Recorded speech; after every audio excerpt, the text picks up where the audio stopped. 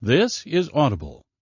Harlequin Audio is proud to bring you A Baby of Her Own by Brenda Novak, a Harlequin super romance novel, performed by Carly Robbins. Chapter 1.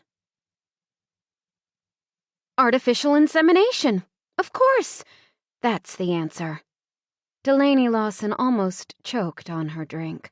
Swallowing hard, she sent a quick glance around the redneck bar that was the center of Dundee, Idaho's weekend entertainment to see who might have overheard, then lowered her voice.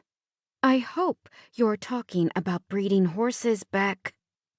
Rebecca Wells, her friend and housemate, didn't look the least bit abashed. "You know I'm not talking about horses.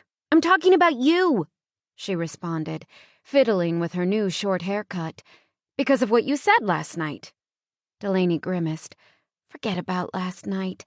Buddy had just told me that the two of you are getting married, that you're going to be leaving the state in 5 months, and it was my 30th birthday. I had a right to be depressed. I was planning to tell you after your birthday." "Oh, well, what are big dumb guys for?" "I can think of several uses for Buddy. But you weren't upset about my engagement or your birthday. You were depressed because you can't find anyone to love. And Aunt Millie and everyone else in this godforsaken town is asking when you're going to get married. And because, more than anything, you want a baby." "I was depressed because you're marrying a man you met on the internet, a guy you've seen only once, and I'm turning 30 without the prospect of a family in sight. It's all those things," Delaney insisted. "Besides, Valentine's Day is in a couple of weeks, which doesn't help." Someone started the jukebox, and Rebecca looked away. Delaney knew she didn't like displays of emotion. Rebecca expressed herself with sarcasm and laughter, not words like "I love you" and "I'm going to miss you." But Delaney understood how deeply she cared, and returned those feelings. They'd been part of each other's lives for 24 years. "I'll come back and visit every chance I get. You know that," Rebecca said after a long silence. "I know," Delaney told her. "I'll be okay. I mean, we're adults. We have lives to lead. I just hope Buddy turns out to be everything you think he is." "Buddy will drive me crazy, like he did yesterday when he let the cat out of the bag early. But we fit, you know?" Delaney nodded, even though she wasn't sure she agreed. Physically, they were opposites. Buddy short, round and dark. Rebecca tall, thin, and dishwater blonde when her hair wasn't colored something more trendy. But it was the differences in their personalities that worried Delaney. From what she could gather, Buddy seemed nice, but he was also quiet, steady, and ploddingly predictable. She couldn't see her volatile friend settling for a couch potato. Or maybe that was exactly what Rebecca needed. Maybe Buddy's easygoing nature would temper Rebecca's high spirits, and they'd reach some common ground and live happily ever after. Delaney certainly hoped it would end that way. "You'll find someone," Rebecca said, but her words rang hollow to Delaney, who was running out of patience. She'd wanted to get married for several years now, and she felt as if she couldn't wait another day. "Maybe." "There's still plenty of time to have kids," Rebecca cajoled. "Not if the next 10 years go like the last. As much as I love the people around here, I don't really belong to any of them. But you probably can't understand what it's like to feel so detached. You grew up in a family with 3 older sisters, who I want to choke most of the time," she interrupted, stirring her gin and tonic with one long fingernail. "Still, you're connected. Your blood. You get together for holidays and stuff. That wouldn't be the same if any of you weren't there. My mother died shortly after we moved here. I don't know who my father is. Even my mother didn't know that. And I was raised by Dundee's own Mother Teresa. Aunt Millie would have taken in and loved any child." She sighed wearily. "I've been wanting a family of my own since forever, but it looks like I'm going to die an old maid." Rebecca licked her wet finger and leaned back to light a cigarette. Then, "Do something about it," she said on a long exhalation. "Get artificially inseminated. Not so loud, Delaney whispered. We live in a small town, for heaven's sake. This isn't New York or L.A., and we grew up here. Everyone knows us. I don't want word getting out that I'm considering something so radical. It could embarrass Aunt Millie and Uncle Ralph, make them regret they ever took me in. I knew it! Rebecca clapped her hands, although she did it carefully so she wouldn't crush her cigarette. What? Delaney asked, exasperated. That you've been thinking about having a baby on your own? And how did you know that? I've seen you stare at the parenting magazines we pass in the grocery store. I've seen how you admire every child you come across. Maybe I have been thinking about it, she said. But I don't believe that doing things the artificial way will work. Why not? Rebecca squinted at her through the thin stream of smoke curling toward the ceiling. First of all, it's expensive, and my insurance won't cover it. Librarians in a town of 1,500 people only make so much. And now that you're going to be moving out, my house payment will double. Aunt Millie needs a few things too, like another coat of paint on her place. Second, I wouldn't even know where to find the right doctor. We only have a general practitioner around here, and I'm sure it would take some sort of specialist. Finally, I probably wouldn't qualify. Don't you have to be married, or at least infertile? Delaney cast another furtive glance at the honky-tonks' fellow patrons. The divorced Mary Thornton, who'd been captain of the cheer squad in high school, sat with her crowd in the corner, but the place hadn't filled up yet. Elton John was singing Rocket Man on the jukebox. He competed with the clack of balls coming from the direction of the pool tables, a television droning in the corner, and Rusty Schultz at the bar, loudly detailing his frustration with a car engine he was trying to rebuild.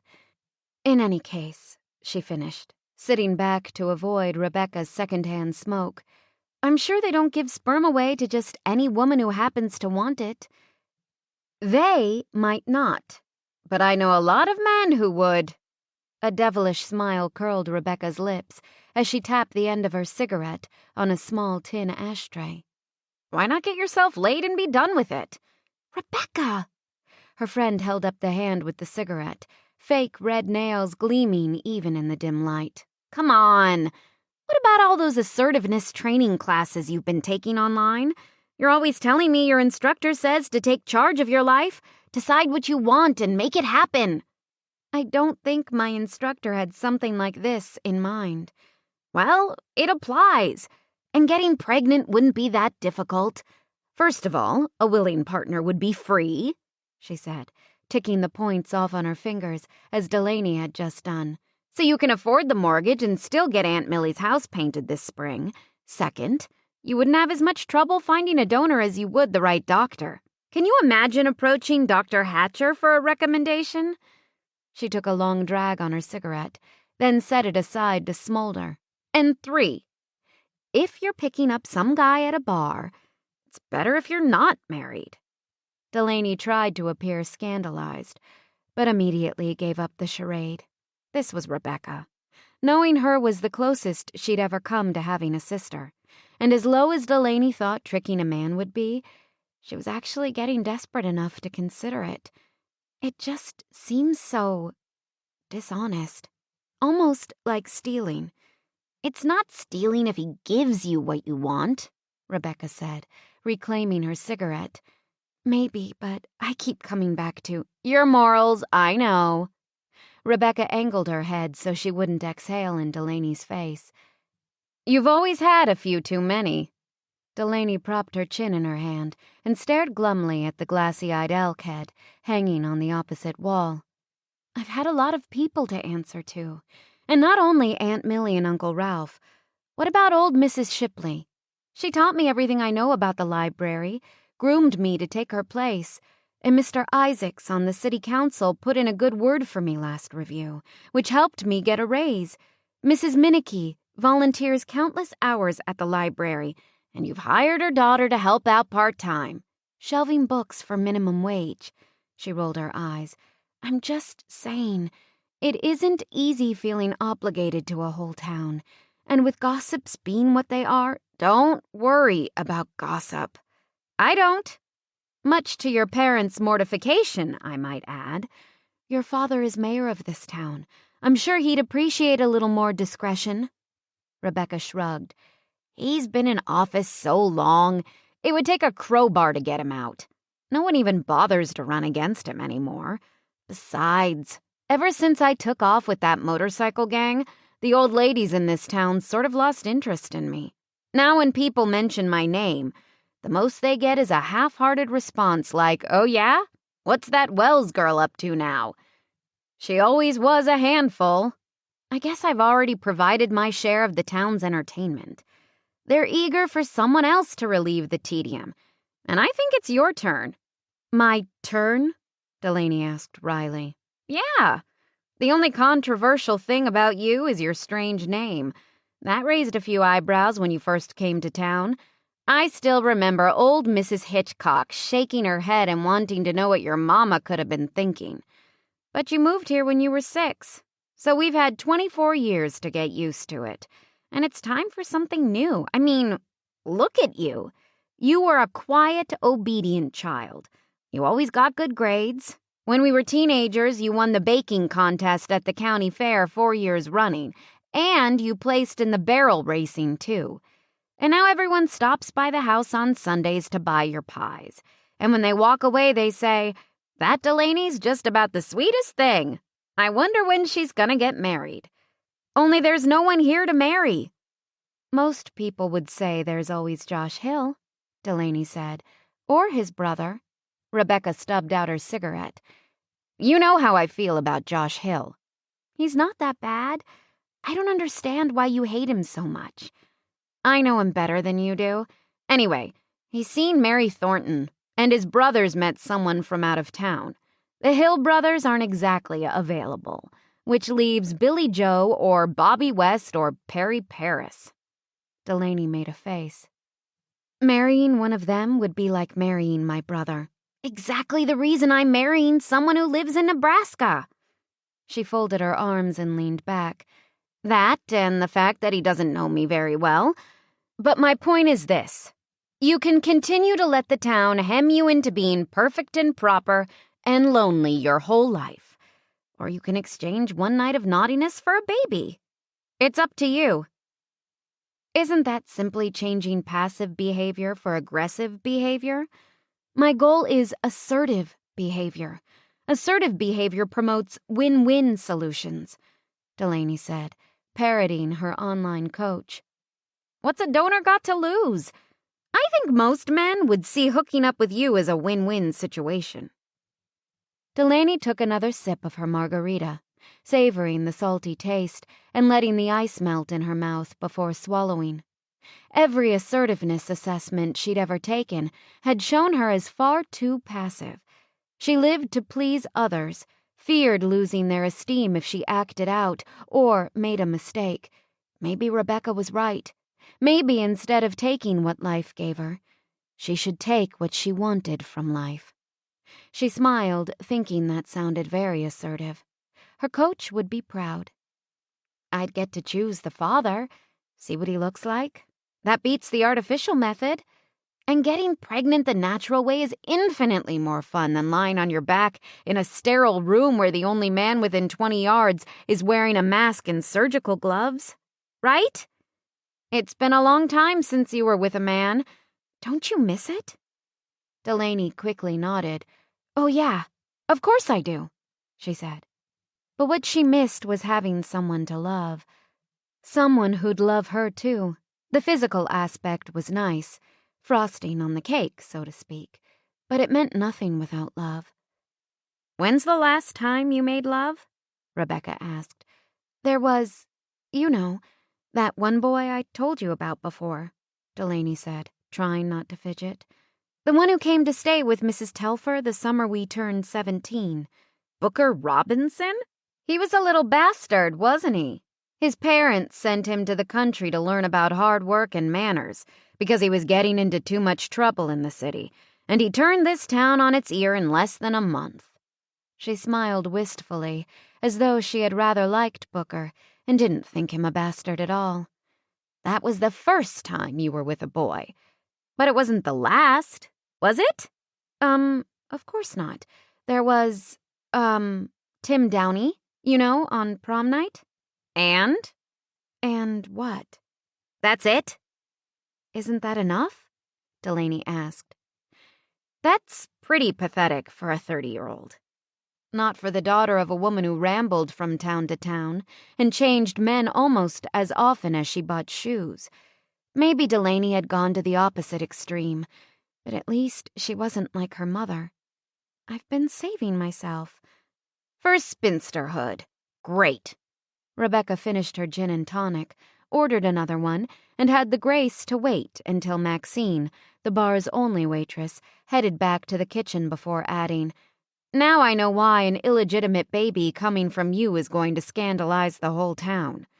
Something in Delaney's face must have revealed her alarm at this idea, because Rebecca added, "But they'll get used to it." Delaney started wringing her hands. "You think so?" "Sure! Look at how Millie and Ralph took you in, and everyone in town's adored you from day one. They'll gossip and fuss and be amazed, but, bottom line, they'll secretly thank you for the juicy controversy and eagerly await the baby." The people of Dundee had been good to her. Delaney didn't want to repay them by setting a bad example for the town's youth. But Rebecca made getting pregnant sound so simple. One night in exchange for a baby. Delaney's own baby. Someone to care for. Someone to love. Someone to teach and to guide. Surely Dundee could forgive her one small indiscretion. She moved closer. If I do this and happen to find, someone who's right, how do I know he won't have AIDS or some other STD? Rebecca laughed. Out here, in Idaho, AIDS is everywhere, Delaney said defensively. Well, your chances of getting an STD out here are pretty slim compared to most other places, Rebecca said. But I guess there's no guarantee. The whole plan depends on a certain amount of spontaneity, so you can't exactly drag your target down to some clinic, right? All you can do is ask if he's been tested and see whether you trust the answer. The smell of onion rings lingered in the wake of Maxine, who smiled as she bustled past them with platters of food for Johnny Coker and his new wife, a few tables away. Your drink's coming right up, she told Rebecca. No problem. What if he only practices safe sex? Delaney asked when she thought Maxine was once again at a safe distance. What good will a one-night stand do me if he uses a condom? Probably more good than you think. Delaney scowled at the sarcasm in her friend's voice. Be serious. I am serious. When the time comes, you just tell the guy that you're on the pill, then get him so excited he forgets about everything else. Right. She just had to get him excited. That was all. A complete stranger. I've always considered myself a better person than to do something like this, she said so she wouldn't have to focus on the mental picture of what it might take to get a man worked up to the point of total forgetfulness. You are a good person. This isn't going to hurt anyone, Lainey. It's just a one-night stand. Something that happens all the time with millions of people. You'll go on your merry way and he'll go on his. No big deal. What if I don't get pregnant? Then you might want to consider artificial insemination. Or simply wait and hope for the right person. But if you time it correctly, chances are good that it'll work out. Delaney rubbed her lip. It's just one night. No big deal. That's what I said. People do it all the time. It's not hurting anybody. What he doesn't know can't hurt him. It's not like you're ever going to go after him for child support or anything. And you'd take great care of the baby, right? The baby. Her baby. A longing so powerful she could hardly speak clamped down on Delaney's insides. Of course I would. Then that's what matters. So there's no problem. Right. Delaney stared at her glass, thinking maybe she'd drunk too much, because this whole thing was actually starting to seem plausible. But she wasn't even finished with her first margarita. So who do I... You know, she asked. Anyone with the right equipment, Rebecca responded. Look around you. This place is filled with guys. Dexter's right over there. He's been trying to get lucky since the 8th grade. Dexter's been trying to get lucky since before that, Maxine announced, catching the tail end of the conversation as she appeared with Rebecca's drink. I remember him sneaking into the girls' restroom at school and looking under the stalls at me when I was only in the 5th grade. Yeah, Dex has always been a little pervert, Rebecca agreed. She paid for her drink and Maxine hurried off to collect her next order. Delaney rolled her eyes. Dex, Becky? That's the best you can do? He's dumber than a doornail. Not the kind of genes I want to pass on to my baby. Besides, no one from around here is even a possibility. How much of a secret will it be if I sleep with Dex and then wind up pregnant? Rebecca frowned. Maybe you should sleep with several guys in the next few weeks, just to create some confusion. No way. I'm kidding, her friend said, laughing her deep smoker's laugh. I think this is going to be hard enough for you to do the first time. Do-gooders typically don't lie well. And let's face it, you don't have a lot of experience with the seducing end of it either. Which is all the more reason we'll have to go out of town, somewhere far away. How far? California, at least. Isn't California the sex capital of the world? That'll be expensive. What's wrong with Boise? It's only a 2-hour drive from here. Exactly. It would save us plane fare. And it'd be just as good as going halfway across the country. Big city valley people aren't interested in small up-country towns like ours. What are the odds of running into Joe Schmo Donor from Boise out here in Dundee? Joe Schmo Donor? Delaney liked the sound of that. Joe Schmo created a generic, anonymous image, and donor carried with it the connotation of something freely given. She was only looking for a donor. Maybe she could do this after all. We don't get Boise people up here very often, she mused. My point exactly. Boise is plenty far away. And even if you do run into your man later, here or anywhere else, he'll be none the wiser. He might suspect if I'm pregnant at the time. Why would he? Why would he assume he's the only one you've slept with? Heck, for all he knows, you might have gotten married. Okay, Delaney said, drawing the word out and feeling more eager to trust Rebecca on this than she probably should. I'll buy that. Good. So are we going to do it? A gust of cold air and a few flakes of snow blew into the honky-tonk, along with Billy Joe and Bobby West. Although they were brothers, they didn't look much alike. Bobby was wiry and thin. Billy Joe was almost as big as a house. Like Rebecca, Delaney had known them since grade school. She'd grown up with the men in this town and doubted she'd suddenly find herself wildly attracted to one of them. If she waited for love to strike, she could spend the next 50 years alone. Okay, she said at last, straightening her spine. We're going to do it. We are? Rebecca's brows shot up. Definitely. Her friend looked skeptical. I don't believe you. Why? I can break the rules when I want to. Delaney nervously tucked her shoulder-length brown hair behind her ears. I've just never wanted to before. Then, let's go. Rebecca stood, gathered her cigarettes and lighter, and slung her purse over her shoulder. Tonight? Delaney squeaked, terror seizing her heart and nearly sending her into cardiac arrest. Why not? You haven't finished your drink. Considering our agenda, I think I'd better leave the rest, don't you? She started toward the door, but Delaney called her back. Wait, I just need a couple of days to get used to the idea, she managed to say. And you talked about timing. Rebecca propped one hand on her hip. The timing is good. I know because we've been on the same cycle for the past few months, but that's what I thought, she said with an exaggerated sigh. Piling her things on the table, she scraped her chair across the wooden floor and sat down again. What? Delaney demanded. You're not going to go through with this. It's just a dream. I'll do it. No, you won't. We grew up 2 houses from each other. I've known you since I was 7, and you've never done anything wrong in your life. You're like Abraham Lincoln. Didn't he walk some ungodly distance to return a penny? The store clerk probably thought he was an idiot. I wouldn't walk very far to return a penny. I'd just leave an extra one the next time I was in. Rebecca smacked the tabletop. Ugh! See what I mean? The jukebox was playing one of Garth Brooks's older hits as Billy Joe and Bobby West ambled over. Standing at the table dressed entirely in denim and wearing a pair of silly good-old-boy grins, they tipped their black felt cowboy hats when Delaney and Rebecca looked up, then dragged over 2 chairs from the next table. Howdy, ladies.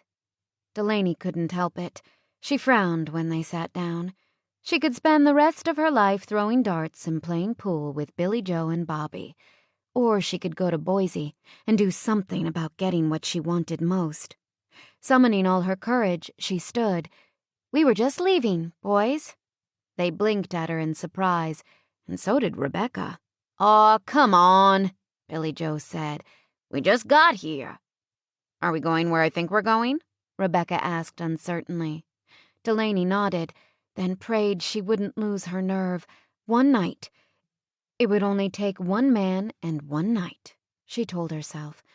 But there was another small problem. Delaney had stretched the truth a bit when it came to her sexual experience. When Booker Robinson had tried to get down her pants, she'd slugged him, probably the only aggressive act of her life. He'd been embarrassed about the black eye and had tried to take revenge by bragging that he'd gotten more than he had. Delaney hadn't bothered to contradict him. It helped her seem less different from the other girls at school, less alone. And on prom night, Tim Downey had gotten so drunk he'd passed out before he so much as kissed her goodnight. She'd had to drive him home. In fact, Delaney was still very much a virgin. Chapter 2. Connor Armstrong knew what fun was. He'd spent a good portion of his 31 years trying to destroy himself with good old-fashioned, reckless living. But he doubted he was going to find any excitement here. That, of course, was why the old man had sent him to Boise. Clive Armstrong was trying to teach him a lesson, trying to force the illegitimate son of his adopted daughter to straighten up at last. And Connor figured the only way his grandfather thought he'd be successful was to remove all temptation. He glanced around the small hotel bar, which was nearly empty, and frowned, figuring it just might work. Hell, who was he kidding? It had to work. Connor had run out of second chances, and although he'd never admit it to Clive or anyone else, he secretly embraced the challenge his grandfather had placed before him. He was ready to grow up, deal with the past, move on. He'd been ready for some time, but old habits died hard. A work-roughened man with big hands and a whiskery jaw came in through the street entrance, shaking off the snow clinging to his hat and clothes. He settled at the bar next to Connor, then nodded. You new in town? He was wearing a dirty pair of Wranglers, a red flannel shirt over long johns, and no coat. Because of his ruddy appearance and seeming indifference to the cold, Connor took him for a local. What gave me away? Connor asked. His new friend ordered a beer and pushed his cowboy hat back on his head. You look like a city fella. Shrewd dark eyes flicked over Connor's turtleneck sweater, his jeans, faded but clean, and his pristine leather hiking boots. You come up to go skiing? No. Connor considered telling him what he'd really come to Idaho to do, then decided against it. He hardly looked the type, and didn't want to get laughed out of town on his first night. Where you from? Napa Valley, wine country. Where? For a moment, Connor had forgotten that he'd been relegated to the American equivalent of Siberia. California, he said. That explains it. What? You look like a Californian. Must be the tan. Connor didn't have California to thank for the tan. He had his old UC Berkeley buddies who'd just accompanied him to the Caribbean. But he wasn't too grateful, because he probably had his affiliation with those same people to thank for the lifestyle that had brought him to this point. The cowboy downed half his beer, then wiped his foam mustache on his sleeve. "How long you stayin'?" "That depends on how long I last." He chuckled. "Don't let the snow scare you away." Connor wasn't worried about the weather, miserable though it was. His family, his mother's adopted family, owned a $3 million condo in Tahoe, so he'd been exposed to cold and snow at least on occasion. It was the boredom he feared in Idaho, the lack of contact with the real world. From what he remembered, there weren't many people where he was going. In Dundee, most folks were ranchers. They went to bed early, got up early, worked hard and rolled up the sidewalks on Sundays. How was he going to fit in there? How was he going to succeed? His uncles, of course, were hoping, betting he wouldn't. "What do you do?" Connor asked to keep the conversation going. The man told the bartender to bring him some chips and salsa. "I've done just about everything," he said. "Right now I work for the county driving a plow." Snow removal. That sounded exciting. Maybe he'd underestimated this place, Connor thought sarcastically. "What about you?" his friend asked. "I'm a dissolute heir to a great fortune," Connor told him, making himself into the joke he thought he was, even though he doubted he'd ever inherit a dime. His multi-millionaire grandfather had no reason to give him anything, not when he had 3 sons and several legitimate grandchildren. Disso what?" the man asked. "A bum," Connor supplied. The other man shrugged. "Least you're honest." That was the one thing Connor had always been, painfully honest. But he didn't see it as a virtue. If only he could hide from the truth as well as his mother did, pretend the past had never occurred. But he couldn't dwell on Vivian or Clive or anyone else. Idaho was a test to see if he really was the no-good, lazy individual his uncles claimed him to be. Could he beat his genetic legacy? Compete with the great Armstrongs? Only time would tell. His cowboy friend started on the basket of chips, and Connor ordered another beer. He was almost finished with it and thinking about heading up to his room to see if hotels in Boise had pay-per-view when the street door behind him opened again. "Let's go somewhere else," a woman murmured. "There's hardly anyone here." "It's getting late and it's storming. There's not going to be a big crowd anywhere," another female voice replied, this one more clearly. "Besides, hotel bars might not be the busiest in town, but you won't have to go anywhere to rent a room if you happen to get lucky." Get lucky? Connor turned to see a tall redhead with a petite brunette. The redhead was saying something about the clientele of a hotel being transient and how perfect that was, but her words fell off the moment she noticed him. "Oh my God! There he is!" she cried. Connor stiffened in surprise, wondering if the redhead thought she knew him from somewhere. Not very likely, he decided. He would have remembered her. This woman wasn't exactly the type to get lost in a crowd. Nearly 6 feet tall and bone-thin, she was dressed in a floor-length fake leopard skin coat, wore bright red lipstick, nail polish and high heels, and had dyed her hair to match. She was mildly attractive despite all the fashion handicaps, but she certainly didn't look like anything he'd expected to find in Idaho.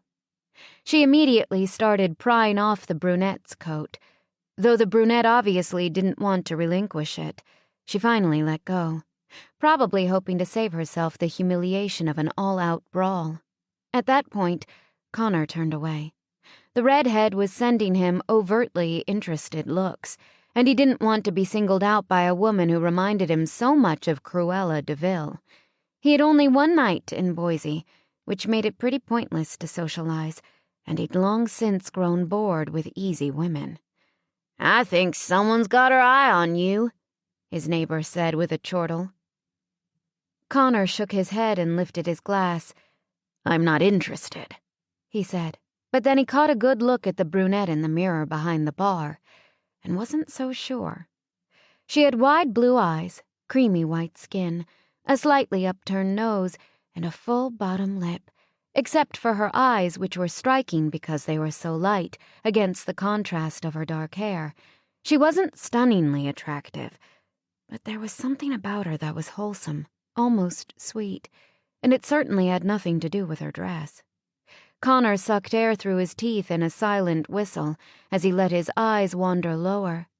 Dresses like that should be outlawed, he decided, noting that she'd already turned every male head in the place, including the cowboys. Black, short and clingy, the skimpy number she had on left little to the imagination, and this woman definitely had the figure to pull it off. Connor couldn't help admiring her firm, trim shape and some of her softer curves until he met her eyes in the mirror. Then she looked at him like a rabbit caught in his headlights, blushed and tried to reclaim her coat. The redhead would have none of it. They moved across the room, where Connor could no longer hear what was being said, but some sort of argument ensued. The redhead rolled her eyes, and the way she kept glancing at him suggested he played some part in the conversation. A prickling at the back of his neck told him it was time to go. He'd had his wild days. He'd put them behind him and was ready to find something more meaningful in life. But the distress on the brunette's face kept him in his seat. Most women who wore such revealing clothes wanted male attention. This one seemed completely out of her element. Letting curiosity get the better of him, Connor decided to stick around for a few more minutes. He even ordered another beer. He could usually trust his instincts, and his instincts told him the excitement level in Idaho was about to spike. Delaney had never been more embarrassed. She wanted to cover the scandalous dress she'd borrowed from Rebecca's sister, drag Rebecca outside, and head straight home, snowstorm or not. But now that they'd come this far, Rebecca wasn't about to let her off the hook. "Why are we sitting way the hell over here?" she demanded when Delaney led them to a far corner table. "Because I need a moment to collect myself." "Collect yourself? Why? We just got here." "I want to sit back and check out the scene, all right? Can I have some say over what happens tonight?" "I guess." Rebecca conceded this small victory to Delaney by finally taking a seat, but that didn't stop her from looking over her shoulder every few seconds at the guy they'd spotted when they first came in. "Would you quit being so obvious?" Delaney muttered. There were only 12 or 14 other people in the whole place, mostly along the perimeter, but Delaney felt as if they were all staring at her. "You're drawing too much attention." "I'm not drawing attention. That dress is drawing attention. I'm just making sure our man doesn't go anywhere while you collect yourself. He's so hot. He looks just like Hugh Jackman, don't you think? I love the way his hair curls above his collar." The guy at the bar did look like Hugh Jackman. He had coffee-colored eyes and hair with short sideburns, plus high cheekbones, a narrow nose, and square jaw. His body type seemed similar, too. All muscle and no fat. But that was half the problem. Why did Rebecca have to choose someone so intimidating? "If you think he's so cute, you sleep with him," Delaney grumbled. "I'm not the one who wants a baby," Rebecca reminded her. "At least, I'm not in any hurry." Because Rebecca wasn't the one who'd been taken in but not legally adopted, who was going to be alone, who'd always been alone. "Well, I'm not ready for this," Delaney said. "We should have waited until tomorrow night, or next week, or never. You would have chickened out, I know you. You would have started thinking about how unfair it is not to be completely upfront about your intentions, and because it is unfair. Except that it won't cost the guy you sleep with anything to make you the happiest woman on earth." Rebecca checked over her shoulder again. "Now, go talk to him." Delaney's stomach plummeted to her knees. "Just like that? Why not? What are you waiting for? A personality transplant?" This just wasn't her. She'd never come on to a guy before, which was probably why she'd die a virgin if she didn't make some changes soon, she told herself. Rebecca had managed to find a husband and was going to get married. Maybe she should take Rebecca's advice on this. But why did her friend have to choose a guy who looked like he could be Hugh Jackman's twin brother? He's at the bar, she told Rebecca. A guy who sits at the bar is interested in serious drinking, not socializing. We'd better find someone else. But when Delaney surveyed the lounge, she realized how hopeless that would be. Of the 14 or so patrons, more than half were women. The men consisted of an elderly gentleman, a barrel-chested, bearded guy somewhere in his 40s, 2 nerdy computer types who had their hair greased down and gave Delaney the creeps, and a redneck cowboy sitting next to the Hugh Jackman look-alike. Rebecca cocked an eyebrow at her. If there's someone here you'd rather sleep with, go for it. But it looks to me like Hugh's our most eligible donor. He's only drinking a beer, that's hardly serious drinking. And he seems friendly enough. He sort of smiled when we came in. Sort of smiled? He ducked his head and turned away the second you zeroed in on him. Well, he definitely smiled at us in the mirror afterward. Delaney didn't remember a smile. She remembered his eyes, though. They'd followed her, appraised her boldly. Go, Rebecca prodded. The worst that can happen is he tells you he's married. Then you politely excuse yourself and we try someone else. I'm never going to get over this experience, Delaney moaned. I just know it. Do you want a baby or not?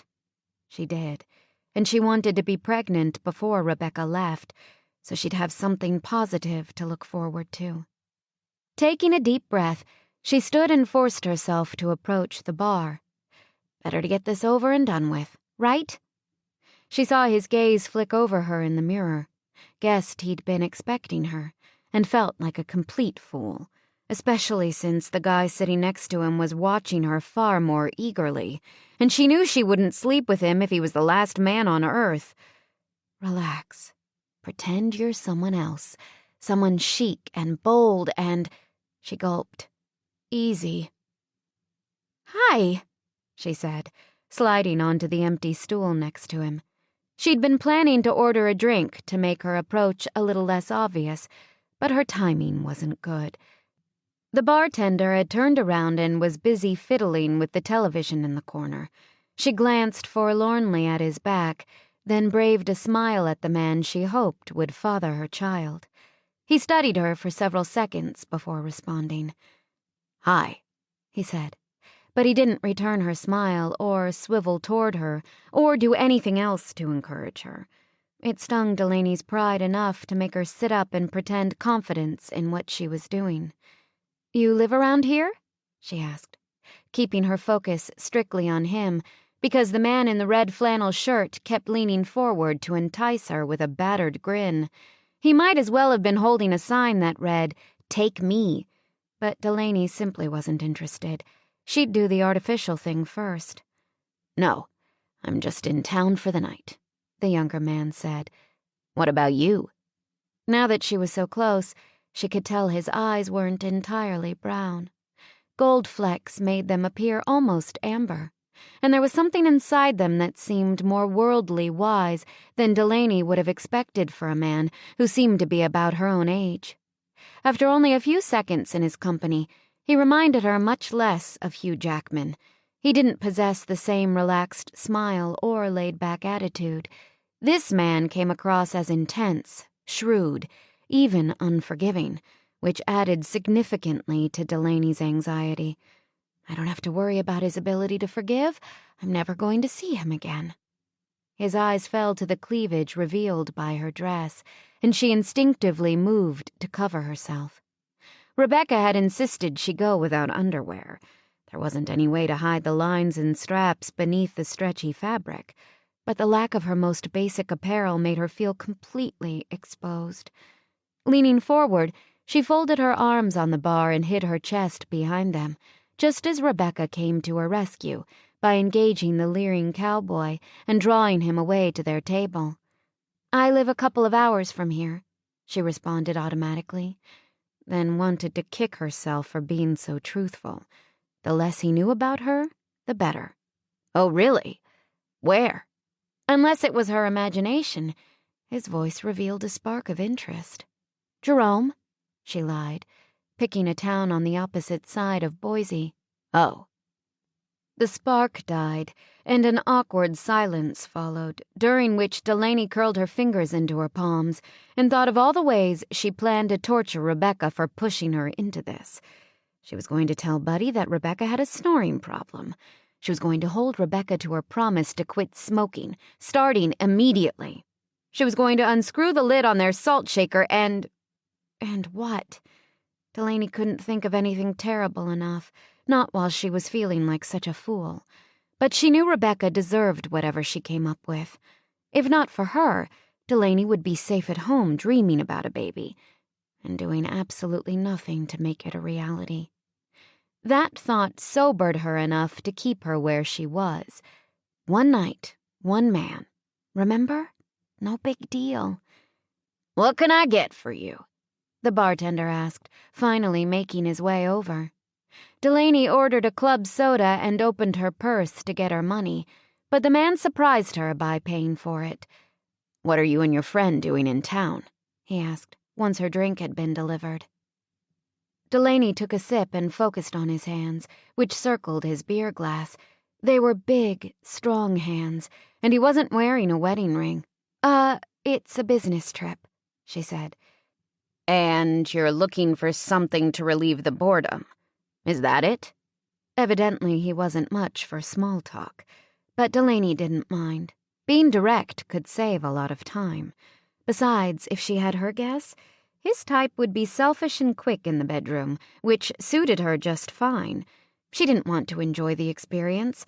That would make what she was doing seem even worse than it already was. "I suppose so," she said, wishing her heart would quit jumping around in her chest. "You game?" He took a drink of his beer. "What's your name?" Delaney thought about using a false name, then decided against it. She didn't want the added worry of having to remember it, and as long as they remained on a first-name basis, she couldn't see any harm in telling him the truth. "Delaney." Delaney's some name, and that's some dress. The way he said it, she couldn't be sure it was a compliment. He wasn't easy to read, but she was sort of grateful for that. His lackluster response made the initial contact difficult, but if she could just get him into a room, she wouldn't have a lot to worry about. He was too aloof to connect with her on a personal level, and he definitely seemed the type to take a brief encounter in stride. Rebecca might have been judging him on different criteria, but she was right. He was perfect for their purposes. "And your name is?" "Connor." He didn't offer a last name either, and Delaney took that as a sign that they were thinking along the same lines. "So, Connor," she said, "do you want to—" She couldn't complete the question, but she figured he'd understand what she meant. He raised his brows and looked over his shoulder. Rebecca was sitting with the cowboy, having a drink and talking while watching them surreptitiously. "Are you sure you know what you want?" "What do you mean? Doesn't this dress say it all?" "It says a lot," he admitted, "but the way your hands are shaking says even more." "I've never done this before." "Then why are you starting now?" Delaney hadn't expected such frank questions. All she'd hoped to do was catch a man's eye and dazzle him to the point that he'd give her what she wanted. Obviously, Connor didn't dazzle easily. "Why not?" she asked. "Fair enough, but I've got to get up early. I think I'll pass," he said. He stood, and she knew that in a moment he'd leave, and her best chance of making her plan work would disappear with him. Swallowing hard, she caught his arm. "Okay. Would you want to be a virgin at 30? So that was Delaney's story. Connor had known something was up. All the warning bells in his head had been going off, but now that he understood her agenda, he could definitely see her point. He wouldn't want to be a virgin, not with 1/3 of his life already over. Hesitating, Connor stared down at the hand that held him. Then at the honest appeal in the woman's face. He didn't want to be tempted. But he was. He'd been tempted since he'd seen her in the mirror. Because of her eyes, not her dress. But he knew he was only setting himself up for more self-defeating behavior. One-night stands didn't do anything for him. He always woke in the morning feeling empty inside, as though he was missing something important. And yet, here he was, hovering at the brink of taking the uninitiated Delaney to his room and giving her exactly what she was looking for, probably more than once. "Don't you have a boyfriend?" he asked. She gave him an "I'm not that low" look. "Do you think I'd approach a complete stranger if I did?" Connor shrugged. "Some people get off on it." "That's not my style." Judging by the way she kept hiding behind her arms and chewing her lip, Connor believed her. She was far too nervous to be enjoying this. "You know, it would be better to wait for someone who means something to you, don't you?" "I'm 30. I'm not 16, she said, with just the right amount of pique to convince him he didn't need to coddle her. "I realize that. I just don't want you to have any regrets later." "Like I said, I'm 30. I'm old enough to know what I want and to worry about my own regrets. I won't bother you with them." "And if I still say no?" "Then I'll find someone else." There, he had it. She'd do it anyway. And hanging out at bars, shopping for a guy to relieve her of her virginity, was dangerous. If Delaney wasn't careful, she could wind up with someone who liked things rough, or she could contract a communicable disease. At least Connor knew she'd be safe with him. He liked women. He treated them kindly and he was clean. He could do her this one favor, couldn't he? He smiled at his thoughts, and she smiled shyly back. "What are you going to do with your friend?" he asked. "Don't worry about Rebecca. She's engaged to be married. She'll just get a room by herself." "You should know. I've never been with a virgin," he said, still half hoping to discourage her. "So if there are any special tricks for making him more comfortable the first time, I don't know them." She couldn't quite meet his eyes. "I'm not asking for any special treatment. Whatever you normally do will be fine. I just want to, get it over with." Get it over with? No wonder Delaney was still a virgin. She was acting like she was about to go in for surgery, which, perversely enough, made Connor that much more eager to show her how good sex could be. He glanced over to make sure the bartender was out of earshot. "Do you have protection?" he asked. Condoms weren't something he'd packed. Neither were they something he'd expected to need, at least not on his first night. "You don't have to worry about that." "You've already taken care of it?" She nodded. "Unless I need to worry about protecting myself from—" "You're not going to get anything from me." Delaney seemed relieved. To her credit, his physical health had apparently been a big concern. "That's great," she said. "So, are we good to go?" She was back to the get-it-over-with attitude, which wasn't natural. She was too attractive to continue equating sex with having bamboo shoots shoved beneath her nails. Maybe by morning, she'd have a different take on physical intimacy. Connor sure hoped so. "I'm in room 431, he said. "Tell your girlfriend goodbye and meet me there." Chapter 3. Room 431. For a minute, Delaney sat at the bar and stared at the doorway through which Connor had disappeared.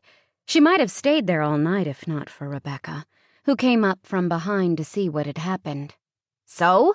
she asked. "How'd it go?" Delaney wasn't sure what to say. The cowboy Rebecca had drawn away was still at the table, but the bartender hovered close in case Rebecca intended to order a drink, and Delaney didn't really want him or anyone else to know what she was about to do. She still couldn't believe it herself. Taking Delaney by the elbow, Rebecca tried to steer her away from the bar, but Delaney wasn't ready to go anywhere yet. "Give me a shot of tequila," she told the bartender. He seemed a little surprised that someone who'd just ordered soda water would suddenly go for the strong stuff, but he got her the drink, and she downed it in one gulp. "I take it that's a yes," Rebecca said, pounding her on the back when she coughed and sputtered, "or a very strong no." "It's a yes," Delaney managed to say, when her eyes stopped watering. She hated tequila, but she needed something to calm her down so her legs would be capable of carrying her to room 431. "Give me one more," she told the bartender. "Whoa! Slow down, Laney. You don't want to pass out before you get there," Rebecca said, when Delaney swallowed the second shot as fast as the first. "I'm done," Delaney croaked. Her eyes were watering all over again, but the alcohol was doing a slow burn in her stomach, and she felt heartened already. Grabbing her purse, she slid off the stool. "What are you going to do while I'm busy?" she asked. Rebecca frowned at the cowboy waiting for her at the table. "I'm going to lose Loverboy there and get a room. I'll leave you a key with my room number at the front desk." "Okay, I'll be in room 431. With Connor," Delaney added. Then she squared her shoulders and started for the door, her eyes on the elevators beyond, but Rebecca called her back. "Will you be all right, Laney? You're whiter than a sheet." "I'll be fine." "The hard part's over, you know. You just gotta—" Delaney raised a hand. "I really don't want a pep talk at the moment. Not for this," she frowned. "I keep expecting to wake up and realize I've been dreaming." "You'll thank me later. If it works. Just play your cards right, and it will." Play her cards right? She was a virgin. She didn't know how to play this game at all. But she hadn't taken those assertiveness classes for nothing. The lobby was empty except for a night clerk standing behind the check-in counter.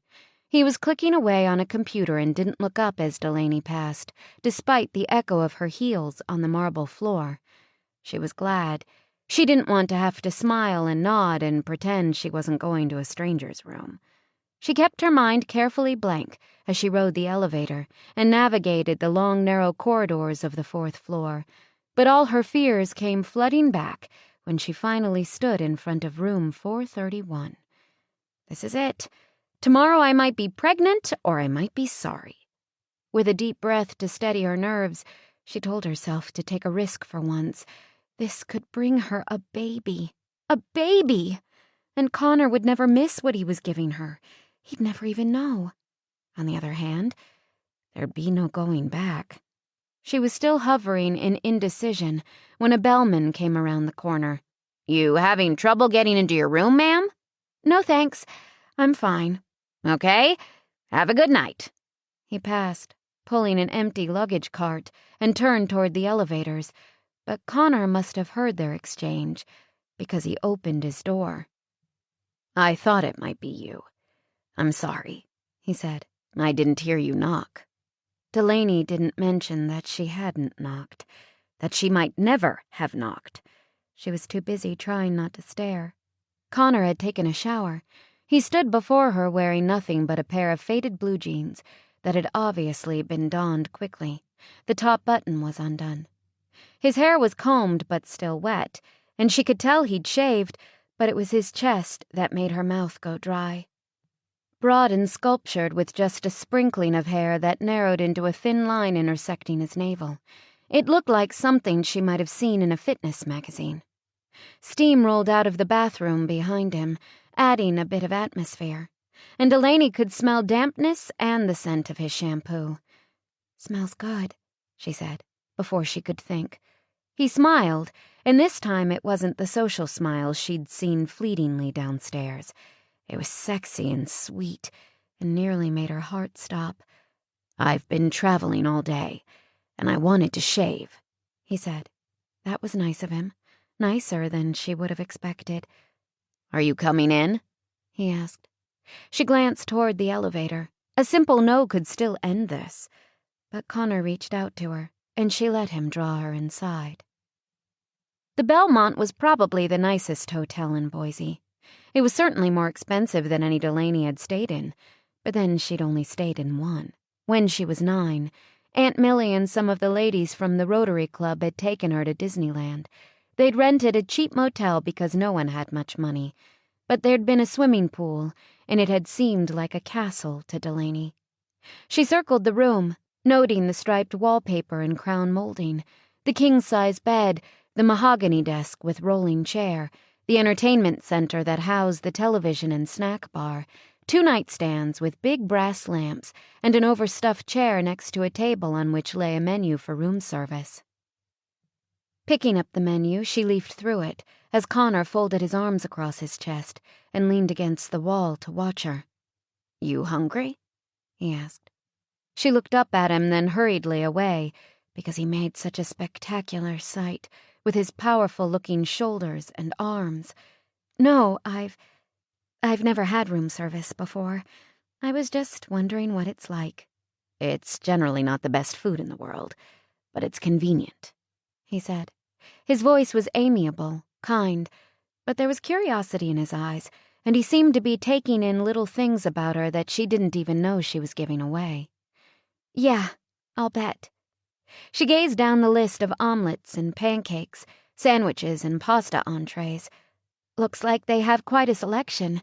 It's expensive, though, huh?" "I take it you haven't traveled much." "My mother moved around a lot, but we didn't stay in the kinds of places that have room service. Once we landed in Idaho, she was getting sick, so we stayed put. I've been to Disneyland, though." She smiled at the memory, which was one of the best of her life. "I've always wanted to go back," she admitted. Then, to counter the wistfulness of her words, she added, "I mean, when I have kids of my own." She set the menu down. "Speaking of kids, do you want children someday?" She held her breath, thinking that his answer to this question would decide whether she stayed or quickly excused herself. He shrugged, still leaning against the wall. "Maybe someday, but I'm certainly in no hurry. I have a lot to do before I'd be ready for something as monumental as that." She nodded, and some of the guilt twisting through her eased. See?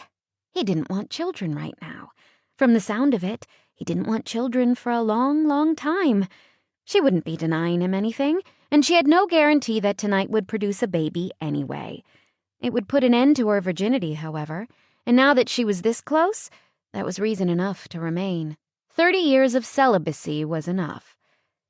"Would you like a glass of wine?" he asked. Delaney shook her head. She didn't dare drink more, even though the tequila didn't seem to be having any effect. "No, thanks. I think we should, get started." He frowned. "Are you in some sort of hurry?" She wanted to face the obstacle before her head on, endure what was about to happen and put it behind her. But she couldn't say that, and she couldn't think of anything she could claim was pressing, not at midnight. "No, not really." "Then why don't you sit down and tell me a little about yourself first?" "There's really nothing to tell," she said. The room suddenly seemed incredibly small, and she didn't know what else to do with herself, so she perched on the edge of the bed. "What happened to your mother? You said she was sick. I hope she got well." He casually shoved away from the wall and came to sit beside her, loosely folding his hands between his spread knees as they talked. "No, she died when I was 7. "I'm sorry." Delaney followed his lead and clasped her hands in her lap, although the whiteness of her knuckles indicated that her grip was far tighter than his. The scent of soap on Connor's skin and of his aftershave was strangely provocative, and she could easily imagine how good it would feel if he took her in his arms. Only she didn't want it to be that good. It had to be impersonal, unpleasurable, simply the means to an end. "It's okay. It happened a long time ago." "What about the rest of your family? Do they live in Jerome, too?" Delaney knew he was trying to put her at ease, and she appreciated the effort. Having this man so close and so nearly naked was certainly unsettling. But she didn't want to talk about her personal history. It wasn't a pleasant topic. She'd been foisted on the community at large, and the people of Dundee had been kind enough to look after her, to care about her, which made her feel like she had to make it up to them somehow. She'd spent the whole of her adult life trying to repay a debt she could never completely discharge, and didn't want to be reminded of it now, particularly since she felt she was betraying the same people she owed by doing something so far from what they'd expect of her, so far from what was right.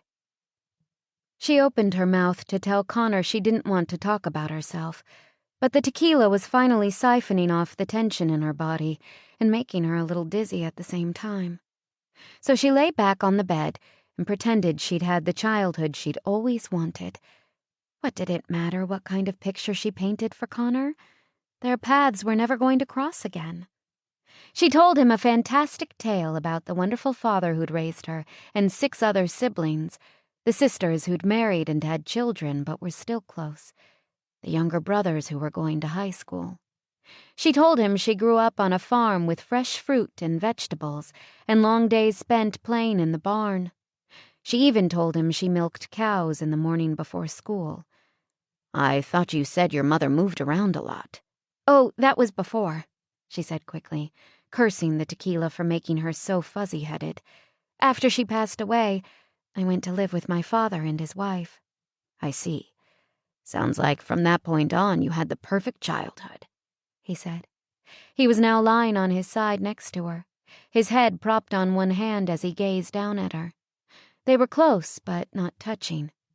He'd been listening, perhaps a little too carefully, and smiling and commenting, and surprisingly enough, Delaney felt almost comfortable with him. She'd thought the tall tales she was spinning would push him away, keep him from glimpsing the real Delaney. But they'd done just the opposite, because they'd revealed her most secret desires. She'd never revealed how badly she'd always wanted these things to Rebecca, nor certainly to anyone else. She occasionally dated in Dundee, but it was mostly group stuff, bowling league, softball league, weekends at the honky-tonk. She generally preferred Billy Joe's company to that of most of her male friends. They'd always had a good time at the honky-tonk, but he'd never made her stomach flutter. Not like this. "What about you?" she asked, trying to ignore the way Connor was looking at her, the fact that his gaze kept dropping to her lips, as though he was waiting for the right moment to lean forward and kiss her. "What about your childhood?" "Mine? Oh, it was perfect too," he said. She thought she heard a trace of sarcasm in his voice, but her confusion was deepening because he'd started trailing one finger down the side of her face and over her lips, which she instinctively parted. "Are you okay with this, Delaney?" Was she okay? His touch made shivers shoot through her entire body. But wait, wasn't there some reason she shouldn't be doing this? One night, one baby. The thought floated through her mind, but its meaning had changed completely. At this point, that one night hardly seemed like much of a sacrifice. "I'm okay," she murmured. "Good, because I think this is going to be great. Better than I ever imagined," he said, and then he kissed her. It was a perfect kiss, a long, slow, I'm not going anywhere kind of kiss, and it nearly melted Delaney's bones. Her eyelids drifted shut as his tongue met hers, and she flattened her hands against the hard muscles of his chest. He no longer reminded her of any movie star, but something warned her not to think of him as Connor, because women fell in love with men over less than he was doing to her now. She'd assumed that he'd be quick, abrupt, and selfish, but he was just the opposite. He was taking his time, touching her, caressing her, kissing her. By the time she felt his hand on her leg, moving slowly up her inner thigh, her head was spinning, her body instinctively arched toward him, but he didn't hurry his pace. He seemed intent on going by degrees, almost painful degrees, that nearly consumed her with need. "Connor," she whispered, feeling as though she was hanging on to sanity by a very thin thread. She'd told herself not to use his name, to not even think it. But what could she do? It was printed across her closed eyelids like fireworks in the sky. She tried to distance herself by pretending he was Hugh Jackman, by telling herself that she was experiencing every woman's fantasy, nothing real. But it wasn't working. Even though she'd met him only an hour and a half earlier, Connor was Connor, and he was as real as a man could get. "Let's do it now," she whispered, her voice throaty, almost hoarse. He said something against her mouth about not fighting him, about letting it happen naturally, and started lifting her dress. She helped him by wriggling out of it, then tossed it onto the floor, focused on removing his clothes as well. He stopped her long enough to let his gaze sweep over what he'd revealed, and his smile of satisfaction made heady pleasure course through Delaney, obliterating the shyness she'd expected. Connor made her feel so incredibly sexy, so desirable and yet safe, accepted. She wasn't supposed to be enjoying this, but heaven help her, she was. She'd never enjoyed anything more. She knew she'd pay in guilt come morning, but that didn't seem to matter, at least not now. Such realities hovered somewhere beyond her immediate thoughts, out on the fringes of her consciousness, and were completely forgotten when Connor finished taking off his pants and covered her with his naked body. Then, after a brief flash of pain, Delaney felt what she'd never experienced before. A man joined with her, and it was a reverent, powerful moment. The orphan was at last connected to another human being, physically and emotionally, and somehow she knew nothing would ever be the same again. It was close to morning. Connor wasn't sure what had pulled him from sleep, but he certainly wasn't opposed to waking up, not with Delaney still in his bed, and not when he felt so completely boneless, weightless, and relaxed. Delaney was lying on her side facing away from him, her breathing steady and even, and he was cradling her with his body, enjoying the feel of her backside pressed against him. He'd known when he invited her to his room that he wasn't doing it for the altruistic motives he'd kidded himself about in the bar, but he hadn't expected anything like the kind of emotionally charged hours they'd shared. Last night had not been a casual one-night stand. Connor wasn't sure if it was her innocence, or her vulnerability, or even something else, but Delaney had touched him deeply. She'd taken what they'd done far beyond the physical, and he had enough experience with women to know the difference. Angling his head to see her face in the light that was just starting to creep through the crack in the draperies, Connor couldn't help smiling. He must have been blind not to think her absolutely stunning the moment she entered the bar last night. The more he stared at her, the more he liked what he saw. He loved the way her eyes closed and her lips parted when he caressed her, the dimple that flashed at him when she smiled, the swollen look of her mouth after he kissed her. And he liked a lot of other things, the sounds she made when he touched her, the tenderness she showed when they curled up together, the dreaminess in her voice when she talked about her family. Last night he'd been fully prepared to get up and head over to the Running Y Ranch and never see her again. But somewhere along the line, he'd changed his mind. Now he thought that letting her go too easily would be an unnecessary loss. Certainly he could find Jerome and take her out on occasion.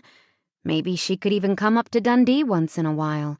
It would help pass the time until he returned to California. He shifted to let the blood flow back into his arm, and Delaney started, then sat bolt upright, blinking and looking around. Reality seemed to descend on her when she caught sight of him. She grabbed the sheet and held it over her as though he'd just appeared and she hadn't made love with him all night. "Morning," he said, reaching out to soothe her and gather her to him, but she dodged his hand and scooted to the far edge of the bed. "Is something wrong?" he asked, raising himself into a sitting position. She groaned and put a hand to her head. "I can't believe I did this," she said, but Connor could tell she wasn't talking to him. She eyed her dress lying on the floor and then the sheet she was using to cover herself. Dropping the sheet, she streaked out of bed and scooped up her dress as she made a dash for the bathroom. "Delaney?" he said, frowning in confusion. She'd been pretty jumpy when she first arrived last night, but she'd warmed up quickly enough, and the woman he'd made love to several times during the night hadn't been inhibited at all. Now she was blushing and covering herself, as though he hadn't already seen her. "I've got to leave," she muttered, as the sight of her delectable backside disappeared around the corner. "Why?" What's wrong? He asked. This? Everything? She cried from inside the bathroom. She came out smoothing the skirt of her dress over her hips and dropped to the floor to find her shoes. Connor felt a flicker of anger. Since she'd been a virgin, he could understand her having a certain amount of remorse. But he'd been careful to address that issue, and it wasn't as though he'd coerced her in any way. I warned you about the regret, he said, wondering if he could have been clearer somehow. It's okay, she said. It's not your fault. But I don't want you to be sorry about what happened, he told her. It makes me feel as though I took advantage of you. Don't feel as though you... Don't feel anything. It doesn't matter. We're never going to see each other again anyway. That statement didn't make him any happier than her previous one. Actually, I was going to talk to you about that, he said. Will you slow down and give me a minute? She found one of her shoes and started forcing it onto her foot. I can't. I have to go now. Where? I thought we'd order room service. Seemed like you were interested in that last night. I can't stay, she said, coming up with her other shoe. But I owe you a big apology. For what it's worth, I'm sorry. Truly sorry. What are you sorry for? He demanded. I may be alone in this, but I enjoyed last night. I'm just sorry, she repeated, and I'm going to kill Rebecca. Who's Rebecca? Your friend? Never mind. She finally managed to get her other shoe on, grabbed her purse and started for the door, but Connor jumped out of bed and intercepted her before she could leave. You're really going? Just like that? She wouldn't even look at him. She kept her eyes fastened on the door behind him. I have to. At least give me your number, he said. This is crazy. I can't. Why not? I won't be living far from here, and I'm willing to make the drive to Jerome. Come on, Delaney. I thought we had something here. He smiled, hoping she'd relent and stay a little longer. He had a couple of hours before the foreman from the ranch was due to pick him up. But she didn't. She remained stiff and unapproachable, and he knew she wouldn't let him hold her now for anything, even though he wanted to do exactly that. She hid her eyes with one hand as though she was feeling trapped and couldn't decide what to do. But when she finally looked up at him, her expression softened. All right, I'll leave my number on the desk. He watched her cross to the pad and pen next to the room service menu, then searched for his jeans. He didn't understand her sudden modesty, but he was willing to respect it if that made her more comfortable. Maybe if he was dressed, she'd calm down. Here it is, she said. She ripped off the paper she'd been writing on, folded it in half, and stuck it in the pocket of the shirt he'd draped over the back of the chair. He finished buttoning his jeans and followed her to the door. I'll call you, he said, trying to give her the space she obviously needed. Good. Okay. I'll talk to you later, she said, then slipped out without even a goodbye handshake. Connor frowned as the door clicked shut behind her, then cursed. What had happened between her falling asleep and waking up? He'd never had a woman turn around so quickly. He'd had them become clingy and possessive, or almost sickeningly sweet in their bid for more time, more things, more promises. But Delaney was the first to sleep with him, dress, and run right out of his life. At least he had her number. He'd wait a few days and then give her a call, he decided. But when he pulled the folded paper out of his shirt pocket and opened it, he felt like she'd just kicked him in the stomach. Delaney hadn't left her number. She'd written 2 small words. Thank you. Chapter 4. Delaney shoved the door out of Rebecca's grasp the moment she opened to her knock, and let it bang against the inside wall as she stormed through. I can't believe I let you talk me into that, she said. What on earth was I thinking? That a one-night stand is cheaper than artificial insemination?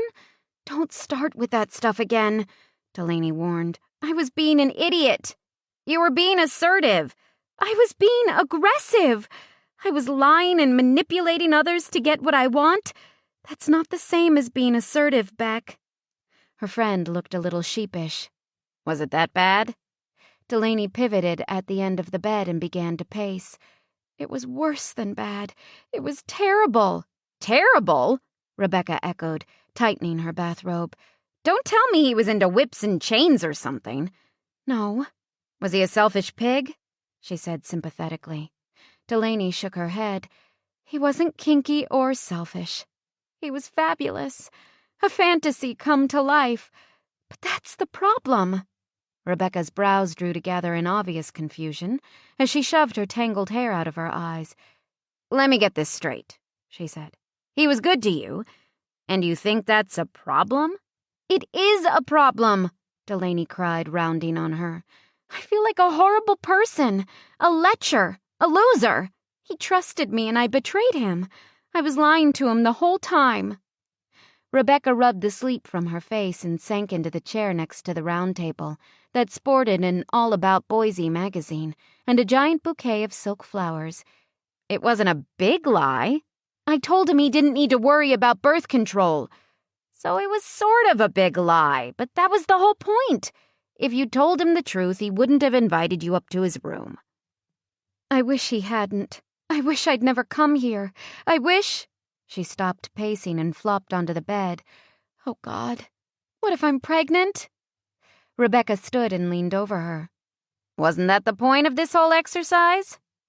Delaney remembered Connor's surprise when she'd begun to leave his room, his earnest entreaty for her telephone number, and wished she could die. No! If I'm pregnant, I'll never be able to forgive myself, never be able to forget what I've done.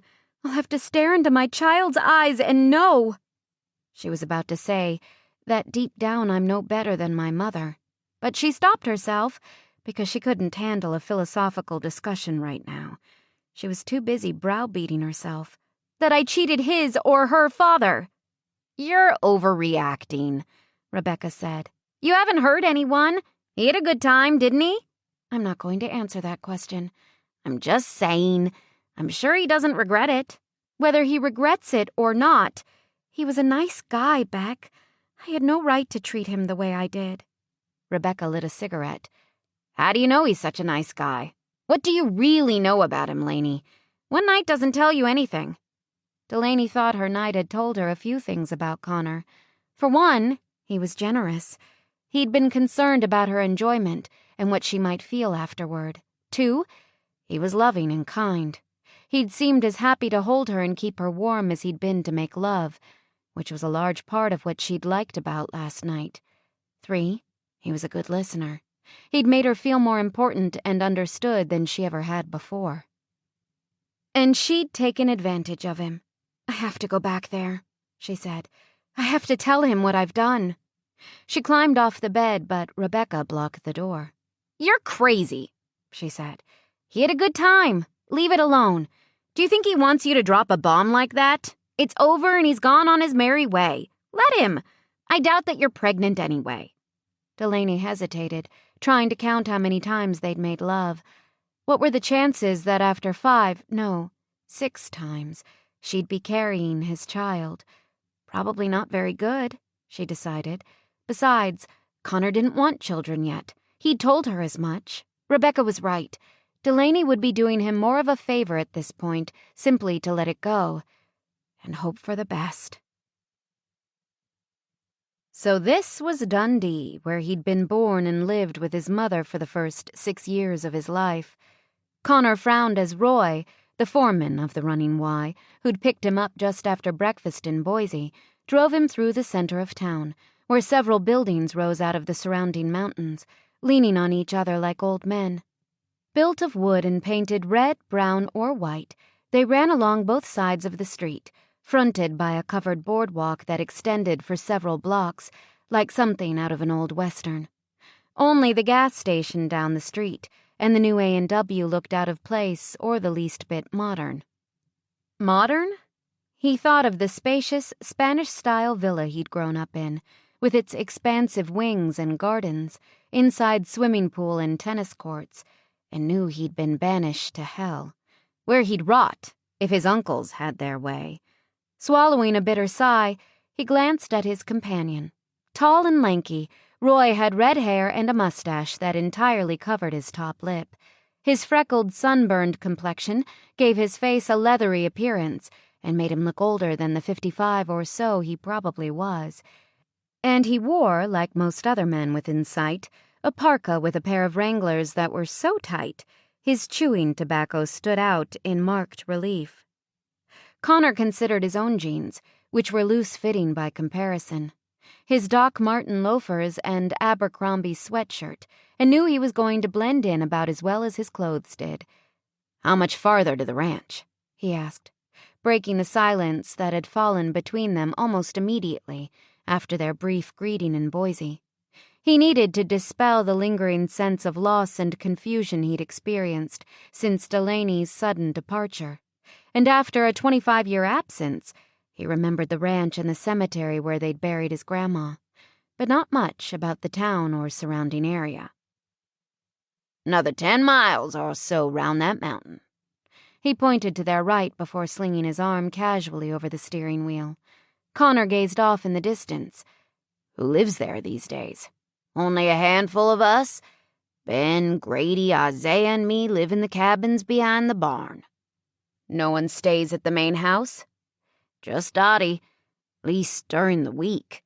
On weekends, she stays with her son and her family in town."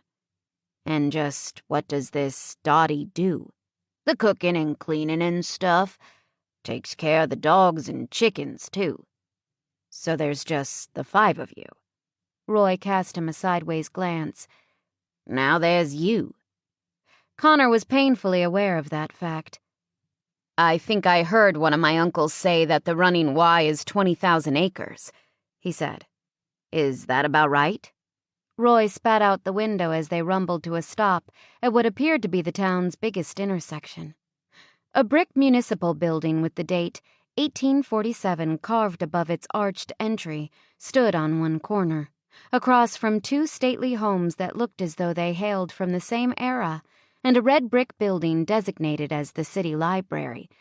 "Give or take a few," he said. "Not that 20,000 acres is very big, far as ranches go. You want big, go to Texas, where they raise longhorns." Even Connor knew that. "What kind of cattle do we stock?" he asked. He'd been too angry at his grandfather and his uncles to reveal the slightest interest in returning to the Running Y by asking even the most basic questions. The light turned green, but his companion squinted at him for a second or two before giving the pickup enough gas to roll through the intersection. "We've got about 2,000 bally-faced Herefords." Bally-faced? Connor hadn't heard that term before, but he did, thankfully, recognize Herefords. Unless he was mistaken, they were the common reddish cattle seen in so many places. "Is the entire ranch fenced?" he asked, trying to imagine how one might manage such a large chunk of land. Roy accelerated to their usual traveling speed of about 45 miles per hour, because of the load of hay Roy had picked up in Boise before appearing at Connor's hotel. Connor doubted the truck could go any faster. "Parts are fenced," Roy said, "but some of the land is open range leased from the BLM, and I doubt they'd like us fencing it off." "The BLM?" Another squinty gaze. "The Bureau of Land Management. It operates state land. We hold the grazing rights for about 10,000 BLM acres down along the South Pass." "I see," Connor said, but he didn't see much. He'd thought owning a 20,000-acre ranch meant owning 20,000 acres of deeded property. Evidently, that wasn't strictly the case. "What are the grazing rights worth?" he wanted to ask. "How do we keep our cattle from straying if our property isn't completely fenced? How do we stop thieves and predators from stealing and slaughtering our bally-faced Herefords? Did a few cowboys keep a constant vigil over them?" There were hundreds of things he'd need to know, but he didn't ask anything more. His lack of knowledge wasn't exactly inspiring confidence in his foreman, and he was still too disgruntled about what had happened with Delaney this morning to handle the situation diplomatically. There'd be plenty of time to learn how to run the ranch once he arrived, he supposed. At this point, he preferred his unhappy thoughts to Roy's resentment. but Roy wasn't ready to let the conversation lapse. "Ever been out on a horse?" he asked as they rumbled along. "On occasion," Connor told him. "For work or for pleasure?" It didn't take a crystal ball to see where Roy's questions were leading, and the implication of his words caused the irritation already rushing through Connor's blood to get the better of him. He'd gone against his saner judgment when he'd taken Delaney to his room last night, and she'd left him feeling jilted and used. He didn't need a crusty old cowboy to make him feel worthless as well. "What do you think?" he said. "I don't think you look like much of a cowboy." "Well, I guess I'll have to buy myself a belt buckle tomorrow." Roy's furry eyebrows shot up, but he kept his eyes on the road as he shifted onto one hip to reach his chew. "It's gonna take a lot more than a belt buckle, son." Connor recognized the challenge in the man's voice. Fixing him with a level gaze, he said, "I'll manage." Even though, in all honesty, he couldn't blame Roy for resenting his lack of experience. The ranch was deeply in debt and would probably fail in far more capable hands. His grandfather had obviously sent the wrong man. Connor had known that from the beginning, and now he and Roy both knew it. "You want to tell me a little about what's been going on? Why we're so far from showing a profit?" Connor asked. As long as Roy had no illusions about his abilities, they might as well get down to the nitty-gritty. The foreman took a pinch of tobacco, settled it between his cheek and gum, and put his tin away before answering. "Price of beef's been falling. What with the foreign competition and the price of feed after the drought last summer, we're not looking to have a good year." "Is there any way to turn things around?" Connor asked, as they approached a black wrought iron archway with the words Running Y Ranch inscribed on it. Roy spat out the window as he slowed to make the turn. "That's what you're here for, ain't it?" "You'll have to move back here with us. How else will you get by once Rebecca leaves?" Aunt Millie asked, watching Delaney closely. Delaney paused in her dusting but kept her face purposefully averted from Aunt Millie, who sat propped up in bed, suffering from a touch of the flu or a cold or, more likely, simply the need for a little tender loving care. "I'll get by," she said for probably the 100th time, and went back to dusting, hoping Aunt Millie would let the subject drop. But Delaney knew she wouldn't. Ever since Millie had heard about Rebecca's engagement, she'd been pressing Delaney to move home again. She'd never liked the fact that Delaney had moved out in the first place, especially to go and live with Rebecca. But Delaney wasn't about to return to the days of having Aunt Millie cluck over her constantly, monitoring her diet, her spending habits, her social success. Much as she loved Millie and Ralph, she liked her privacy and was determined to preserve it. "But coming home for a few months would help you save a little money," Aunt Millie said. "What's wrong with saving money? You don't want to live all alone, do you?" "I don't mind living alone. Can I get you anything else to eat?" "No, I'm finished," Aunt Millie said, but she wasn't so easily distracted. The white-haired woman who'd raised Delaney was getting on in years. Her body was beginning to succumb to arthritis and advanced age, but nothing could diminish her iron will. "You could have your old room," she went on. "We haven't changed a thing in there, but we could, if you want. We could sew some new drapes, buy a new spread." The cornered feeling Delaney knew so well crept over her, along with a touch of resentment. If she'd wanted to move home, she would have done it by now. Why couldn't Millie understand that? Why did she have to keep pushing? "The room's fine," she said. "Think of the time we'd have. We never did finish putting that quilt together, you know." Delaney imagined living under Aunt Millie's regime again. Imagined Uncle Ralph sitting in front of the television most of the time, monopolizing the remote, while Millie insisted Delaney take her vitamins, eat her bran, get more sleep, and thought she might scream. Then she felt guilty for wanting to scream, because Aunt Millie and Uncle Ralph had been so good to her. They'd never formally adopted her. There'd been no one to contest their guardianship, so paying for the paperwork to be filed seemed unnecessary. But Millie and Ralph had given her their name and treated her as lovingly as a blood daughter. God, she couldn't win. "That house of yours is too drafty in the winter," Millie was saying. "I just freeze to death whenever I go there. You need to tell that landlord of yours that you're moving out because it's so cold. He should really do something about the insulation." "I'll mention it," Delaney said. But she wasn't thinking about insulation. She'd role-played this exact situation online with her assertiveness training coach. She knew what she had to do. She had to tell Aunt Millie in a kind but firm manner that she wasn't moving home under any circumstances, and now was as good a time as any. But when she turned, she saw the hope on her adoptive mother's face and couldn't bring herself to say what she knew would hurt Millie, no matter how kindly she framed it. "I'll think about it," she said instead, then mentally kicked herself. She was never going to overcome her passivity. She'd probably be the first person to fail a class that gave no grades. "Ralph could borrow the neighbor's truck, so we wouldn't have any trouble moving your things," Millie said, struggling to lift the breakfast tray from across her lap. Delaney put down her dusting cloth and went to help. "I'll get that," she said, setting it on the nightstand. "Are you sure you wouldn't like another cup of coffee?" "No, Ralph says drinking so much coffee will kill me.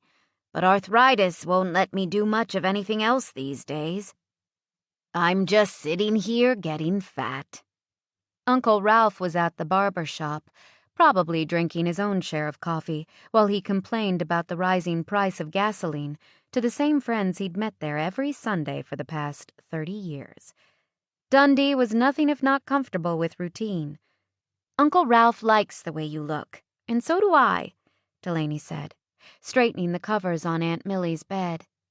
Aunt Millie raised a gnarled hand to pat her arm. "You're a good girl, Lainey. I've always been so proud of you. I knew the moment I saw you when you were just 6 years old that you were nothing like your mother, and you've never disappointed me." Delaney felt the bonds of obligation grow a little tighter, tying her hands, trapping her in the mold Millie had created for her. And fear overwhelmed her as the memories she'd been trying so hard to suppress for the past 24 hours quickly surfaced. Connor standing at his hotel room door, wearing only his jeans. Connor smiling above her. Connor's lips, his hands, his body. She closed her eyes, feeling as though she might pass out. What if she was pregnant?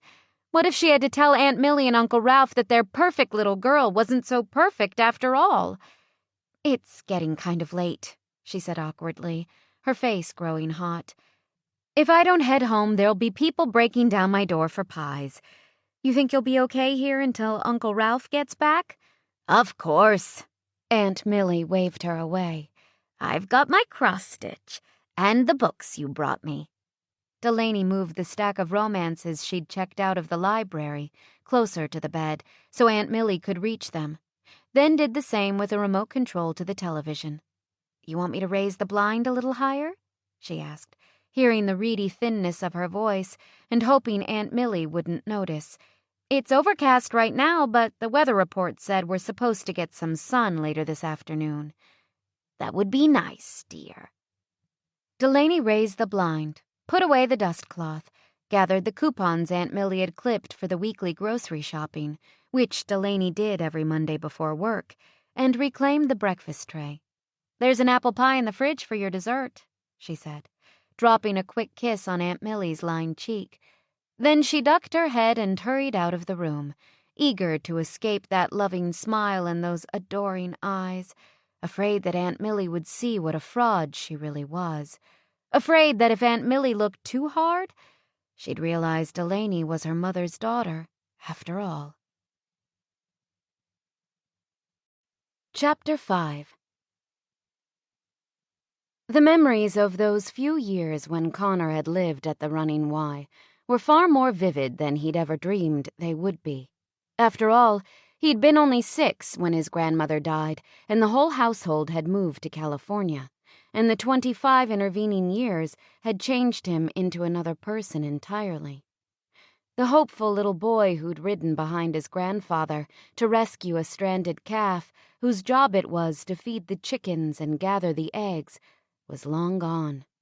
Yet something as simple as the crackling fire beneath a large stone mantel in the living room, the lingering scent of pine and smoke, or a glimpse of the snow-covered mountains crouched protectively on either side of the house, flooded him with images and snatches of conversation he thought he'd completely forgotten. "Why do you get up so early, Grandpa?" he'd once asked, entering the very room in which he sat now, his grandfather's study, to find Clive hard at work, even though the sky beyond the windows was still black and dawn seemed hours away. "Because I have a lot to do, son," his grandfather had replied, glancing up from the papers on the desk. "No one else gets up so early." "You do," he'd responded with a wink. "And that's why we Armstrongs are going to stay one step ahead of our competition. You're my future, Con." You're my future. Such hope, such confidence. At the time, Connor had swelled with pride to think the same blood flowed through his veins. But that was before he'd found out he wasn't really an Armstrong at all. Before his uncles had made it abundantly clear that he was nothing but a bastard, a ward, a parasite. Other memories threatened, but Connor forced them from his mind and returned his attention to the ranch's account books, which lay open before him. As he'd feared, the financial picture wasn't good. His grandfather had bought the place over 50 years ago, when ranching was still profitable. It had given the old man his start, and he'd built an empire from there. But for the past 5 years, the cost of feed and hands had climbed steadily while the price of beef had fallen. Unless something significant happened, the ranch wasn't going to make it, and even a frat boy who'd spent most of his time at college trying not to learn could see that. The end was coming, Connor thought. There wasn't a thing he could do to change the inevitable. Why was he even sitting here, going through the books, racking his brain for solutions? Clive would tolerate the losses for only another year or so before he sold out, and Connor knew he was in much the same situation. Like the ranch, he'd started out full of promise, but had eventually fallen into decline. He'd barely graduated from high school, had dropped out of college just as he was about to receive his diploma, and had spent more time traveling and playing than working. He'd drunk, gambled, and squandered money. He'd spent his time driving fast cars and associating with even faster women. And his grandfather had finally drawn a line in the sand. Tough love. What a concept. His grandfather loved the ranch more than he loved Connor. Staring out the window which looked over acres of pasture, Connor stopped fighting the past and let the memory of his last meeting with Clive play in his mind. His grandfather had summoned him to the office at the winery, where Connor's uncles already waited. 43-year-old Dwight had offered him a seat, as though he were some sort of stranger. 38-year-old Jonathan had smiled, obviously relishing a moment he'd anticipated, and the balding 35-year-old Stephen had come right out and told Connor that his wild days were over. If he didn't settle down and start contributing to the family, he'd be cut off from the Armstrongs forever. Connor would have expected nothing less from his uncles. But his grandfather? What had happened in that meeting had twisted something inside him that Connor had thought long dead. Clive had sat behind his expansive desk, fingers steepled beneath his chin, watching and listening to everything that occurred. He'd nodded when Stephen announced that they were sending Connor to the running Y, adding nothing until Connor stood to leave. Then he'd said only this, that he was sending Connor back to Dundee, where he belonged. Which was absolutely laughable, because Connor didn't belong anywhere. The telephone rang. Connor hesitated, expecting Dottie, the widow his grandfather paid to cook for the cowboys and manage the house, to answer it. But she didn't seem to be available. He picked up at the same time as the answering machine came on. "You've reached the running Y. We're either out with the animals or running an errand in town." When Connor spoke, the machine automatically shut off. Hello? Connor? Is that you? His mother. She was as excited about his return to Dundee as her younger brothers were, but for entirely different reasons. An eternal optimist, she saw it as a great opportunity for him. Yeah, I made it, he said. How are things at home? The same. I'm more worried about things at the ranch. Is the situation as dire as we thought? It's not good. When life hands you lemons, make lemonade. Her cliché, as much as the unfailingly cheerful note in which it was spoken, confirmed what Connor had suspected for years. His mother was delusional. Make lemonade? This was a setup, he said, feeling his irritation rise. There's no way for me to win. You realize that, don't you? I don't think Dad would set you up, she argued. Of course he would. His grandfather was finally getting rid of him. Connor had known it would happen someday, but he wasn't going to argue with his mother, who was singularly devoted to the old guy. Then he let Stephen, Jonathan, and Dwight do it. Either way, the result is the same. The result is what you make it. Mom, you don't know anything about the beef market or ranching or... I know your grandfather started with a lot less than what you have going for you now, she interrupted, and Connor dropped his head in his hands to massage his temple. Why had he answered the phone? I don't want to hear about the time Grandpa was too poor to buy a pair of shoes to wear to school, or the time he nearly froze his feet off trying to reach cattle that would have starved without the feed he carried, he said. I've talked to Roy. He obviously knows how to manage a herd, so there's nothing I can improve on there. Rhonda, the accountant who works here 3 days a week, knows what she's doing too. I've got the books in front of me now. Grandfather's money has been tracked to the penny, and receipts account for every expense. Coyotes are picking off a few steers, but our losses are in line with those suffered by other ranchers in the area. So I can't increase profits by improving the general running of the ranch. Then think of something else. You want me to end the drought that's plagued the area for 3 years? Or why don't I figure out what to do about the competition from other countries that's driving down American beef prices? I don't like the tone of your voice. You're being negative. I'm being honest. If you didn't think you had a real chance of succeeding, then why did you go? She asked impatiently. It was a good question. Connor had asked himself the same thing 1,000,000 times. He'd almost rebelled that day in the winery. Without the Armstrongs, he'd simply be the son of a no-good auto mechanic who was spending his life in jail. He would have nothing to live up to, nothing to prove, nothing left to fear. But there was his mother to consider. She'd given birth to Connor and kept him, despite the circumstances of his conception. And she'd loved him. That was the crux of the matter, wasn't it? He couldn't turn his back on her. I came to spite your brothers, he lied. Then spite them, she said. Make the ranch a miraculous success. Connor stifled a groan. Hadn't she heard what he'd just told her? There wasn't any way to save the ranch. You're not listening, he said. I am listening. I've just heard enough. Quit looking for reasons to fail and decide to succeed. She made it sound so easy. Dad wants to speak to you, she said. Hang on. Wait, Connor said. I have to go. Tell him I'll call him later. But she'd already set the phone down, presumably to get her father, and Connor forced himself to hold, even though he wasn't sure what he and his grandfather would say. They hadn't parted on the best of terms. They'd barely nodded at each other when Connor boarded the plane in San Francisco.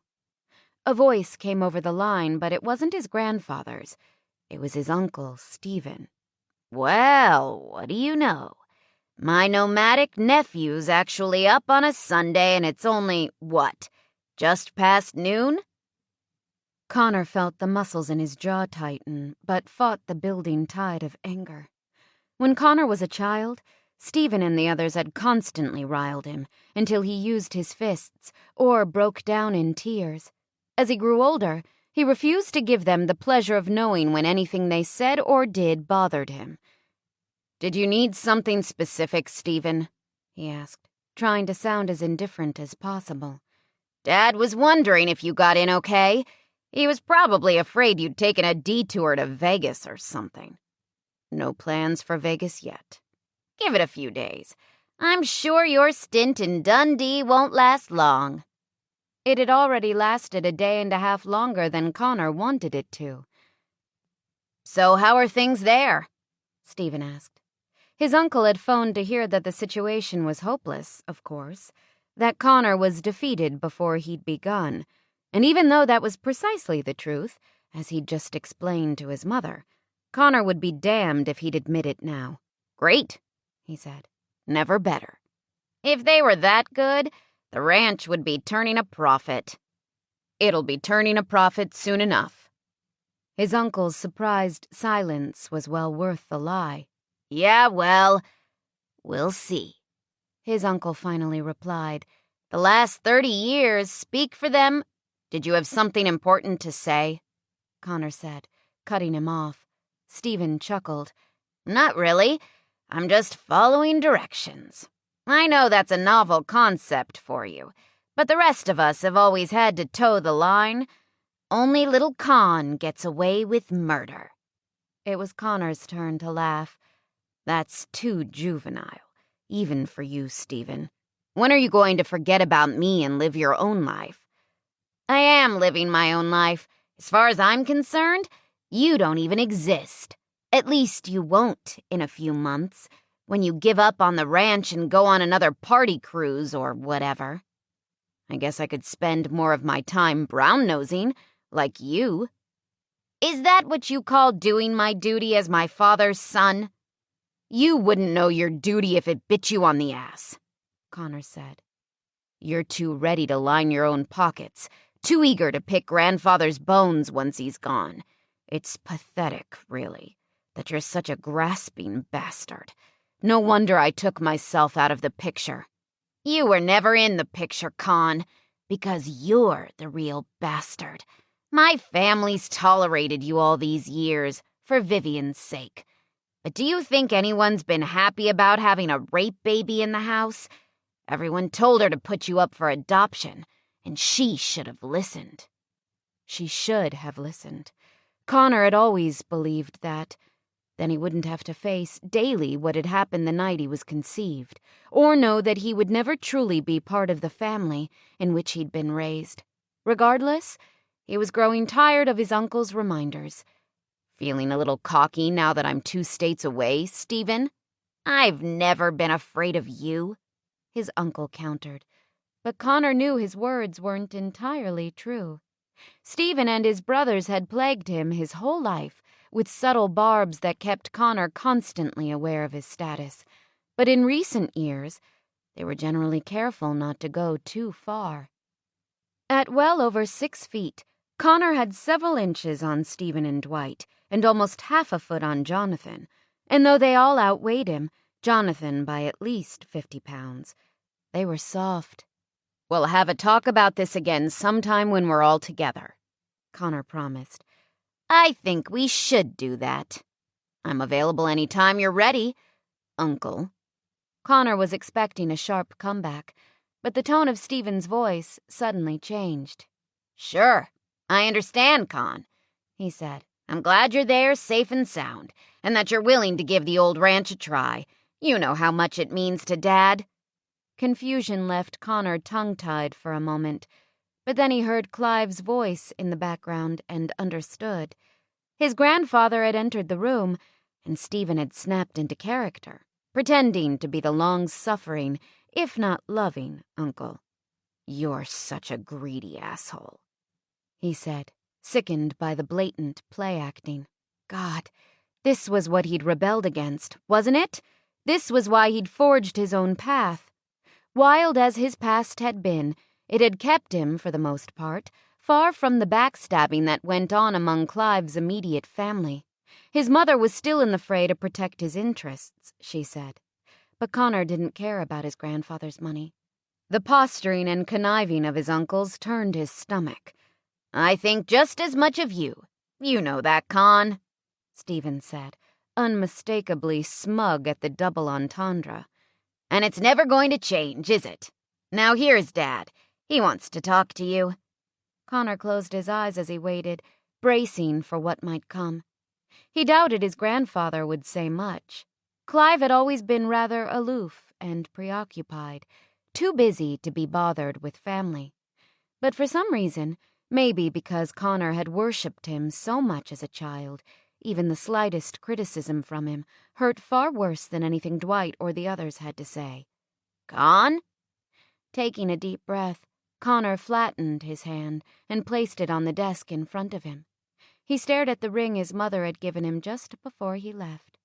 She'd said it was special to her, but she hadn't said why, only that she was giving it to him for luck, as a symbol of her love and support. Some people were gluttons for punishment, weren't they? Con? You still there? His grandfather demanded.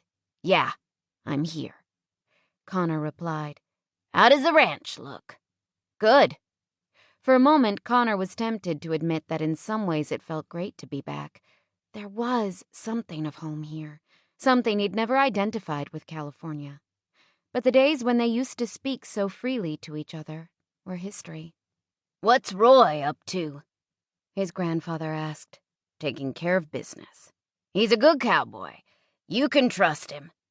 Yeah, I think he likes me, Connor said, taking care to keep his tongue-in-cheek tone apparent only to himself.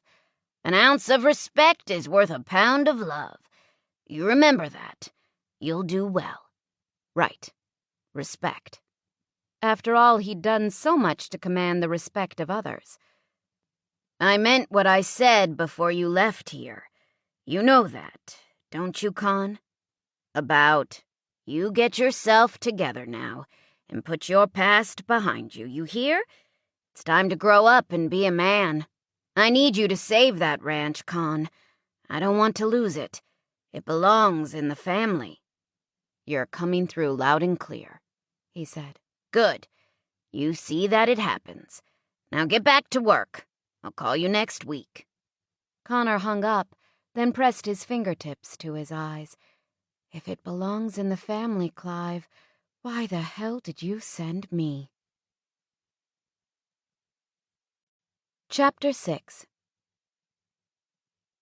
Delaney sighed in exhaustion as she slumped into the easy chair in her living room to sip a cup of hot cocoa. She'd made over 20 pies this week and had sold 18 in less than 5 hours, which meant she'd earned another $146 she could shove into her cookie jar against the time Rebecca left, when her expenses would nearly double. Though Dundee could pay her only so much to run the library, she made extra money selling her pies on the weekend. If she was careful, she should be able to get by. She certainly wasn't going to move back home.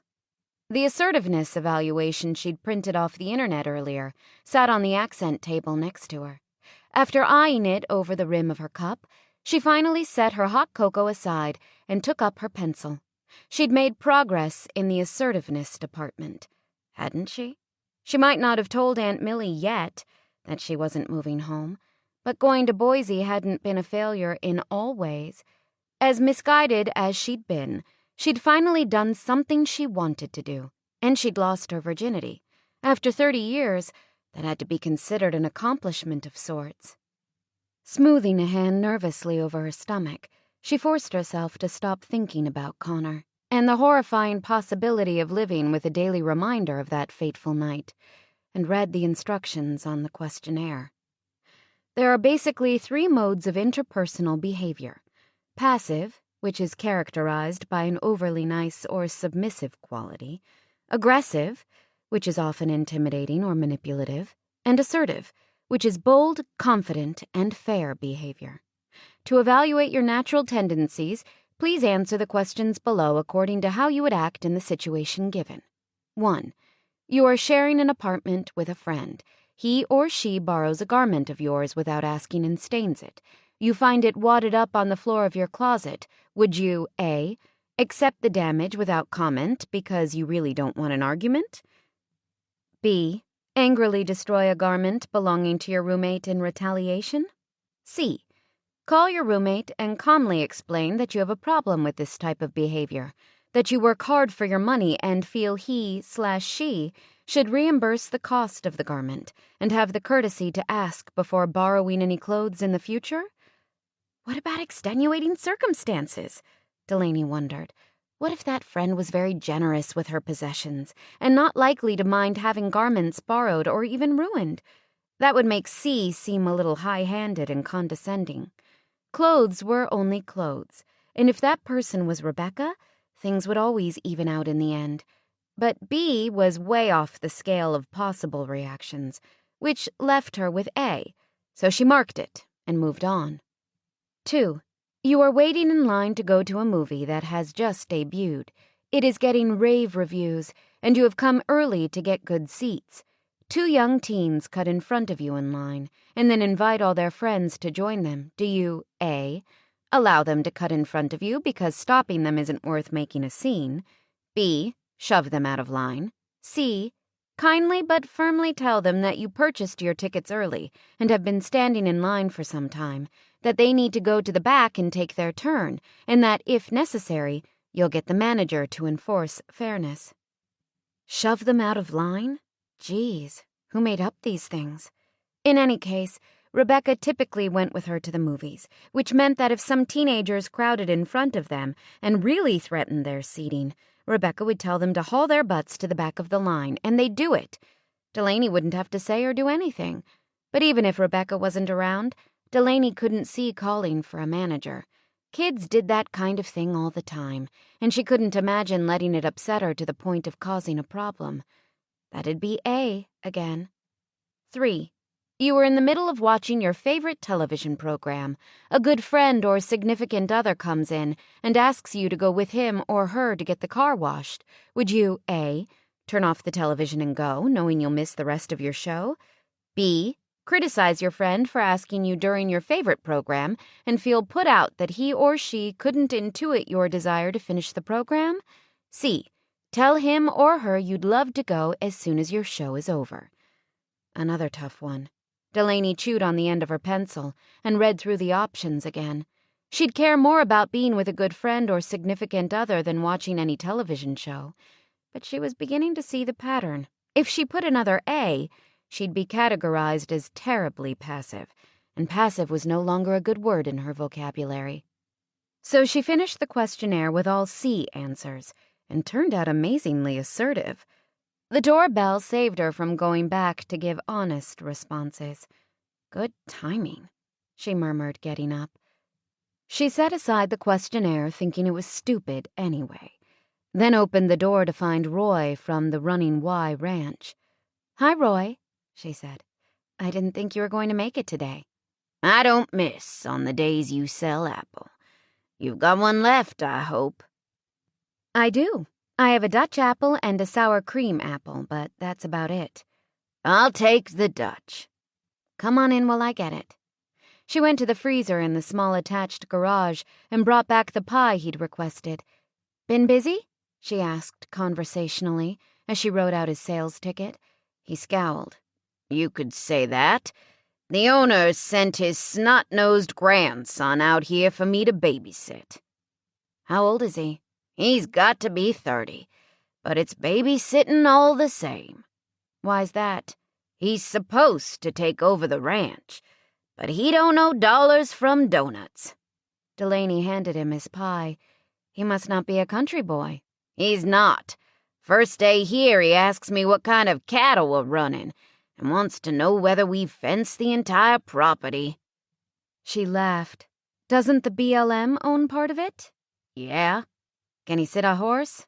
She asked, accepting his $8 in exchange for the pie. From what I saw yesterday, he can, but only because he's as ornery as they are. Well, if he's that ornery, he might make a good cowboy, given time. How long is he planning to stay? Hasn't said, but I give him 3 months. He's not used to getting his hands dirty, and there ain't no way a pretty boy like that's gonna last. Well, I hope you're rid of him soon. You and me both, he said, and with a tip of his hat, He stepped outside, where he nearly ran into Rebecca, who was coming up the walk. "Hi, Roy," she said, grabbing his arm to steady herself so she didn't fall into the muddy flower bed. "I cut Dottie's hair today at the beauty parlor. Said you got company at the ranch." "We got trouble, you mean?" he grumbled. "Can't you use the help?" "I need a cook for when Dottie's daughter has a baby, and Dottie goes out of state to help her. I don't need someone who doesn't know a damn thing about cooking or ranching." "Dottie didn't seem to think Clive's grandson is so bad," Rebecca said. "That's 'cause she wants to set him up with her niece." "So he's single?" Rebecca asked. "Far's I know, but there's no need to break off with Buddy. This guy's a short-timer. He's just here to please Grandpa. Soon as his backside's sore enough from riding, he'll head home to California, and the sooner the better, I say." Delaney could understand Roy's frustration. These were hard times for ranchers, and he was a no-nonsense type who liked to get the job done. But his impatience with Dundee's newcomer made her feel a touch empathetic. She'd once been new. What would she have done if the town hadn't opened its arms to her? "Wait a second, Roy," she said. "I have one pie left. Maybe I should send it with you for your guest. It might make him feel more welcome." "I have bigger things to worry about than pampering the pampered," he retorted. "It'll just take a minute." "No, he's had everything he's ever wanted, and from what his uncles tell me, he hasn't been worth his keep since the day he was born."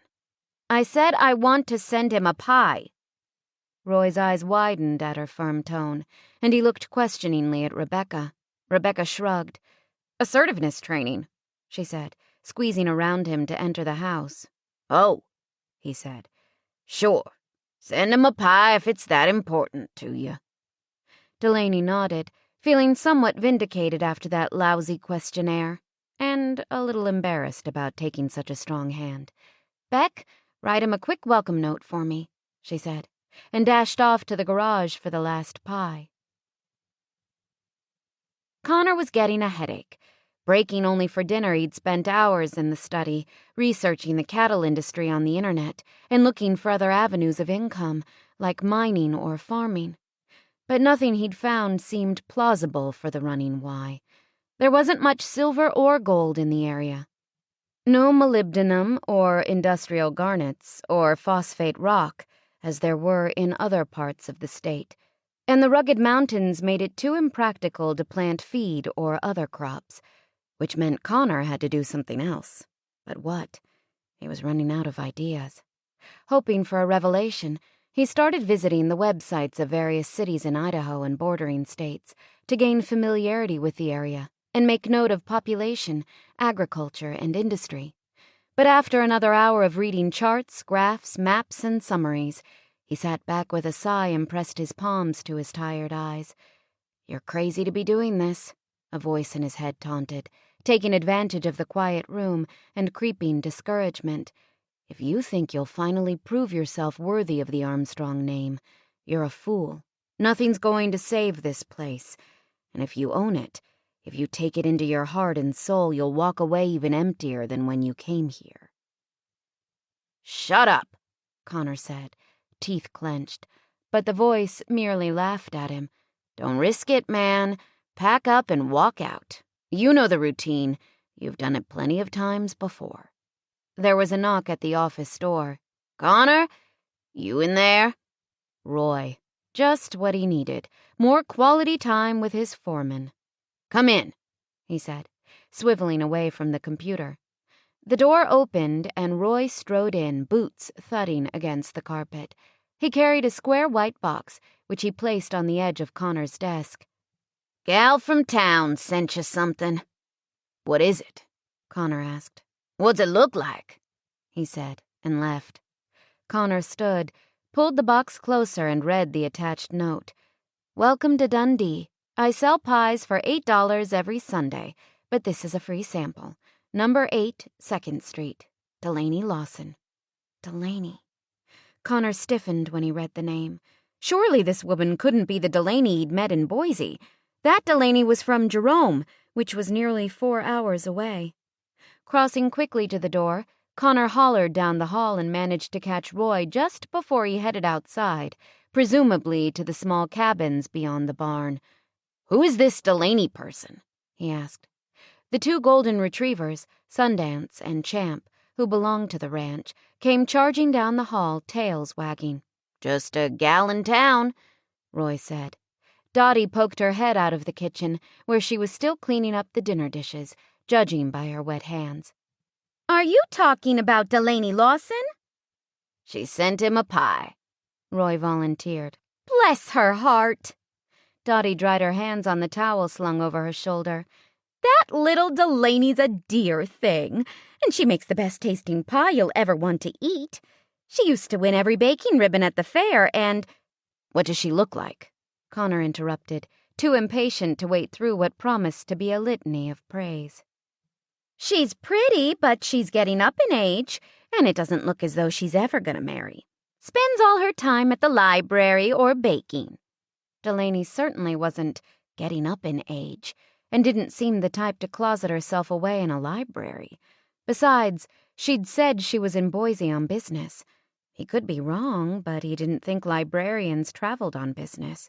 At least, he wouldn't expect a librarian from a small town like Dundee to do so. "Does she have any siblings?" he asked, racking his brain to remember the details he'd learned about his mystery woman's family. "Not a one," Dottie answered. "Our little Laney was raised by Millie and Ralph Lawson. They're a gentle old couple who owned the drugstore for years and years. I remember stopping by there on my way home from school to buy candy when I was just a girl. They're retired now, sold the store to the Livingstons. But Ralph and Millie still live in the same house they've always lived in, right off Front Street." "They don't own a large farm?" Connor asked, finally giving in to the dog's persistence and bending to give them each a pat. "They don't have any ties to Jerome?" "Jerome?" Dottie echoed. "They don't own a farm. They don't have any ties to Jerome," Roy insisted, still poised at the front door. "Laney's the town librarian, and she's the type that likes to look after people. She wanted to make you feel welcome, so she sent you a pie. That's it. Don't read anything more into this," he said, and the screen door slammed behind him. "Roy's right," Dottie agreed. "I don't think Millie and Ralph have any kin in Jerome, and they've certainly never owned a farm." "Of course." Connor straightened, feeling silly for pressing them so hard, and strangely disappointed at the same time. Dundee's Delaney probably wore thick glasses and thick-soled shoes. The townsfolk considered her too unappealing to find a husband. And now that he thought about it, the bold, loopy handwriting on the note that had arrived with the pie looked nothing like Delaney's neat "thank you." Obviously, he had the wrong person. "Is something wrong, Mr. Armstrong?" Dottie asked. And Connor realized he was still standing in the hall, staring off into space, picturing the Delaney he'd wanted it to be, the one with the smile he'd never forget. "No, nothing," he said, and forced a congenial nod before shooing Sundance and Champ away and turning back to his office. "Just thought I recognized the name." "So? What does it say?" Rebecca demanded, and Delaney knew from the sound of her voice that she was hovering just outside the bathroom door. "Nothing yet? You're supposed to give it a few minutes," she said, gnawing anxiously on her bottom lip. She'd waited 3 weeks to take the in-home pregnancy test they'd driven nearly all the way to Boise to purchase. Now, at long last, the moment of truth had arrived. In less than 2 minutes, the little plastic indicator would turn pink, if Delaney was pregnant. "I don't think you're pregnant. Your breasts haven't been sore, have they?" Rebecca said through the panel. Delaney's breasts had seemed a little more sensitive than usual, but she couldn't exactly claim they'd been sore. Considering how badly she didn't want to be pregnant from that encounter at the Belmont, it was entirely possible that her mind was playing tricks on her. "I don't think so," she hedged. "But it's only been 3 weeks. Is there supposed to be a difference in so short a time?" "I don't know, but my sister's complained about being tired right from the start, And you've had your normal energy. I guess, Delaney said. Actually, she'd been exhausted, but that was probably because she hadn't been sleeping well at night. She couldn't stop worrying about the possibility of a baby. She was going to feel terrible, even worse than she already did, about the way she'd deceived Connor if she found out she was indeed pregnant with his child. What other signs are there? I don't know, Rebecca responded. I bet some people don't experience anything noticeable. Not so soon, Delaney said. Now dressed, she braced herself emotionally and opened the door to let Rebecca in, so their collective willpower might influence the results. Please don't turn pink. Please don't turn pink, she muttered, as they both stood by the small vanity and stared hard at the plastic indicator. Pink means there's a baby? Rebecca asked. Pink means there's a baby, Delaney breathed. Isn't there a part of you that wants it to turn pink? Not anymore. I just want to forget that I could ever... It's turning pink, Rebecca interrupted. Delaney gripped the sides of the sink. No, it's not, she said. Because if it is, I'm going to go crazy with guilt. And if I go crazy, I'm going to come and live with you and Buddy and drive you crazy and... Rebecca grabbed Delaney's arm so tightly it hurt. It's turning pink, she cried again. Look at it. Delaney leaned closer. What was at first barely a tinge became more obvious as she watched. Oh my gosh, she muttered, and had to feel behind her for the toilet before her knees gave out. I'm pregnant. Rebecca stared at her. Don't look so glum. If you say this is what I wanted, I'm going to kill you, Delaney interrupted. I thought it was what you wanted. You've been mooning over the idea of having a baby for the past few years, and Her voice fell off, and Delaney suddenly realized, only because all her other thoughts were frozen with panic, that it had to be the first time she'd ever seen Rebecca at a loss for words. I'm going to have a baby, she said, the pronouncement ringing like a death knell in the small room. Rebecca's smile looked forced. That's not such a bad thing, she said. I hated the idea of leaving you here alone. Now I can get married, knowing you'll be just as happy as I am. Happy? Delaney echoed. Of course you'll be happy. You'll eventually forget about Connor and Boise and concentrate on the baby. And I'll be your godmother, which means I'll have to come back here for the birth and all the important occasions. It'll be perfect. What are you going to name her? Name her? Delaney hadn't thought past, please God forgive me for my terrible mistake. She couldn't even summon the energy to tell Rebecca how ludicrous her question was. Since Aunt Millie could never have kids, it might be nice to name the baby after her, if it's a girl, Rebecca said cajolingly. I mean, Millie's a bit dated and sounds almost as bad as Lula Jane or Myrtle, but... Do you think you're helping? Delaney asked. Rebecca sat on the tile countertop and finally abandoned the pretense of, let's be happy about this. Okay, she said. So we have a problem. But if you really don't want the baby, you could always have an abortion. Delaney shook her head. Are you kidding? That's the last thing I'd ever do. Then what do you suggest? I need to find Connor. Tell him what I've done. How? I don't know. Listen, Lainey, it's too late for that. He's gone and he's better off for it. How do we know he's better off? He's living the life he wants to live without any interference from you, for one thing. And think about the baby. What if he sues you for custody someday? Would you be able to give up your child? Once he knows about the pregnancy, you won't be able to cut him out of your life. Yet you have no way of knowing whether or not he'd be a good influence. Contacting him would only open a can of worms. What's done is done. You need to deal with it and move on. Rebecca's words made sense. Connor wasn't ready for children. He'd told her that. He was simply a stranger who'd passed in and out of her life. She didn't know where he lived. She didn't know his last name. And he didn't know anything about her either. Getting hold of herself, she nodded. Okay. Rebecca squeezed her shoulder. When do you think you'll let the secret out? Not for a while, she said. I have to come to terms with it myself first. She closed her eyes. Aunt Millie and Uncle Ralph are going to die when they hear. What do you mean? They've been begging you for grandchildren. They mean the legitimate kind. I know, but they'll get used to this. Come on out of the bathroom. It's not the end of the world. Rebecca tugged on her hand until Delaney finally moved woodenly to the living room, where she sank, still numb and incredulous and sick inside, into her favorite easy chair, a cast-off from Uncle Ralph when Aunt Millie bought him a new recliner for their 50th wedding anniversary. Maybe you should tell them right away and get it over with, so you don't have to dread it, Rebecca volunteered. Thanks for the suggestion, but I don't think so, Delaney replied. I won't start to show for several months. No need to jump the gun and make a big announcement when something could still go wrong. A lot of women miscarry in their first trimester. Don't you think I should at least wait until I pass that milestone before opening myself up to the scorn of the whole town? Makes sense, Rebecca admitted. But if you wait too long, I'll be gone. I'm getting married in June, remember? Delaney folded her arms and leaned back, telling herself to take some deep, calming breaths. How does your being gone affect when I should tell people about the baby?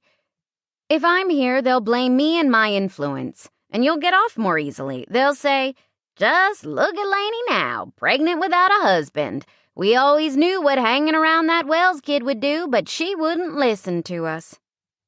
Delaney was too emotionally devastated to laugh at her friend's twangy imitation, and she sensed something serious and very possibly painful running beneath the words. Maybe being typecast a hellion in such a small town was as difficult as being typecast a goody two-shoes. No one gave Rebecca credit for her positive traits, and the townspeople, by refusing to adjust their image of her, didn't allow her room to grow and change. If Delaney and Rebecca took the poor kids from the trailer park to see a movie or picked up trash on the streets to help get ready for rodeo season, Delaney received the credit. If they were together and got pulled over for a traffic violation, no matter who was driving, it was Rebecca who took the blame. Life had been that way for so long, Delaney had grown accustomed to it, but something in Rebecca's voice made her consider the disparity now. Not everyone knows you as well as I do, she said softly, trying to set aside her own worries for a moment. Rebecca shrugged. Oh, yeah? Well, they've had more than 30 years to get to know me. Anyway, I don't care what they think. This time her words didn't ring entirely true. I'm out of here in 4 months, but you have to stay behind, and I don't want them treating you like an outcast. As they'd always treated Rebecca? Delaney hesitated, wondering how to soothe her friend's heartache, but knew there wasn't much she could say at this late date. The damage had already been done, bit by bit, over the years, and Rebecca would never admit to being hurt in the first place, so they couldn't discuss it openly. All Delaney could do was reassure her that she wouldn't suffer the same fate, even though she had no guarantees and feared exactly that. If they do, it's okay, she lied. You know why? Rebecca didn't answer, but her eyes betrayed her interest. Because this baby was my decision, she went on. I let you push and prod, but deep down, I wanted to go to Connor's room, or I wouldn't have done it. It's that simple. So, for better or worse, I have only myself to blame, and I'm willing to accept the responsibility. As the worry in Rebecca's eyes began to clear, Delaney thought of the assertiveness evaluation she'd recently taken. Question: when you do something stupid, do you A, blame the person who talked you into it, B, smack the person who talked you into it, or C, take responsibility for your actions? Delaney smiled. She'd just chosen C. Maybe she was becoming more assertive, after all. Chapter 7. Hold him down, Dwight, Jonathan whispered, his mouth so close to Connor's ear that he could feel the air stir. And cover his mouth, or he'll start crying for his mama like the big baby he is. Connor knew what was coming, but he wasn't even tempted to cry out. He knew that would only heighten his uncle's anger, make them more determined to get even with him later. He hadn't bothered to summon help in over 2 years, since he was 7. The fighting between him and his uncles upset his mother too much, made her cry, and his grandfather was never around long enough to do anything about it. But Jonathan and his brothers always said that bit about crying like a baby. And they said a lot of other things, too. As Dwight pinned Connor's hands above his head on the floor of his bedroom, Connor heard Stephen laugh. "Come on, rape baby. You think you can get away? You think you can take the three of us?" he taunted. Only he didn't come too close. The last time he'd called Connor rape baby, Connor had managed to squeeze out from under Dwight and bloody his nose, even though Stephen was 4 years older than he was. But Dwight was prepared for him this time, and Jonathan was helping out, anchoring his feet. "Kick him, Steve," he told his younger brother. "Kick the stupid rape baby. He thinks he's got as much right to live here as we do." Connor winced at the explosion of pain in his ribs and began to fight in earnest. He knew the whole episode would end much more quickly if he remained inert and let his uncles have their fun. But he'd never been able to do that. The anger inside him was too great, scorching hot. It seemed to erupt like a volcano. And then he was suddenly free of Dwight's and Jonathan's grips, and swinging, but he couldn't hit anything. Connor woke in a tangle of sheets, drenched in sweat, and, at first, didn't know where he was. The Bahamas? Hawaii? Europe? He loved spending his uncle's inheritance, loved knowing how much it bothered them that he was out playing while they were back in Napa, working for their father and trying to make good. Maybe he was a rape baby, but because of that, his grandfather gave him certain latitude the others didn't get, and Connor was determined to ram it right down their throats. He blinked at the ceiling, the modest furnishings in the room, the bronze sculpture of a horse and rider on the bureau, the dogs, who'd taken to sleeping in his room. He wasn't in the Bahamas. He wasn't even in California. He was in nowhere, USA, where his past had finally caught up with him, and the pain he'd felt in his dream was only the soreness of his muscles from having worked all day. Over the past few weeks, he'd tossed bale after bale of hay to hungry cattle. He'd sat a horse in the bitter dawn, hunched against a chill wind, and helped move the herd closer to the streams and creeks that weren't frozen over. He'd gone out searching for strays, the snow falling so thick he could hardly see Roy's horse in front of him. He'd even learned to shoe horses and run a small tractor. Then, after spending his daylight hours outside, he'd use the evenings to work on the computer or the telephone, looking for information that might lead to possible salvation for the ranch, a fourth quarter, come from behind victory. But he hadn't found anything very promising, and on quiet, lonely nights like this, the old nightmares mingled with memories and crowded in, as though they were conspiring to tell him that Dwight, Jonathan, and Stephen would eventually win. Slugging his pillow, Connor groaned and rolled over to face the window, listening to the wind and to the leafless trees outside clawing at the glass. He felt like he was one of those trees, as if Dwight, Jonathan, and Stephen were tugging and pulling at him, trying to uproot him and blow him away. "Don't think about it," he told himself. "Give it a break." Closing his eyes, he forced all thought of the ranch, his grandfather, his mother, his uncles, his past, everything, from his mind, and rejoiced in the only positive thing that had happened to him since he'd arrived in Idaho. Delaney. Now that had been a night in a million. She might not have given him her number, but she'd left him plenty to remember her by, and thinking about her never failed to put a smile on his face. But she wasn't the only woman in Idaho, right? Now that he'd spent some time learning his way around the ranch, he needed to get out and start meeting people. Surely Dundee had a singles scene that was at least mildly entertaining. He finally drifted off to a more peaceful sleep, dreaming that Delaney was suddenly in his arms, once again a warm and willing partner. But when Connor opened his eyes in the morning, he realized dreaming wasn't enough. He didn't want another woman. He wanted Delaney. At least, he wanted the chance to get to know her, to be with her again, which meant the only thing he could do was go to Jerome to find her. The notice, when it came, looked innocent enough. It was just bad timing that Aunt Millie happened to call the moment Delaney slid the typewritten page out of its envelope. "Oh, no," she said, as she read the 2 short paragraphs written on the city's embossed stationery. Her involuntary cry interrupted Aunt Millie, who was asking whether or not Delaney wanted to participate in her Bonko group this month. "What is it, dear?" "The city finally has the funds to remodel the library and expand the book collection," she said. "That's good, isn't it? You've been wanting to expand the book collection for a long time." "But they can't do it right now." "Why not?" Delaney sank into a kitchen chair, feeling numb and even a little frightened. "Because on April 15th, they're closing it down for 3 whole months, and they're putting me on half pay." Half pay, when she needed to be saving as much money as she could for the baby.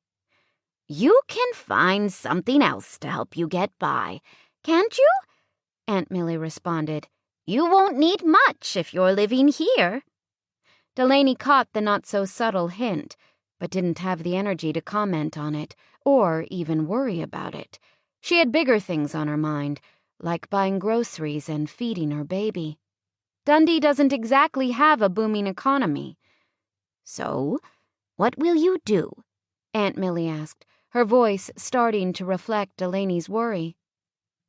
"I'll come up with something," Delaney said, as calmly as possible. She couldn't deal with the prospect of Aunt Millie getting upset. She was too upset herself. "I know you will. You're a mature, responsible person. Good things come to good people, Lainey. I've always told you that." Guilt assaulted Delaney, stabbing her right in the heart. She lied to Aunt Millie and Uncle Ralph every time she saw them by pretending nothing had changed. She'd never felt like such a fraud, and was finding it increasingly difficult to get through the day without blurting out her secret for everyone to hear, for better or worse, especially when Aunt Millie started describing her as a saint. "I'm too old to be living at home," she said suddenly. "What, dear?" "I said I'm too old to be living at home. I want to take care of myself. I'm going to take care of myself." "I wasn't trying to steal your independence, Lainey. I only thought—" "I know what you thought, and it's sweet and wonderful, and I appreciate it, but I just can't do it." Silence. Delaney closed her eyes, knowing this wasn't going well, but she was still reeling from the news about her job and didn't know how to improve her methods. Those stupid role-playing things never panned out the way she envisioned. She wasn't supposed to lose her job, for one thing. "You and Uncle Ralph have a nice routine worked out, and lots of peace and quiet, which you need at your age. I'm not going to disturb all that." "You wouldn't disturb us, Lainey. We want you here. Goodness knows how lonely it can get." "Oh, God, now the guilt. Aunt Millie." The edge in her voice checked the flow of Millie's words. "What?" Delaney sank into a kitchen chair, put her elbows on the table, and dropped her head into her hands. "I'm sorry, but I'm not going to move back home. I like being on my own." Another silence. Then Millie said, "But you need to be sensible, Lainey. You've lost your job." "Not exactly. And it's only for 3 months." She took a deep breath. "I'll figure it out. I'm 30, Aunt Millie, not 18. "You're sounding more and more like that friend of yours." Aunt Millie always referred to Rebecca as that friend of yours. That friend of mine is getting married and moving out. There's no point in bringing her into this. I've never liked the fact that you two have been so close. She's not a good influence." Delaney hated the split loyalty she felt whenever Aunt Millie spoke of Rebecca. She loved them both, but they didn't care for each other. "I don't want to talk about Rebecca." "Anyone who dyes her hair that ungodly purplish color—" "It's a dark shade of auburn," Delaney corrected. "is no kind of lady. I, for one, will be glad when she's gone." Delaney felt exactly the opposite, but she didn't answer. She was too busy staring down at her notice from the city, wondering why they were talking about purple hair when she didn't know how she was going to buy diapers 35 weeks from now. She was barely making a living as it was. If she fell behind while she was pregnant... "Poor Mayor Wells has sure had his hands full with her." Aunt Millie was saying. "What's she ever done to you?" Delaney finally blurted, her irritation getting the best of her. Nothing. "Then what do you have against her?" You mean besides the time she ran away with that biker? She stayed in his room at the hotel for 3 nights before they left, and they weren't even engaged. Delaney squeezed her eyes shut, trying not to think about Millie's reaction once she learned the truth.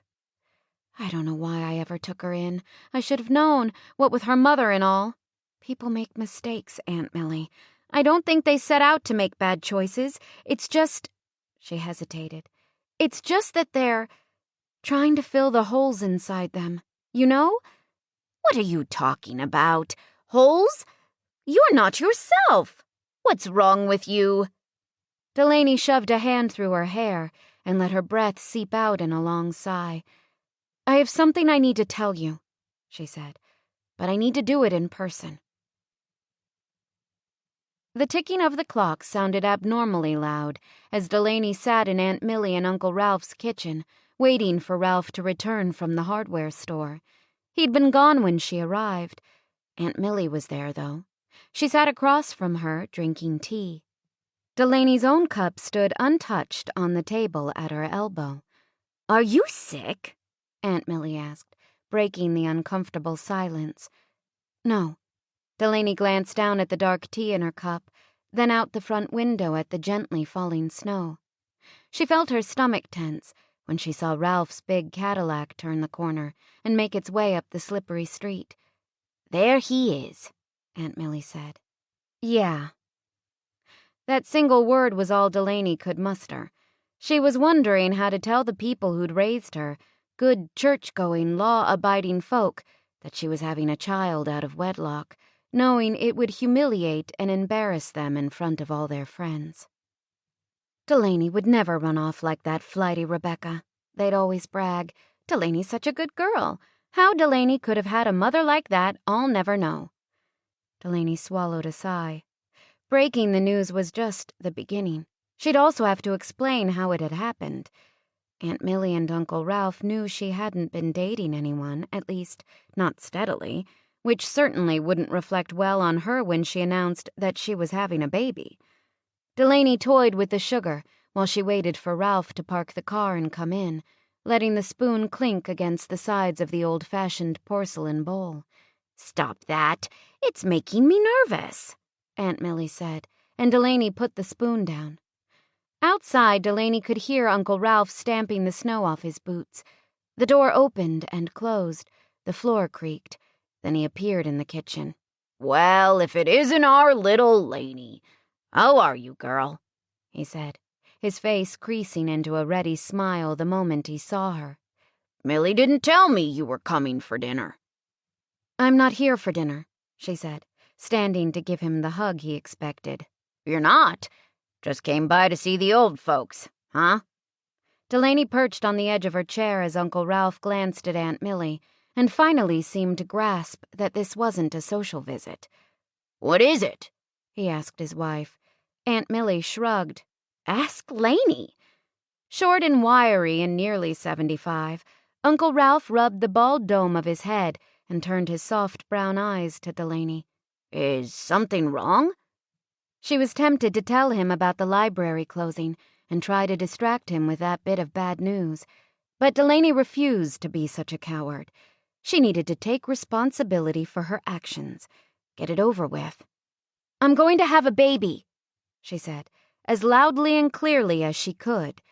Aunt Millie spilled her tea, and Uncle Ralph rushed to help mop up the hot liquid before it could burn her. "Come again?" he said, when the immediate crisis was over. Delaney curled her nails into her palms.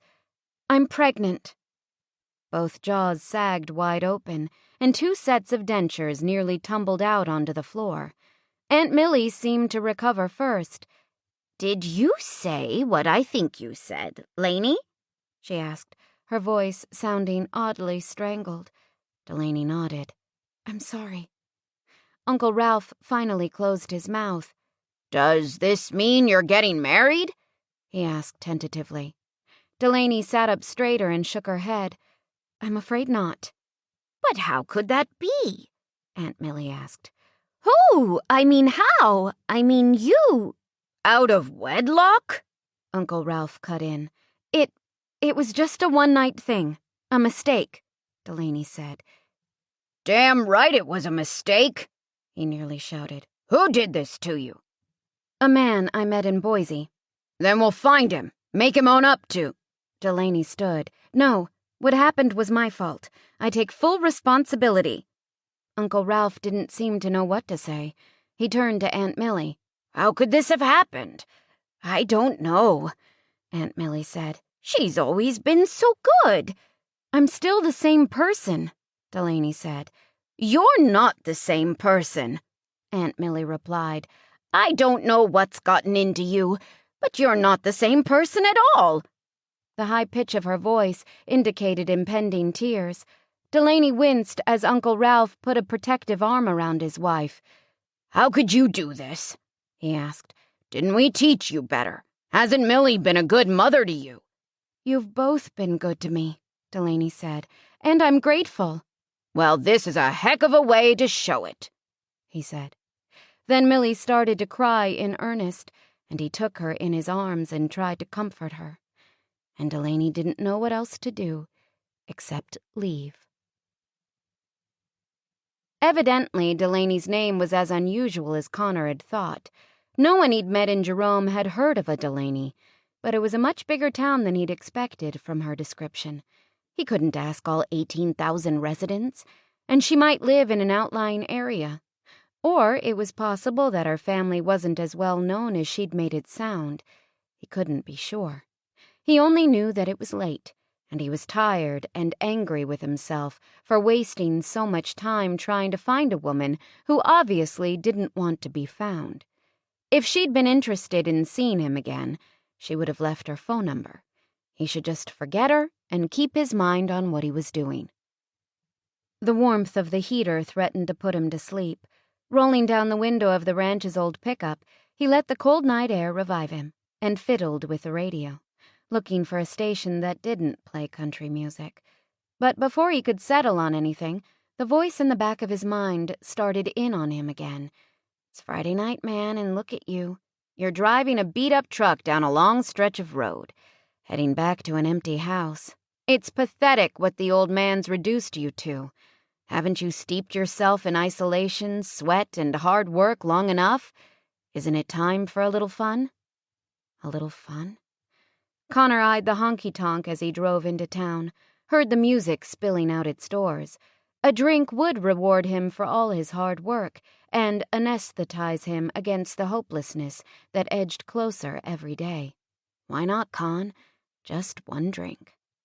He turned into the gravel drive and parked alongside a row of pickup trucks that looked as dented and work-worn as his. He knew from the condition they were in that the trucks had been used to carry hay and fencing, tools and tack. The men who drove them, the men inside the bar, would resemble him too, now that he was wearing cowboy boots and a pair of snug-fitting jeans. He hadn't taken to chewing tobacco, knew he never would, but after the sunburns he'd suffered on his face and neck, he was already on the hunt for a good hat. Maybe the town was rubbing off on him more than he thought. Maybe he was turning into a real cowboy. There were times when it seemed he was slowly becoming part of the ranch, or the ranch was slowly becoming part of him. But he was fighting the transformation almost as much as he wanted to embrace it. Belonging would only make matters worse. A drunken cowboy came stumbling out of the bar, staring at the street. He swayed unsteadily on his feet, as though he was about to stumble off the curb. Someone in a passing Cadillac honked. Startled, the man stepped back and crumpled to his knees. Connor shook his head, his desire to numb his senses with alcohol suddenly waning. "Come on," the voice in his head complained. "You said one drink. One drink isn't going to hurt anything." But he knew he'd never stop at one drink. He'd spent enough hours in clubs and bars to know that. Besides, there weren't any answers in places like this. If there were, he'd have found them by now. He needed to go home and get a good night's rest, so he'd be worth something in the morning. They had cattle to move again, and with the way the temperature was dropping, They'd probably have to fill the water troughs as well. Getting out of his truck, Connor strode over to the inert cowboy and hauled him to his feet so he wouldn't pass out and freeze to death on the sidewalk. "Come on, buddy," he said. "If you can tell me where you live, I'll drive you home." The man mumbled something about a trailer behind the single-screen movie theater a few blocks away, so Connor started guiding him toward the truck. But as soon as their boots began to crunch on gravel, the cowboy jerked out of his grasp. "Where are we going?" he asked, his tone belligerent, his words so slurred Connor could barely understand him. "Home," Connor said, calmly propelling him forward. "What for?" the guy demanded. When they reached the truck, Connor opened the passenger door. "Because it's time for bed. 5:30 in the morning comes pretty early when you've got to be at work," he said, then grimaced at his own words. What the hell was the matter with him? He was sounding like his grandfather. Worse, he'd let a woman from a one-night stand send him on a wild goose chase. He was giving up drinking, damn it, by choice, and he was going home to bed alone at barely 10 o'clock. Evidently more than his style of clothing had changed, but he noticed, for once, that the voice in his head had nothing to say. Chapter 8. "Where can I get a good haircut?" Connor asked Roy, who was riding shotgun in the pickup as they made their way into town after work the next day. "There's the beauty shop, and then there's the barber shop," he said. "Where do you go?" "The barber shop." Connor sent him a meaningful glance. "In that case, I'm going to the beauty shop." Roy's mouth twitched as though he was tempted to smile, but he didn't. After 6 weeks of working together, Roy seemed to be softening toward him, although why Connor cared so much about the opinion of a crusty old cowboy, he couldn't say. "You want a city boy haircut to go with that city boy face?" Roy asked, curling up the brim of his hat on both sides. "You think I'd prefer the butch you've got?" Connor said. This time Roy did laugh. "Don't blame me if you come out looking like Goldilocks." "I'll take my chances." They rode another few blocks before Roy pointed to a glass-fronted building with pink awnings. "That's the place you want. Here now. They'll fix you up with ribbons and bows." "What'll you do while I'm in there?" "I sure as hell ain't gonna wait for you. Not with all those ladies jawing about neighborhood gossip. Just take me to the hardware store. I gotta get some stuff to repair the barn door. It's about to come off its hinges. Then I'll swing by the cafe and grab a burger. We'll have missed dinner by the time we get home, so you might want to join me there later." "Sounds good," Connor said, and drove him to Ellerson's Hardware before doubling back to Hare and Now, where he parked on the street and sauntered inside to find a handful of women. One was doing an older lady's nails in the corner, the noxious chemicals strong enough to burn his nostrils and sting his eyes. Another, a blonde, was trimming a young girl's bangs, laughing and talking, as though the pungent odor didn't affect her. And a third, wearing the customary pink smock of a hairdresser, was sitting under an old-fashioned dryer with a section of her hair up in rollers, reading a magazine. She was the only one who didn't look up when the bell jingled over the door. "I think I should get this kind of dress," she said. "It isn't white, but then, white's so boring, you know? Who says a wedding dress has to be white?"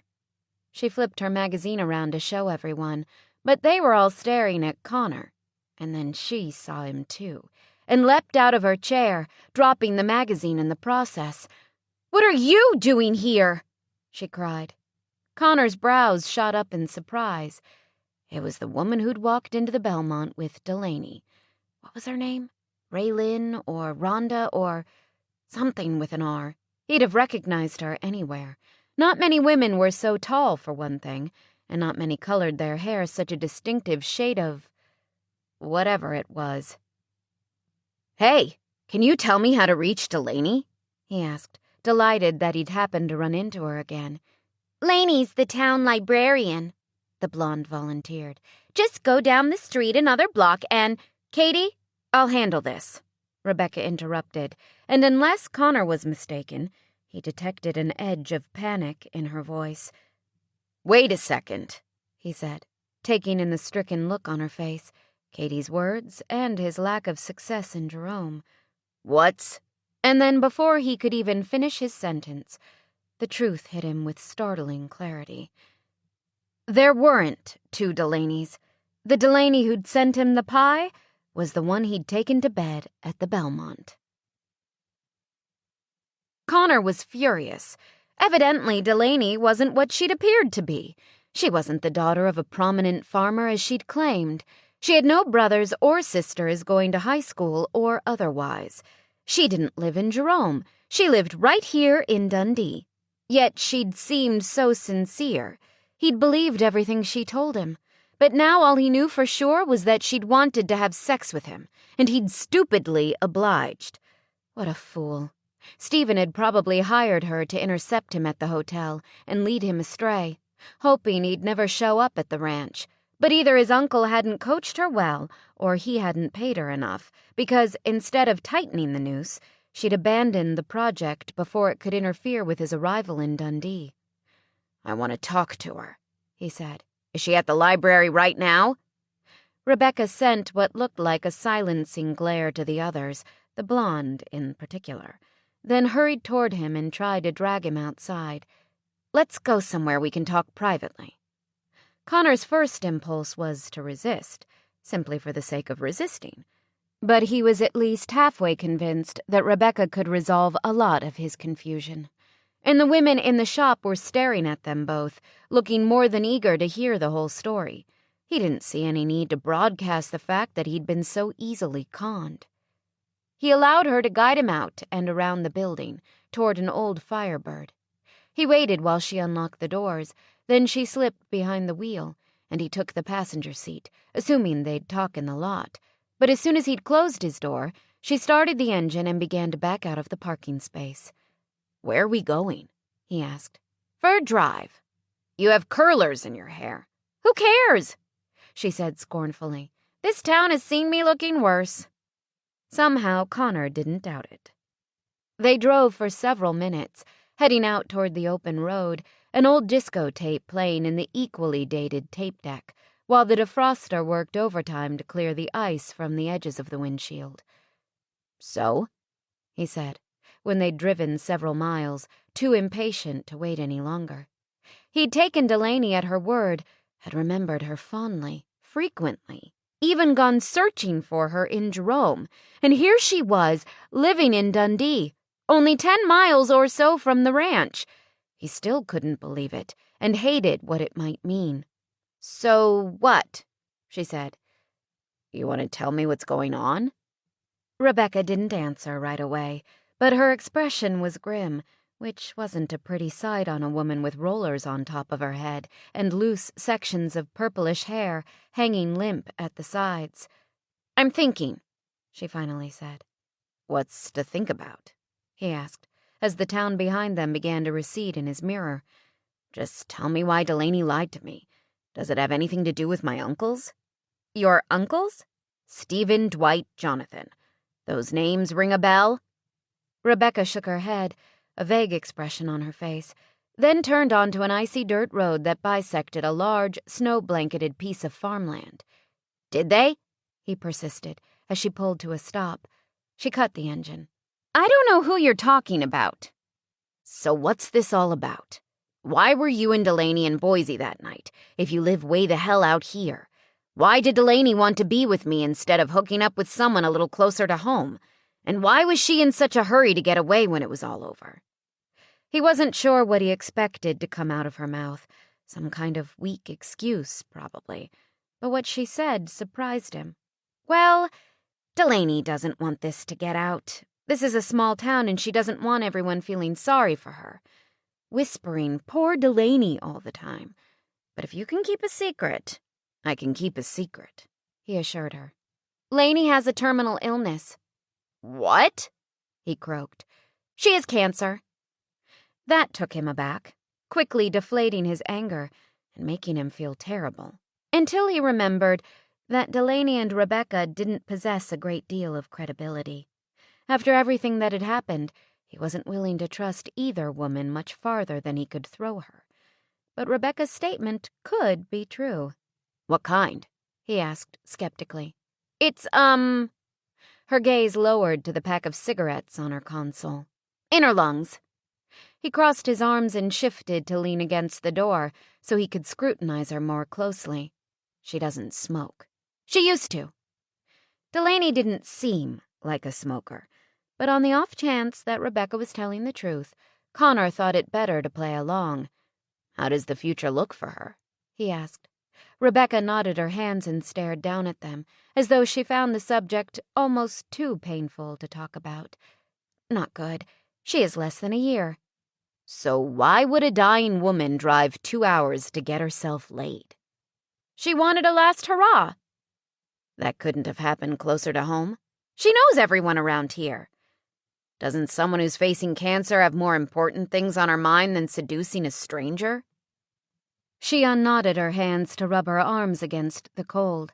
She hadn't bothered to grab any kind of jacket when they'd fled the salon, but damned if Connor was going to offer her his. He still wasn't sure he liked this woman. She wanted to try it once, to see what it was like. You might have guessed she isn't exactly an old pro in the bedroom. I had some inkling, he said. Well, we were just trying to have a little fun before the end. Her voice dipped reverently on that last word, which hit Connor hard enough to put a lump in his throat, even though he was almost certain he didn't believe her. How terrible, he said, still watching her closely. I'm sorry. Rebecca nodded and blinked rapidly, as if she were about to cry. Connor reached out to take her hand, knowing he'd feel like a complete jerk later if he found out she'd been telling the truth, and he hadn't done what he could to comfort her. It is terrible, she said, managing a few very real tears, which served to confuse Connor even more. I'm not sure what to think, he admitted. I knew she was a virgin, of course, but she didn't say anything about the rest of it. She was a virgin? Rebecca said, her voice suddenly strident. You didn't know? She pulled away to wipe her eyes. No, but it figures, don't you think? She didn't want to take her virginity to the grave. But she seemed in perfect health. Isn't chemotherapy and radiation hard on a body? Rebecca squinted into the distance. Yeah, well, she's a naturalist. She doesn't believe in ruining her quality of life, and the cancer's not to the point that it's painful. You know? The tears had been pretty convincing, but something still didn't seem right. Have you ever met Stephen Armstrong? He asked. Who? My uncle. I told you, I don't know anything about your uncles. Where would I meet this Stephen, and what does he have to do with anything? That's what I want to know, and I'm wondering why Delaney didn't tell me about the cancer. He remembered her saying, "Would you want to be a virgin at 30?" That was the line that had finally hooked him, but she could have said, "I have only a year to live," just as easily. Telling someone you're dying is hardly an aphrodisiac, Rebecca pointed out. Besides, she didn't want you to do it out of pity. She seemed to have an answer for everything. So you're not making this up, he said. Why would I do that? Connor couldn't imagine. He thought again of his uncles, but either he'd underestimated Rebecca's lying ability, or she really didn't know them. They sat in silence for a few minutes, Connor torn between sadness and raging doubt. Then Rebecca started the car. Well, I have to get back or my hair's gonna be fried. That doesn't make you sound as though you're very worried about your friend, he said. I've had longer to adjust. I'm going to the library.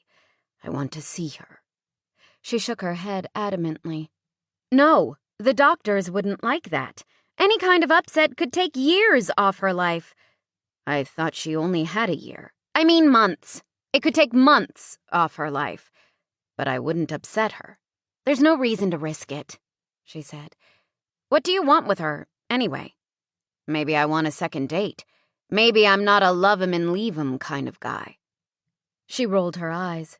You are totally a love 'em and leave 'em kind of guy. Was it that obvious? Okay, maybe I haven't been Mr. Commitment in the past, but I'd really like to get to know Delaney. She was different. Why would you want to get to know someone who's dying in a few months? What's the point? Connor arched a brow at her. What's the point? How unfeeling is that? It's practical, she said. Practical is my nature. And it's my nature to support my friends through crises such as cancer. Right. She sounded even less persuaded by his excuses than he was by hers. Well, Lainey's got lots of friends. She turned onto the highway. Don't get me wrong. I'm sorry you probably had to drive quite a distance to find her, and I can't believe she gave away enough details that you could find her, she added under her breath. But Boise wasn't supposed to be a forever kind of thing, you know? It's not like I signed a no-contact clause, he muttered. Stalking is sort of an unstated taboo. I'm not stalking her. Then go back to wherever you live and leave her alone. She wants to spend her last days with the people she already loves, and you need to respect that. With an exaggerated sigh, Connor turned up his palms in surrender. Okay, I'll keep my distance, he said. I'm no stalker, but in a town this size, we're bound to run into each other eventually. She lowered the volume on the tape deck. Why? Because I live here now. Oh, God, she said, and Connor had to grab the wheel before she ran them off the road. Why do you keep staring at me? Delaney asked, looking up from the pregnancy book she was reading in her recliner. Rebecca turned her attention to the television program she'd been watching from the couch. I'm not staring at you. Delaney went back to reading, but soon felt her friend's gaze on her again. What is it? She asked impatiently. Nothing, Rebecca said. I was just wondering when you were going for your first doctor's appointment. Not for another 10 days or so. Oh, right. She nodded, then asked, How have you been feeling? Good. Physically, anyway. Why? Rebecca grimaced. No reason. Just checking. Prickles swept up Delaney's spine. Rebecca wasn't acting like herself. What's wrong? She asked. Something happen at work today? What makes you think something happened at work? Did one of the other stylists call? Katie or someone? I haven't heard from anyone. You just seem, I don't know, edgy. If I'm edgy, it's only because I haven't had a cigarette since I got home. Rebecca flipped off the television, scooped her pack of Camels and her lighter off the coffee table, and headed for the back porch, where she always did her smoking, in deference to Delaney and the owner of the house, who'd asked her not to smoke inside. Now that Delaney was pregnant, she was doubly cautious about not smoking in her presence. But Delaney doubted that one trip outside with Rebecca would hurt the baby. She grabbed their parkas from the pegs that lined the small, old-fashioned mudroom and followed her onto the porch. "Did you and Buddy have a fight?" she pressed. No. Rebecca slipped into the coat Delaney handed her and shook a cigarette out of her pack. "So what's wrong?" Her lighter momentarily illuminated her face, which bore a rather pensive expression. "What do you know about Clive Armstrong's grandson?" she asked, sitting on the top step of the porch and holding her cigarette away from Delaney. "Nothing, really? Have you met him?" Delaney donned her coat, then stared out over the leafless trees, buried stumps, and snow-covered fence the moonlight revealed in their small backyard. Spring was going to be late this year. The weather was still snowy and cold, although it was nearing the end of March. Rebecca paused. "No," she said at last. Delaney shoved her hands in her pockets for warmth. "Then why did you bring him up?" Rebecca's cigarette glowed eerily in the darkness. "You sent him that pie. I was just wondering if he ever responded." "No." "Good." Rebecca turned her head and blew out a stream of smoke. "No one knows about the baby, right?" "Just Aunt Millie and Uncle Ralph. I told them last week." Rebecca looked stricken. "You did?" Delaney nodded. "Why didn't you mention it?" "I don't know. I guess I didn't want to relive the experience." She'd simply pushed that painful confrontation to the back of her mind and tried to concentrate on the more immediate problem of a job. "So how'd it go?" Rebecca asked. Delaney shrugged. Pretty much as I'd expected. That bad, huh? They're still not talking to me. Millie called once, but only to tell me not to let word of the baby get out. She's afraid the city will fire me instead of putting me on half pay, and I won't be able to find another job. This is the 21st century, for crying out loud, Rebecca said. The city isn't going to fire you. Having an illegitimate baby has nothing to do with how well you perform your job. We live in a small town, Delaney reminded her. Getting fired over something like this is a very real possibility. But you were a virgin, for Pete's sake. They can't fry you for making one mistake. Delaney felt she could certainly argue that point, but a tug of apprehension led her thoughts in a different direction. How did you know? She asked. Rebecca scowled at her. How'd I know what? That I was a virgin. Her friend gazed off into space, her strange reaction, as much as the way she'd been behaving all night, telling Delaney that something significant was wrong. What's going on with you? She demanded. How'd you know I was a virgin? More silence. The telephone rang, and Rebecca got to her feet and tossed her cigarette onto the cement steps, then ground it out. There's Buddy, she said. Thank God. But Delaney grabbed her by the arm before she could disappear into the house. Call him back, she said. Something's going on, and I want to know what it is. Rebecca surprised Delaney by not arguing. I have bad news, she said simply, turning to face her. I'm getting used to bad news. I mean, this is really bad news. How could anything be worse than what had happened already? What is it? Delaney asked. Remember Connor? Delaney gave her a get real look.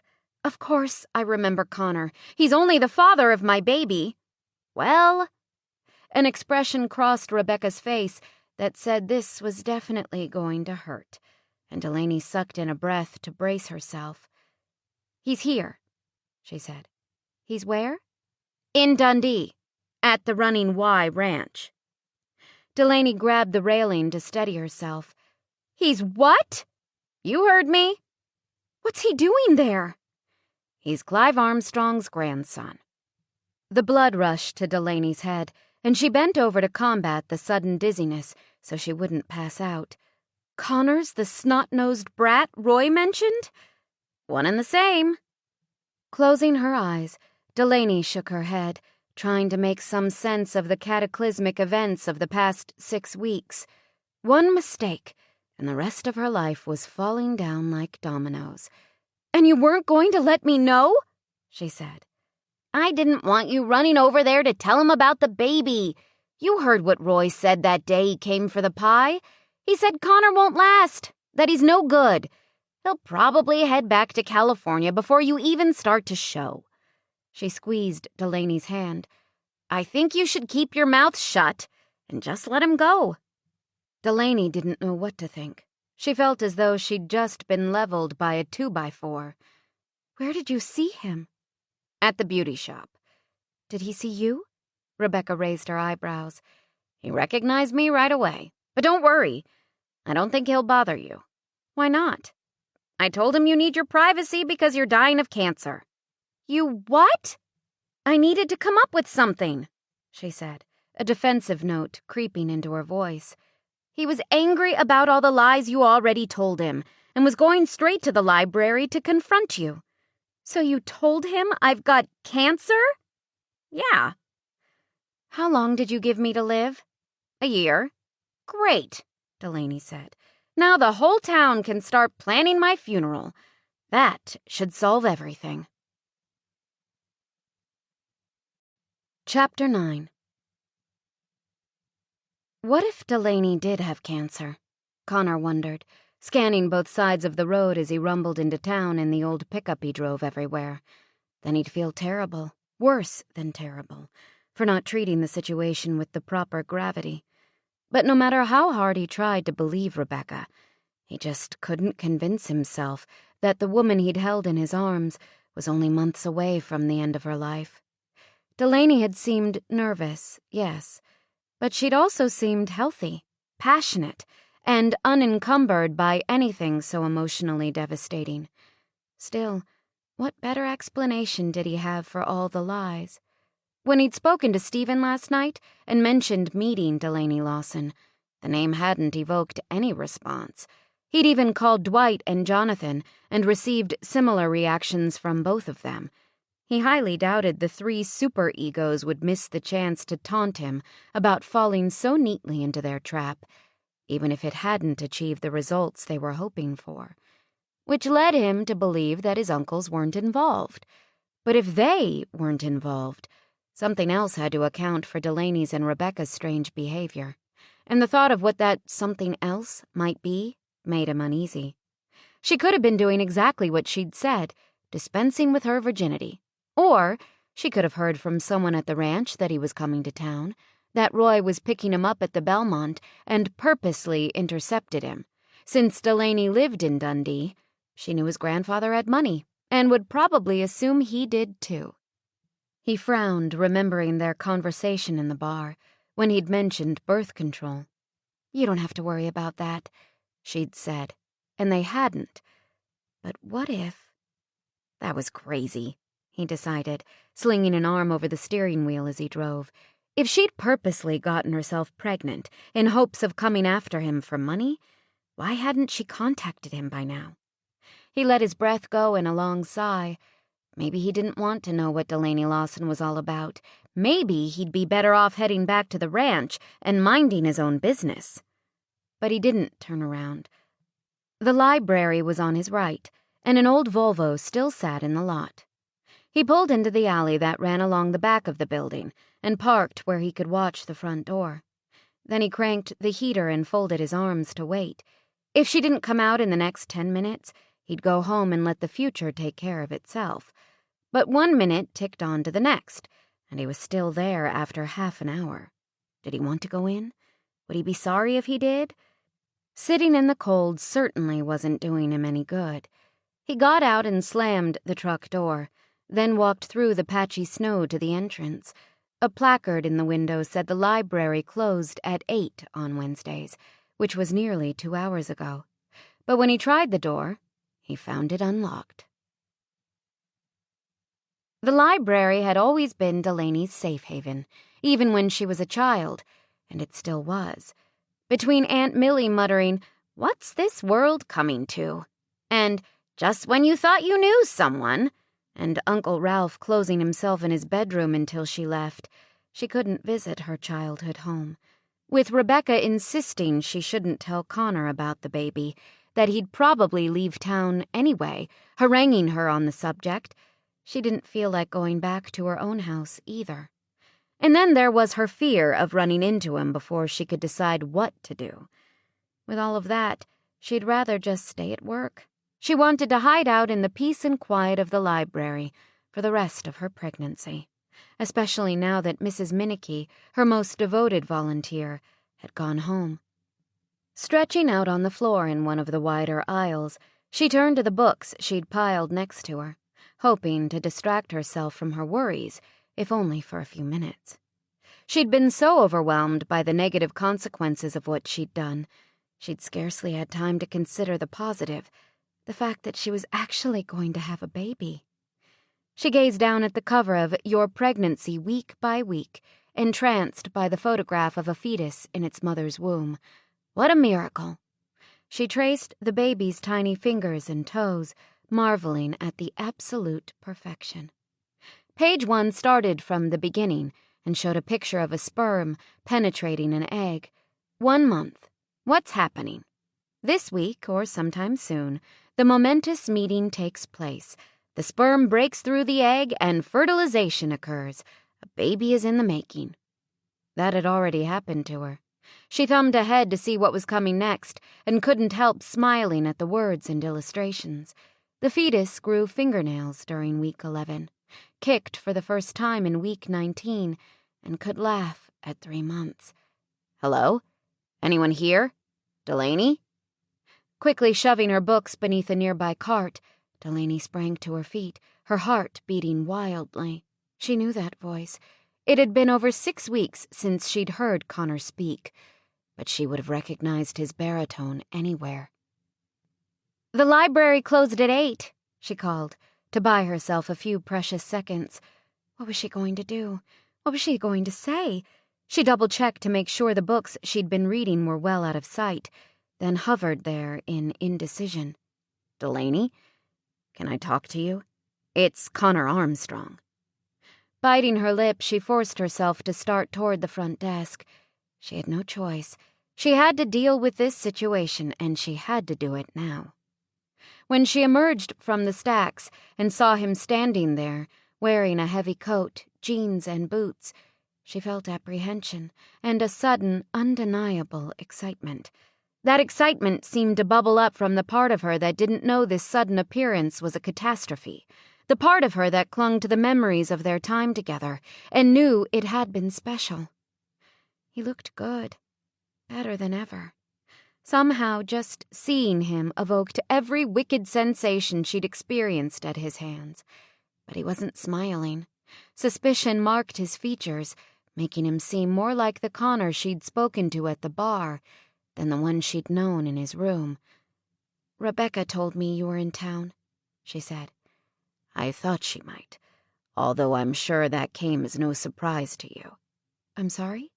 The fact that I'm here in Dundee, that I live at the ranch, that couldn't have been a surprise. You knew I was Clive Armstrong's grandson, right? That's why you intercepted me in Boise, why you never asked anything about me. She'd picked him up because, in that setting, he was the obvious choice, and she hadn't asked anything about him because she hadn't wanted to know. She'd been afraid that knowing him would make him too hard to forget. And she was right. She might not have heard his hopes and dreams, where he came from or where he was going, but she'd learned other details that were just as significant. How he liked to be touched, the tenderness and caring he hid behind a facade of indifference, the security he offered when he wrapped his arms around her and pulled her close while he slept. "I had no idea who you were when we met in that bar," she said. "I intercepted you because you seemed the type who might—" Be an easy mark? Delaney winced at the accusation in his tone. "I wanted a one-night stand, and you were there." If it was that simple, why all the lies? Feeling her neck and cheeks warm with embarrassment as she recalled the make-believe childhood she'd created for his benefit, Delaney managed a brittle smile. Inside all those lies, she'd actually revealed her heart, the real Delaney. But he wouldn't realize that. She didn't want him to. She showed others the Delaney they wanted to see, the one she knew they'd accept.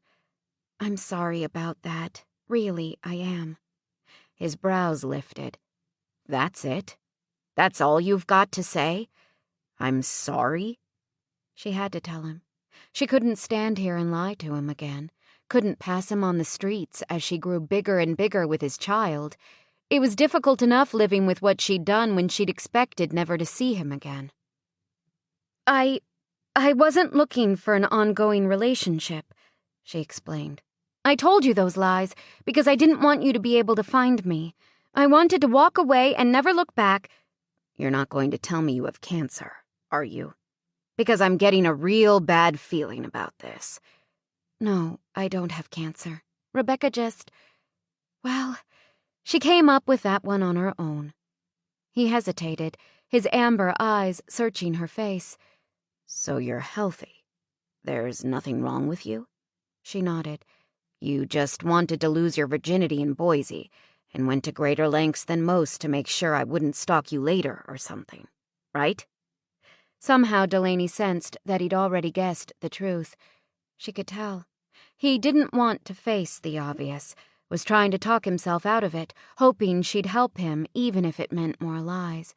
But the stark reality of the situation stood between them. When she didn't answer, he thrust a hand through his hair. You were trying to get pregnant, weren't you? He asked. Yes. He briefly closed his eyes. And did it work? Everything Rebecca had told her over the past few days, about the perils of Connor's learning about the baby, the possible custody battles, the difficulty of sharing a child, the fear that he might not be the best influence, even the negative comments Roy had made about him, seemed to float to the forefront of Delaney's mind. She didn't want to do anything that would risk the security of her baby's future. But the truth was the truth. She couldn't get around it anymore. She'd cheated him, and her sense of justice demanded she admit it. "Yes," she said. He gulped air into his lungs as though she'd slugged him, then jammed his hands in his pockets and whirled toward the door.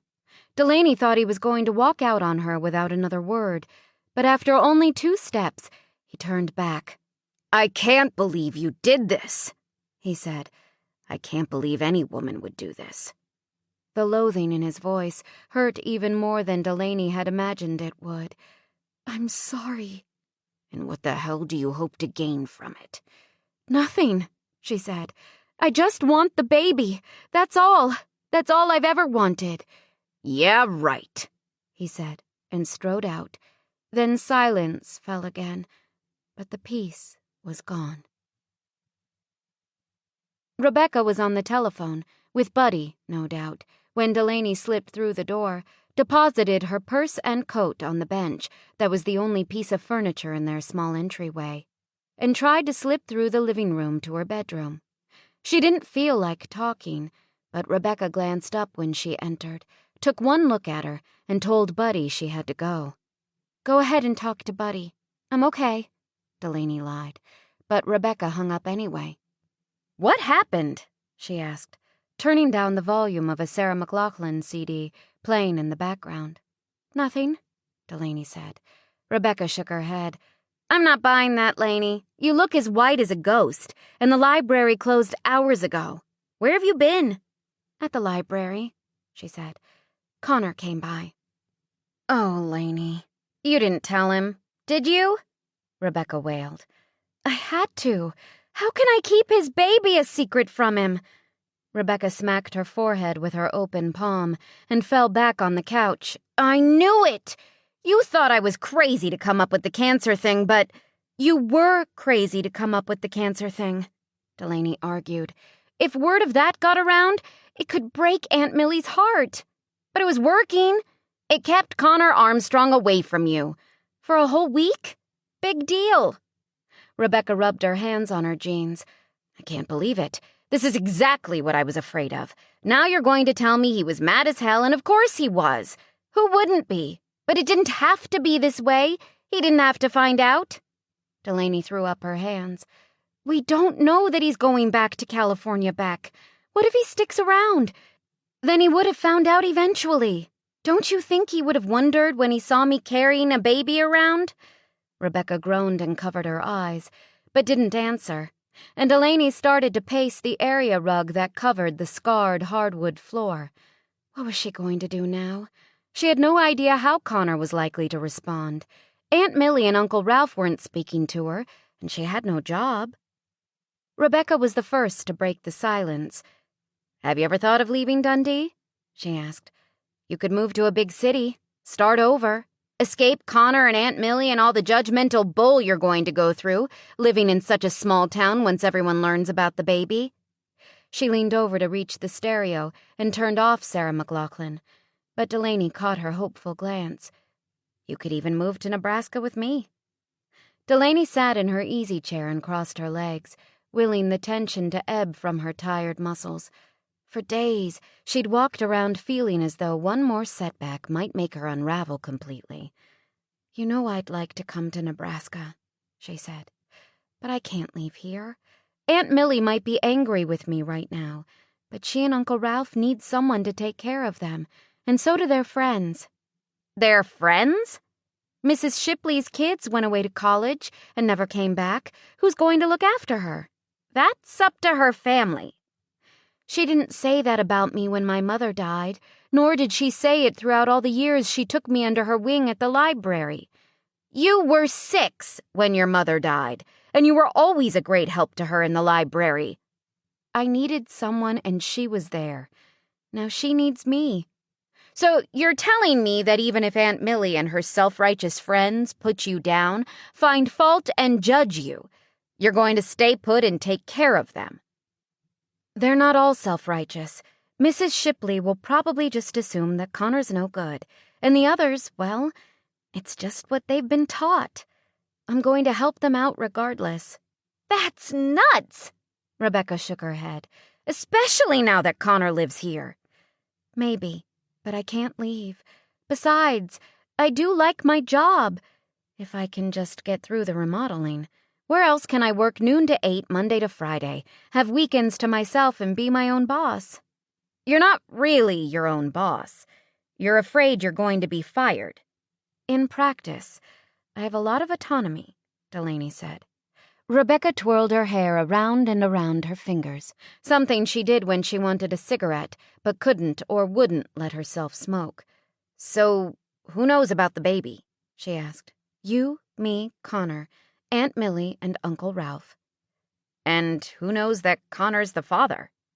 Just you, me, and Connor. And I want to leave it that way, okay? Rebecca's lips turned down. You're the one telling everyone. Well, you're the one who works at a beauty salon and does more gossiping than hair care. And I don't want Aunt Millie and Uncle Ralph to find out. Certainly not until they get used to the idea of me having a baby on my own. If I told them now, Aunt Millie would probably make Uncle Ralph march over to the Running Y and demand that Connor marry me. She noticed Rebecca's agitated hair twirling again and said, "Why don't you go have a cigarette?" Rebecca didn't budge. I can't. Why not? She shrugged impatiently. I quit. Delaney let her head fall back on the chair. Oh, Lord, not now. Rebecca had tried to quit several times before. She always lasted a few weeks, then caved in, and those weeks were hell for both of them. She'd eat like a horse, litter the house with empty ice cream containers and cookie and candy bar wrappers, and complain about the smallest things, slowly driving Delaney crazy. That's some support, Laney, Rebecca said in a sarcastic voice. You know I want you to quit. I've been after you to give up smoking for years. But right now I can't deal with you constantly chewing your nails and twisting your hair and bouncing your knee. Can't we get through this Connor mess first? One nervous wreck at a time is enough in this house, and I got there before you. I won't be difficult, Rebecca insisted. I have more resolve. I can do it. Delaney was afraid for her friend's health, and she didn't particularly relish the smell of smoke that trailed into the house on Rebecca's hair and clothes. But Rebecca had been smoking since she was 16. It wasn't an easy habit to break. They already knew that from past failures. Why now? Delaney asked. Rebecca picked up the remote and turned on the television. Why now, Beck? Delaney pressed. Is it because I'm pregnant? That's part of it. Rebecca blew her short bangs off her forehead. And I saw Josh today, at the drugstore.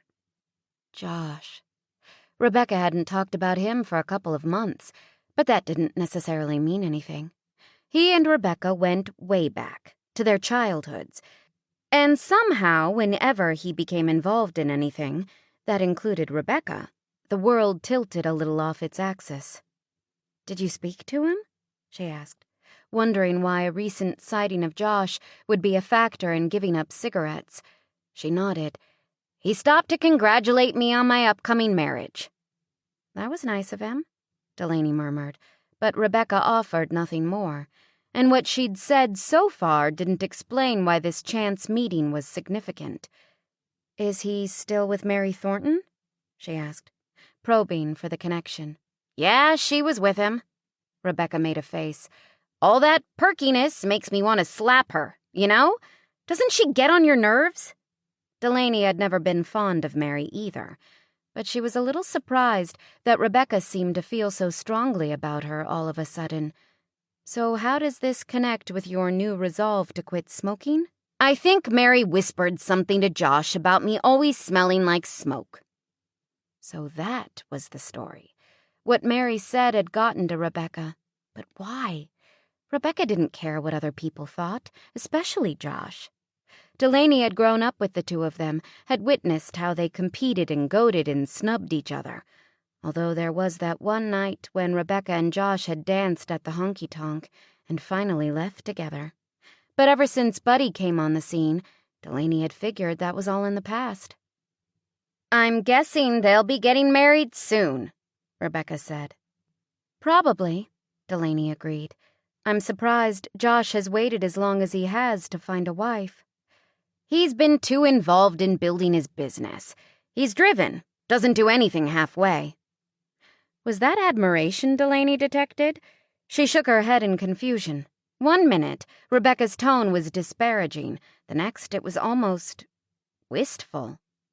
Does this have something to do with that night the two of you left the honky-tonk and went to his place? She asked. Rebecca's hair twirling suddenly sped up. It didn't mean anything to me, you know that. Uneasiness crept up Delaney's spine, and it had nothing to do with the blatant worry she felt about her own situation. Was Rebecca rushing towards certain marital disaster? Delaney hesitated, but what needed to be said needed to be said. Better now than after the wedding. Beck, if you have any kind of feelings for Josh, stop it, Rebecca said. I don't feel anything for him. I've never even liked him. It wouldn't be fair to Buddy if... I said I don't feel anything for him. He belongs with Mary Thornton or someone just like her. She fits into the Dundee mold. She'd never do anything that would so much as raise his eyebrows. I'm not like that, and we both know it. But do you love Buddy? Delaney asked. Of course I do. Then she stood and headed to her room, leaving a Seinfeld rerun on the TV. I'm going to bed. Delaney didn't respond. She'd always taken Rebecca at her word when it came to Josh Hill. But she was beginning to wonder, was Rebecca telling the truth when she said she felt nothing for him? Or did she like him just a little too much? Chapter 10. You out of sorts? Roy asked, lingering after supper, instead of going directly to his house and back as he usually did. Why do you ask? Connor replied, slouching lower on the brown leather sofa in the ranch's main living room and taking a long swallow of his beer. Roy stepped over the two dogs lounging at Connor's feet and carried his beer to the chair closest to the fire that raged, hot and crackling, in the huge stone fireplace. Been brooding most of the day. He had good reason to brood, but he'd be damned if he was going to tell anybody about it. His family had sent him to save the ranch, and he'd knocked up the town librarian instead. The second they found out he was involved in yet another scandal, his grandfather would probably follow through with his promise to cut him off. Maybe I'm beginning to take after you. Somehow I doubt that. Connor prodded Sundance to move over and stretched his legs, hoping the fire's heat would ease the stiffness in his muscles and help his anger to dissipate. He hadn't slept a wink last night, and he and Roy had hauled water and feed to cattle all day. He was exhausted, but not exhausted enough to forget what Delaney had said to him last night, what she'd done to him. So? Roy said, interrupting the incessant question, what the hell am I going to do now, that had been consuming Connor's thoughts for nearly 24 hours. So what? He replied, taking another sip of his beer. You gonna tell me what's the matter? He swallowed and drank some more. Maybe he'd get drunk and forget the whole thing. Maybe he'd call up a few old friends and run off for Europe, let his grandfather and uncles have the damn ranch and everything else. That's it. Give it up before everyone finds out it was starting to mean something to you. The voice in his head quickly agreed. It doesn't mean anything to me. None of it means anything to me. Pardon? Roy said. Connor grimaced. Nothing. Roy snorted and tilted his bottle, but made no move to stand or go. Connor stared into the flames, seeing Delaney's face and hating himself for falling into her carefully laid trap, that skimpy black dress. Maybe we could raise horses, Roy said, out of the blue. Connor shifted his gaze to the older man's weathered face. What? You asked if there was any way to turn this place around. 2 months ago, Connor arched his brows. I thought I was in this on my own. Well, maybe I like your new haircut. Or maybe I'm starting to enjoy your cheerful personality. Connor didn't answer. He'd gone to the barber shop instead of the salon to avoid seeing Rebecca again, and hated his new haircut. But a bad haircut was the least of his troubles. His uncles were going to have a heyday when they heard about the baby. "I've been thinking that the Hill brothers seem to be doing mighty well for themselves," Roy went on. "They raise horses, you know, thoroughbreds." Did Connor care about this anymore? No, he didn't want to hear it. Roy's suggestion had come too late to make any difference. Roy shifted forward in his seat and leaned his elbows on his knees, as though he believed that might help him gain Connor's attention. "You remember? You met Josh at the feed store when we were there last." Connor did remember a man a couple of inches taller, wearing a denim shirt and a tan cowboy hat, but he could barely manage a grunt. "They own almost 100 brood mares and $1 million racehorse," Roy said with a whistle that made the dog's ears perk up. "You should see the stud fees they're charging." "I'll have to look into it," he said, so that Roy would shut up and go away. Connor had already thought of raising horses, but they didn't have the capital it would take to get started, and Josh and Mike Hill had a pretty firm hold on that sector of the market, anyway. Why did Roy have to open up to him tonight, of all nights? "There's one other thing that might help some," Roy volunteered. Connor didn't answer. He was too busy going over the conversation between him and Delaney in Boise. "Do you have protection?" "You don't have to worry about that." Why the hell hadn't he insisted they buy some condoms? Because she'd told him she was a virgin and that she'd taken care of birth control. She had been a virgin. She hadn't lied about that. "Connor, are you listening?" He wondered how long it would be before she hit him up for money. He said. "I was saying that a lot of people come to hunt and fish once summer gets here. They camp along the creek below the South Pass. We've never charged anyone to use our land. People have helped themselves for years, but they gather our wood for fires and often leave their garbage behind. We could establish some campsites and charge $16, $18 a night.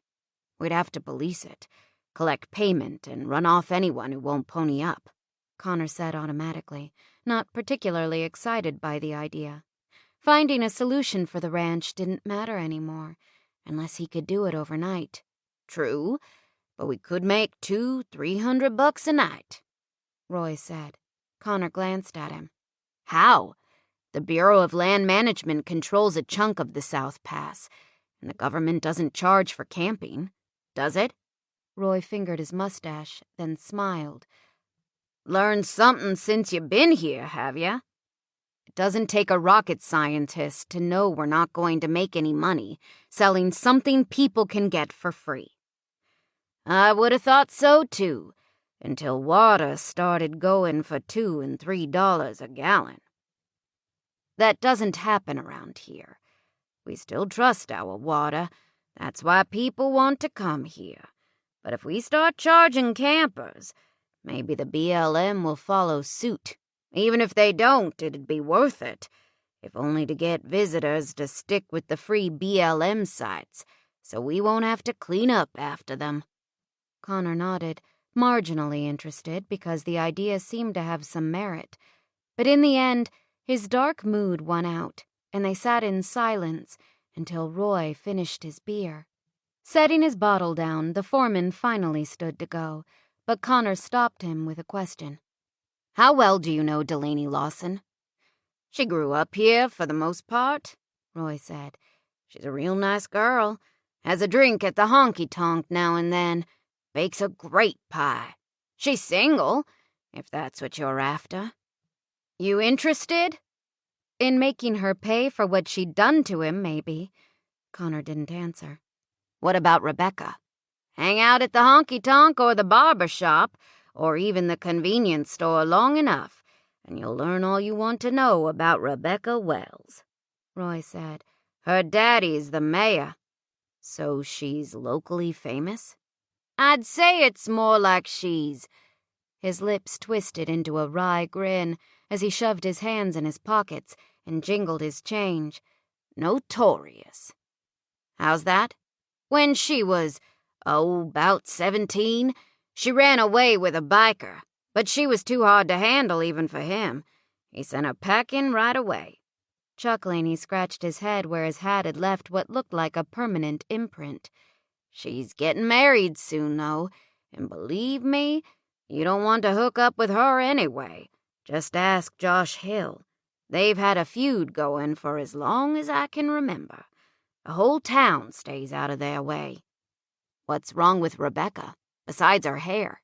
He shrugged. "She's wild. She set the high school on fire trying to burn the mascot symbol into the football field, and dyed Mrs. Reese's hair blue the night before she was supposed to chair a meeting for the Daughters of the American Revolution. And—" "The hair thing wasn't an accident?" Connor asked. Roy shook his head. "Mrs. Reese's son was dating Rebecca, and Mrs. Reese stepped in to make sure it didn't come to anything.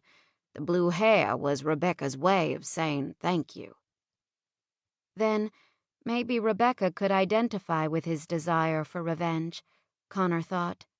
Roy stretched his hands toward the fire, mistaking Connor's smile for interest in his story. "It all turned out for the best, though. I can't see Byron Reese with Rebecca.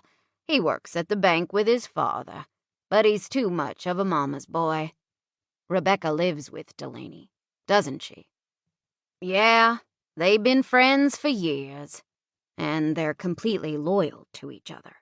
"You got that right. Gilbert Tripp once backed his truck into Delaney's car at the Quick Mart, then tried to drive away before Rebecca and Delaney could get out of the store. Rebecca got behind the wheel and chased him down. He gave us some excuse about how Delaney had parked wrong, and the accident was really her fault. Rebecca pulled him out of the truck by the shirt front and gave him a black eye." Connor considered this tidbit of information as he finished his beer and started on the bottle he had waiting in reserve.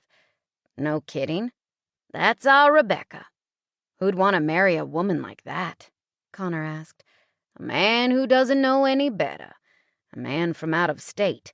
She's moving to Nebraska after the wedding." "When's that?" "In June, I think. Dottie would know," he said, as Dottie came in from the kitchen carrying a bowl of ice cream for each of them. "What would I know?" she asked, as Sundance stood and started wagging his tail. Champ stayed where he was, but thumped his tail against the floor. "The date of Rebecca's wedding," Roy said. "June 26th. Then she's off to Nebraska." Connor declined the ice cream in favor of continuing to nurse his beer, but Roy accepted a bowl. "I don't know what I'm going to do once she's gone," Dottie said, propping one fist on her hip. "No one can get my hair to hold a perm the way she can. Poor Delaney will miss her, too. They've been like Siamese twins ever since they started grade school." Connor didn't say it, but he thought Dottie's hair would do well to lose the perm, and he wasn't too sad for Delaney either. "Bring your bowl to the sink when you're done," Dottie told Roy, and turned back to the kitchen. She paused at the door. "You two make any progress on finding someone to take over for me while I'm gone? Lydia could have that baby any time, you know." Connor scowled. He didn't have the patience to deal with domestic matters at the moment. Fortunately, Roy answered for him. "We've been pretty busy, but we'll start looking right away." "Unless you want to go hungry, you'd better. How's your grandfather, Connor?" Dottie asked. Roy cocked an eyebrow at Connor, as if to say that was one question he couldn't answer for him, and Connor sighed. "Fine." "I thought we'd see more of him now that you're here, but the ornery old coot hasn't been out once." Connor didn't want to talk about Clive. It reminded him too much of all the effort he'd put into the place these past 2 months, effort that was now a waste. The Delaney situation would make him look as though he hadn't shaped up at all. "You got a headache?" Dottie asked, when Connor pressed his fingertips to his temples. "You want me to get you a couple Tylenol?" "No, thanks." Suddenly he stood because he couldn't sit still another minute. "I'm going out," he said. "See you both in the morning." Mr. Armstrong? The high-pitched voice came through the phone a little too loudly, as though the caller had a hearing problem, and Connor yanked the handset back a few inches to stop the sound from grating through his hangover, like a buzzsaw. Wincing, he tried to clear the cotton out of his mouth so he could speak.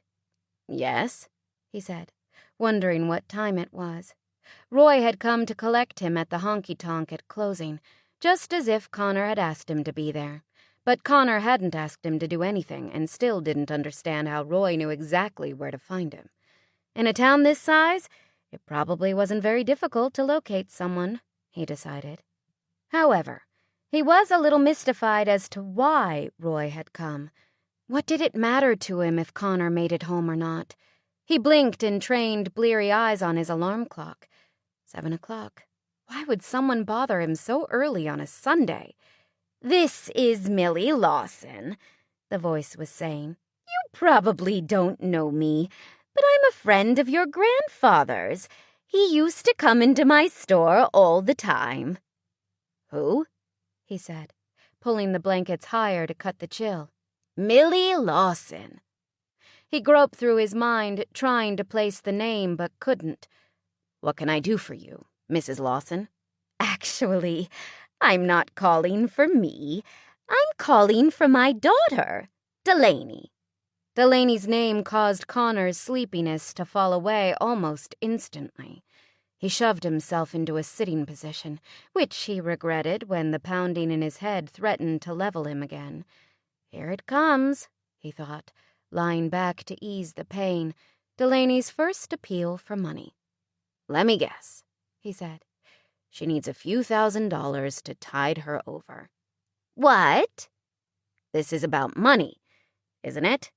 "I guess," she said, "if you're talking about Dottie's job. From what I understand, that pays a pretty good salary." Her words took a moment to sink in. "Dottie's what?" he asked. "Her job. I heard Dottie Richens tell Elzina Brown and Sheila Smith at Bridge Club the other night that you're looking for someone to take over for her while she attends the birth of her new grandbaby," she explained. "I was hoping you'd consider my daughter for that position." "Delaney, your daughter doesn't have a job?" "She's the town librarian, but the library's closing down for remodeling in another week." "Which means she'll be out of work." "Exactly." "And you want her to work here?" "She's attractive, bright, and well-read, and she can cook. Not many young women can cook these days," she added proudly. Delaney was also a few other things he wasn't going to mention. "Why doesn't she call me herself?" "Well, I haven't told her about this yet. I was hoping you'd be willing to come to Easter dinner next Sunday afternoon at my place, so you can meet her." Connor shoved a hand through his hair, wondering what was going on here. Were the two of them setting him up? Delaney had said she wanted nothing from him. He knew better than that, but this kind of approach seemed a little odd. It was uncomfortable being suspicious of a 70-something-year-old woman who sounded sweeter than sugar. "I'm a little confused," he admitted. "I'm sorry, dear. It's just that I wanted to talk to you before I brought Delaney into it, because there's something you should know." "What's that?" "Well, I hesitate to say anything because this information shouldn't reach certain ears, but—" "But what?" She cleared her throat. "Delaney has a few physical limitations." "What kind of physical limitations?" "Well, Dottie mentioned that she sprays for bugs, even on the outside of the house. But I don't think Delaney should do that, or clean the oven either. And she certainly shouldn't carry anything too heavy." Connor pinched the bridge of his nose. This Millie person wasn't making sense. Maybe she was senile. "Why don't you want her to spray for bugs?" he said. "Because it could harm her unborn child. Delaney's expecting a baby. Out of wedlock," she added, as though she was terribly embarrassed, but felt it necessary to clarify the exact nature of Delaney's physical limitations. Connor hesitated. How was he supposed to respond to this? "I'd appreciate it if you could keep that to yourself." Sure. No problem. And if you could find it in your heart to overlook her situation," Millie went on, "I'd be most grateful. I'm really quite worried about her. My Laney's not the kind of girl this would make her seem, mind you, but she's gotten herself into a bit of a mess." She wasn't the only one she'd gotten into a mess. "I'd be happy to consider her for the position." "That's wonderful. And you'll come to dinner on Easter?" "Sure," he said. "What time?" Chapter 11. Delaney sighed as she pulled into Aunt Millie's driveway.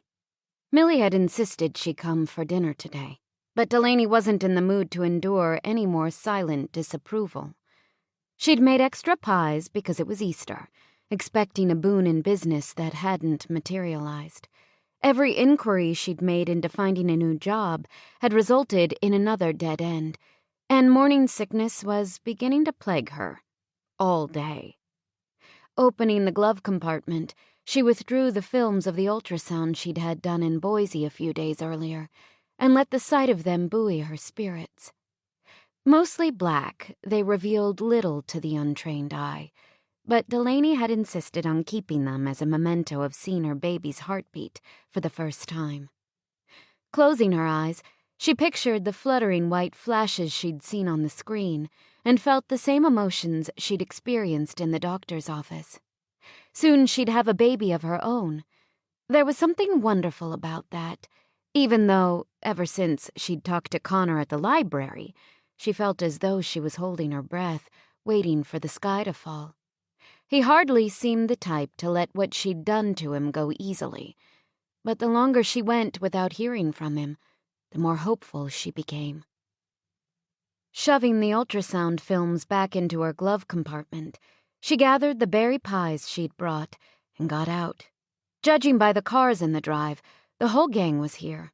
Lula and Vern Patterson's blue sedan sat parked a few feet from her bumper, along with Ruby McCarroll's old Cadillac and an unfamiliar, nondescript white pickup.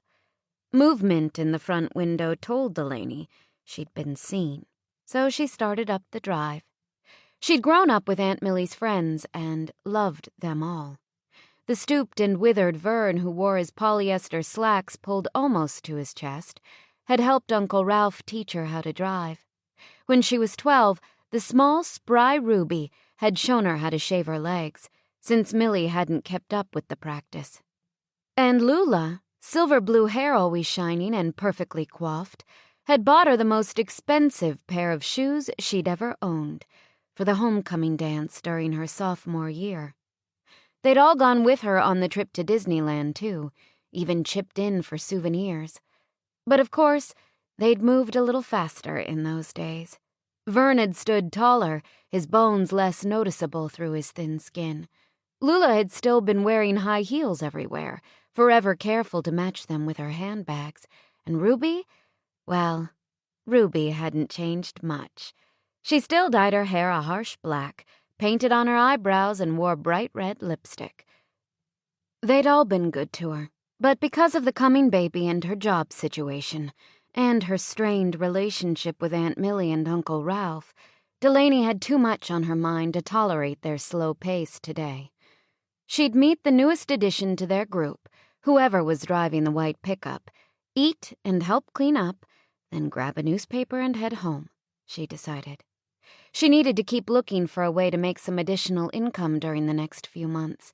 Certainly there had to be something she could do while the library was closed. "There you are," Uncle Ralph said as soon as she set foot on the doorstep. He'd spoken very little to her since she'd told them about the baby, but he seemed congenial enough today. Delaney wondered what had happened to soften him, then saw Vern hovering behind him at the door. We were just coming to fetch you," he added. "Am I late?"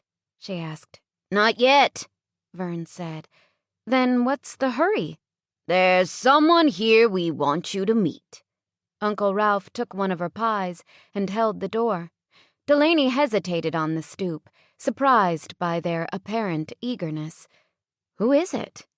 "This is the fella who—" Ralph started, but Aunt Millie's voice rang out from the living room, interrupting him. "Lainey, come in, dear. Hurry, we've been waiting for you." Were Aunt Millie and her friends up to their old matchmaking tricks? Surely not while Delaney was pregnant. Aunt Millie had once mentioned wanting to introduce her to Preston Willigut, her piano tuner. Maybe they'd invited him to come for dinner.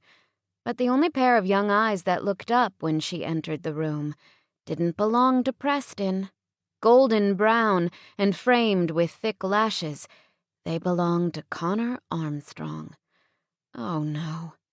Delaney stopped abruptly. "We have a special guest today," Millie announced, her round face positively beaming. "And he's going to help us out with your little problem." "My little problem?" Delaney repeated, hearing the words echo in her head. "You know, with the library closing, you don't have to worry about that anymore. Connor says you can come out and work for him at the ranch, while Dottie goes to Utah to be with her daughter. Isn't that nice of him?"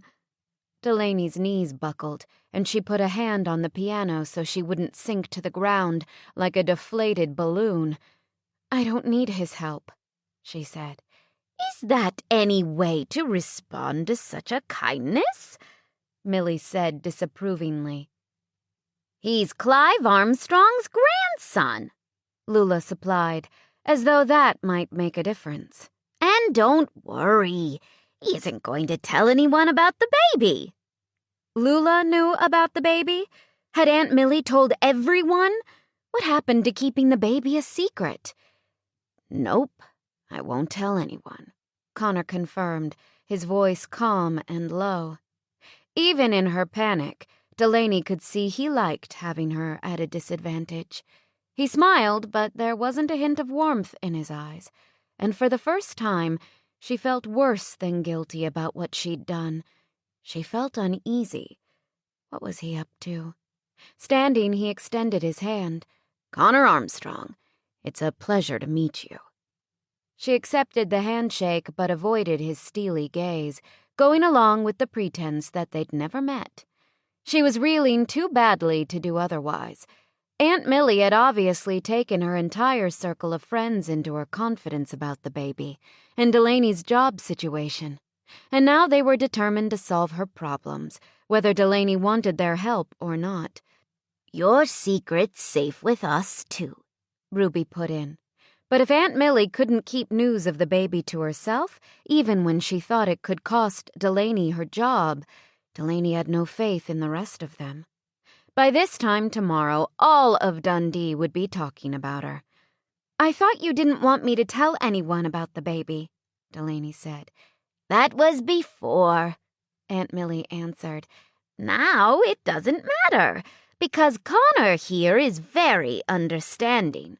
Aren't you, dear?" "Very," he said. Delaney barely suppressed a groan. "So, everyone ready to eat?"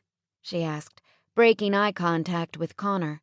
Fortunately, almost everyone present, except Delaney and Connor, read the newspaper with the aid of a large magnifying glass, so if there was anything in her expression or manner to betray the fact that she already knew Connor intimately, no one seemed to notice. The last thing she needed was to have that secret revealed now, in front of the entire geriatric society of Dundee. As far as she was concerned, there was no need for anyone to know those details. The two of them had to get together and talk, decide whether or not Connor wanted to pursue his rights as a father. "Don't you want to talk about the job?" Ruby asked. "I don't need a job," Delaney said, a little too quickly. Aunt Millie peered at her in surprise. "You found something?" No, but I will. Why keep looking? This is perfect, she argued. Dottie'll be gone for at least 4 weeks, and Connor says you can stay on even after she returns, till Thanksgiving. If the city won't take you back, you won't get a more generous offer than that. Thanksgiving was nearly 8 months away.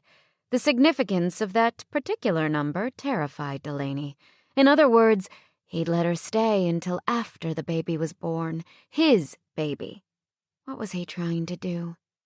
We can talk about the job over dinner, Aunt Millie finally conceded.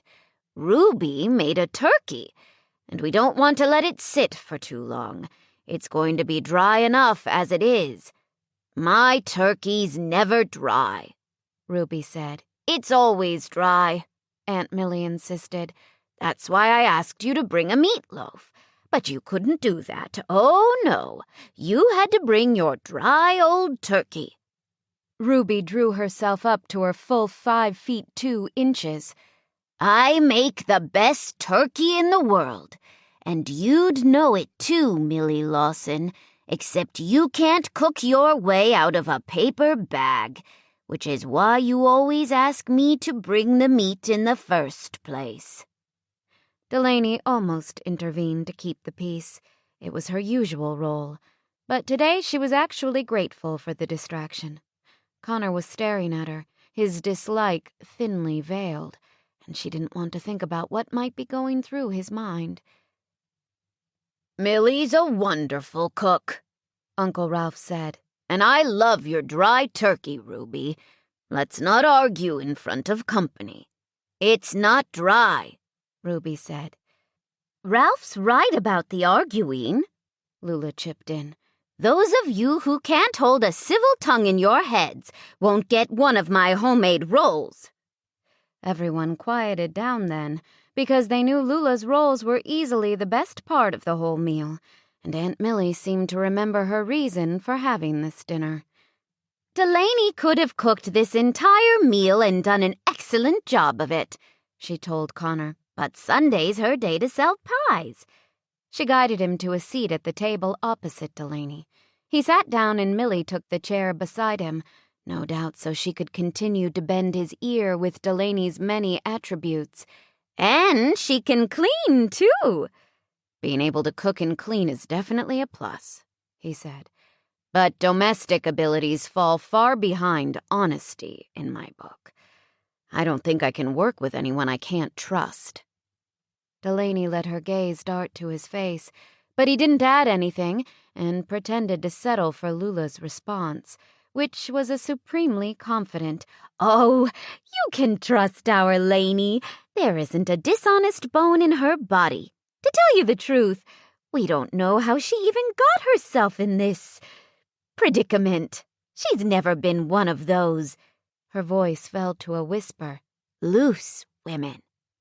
"So she's pregnant," Ruby said, waving her hand as though they were making a big deal out of nothing.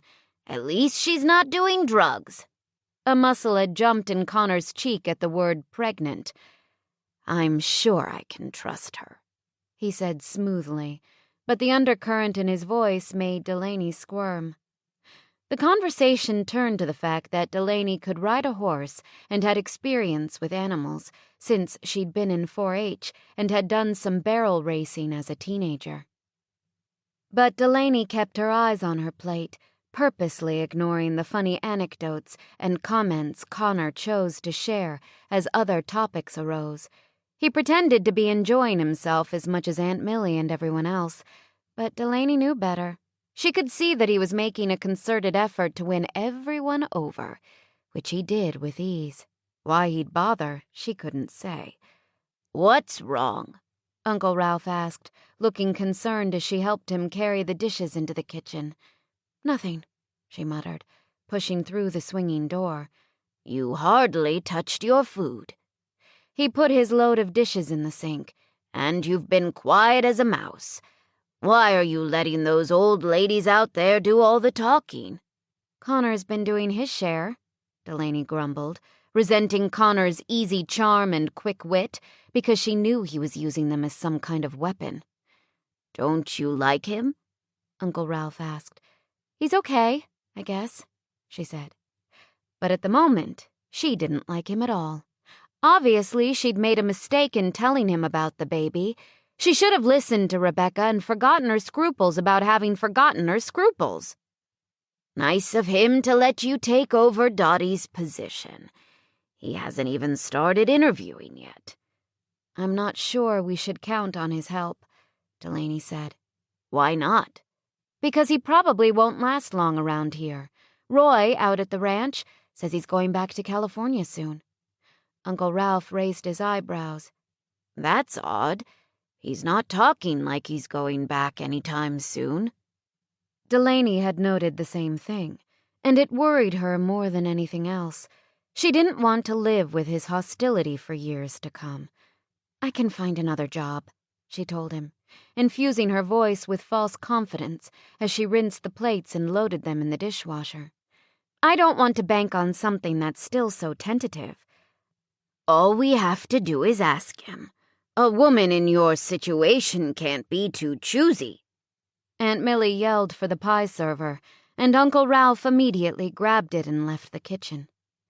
Delaney took as long as she possibly could with the dishes, but the time still came when she had to return to the dining room.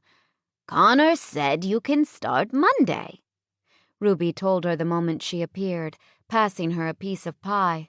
"I can't start on Monday," Delaney said. "I'm working at the library for another 2 weeks." "Then start when you can. I'm not in a big hurry," Connor said. Delaney gritted her teeth at the self-satisfied smile that curled his lips and shoved a bite of pie into her mouth, stalling until she could think of a refusal Aunt Millie and Uncle Ralph might accept. Now that they felt they'd found the perfect solution, they weren't going to give up, and Connor was taking full advantage. "I'd be better off looking for something closer," she said. "The ranch is several miles out of town, and the roads will be icy that early in the morning. My tires aren't great," she added, hoping for a little support from Uncle Ralph, who was always worried about the tread on people's tires. "It's nearly spring," Ralph said instead. "You don't have to worry about the roads. And you can do what Dottie does.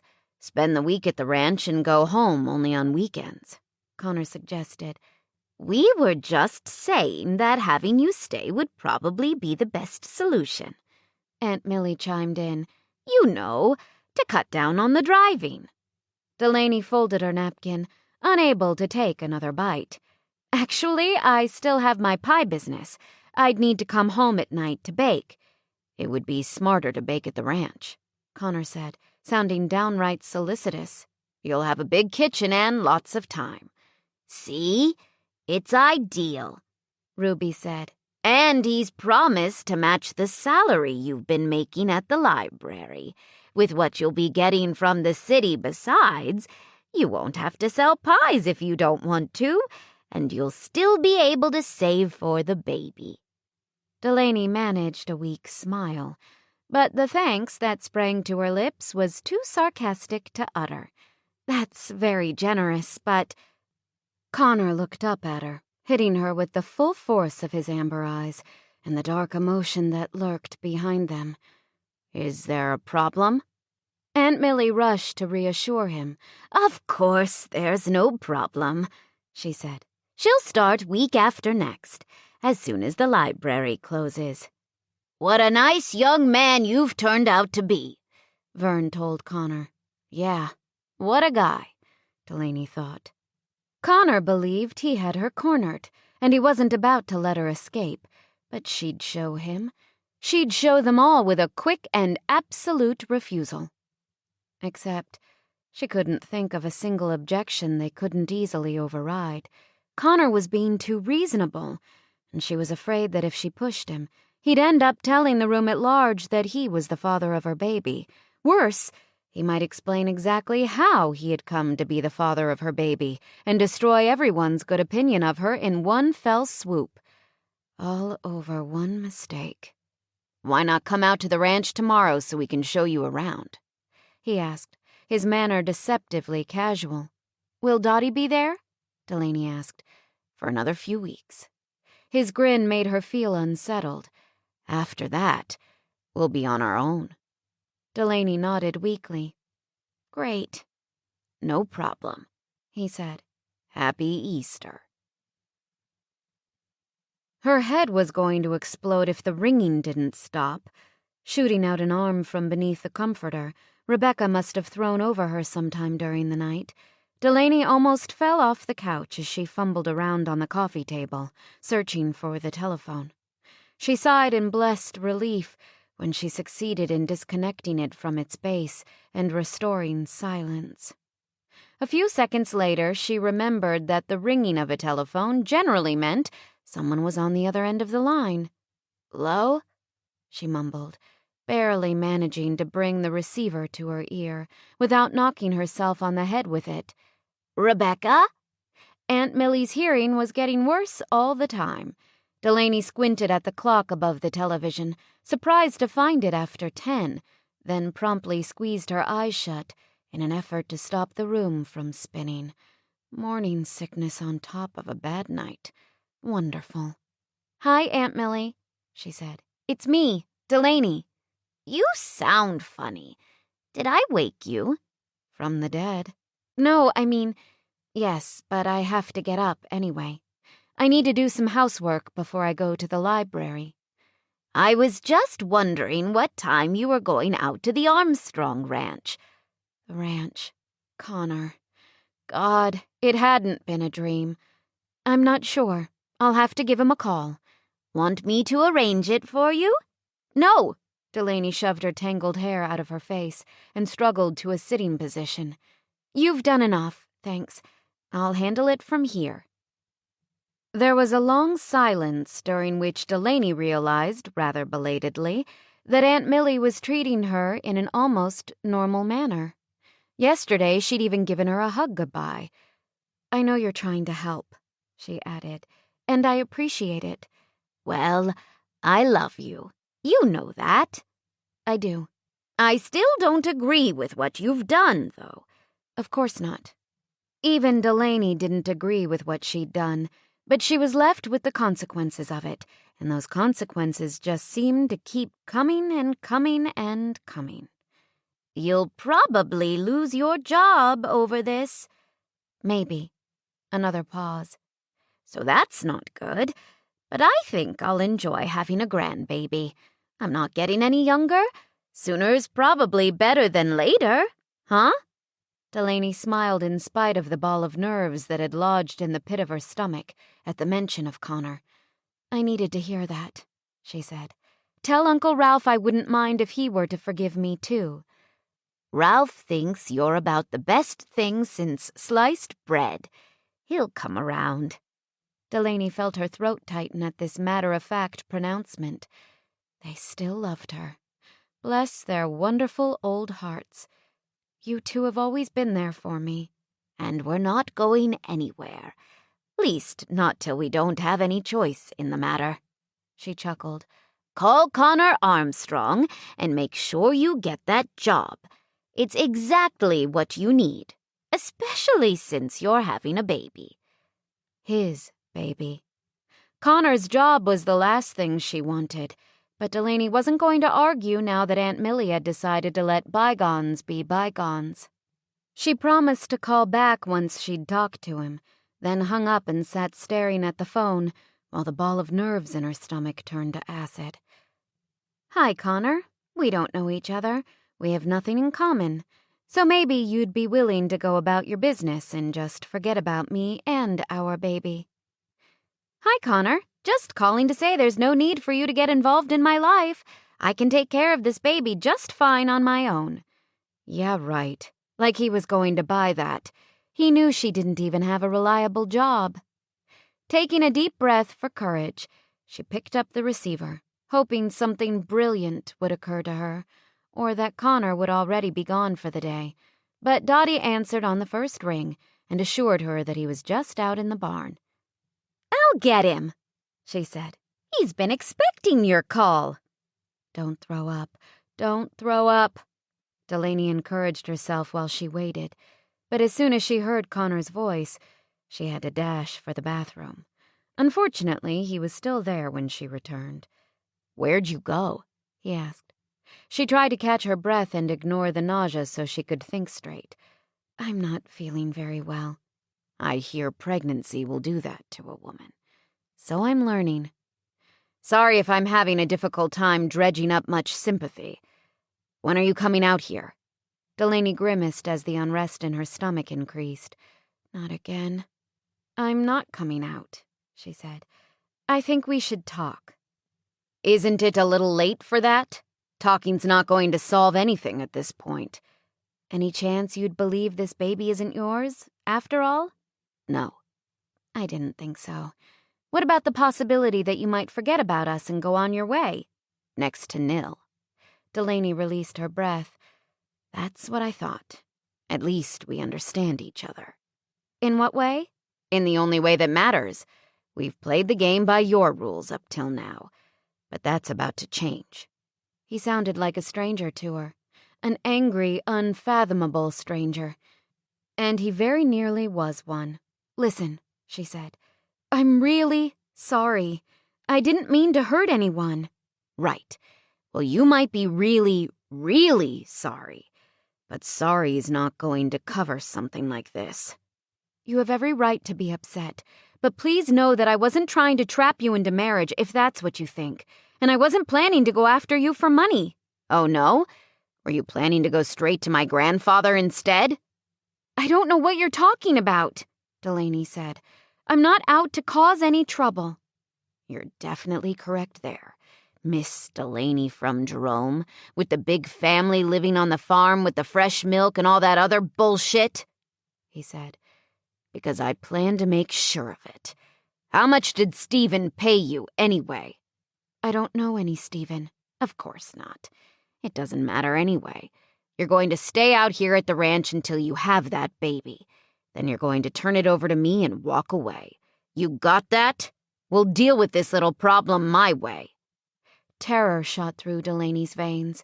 Regardless of what she'd done in Boise, she should have realized the risks she was taking when she told Connor about the baby. "I won't ever walk away from my baby," she said. "That's something you need to understand." "Well, we'll see about that," he said. "For now, just pack your bags as soon as the library closes for remodeling, and come on out." "I'm not going to stay with you out there in the middle of nowhere." "In case you haven't noticed, you're already in the middle of nowhere. Or is that what you liked about me? Did you think I'd be your ticket out?" "I don't want a ticket out. I'm staying right here." "Not there, exactly. You're going to move to the ranch with me, or you won't be able to live in this town for the scandal I'll cause. Poor Aunt Millie and Uncle Ralph and your dear old friends won't be able to hold up their heads in public when I'm finished with you." Delaney imagined the embarrassment Connor could heap on Aunt Millie's already stooped shoulders because of her, and hesitated. Connor was angry, or maybe livid was a better word, but he'd calm down, and then he'd have to listen to her. She'd make him listen, convince him that she'd had no intention of involving him or his grandfather in her baby's future, convince him she wasn't interested in his family's money.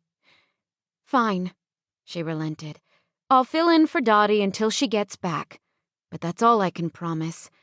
"See you in 2 weeks, sweetheart," he said.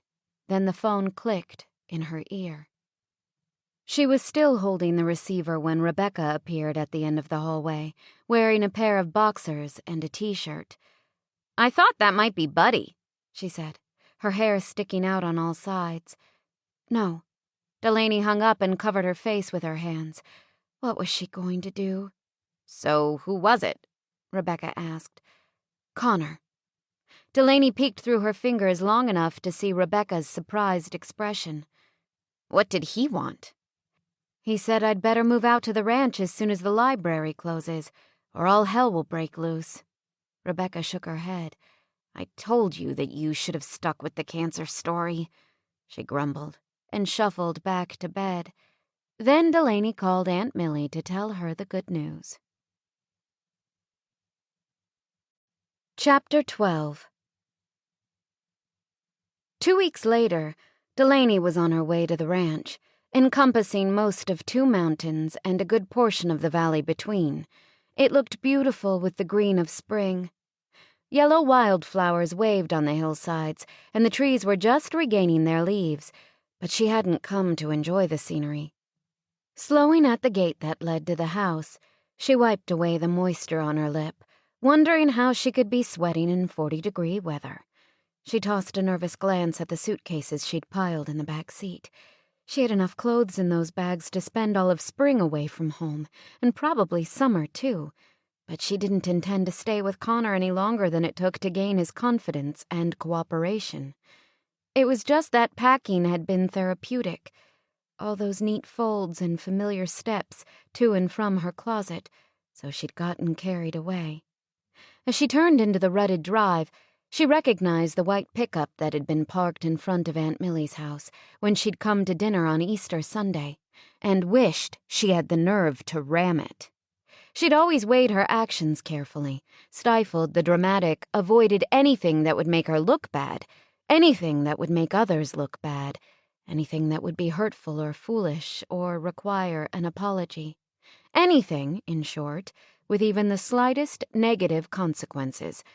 But she was tired of all that. For some reason, she wanted to throw the biggest tantrum anyone had ever seen.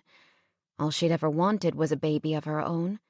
She'd lived a good life, followed the golden rule, gone to church, sacrificed for the good of the community. Was one baby too much to ask? Evidently it was. Since that night in Boise, everything had started rolling downhill and was only gathering speed. Now she was a hostage to her baby's father, judging by the cryptic message he'd left on her answering machine last night, saying she'd better report for work by 8 o'clock sharp. Connor planned to make the most of whatever power he imagined he possessed.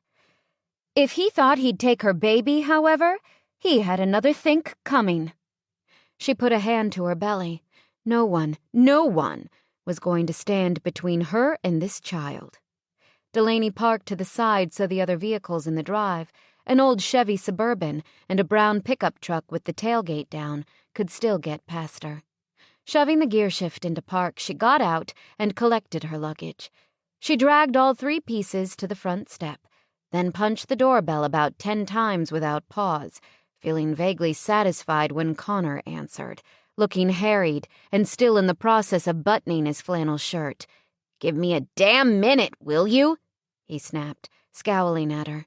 8 o'clock sharp, she said with a smile. Then she pushed one piece of luggage closer to the entrance. "What do you want me to do with this stuff?" Without answering or bothering to finish buttoning his shirt, he reached out and grabbed the suitcases, carrying them as easily as if they were empty. Shirt tails flapping as he walked, he led her down a long hall and into a medium-sized bedroom. Delaney forced herself to keep up with his quick strides, and then stood at the door while he deposited her things on a double bed. Beneath the thick white molding that circled the room, flowered wallpaper, giant yellow and white gardenias from the looks of them, covered the walls. Green curtains, faded along the hem, framed the room's one window. A small television sat on a highboy Duncan Fife dresser opposite the bed, and various knickknacks cluttered the mirrored dresser to the right of the entrance. A quick peek told Delaney that the door beyond the mirrored dresser opened into a walk-in closet, but from what she could see there was no adjoining bath. All in all, the room looked clean, even if it had been furnished 20 years earlier and never updated. "This is your new home for the next 7 or 8 months," Connor said. "Unpack, then meet me in the kitchen." Delaney didn't want to unpack. She wanted to sit down with him and have a heart-to-heart talk about those 7 or 8 months he'd mentioned, and the baby who'd arrive when that time was up. But Connor seemed to be in some sort of hurry, and she knew better than to waylay him just yet. Maybe his preoccupation had something to do with the terrible stench she'd noticed coming from the kitchen. "Is Dottie here?" she asked as he passed her. "No, her daughter went into labor early. She flew to Salt Lake Saturday night." He headed out of the room, and Delaney followed as far as the hall. "So who's cooking?" she called after him. "I am." "Now I know why you wanted me here on time." He didn't answer, so she went back into her room and sat disconsolately on the chenille bedspread, where she remained for several minutes, staring at her bags. She could unpack, as he'd suggested, but somehow unpacking did not strike her as therapeutic. Unpacking meant she'd be doing exactly what she'd been told. So she folded her arms in defiance, then realized Connor probably didn't care whether she unpacked or not, as long as she stayed at the ranch. And unfortunately, for her reputation's sake and for Aunt Millie and Uncle Ralph, she did have to stay there, at least for now. Standing, she wandered around the room, examining framed prints by a man named W.H. Bartlett, scenes that looked like pencil sketches of London a century or more ago. Then she checked the bedding beneath the chenille spread to find 3 handmade quilts, tested the television, and finally searched for a bathroom, which she found at the end of the hall. After about 20 minutes, she knew she should probably make her way to the kitchen, but the same stubborn streak that had stopped her from unpacking sent her back to her room. If Connor wanted to see her, he could damn well come and fetch her. Steps in the hall sent a prickle down Delaney's spine. She turned, expecting Connor to appear and growl at her the way he had when she'd rung the bell earlier. But it was Roy who stuck his head through the doorway. "Connor's burned just about everything he's laid his hands on in there," he said, nodding toward the kitchen. "Would you see what you can salvage of our breakfast? At this rate, the cattle will starve by the time we get out there." Frustrated that Connor had sidestepped her small rebellion so easily, she considered her options. She could refuse and have it out with him here and now while Roy, and whoever else was here, listened in. Or she could comply and bide her time until a better opportunity presented itself. She thought of Uncle Ralph, who, before leaving for the barber shop yesterday, had congratulated her on the new job, as though she was almost completely back in his good graces. She thought of her original plan to win Connor over, and realized that plan hadn't included a knockdown, drag-out fight. Then she thought of her dwindling savings, and the possibility of earning some money while she was here, and nodded. She had almost 7 months before the baby came. Plenty of time to gain control of the situation. "I'm coming," she said. "What's that terrible smell?" "You'll see." Burnt oatmeal. Delaney swallowed hard and tried not to look at the hot cereal that had boiled over onto the stove. She wanted to show these cowboys that she could cook, that as low as Connor thought she was, she still had some redeeming qualities. But she wouldn't be able to do that if every time she smelled food, her morning sickness reasserted itself. Putting one hand on the counter to steady herself, she smiled weakly at the 4 men who lounged around the table drinking coffee, hoping she didn't look as green as she felt, and wondering what, if anything, Connor had told them about her. "Hi." She recognized a stocky, dark-haired man balancing on 2 legs of his chair, and the man to his right, who was taller and had a slighter build, from the honky-tonk, but she'd never actually met them before.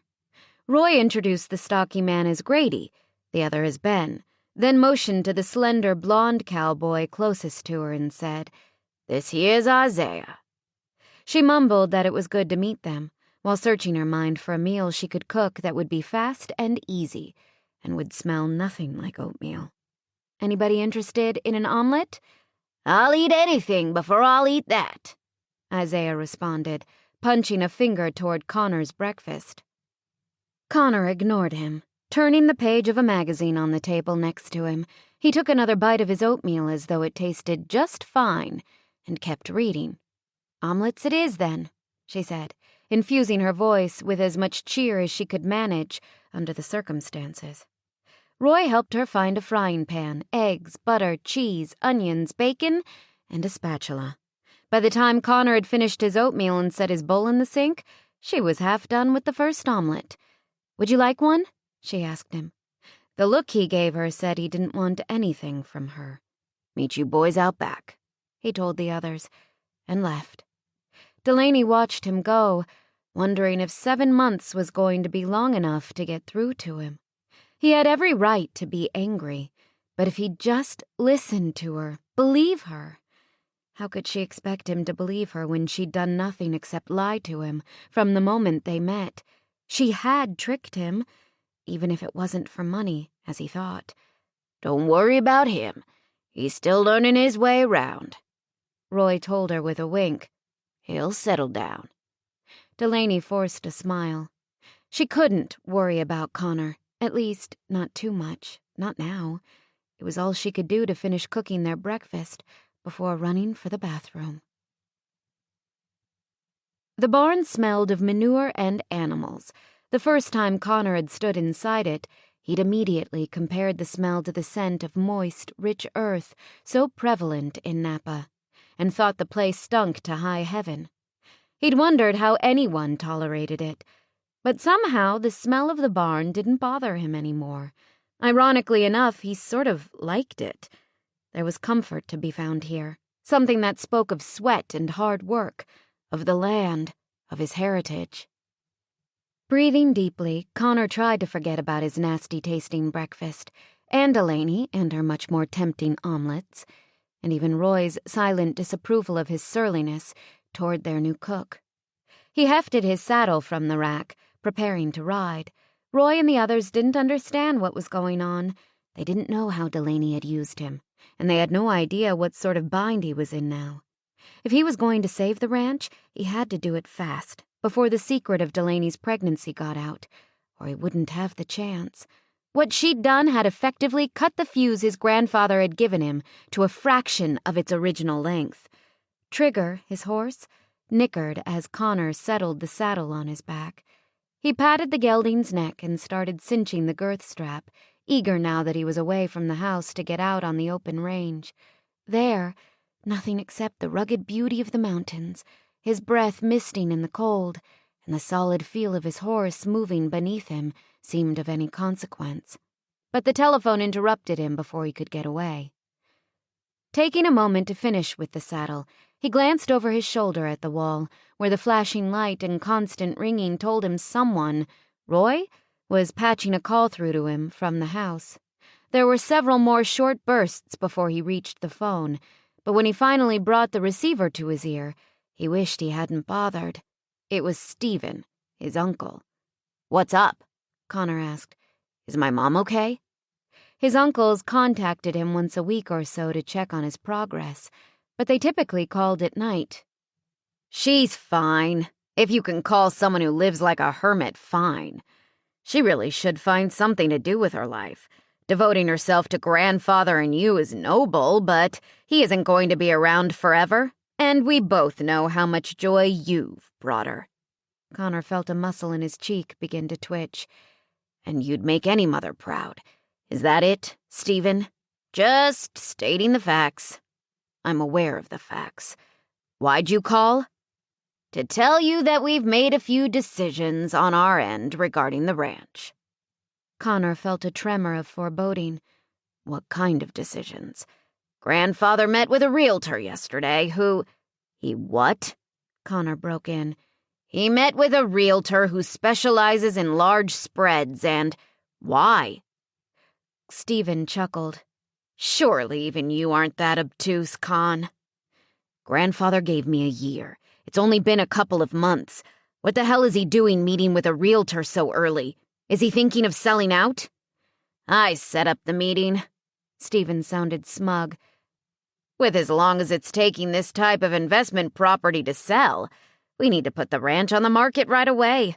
Unless we get lucky, it'll take a year to liquidate it as it is. Grandfather doesn't want to sell. Well, he's a little sentimental about it, I admit.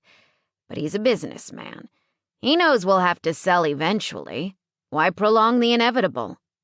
"Are you putting on the pressure because you're afraid the ranch is whittling away your inheritance, Stephen?" Connor asked, watching but barely seeing Champ chase a chicken out of the barn. "Or are you afraid I might actually be able to do something out here if I'm given a real chance? As if you, of all people, could do anything, Con." "Then what's your hurry?" It's all dollars and cents. Nothing personal, of course." Like hell, it was nothing personal. It had always been personal with his uncles. Stephen was getting nervous because Connor had actually stayed and was trying to make a success of the ranch. "When does it go on the market?" he asked. "We're supposed to sign the listing agreement next week." "How much are you asking?" "We haven't decided yet.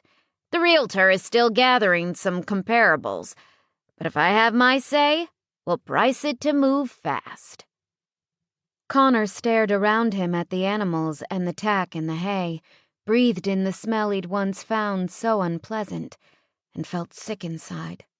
His grandfather had no confidence in him after all. He'd known that in the beginning, but somehow he'd started to believe. It didn't matter what he believed. Clive was going to sell out.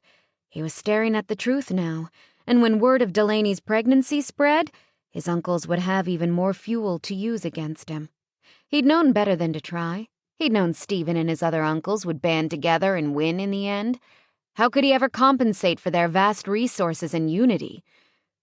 Remembering all the beatings they'd given him growing up, the fighting he'd done just to establish some kind of equilibrium, and the futility of his resistance, he wondered why he'd ever tried to change. They'd boxed him out from the beginning. They would always box him out. From her bedroom, Delaney heard the men come in, noted Connor's voice among the others, and felt the tension in her body increase.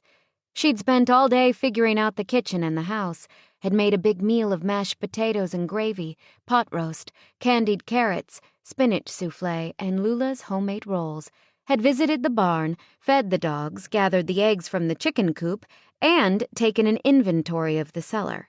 She'd even baked a couple of pies. Overall, it had been a good day. She'd managed to get a lot done despite her morning sickness, and didn't mind the work. The ranch had a pleasant, homey atmosphere that felt as inviting as a toasty log cabin. But she hated feeling so unsettled about her future. She needed to talk to Connor, and she couldn't let him put her off much longer. After dinner. Pulling on a clean sweater, she visited the mirror in the bathroom to run a comb through her hair, then hurried down the hall toward the kitchen.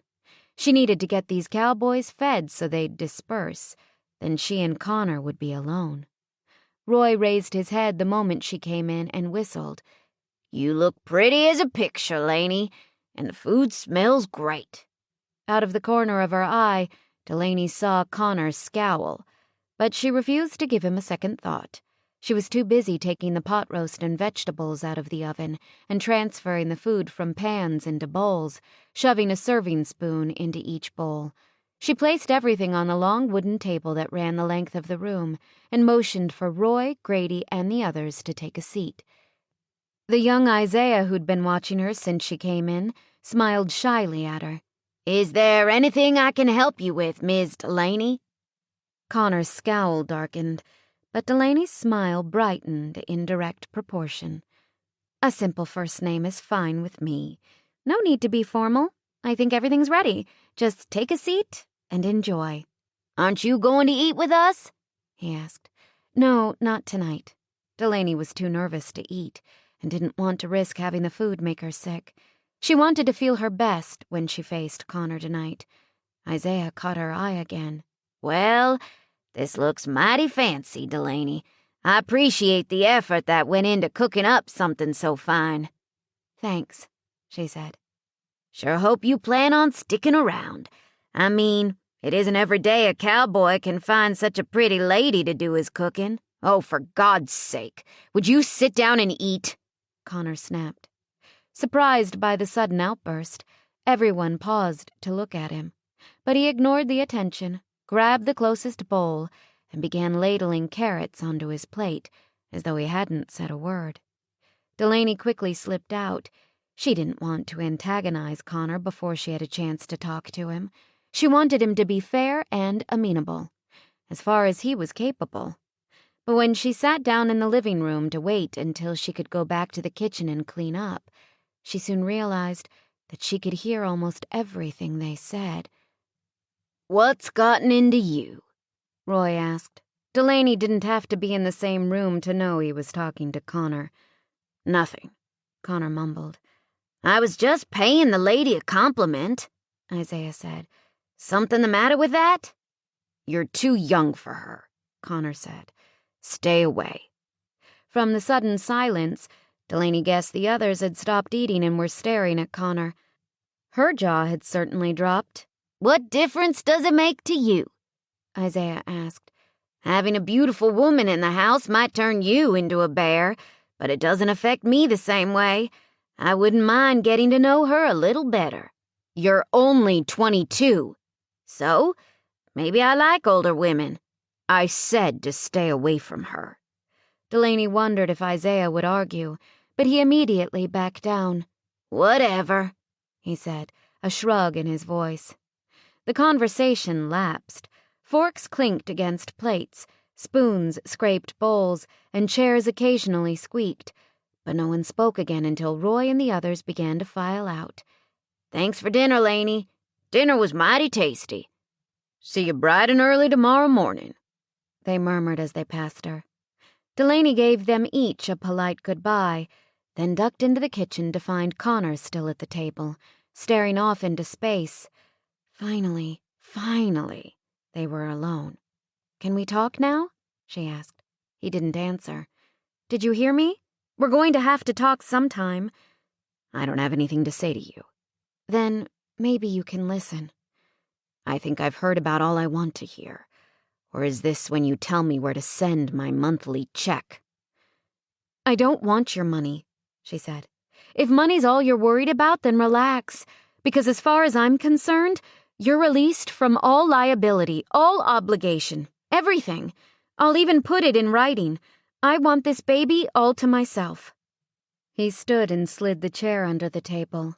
"Then that's the last thing you're going to get," he said softly, and left. Delaney tossed and turned for 2 hours before giving up on sleep. After her conversation with Connor this evening, she'd been tempted to toss her belongings in her car and head home. He'd thrown down the gauntlet, and fear that he meant exactly what he said made Delaney want to fight him. But common sense told her she'd be better off biding her time. Connor had a lot more resources than she did. She didn't even have a job at the moment, other than the one he was providing, which meant he had a good chance of winning any custody suit. And some part deep inside her still clung to the memory of him as a man who could be as gentle as he was now being harsh. She remembered how he'd put her at ease in Boise by drawing her out and talking to her before making any kind of physical move. How he'd gone to great pains to make sure she enjoyed their lovemaking. How he'd seemed so disappointed when she wouldn't stay for breakfast. Surely he'd get over his initial anger, and they'd be able to work something out. Kicking off the covers, Delaney got out of bed, pulled on her robe, and headed down the hall to the kitchen. Maybe if she had a cup of tea she'd be able to relax, but her morning sickness wouldn't allow her to drink more than a few sips, and she ended up sitting in the living room in the dark, staring at the dying embers of the evening fire. To avoid the steady ticking of the clock, reminding her that she'd pay for her lack of sleep in the morning, she called Rebecca, thinking she'd hang up if Rebecca didn't answer by the third ring. But Rebecca picked up right away, and the alert sound of her voice and the music playing in the background told Delaney she hadn't been sleeping. "What are you doing up so late?" Delaney asked. "I just got off the phone with Buddy." "How is he?" "Good. Said to tell you hello. We're talking about moving up the date of our wedding." "Why?" Lying down, Delaney pulled the lap blanket that was normally folded over the back of the couch around her shoulders, feeling strangely bereft at the prospect of Rebecca marrying and moving away, leaving her here with the disaster she'd created. "Now that you're going to be gone most of the time, there really doesn't seem to be any point in waiting. It's boring here without you, and I'm eager to start my new life." Delaney heard a familiar pause and knew Rebecca was smoking. "I thought you gave up cigarettes," she said. "That was last week." "What about smoking in the house?" "Just one won't hurt anything. What's happening with our sperm donor?" "Nothing. He hates me." "And that's a surprise?" "Not really." Are you going to stay there? Delaney snuggled deeper beneath the blanket, finally feeling a little sleepy. I'm not sure. The ranch is nice, but... She yawned. Connor is not. Chapter 13. For the first time since he'd moved to the ranch, Connor thought he'd rather stay out in the freezing cold than return to the house. Delaney had been there for 3 days already, but he wasn't any more comfortable having her around now than when she'd first crossed the threshold. What man could be happy living with a woman who'd used him so calculatedly? Every time he saw her, a sense of betrayal settled so deep in his bones, it kept his anger in a constant simmer. The fact that he couldn't simply tell her to stay the hell out of his life made matters even worse. In less than 7 months, there'd be a child to consider. His child. And he wasn't father material. He didn't even know if he'd have a job this summer. Stephen had called again last night to say they'd signed the listing papers. Once the ranch sold, Connor didn't know what he'd do. He wasn't going back to Napa, though. He was finished visiting the same old haunts, finished with the shallow people he'd partied with, finished with his uncles, the family fights, the jealousy and the greed. If living out in the middle of nowhere had taught him anything, it had taught him that he liked wide-open spaces. But having a kid would change things considerably. Kids needed money, care, supervision, a sense of belonging. "What's that look for?" Roy asked, pulling his horse alongside Connor's. Connor wondered how Roy could even see his face. It was after 5 and getting dark, and he had his cowboy hat pulled low against the wind, the collar of his sheepskin coat turned up. "What look? The one that says the chip on your shoulder is growing bigger by the minute." Connor considered the older man, then squinted at the others riding ahead of them. "Stephen called last night." Roy spat at the ground. "He did? You tell him we're designating some campsites and charging to use them?" Connor shook his head. "It wouldn't have done any good. They're planning to sell out," he said. "They're what?" "They're listing the ranch for sale." Roy's mouth flattened into a short, straight line. "And you're gonna let 'em?" "It's not my decision." Roy rode for several minutes without speaking. "So, basically you're giving up," he finally said. The accusation in his voice irritated Connor. He clenched his jaw, knowing it didn't take much to get a rise out of him lately. "What else can I do? It's not my ranch. Have you ever thought about making it your ranch?" Connor scowled at him. "You know I don't have that kind of money." "Since when has something like money ever stopped an Armstrong?" Connor halted Trigger. Roy slowed and turned toward him. The wind whipped at their horses' manes, their clothes, their cold, raw faces, but Connor didn't feel a thing. "I'm not an Armstrong," he said, wondering what the hell Roy was getting at. Anyone who'd been around as long as Roy had heard about his father, knew where he'd come from. They knew his mother was adopted, too. When Connor was angry, most people slunk away rather than taking him on in a direct confrontation. Evidently, that didn't hold true for Roy. He looked Connor in the eye and even brought his horse a little closer.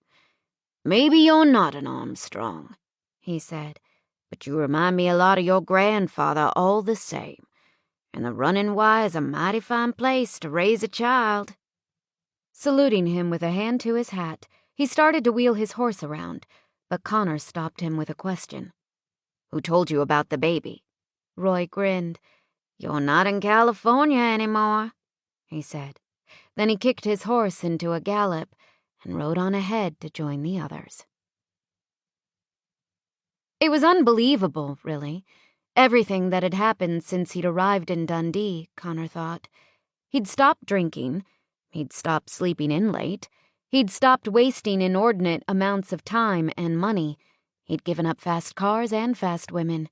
Yet it was now that he faced having an illegitimate child, now that he faced his life's greatest dilemma.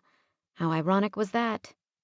He probably shouldn't be so surprised, he told himself, putting down his pencil and closing the account books he'd been double-checking for the past hour.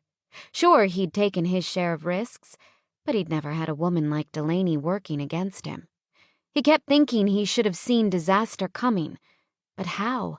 He'd been in a bar, new in town, minding his own business, even doing a little soul-searching when, wham!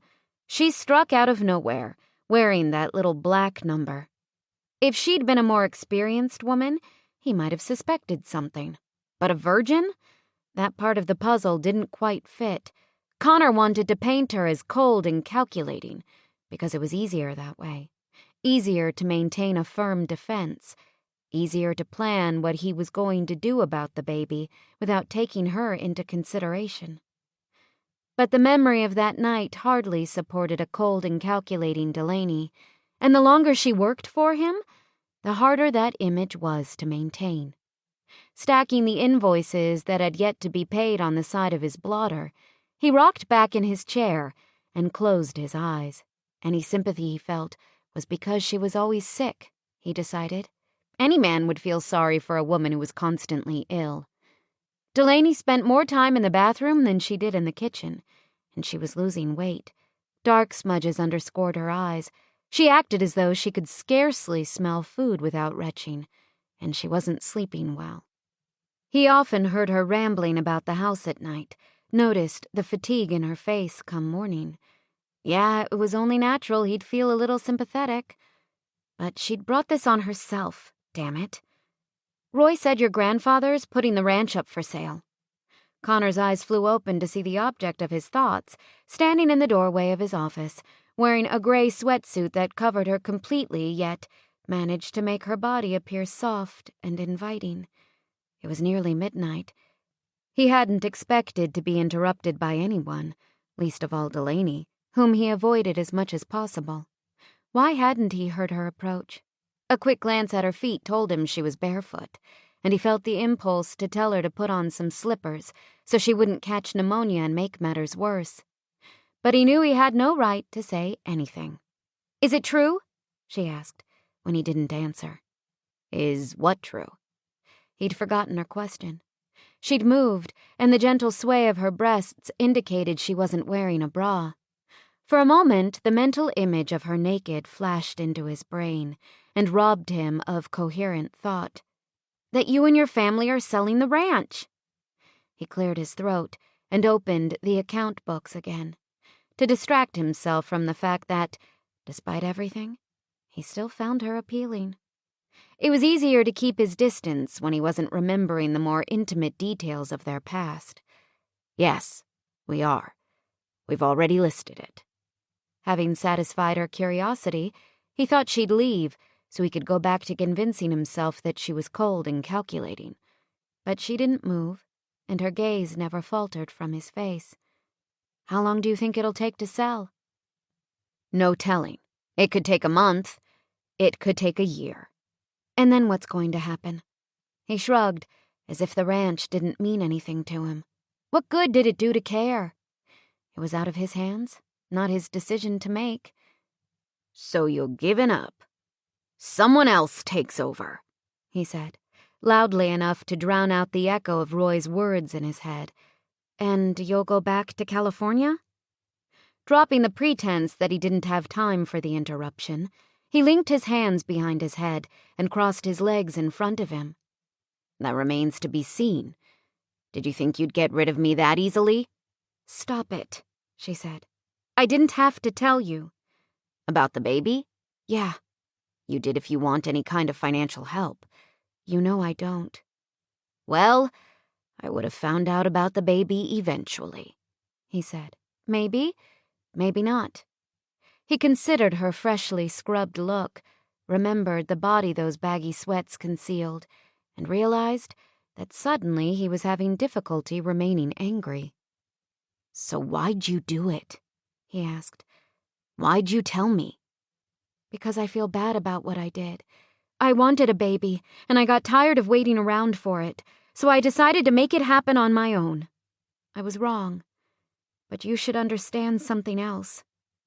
"What's that?" he asked, I won't let anything come between me and this child, she said. Turning, she walked out of his office, and Connor stared after her, amazed at the jumble of emotions she left in her wake. When he thought about what Delaney had done, he still felt betrayed. When he thought about the time they'd spent together, he seemed almost willing to forgive her. When he thought about the ranch and the baby and the future, he rubbed his temples. Who would have believed he could care so much? The next morning, Connor wasn't particularly pleased to find Rebecca instead of Delaney in the kitchen, preparing eggs, bacon, and toast. "Where's Delaney?" he asked, pouring himself a cup of coffee. Rebecca considered him, then went back to turning the bacon that was sizzling and popping in the frying pan on the front burner. "Where's Delaney?" he asked again, and she finally deigned to answer. She had a doctor's appointment. He almost said good, but caught himself just in time. He'd been worried about the weight loss and wondering why her doctor wasn't doing something to help with the nausea. He took his usual place at the table with Roy, Grady, Ben, and Isaiah, who were each cradling a cup of coffee while waiting for breakfast. You didn't have to fill in for her. She could have told me she needed the morning off. Rebecca widened her eyes. Maybe she didn't want to ask you for anything. I can think of a few things she should have asked me 2.5 months ago, he grumbled under his breath. But Rebecca heard him.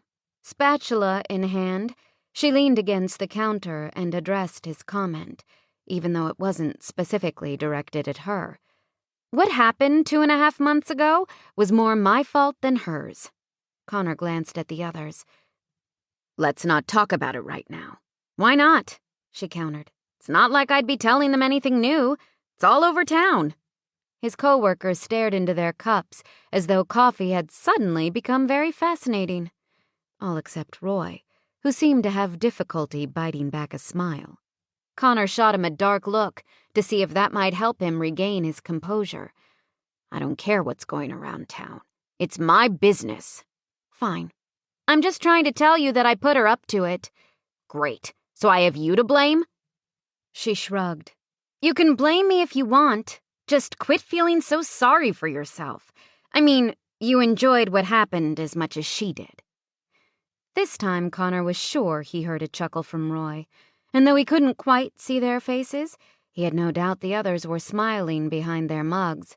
Standing, he strode across the room, wrested the spatula out of Rebecca's hand, and made a great point of giving it to Roy. Watch the food, he said, then dragged her into the hall. Whether or not I enjoyed myself in Boise is beside the point, he whispered harshly, once they were alone. I thought Delaney and I had an understanding about what was going on in that room. You did, and she's mostly lived by that understanding. You're the one who showed up and then proceeded to throw a wrench into everything. I didn't put a wrench into anything. She changed my life forever. I had no choice in the matter. You took a risk, okay? You trusted a complete stranger. But whether or not it changes your life is up to you. Connor pulled her a little farther down the hall, afraid the others could still hear. What the hell is that supposed to mean? All Delaney wants is the baby. That's all she ever wanted. It was between you and artificial insemination, okay? And let's be honest, your services were a lot cheaper. Incredulous, Connor shook his head. I knew she was using me, but this is ridiculous.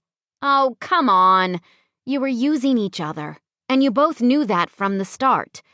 Mutual pleasure is one thing. A baby is another, he replied. Only because you found out about it. You were supposed to live happily ever after in ignorant bliss. But then Delaney's conscience kicked in and you know the rest. So you see, this is all a big misunderstanding. If you ask me, you should forget any of this ever happened. I'm going to have a baby in less than 7 months, and you think I should forget about it? Why not? You're obviously unhappy about the situation, so walk away. Nothing's stopping you. Certainly not Delaney. Connor frowned. You have a strange way of looking at things, Rebecca. But somehow, That doesn't surprise me. Just walk away, and Delaney will never contact you again, okay? That's what she wants. That's what she wants. What Rebecca said should have made him feel better, but it made him feel worse. It stung that he could be so insignificant now, especially when Delaney had made him feel anything but insignificant the night they'd created the baby. But he couldn't have it both ways. This was what he really wanted, wasn't it? What if he took the escape Rebecca was offering him, walked away, and forgot about Delaney and the baby? Everything that weighed so heavily on his mind, his doubts about being a good father, his fear of the repercussions within his family, his uncertainty over the future, or at least some of it, could simply fade away. And turning his back on this situation was nothing more than most people would expect of him. But somehow, he couldn't do it. He couldn't walk away.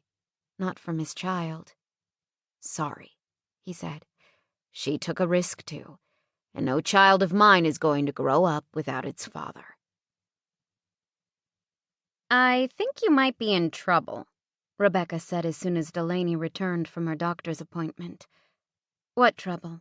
Delaney asked, depositing a bag of groceries on the kitchen table. "Not so loud," Rebecca warned. "Connor didn't go out with the others after breakfast. He's just down the hall." "What's he doing?" "I don't know." "So why am I in trouble?" Rebecca gave her arm a sympathetic squeeze. "He's not willing to back off and leave you alone, Lainey." "What's he going to do?" "I don't know. But he told me this baby isn't going to grow up without its father." "That could be a good thing," Delaney said, trying to be hopeful. "If that's what you want to believe," Rebecca replied. "You know what I think? I think you were crazy to give him the power to hurt you. I tried to—" Delaney cut Rebecca off with a warning look. "Don't say it. Don't say I told you so. I'm not in the mood."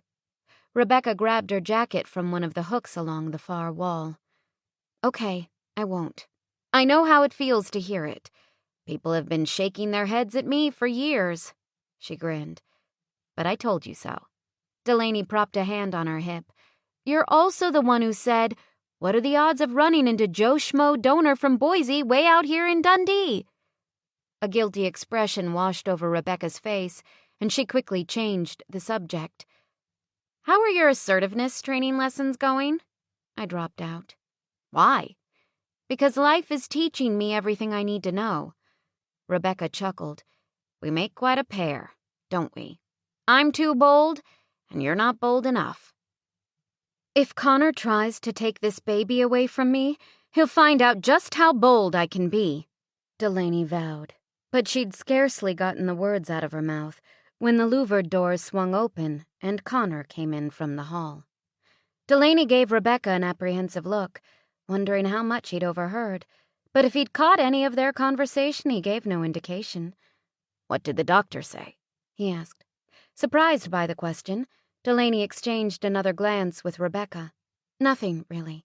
He gave me a prescription for some prenatal vitamins. That's about it." He hooked his thumbs in his pockets and leaned one shoulder against the wall near the entrance. "Did he say anything about the weight you've lost?" Connor had noticed. "He's hoping the morning sickness will ease. It usually does." "Who's your doctor?" "His name's Weissman. He's in Boise." "Isn't there a closer obstetrician?" "There's a general practitioner who delivers babies," Delaney said, "but I don't want to go to him.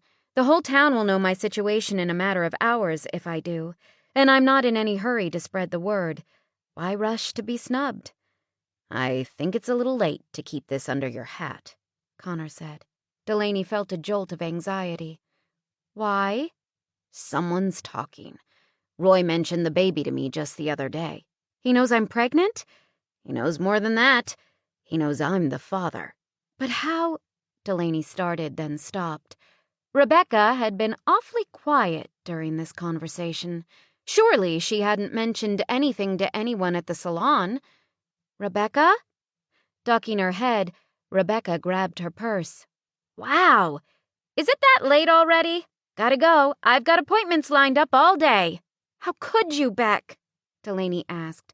"I told you not to tell anyone." Rebecca jerked her head at Connor.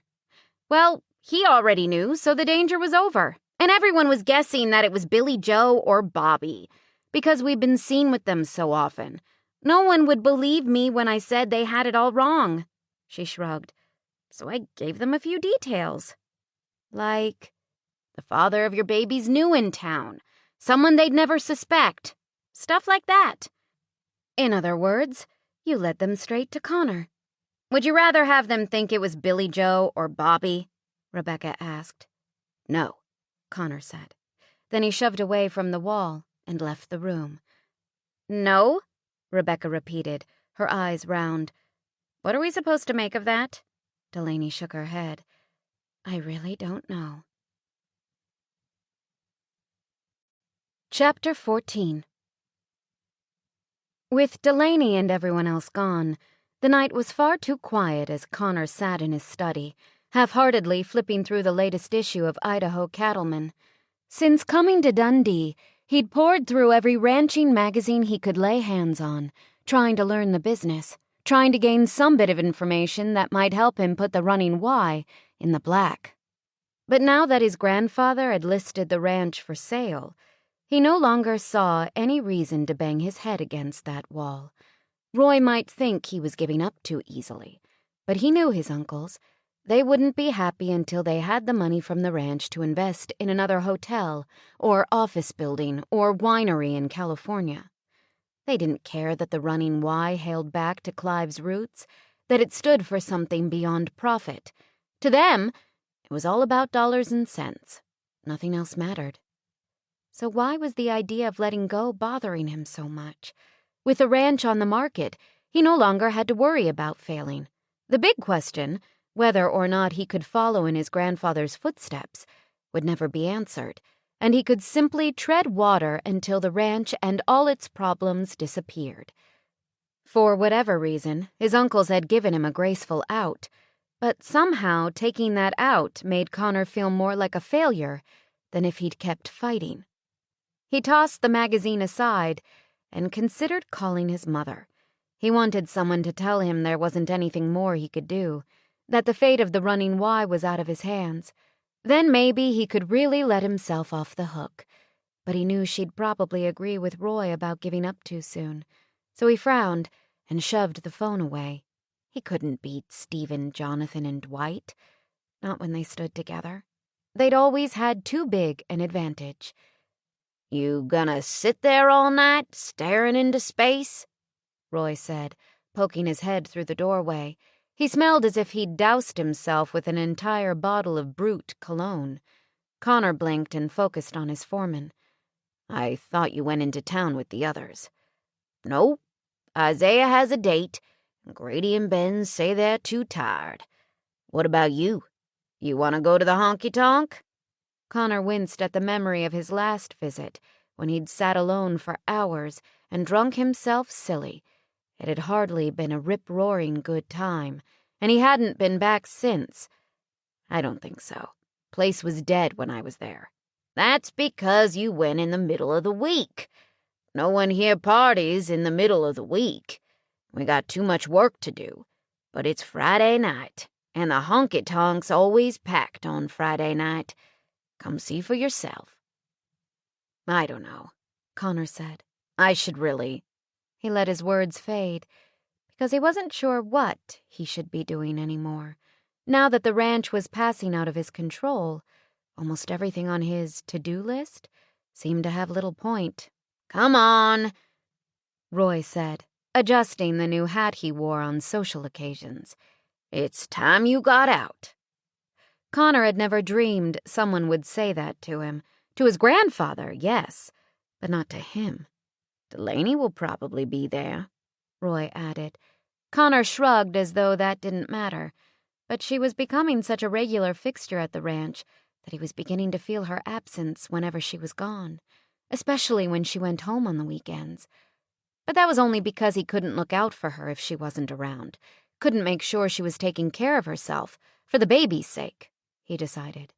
So? Roy demanded. Sure, Connor said. Why not? Don't look now, but Connor just walked through the door, Rebecca said, nudging Delaney as they waited at the bar for their drinks. "Great," Delaney said. "I can't escape him anywhere." "Why do you think he came? I've never seen him here before." Delaney frowned and allowed herself a covert glance across the room. She could easily see Roy and Connor cutting through the crowd, making their way to a table. Roy had scrubbed up and was wearing a Western shirt and his dress hat, which added a few inches to his height. Connor looked more casual. He wasn't wearing a hat, just the Wranglers that fit him so well, and a thick fleece sweatshirt that he probably considered dressing down, but went a long way toward accentuating his powerful shoulders and drawing female attention. Sliding a hand in one pocket, he paused to respond to someone who'd spoken to him, and when he shifted, Delaney saw it was Gloria Palmer, an old friend of hers from high school. "He's probably here for the same reason we are," she said, feeling a stab of possessiveness she told herself she had no right to feel. "Just looking for a little entertainment." "Ignore him," Rebecca said. "Don't let him ruin your fun."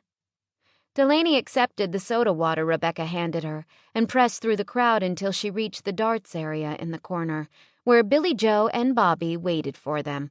"I just hit a triple bullseye," Billy Joe announced, pointing at a red-tailed dart smack in the middle of the board. "See that and weep, ladies." "It doesn't count," Rebecca said with a shrug. "We haven't started another game yet." "What do you mean it doesn't count?" Billy Joe complained. "I knew we were going to start another game, so I went first." "There's your problem," Rebecca told him. "I was supposed to go first." "What do you think, Laney?" Billy Joe asked. Only half listening, Delaney returned to the conversation. "What?" He gestured at the dartboard. "I think I should get to keep that triple bull, don't you? This is our third game, and it's my turn to start." "You started last time," his brother told him. "So?" Billy Joe argued. "If Rebecca was marrying me, I might let it slide. But she's rejecting us both for some guy in Nebraska, as if anybody would want to live there. Anyway, Laney thinks I should get to keep it. Don't you, Laney?" "Sure," she said. "Whatever." And threw another glance over her shoulder to see Connor laughing with a small group near the jukebox. Rebecca rolled her eyes. "Don't listen to her. She lost her ability to reason about 5 minutes ago." "No, I didn't," Delaney protested. "What is it you wanted to know?" Billy Joe cocked an eyebrow at her. "You're not drinking now, are you, honey? Because that's not good for the baby. Even I know that." She held up her soda water. "I'm not drinking." "Then what's wrong?" Bobby asked. "You feeling sick again?" "No, not tonight." "Well, if you're feeling sad 'cause you want to give that baby a daddy, darling, you just let me know," Billy Joe said. "Because you don't want no millionaire's grandson, no siree. You want a real man like me." Delaney laughed. Thanks to Rebecca, just about everybody she saw knew about Connor and the baby. Billy Joe and Bobby had been teasing her all night, telling her she had to name the baby Billy Bob after both of them. But she didn't mind the secret being out in this setting. It was the people who decided her job future who worried her. When they learned about her situation, she doubted there'd be too much laughter. "Your turn," Rebecca said, after throwing her 3 darts and winding up with a double 17. "Nice start," Delaney said. "She didn't start. I did," Billy Joe corrected. "And I got a triple bull." Delaney threw her own darts and landed a bullseye on her first and a 20 on her third.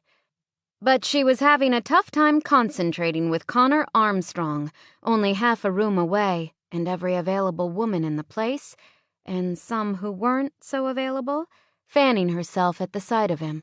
"He's not that handsome," she muttered, but even Rebecca seemed to disagree. "Laney, you can call that man a lot of things, but unhandsome isn't one of them." "Whose side are you on?" Delaney asked, looking over her shoulder yet again, only this time she found Connor staring right back at her and nearly dropped her drink. Immediately glancing away, she set her glass on the small round table where they kept their darts, grabbed Billy Joe's arm, and demanded he dance with her. He seemed a little befuddled by the sudden move, but he obliged, and a few minutes later, his brother and Rebecca joined them on the floor. "What's up with you girls tonight?" Bobby asked, scratching his head as they all turned slowly in a circle to Leanne Womack's "I Hope You Dance." "Connor's here," Rebecca explained. "The millionaire's grandson?" Rebecca nodded. "That's him." Billy Joe smiled. "Where?" "Don't look now," Delaney cried. "He might be watching us." "Then let's give him a show, darling." Pulling her into a much tighter embrace, he buried his face in her neck and clung to her as though they were lovers. "I think you've had too much to drink," Delaney said, squirming until she could maneuver them into a position that was a little more respectable. But he only laughed and dropped a quick kiss on her lips. "Let's see how he likes that," he said. But Rebecca and Bobby weren't laughing with him, and the moment Delaney looked up, she saw why. Connor was charging through the dancers, practically shoving them to one side, and he was coming straight for her. She gazed up at Billy Joe. "I don't think he liked it." "I don't think so either," he said, sobering. Delaney didn't have a chance to say any more before Connor took hold of her arm. "I believe this is my dance," he said. Billy Joe hesitated, but after a moment, he stepped back. "Sure. I was just congratulating her on the baby." "Fine," Connor said. "We appreciate it." But his body language said he didn't appreciate Billy Joe at all, and Billy Joe knew enough to clear out. "What do you think you're doing?" Delaney asked, as Connor slipped his arms around her waist. "Dancing." She tilted back her head to see his face. "You had no right to break in." "You're carrying my baby. I think that gives me some rights." Delaney tried to stop dancing, but he pressed his hand against the small of her back and kept her swaying with him to the music. "Don't you agree?" "That would depend on what kind of rights you mean," she said. "You're acting as though you have some say over what I do." "What's wrong?" he asked. "You already got what you want from me and now you're not interested in any more?" "Not interested in any more?"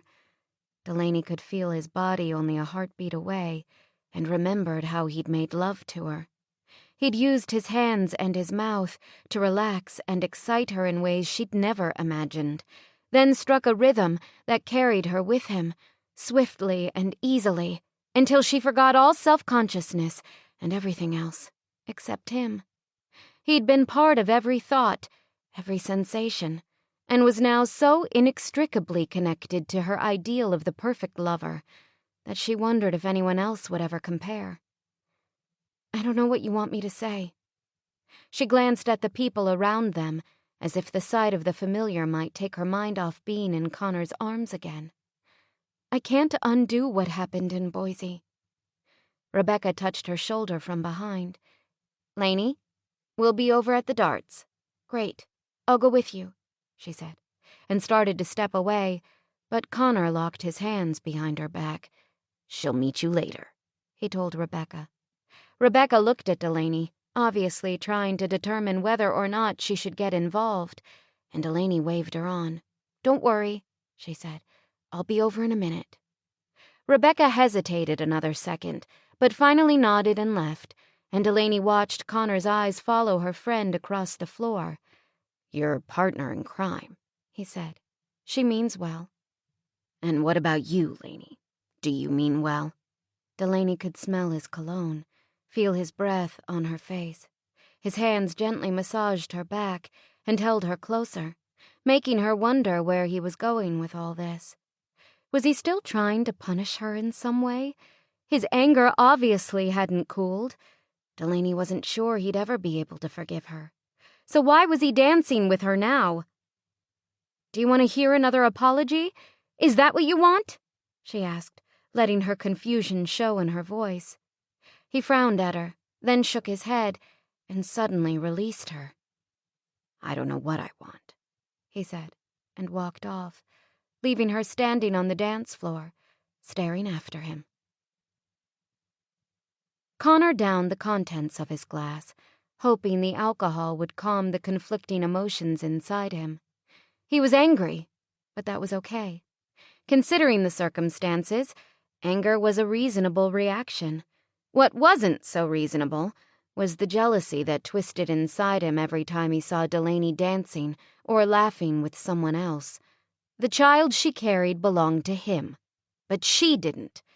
As she'd informed him, he had no say over what she did, and he couldn't figure out why her freedom to interact with other men bothered him so much. Except she owed him something, didn't she? He couldn't decide. What had happened in Boise was simply a one-night stand. He'd had brief encounters with other women from whom he wouldn't have accepted any claims later on. But this time there was a baby involved, and a baby was a tie that could never be broken. That meant they owed each other something. In his mind, Delaney had no business milling about the singles scene.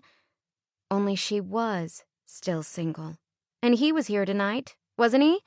If she shouldn't be acting as though she was available, did that mean he shouldn't either? Looks like you're having a great time.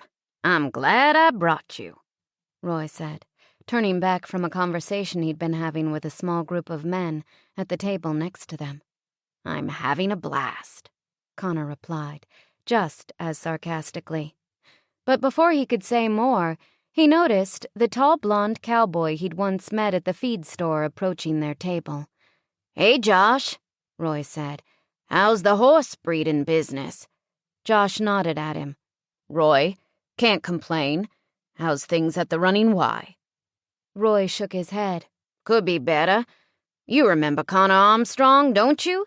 I do.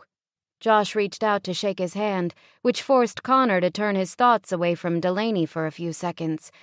Good to see you again, Connor said. Want to sit down? Sure. Josh pulled up a chair, stretched his legs out in front of him, and hooked an arm over the wooden back. I'll have a Heineken, he told the waitress, who'd hurried over the moment she saw him and was smiling eagerly at them both. I'll have one too, Connor said. She looked expectantly at Roy, who shook his head, then told them she'd be right back. Josh scooted his chair around so he was half facing the dance floor. I hear you've put the place up for sale, he said. Roy's scowl left no question as to how he felt about that, so Connor answered, Yeah. How much you asking? You in the market? Possibly. My brother and I've been looking for some long-term investments, and we think the land will be worth quite a bit someday when the economy improves. He shrugged. In the meantime, we can always use the acreage to expand our business.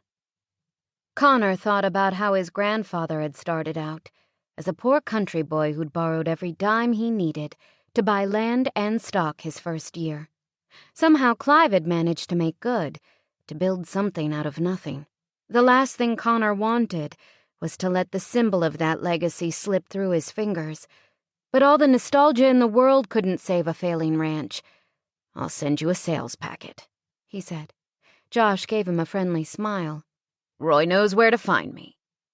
The waitress returned with their beers, and Connor insisted on buying. Josh said he'd grab the next round, but the way he kept glancing at the corner where Delaney and her friends were playing darts bothered Connor. He wasn't sure there'd be a next round. You see something you like? Connor finally asked. What? Connor indicated Delaney and her group with a nod. Josh grimaced and brought his chair around. No, Rebecca's engaged, and I'm going out with someone else. So it was Rebecca who kept drawing his eye, not Delaney. Connor couldn't understand any man being attracted to Rebecca over Delaney, but in that instant, he decided he liked Josh Hill after all. Roy chuckled. Josh would never get involved with Rebecca anyway. They can't even say hello without an argument. Ain't that right, Josh? Right. I'm not a glutton for punishment, he said. But something about the way he said it made Connor wonder whom the man was trying to convince. Remember that time when you two were still in high school, and she wrote Josh sucks with bleach on your lawn? Roy asked. How could I forget? Josh laughed and shook his head. My father was furious. It took all summer to restore the grass. What did you do to set her off? Connor asked. Stole some panties from her gym locker and ran them up the flagpole. Josh said with a grin. Which was probably bad enough. Only Rebecca doesn't wear just any panties. These were more like a thong, so she was pretty embarrassed. But he didn't have to do anything to provoke her, Roy explained. For some reason, she's always had it in for him. Josh glanced over at Rebecca again. Yeah, it's a good thing she's marrying and settling down. The wistfulness in his voice told Connor he wasn't very convinced of that either. But before the conversation could go any further, a tiny brunette, probably only 5 feet flat and 100 pounds, marched up, wearing a pair of tight jeans and an even tighter sweater, and helped herself to Josh's beer. "There you are," she said to him. "I've been looking all over for you." This is Mary, Josh said. He took a drink from his beer bottle since she had his glass, then tipped the mouth of it at a slight angle toward Connor. Mary, have you met Clive Armstrong's grandson? She shook her head, her smile bright. "This is Connor? I haven't met him, but I've heard a lot about him." Connor could only imagine what. "Congratulations on the coming baby, by the way," she said. "I didn't realize you and Delaney even knew each other before you moved to town." We didn't, Connor thought, but he wouldn't say it. He sensed Mary was probing, and whether Delaney deserved to have the truth catch up with her or not, he refused to leave her vulnerable to the ridicule of this woman or anyone else. We once met in Boise, he said, making it sound as though it was some time ago. "That must have been a memorable meeting," she said. Connor smiled. It was. Too memorable, he added mentally. "What do you think they're talking about?" Rebecca asked, covertly eyeing Connor and Josh when Billy Joe and Bobby went to the bar to get another drink. Delaney set down her darts and took a stool, firmly keeping her back to Connor so she wouldn't be tempted to stare. Us? They keep glancing over here. She knew because she caught Connor looking at her whenever she looked at him. Rebecca bit her lip, and Delaney knew she wanted to smoke, just as she knew Rebecca would never let herself do it while Josh Hill was in the bar. "I haven't seen Josh for months, and now I seem to run into him everywhere," she complained. "Maybe he's trying to warn Connor about us," Delaney said. "No one's ever warned anyone about you." "He's too late anyway." Rebecca didn't seem to be listening. "And where there's Josh, there's Mary," she added. "Beck, you're really scaring me. You're getting married in a month, and yet I'm beginning to suspect you have some sort of interest in Josh." "Interest?" Rebecca cried. "I have no interest in Josh Hill. I've never even liked him. He's the last person on earth I'd ever get with. I don't even find him attractive." Delaney narrowed her eyes. "Okay, I know that's a big lie." Rebecca glowered at her for a moment before answering. "All right. So 6 feet 2 inches of lean muscle, a calendar smile, and golden brown skin would be attractive to anyone. But the only feelings I have for him are bad feelings. I don't know, Beck. Methinks thou dost protest too much. When I was 8, he made me wreck my bicycle and skin both my knees," she said, as if this unfortunate incident was somehow relevant today. "So, you paid him back by giving him a fat lip. Besides, that was 23 years ago. What's your point? That I don't like him any more now than I did then?" Delaney scrutinized Rebecca's face. She knew her best friend too well to believe what she was saying, and yet Rebecca was so emphatic about it that Delaney could do nothing but accept her words at face value. "You're sure, then? About Buddy, I mean." Rebecca waved her concern away. "Of course I'm sure." "How are you sure?" Delaney pressed. "What do you mean?" Rebecca picked up her darts and threw a perfect bullseye. "He loves me for who I am, and I don't know." She threw another dart and hit a 10, which didn't count for anything. "There's no pressure. It's nice." "And Josh?" Delaney asked. Rebecca threw her third dart, which missed the board entirely. bounced off the wall and hit the floor. The two groups playing on either side of them looked up in surprise. Rebecca gave them a glare that told them to mind their own business, and they went back to their respective games. "He and Mary are meant for each other," she said. "Golden boy marries golden girl. High school quarterback marries high school cheerleader." Delaney scooped up her own darts, waited for Rebecca to remove hers from the board, then began to throw. "I hope you're right. About Buddy. About Josh. About everything," she said.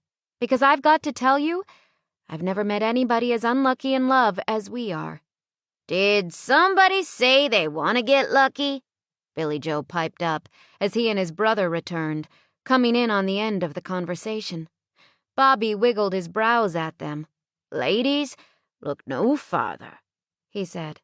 But before Delaney and Rebecca could tell them both to quit dreaming, another man interrupted, a man who hadn't previously been part of their group.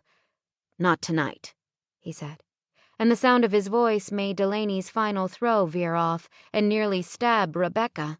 It was Connor. He was standing at their table, holding her coat, which she'd slung over a stool. "Come on, Delaney," he said. "It's time to go."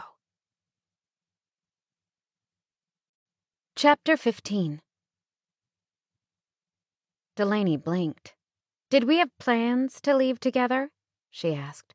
For a moment, Connor looked a little uncomfortable. "No, but it's getting late and you need your rest." Delaney wasn't ready to go. She was having fun for the first time in weeks. "But I'm not going back to the ranch," she said, trying to understand why he was being so insistent. "I'm off for the weekend, remember?" "I know," he said. "I'll give you a ride home." An assertive person stands up for her tastes, desires, values, and opinions, Delaney told herself. An assertive person does not give in to the domination of others.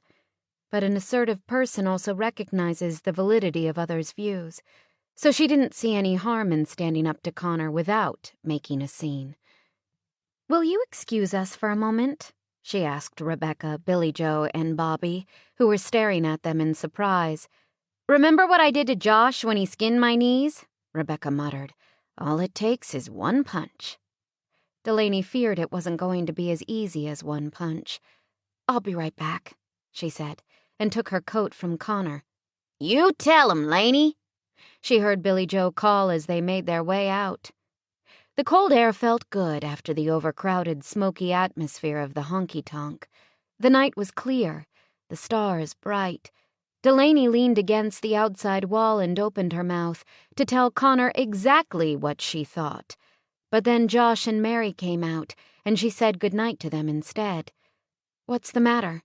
she asked Connor once they were gone. The light from the windows of the honky-tonk was too dim to read much of his expression, but Connor didn't look happy. "Nothing," he said. "Everything's fine. It's just getting late." "Late? It's not even midnight. The honky-tonk doesn't close until 2. "I'm ready to leave," he said. "I'm not." Shoving his hands in his pockets, he walked to the edge of the porch, pivoted, and came back. "Well, you shouldn't be drinking. It's not good for the baby," he said. "I'm not drinking. I've only had soda water. I'd never do anything to endanger this baby." He hesitated. "Secondhand smoke isn't good for the baby either." Where was he going with this? "Connor, Rebecca always smokes outside the house, so the only time I'm around secondhand smoke, even hers, is here, and I come maybe twice a month. I don't think that puts me in a high-risk category." "Why do you want to stay here anyway?" he suddenly demanded. "So you can dance with Curly and Mo in there?" "That's Billy Joe and Bobby, and they happen to be friends of mine." She pushed away from the wall and went to sit on the bench that seated the honky-tonk's overflow on warm summer nights. "And I'm having fun. You don't have a problem with that, do you? Because I'm finding your reaction a little strange. You're my employer." "I'm also the father of your baby." "What does that mean?" "That's what I want to know." He leaned on the railing facing her. But where they were was even more shadowed than by the door, and she had a hard time figuring out what he was feeling. He seemed upset, frustrated. But when she'd left him at the ranch, he'd been fine. Why the change? "I can tell you what it doesn't mean," she said. "It doesn't mean you can order me around or decide where I go or when I leave." "This is crazy," he said. "I have no rights where you're concerned. If you want to dance with someone else, you're free to do so. If you want to go home with someone else, you're free to do so. Yet you're walking around with my baby inside you." "I already told you. I'm not going to do anything to endanger this baby. I'm amazed you care so much about it. You've been angry ever since you found out." "It's not just the baby," he said. "Then what?" He frowned. "It just doesn't seem right that you can take off with any guy you want." "You have the same freedom I do," she argued. "Maybe I don't want it," he said, then straightened as though he was surprised by what had come out of his mouth. He tried to correct himself. "I mean, of course I want my freedom. I just..." "Don't want me to have any?" Delaney supplied. "No, that's not it. I realize that wouldn't be fair, but..." He paused, grimacing. "Oh, I don't know. If you stay, what are you planning to do?" "Nothing!" "Then what's the big deal about leaving?" "You're the one who's having a problem." She thought about going home just to please him. He was obviously worked up about her staying, and she'd brought this whole baby thing on herself. But she couldn't see any point in giving him that kind of power over her. Didn't like where it could lead. Whether she stayed at the honky-tonk or went home shouldn't matter to him. She'd just gone through 3 of the most miserable months of her life, and tonight, for a change, she wasn't sick. She wanted to be with her old friends and pretend she hadn't destroyed the life she knew. Before Rebecca got married and moved away, and everything became irretrievably different. "This conversation isn't making sense," she said. He closed his eyes and pinched the bridge of his nose, and after another pause said, "You're right. I don't know what I'm saying. Go inside and have a great time." Then he strode off into the darkness. Delaney heard his truck start, watched his headlights swing around as he drove out of the lot, and wondered why going back inside suddenly seemed so much less important than it had 5 minutes earlier. Delaney sat at the table, no longer interested in playing darts or dancing or anything else. Rebecca and Billy Joe and Bobby badgered her about her abrupt change in mood for the first half hour or so. But Delaney couldn't forget the frustration on Connor's face, couldn't release herself from feeling responsible for his confusion and anger. Eventually, Billy Joe took a bathroom break, and Bobby wandered off to play some pool, leaving Delaney and Rebecca alone at the table. "Delaney, he was in the wrong, so forget about it, okay?" Rebecca said. Delaney rested her chin on her fist. "I'm the one who started all this, Beck. I feel terrible." "I told him he can walk away if he wants to, that you want him to walk away." "I don't want him to walk away." "Then what do you want?" At this point, she wasn't sure. She'd altered her life and Connor's, and even Aunt Millie's and Uncle Ralph's, with one night's irresponsible behavior. But there was no changing things now, and sometimes when she thought about the baby, she knew she wouldn't go back even if she could. "I want to go home," she said. "Can you get a ride?" It felt good to be home in her own bed, in her own room, and yet Delaney couldn't stop thinking about the ranch. Rebecca had stayed at the honky-tonk, promising to catch a ride with someone sober, but she wasn't home yet, and Delaney found it odd to be completely alone. She was so used to Connor being somewhere in the house, just a few rooms away. She thought about the times she saw him throughout the day, when he was freshly showered in the morning, with his hair wet and curling slightly around his ears, when he was heading out to work, wearing his jeans, boots, and cowboy hat, when he came in for dinner, looking tired and dirty, but still appealing, always appealing. At night, when he buried himself in his office, and his jaw was just beginning to show dark stubble after a long day. The moment she'd realized Connor was Clive's grandson, she'd expected him to be lazy, or incapable of doing the work required of a cowboy. But from what she'd observed, he cared about the ranch, worked hard, and was quickly gaining the respect of the other ranch hands. Even Roy, who hadn't been the least bit happy to have Connor at the Running Y, now seemed to admire him more than anyone else did, except, perhaps, some of the ladies who'd seen him at the honky-tonk tonight. Delaney remembered the heads he'd turned and wondered how she would have felt if he'd shown any interest in those women. It would have bothered her to see him on the dance floor with someone else, to think he wanted to take someone home with him. Billy Joe and Bobby weren't any threat to Connor or anyone else, so she had difficulty seeing them in the same light. But Connor didn't know them or her habits. Maybe the way he'd behaved tonight hadn't been so strange after all. Rolling over, she eyed the phone, wanting to call him. But it was nearly 1 o'clock. Connor was probably asleep. He'd left the honky-tonk before midnight. When she went back to work on Monday, she'd tell him she understood how he felt and see if they could work out something they could both live with, until the baby was born. The front door opened and closed, and Rebecca made her way noisily through the living room and down the hall. "Buddy called," Delaney said, when Rebecca passed her door. "What'd he say?" "He wants you to call him tomorrow." "Okay. Want to go out for breakfast in the morning?" "Sure," Delaney said.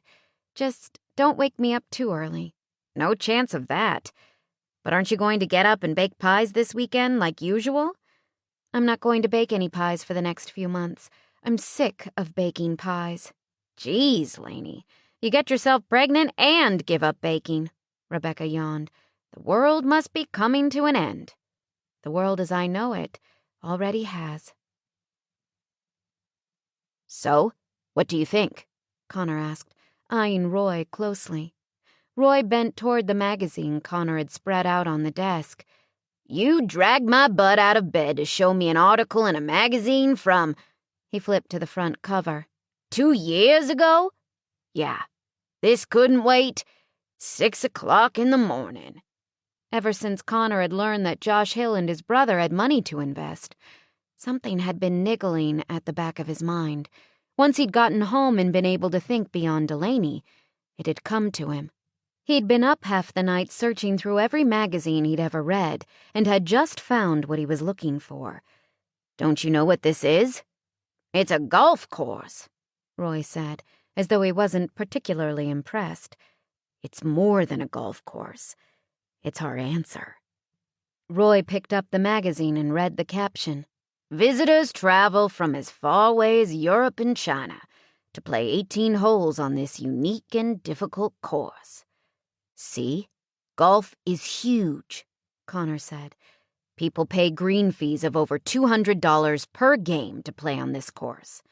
That might be true, but golf courses take a lot of money to build and maintain. You're not thinking of putting one out here on the ranch, are you?" "Not just a golf course," Connor said. "Look at this." He pulled out another magazine and slapped it on top of the first. On one side was a picture of a large, rustic-looking lodge. On the other was an article with the headline, "Last Bastion of the West?" "I don't get the connection," Roy said. "I'm thinking of turning a section of the ranch into a resort. We could have hunting and fishing, horseback riding, songs around the campfire, you name it. We could get into one of these vacation magazines and draw people from all over the world with the promise of a truly Western experience. And we could hedge our bets by having one of the best golf courses in America." "Are you still drunk from last night?" Roy asked. "I was never drunk last night. Listen to me. All it takes is money." "That's what we don't have, Connor. Your grandfather's not going to spend any more money on the ranch. He's selling, remember? He'd never go for something like this." Connor tapped the magazine. "I don't think my grandfather will like the idea either, which is why I've never really considered it until now. But didn't you hear what Josh Hill said last night? Yeah, he's looking for some long-term investments. But this is—" Roy shook his head as he gazed down at the 2 magazines, then at the others strewn across the floor and around the desk. "This is crazy. For Josh, This wouldn't be as simple as buying a piece of land, Con. This would be spending millions of dollars to change the use of the land. Not completely. That's the beauty of it. It would still be a ranch. Josh is just a homegrown horse breeder. He's done well, but I doubt he has as much as this will require. On top of everything else, he already has a business to run. Why would he want to branch out into an area he doesn't know anything about? Because it's smart not to have all your eggs in one basket, Connor said, and we'd be giving him the chance to be part of the biggest thing ever to hit Dundee. We'd run it. He'd just lend us the money. But your grandfather's already listed the ranch, which means he has to follow through with selling it. If a buyer comes along, someone could buy it right out from under us. Only if that buyer meets all the terms and criteria of the listing agreement. If the realtor procures an offer that's even a penny short, we can reject it. We don't have anything to say about it, and you know how gung-ho your uncles are to get rid of the place. I tried telling them about the campsites we've cleared, but they didn't want to hear it. So you're giving up? Connor said, mimicking him. Roy rubbed his whiskery chin. You're serious about this? I think so, Connor said. It would mean I need to figure out a way to buy the ranch myself as soon as possible, which is definitely risky, but it's going to take something big to save the Running Y. The telephone rang, and Roy answered it because Connor was too excited to bother. What if he could do it? What if he could pull it off? He'd be able to keep the ranch and the family and start something of his own at the same time. He'd be able to provide for his child, put down some roots, belong. Best of all, he'd be a father his child could be proud of, and a resort would be good for the community, too. It would bring in thousands of tourists who'd spend their money right here in Dundee without destroying the country setting he'd come to love. Con? The somber note in Roy's voice finally pierced Connor's preoccupation. What? He said. Roy handed him the phone. It's your mother. Clive's had a heart attack. It was too soon. His day of reckoning had come too soon. Connor sat on the plane, staring out the window at nothing but the sky. After his mother's call, he'd packed, headed straight to the airport in Boise, and gotten on the first flight to California. They'd be landing in San Francisco where his mother would meet him in just another 20 minutes. But he still felt numb from the news, numb and afraid. He'd known his grandfather couldn't live forever, that he'd die sometime, but the old, it could never happen to me mentality had lulled him into thinking it would be later, always later. What if the old guy didn't make it? Connor thought of his life and how he'd wasted so much time in empty pursuits and was suddenly more ashamed than he'd ever been. He'd persuaded himself that he was fighting his uncles, somehow besting them by proving he could live fast and loose and get away with it, that he didn't care about anything. But he was only playing into their hands, and now, when the important things in life seemed so apparent, he felt like a fool because he did care, deeply. I'm coming, Grandpa. Hang on, he thought. Then he took out the magazines he'd shown Roy and stared down at them.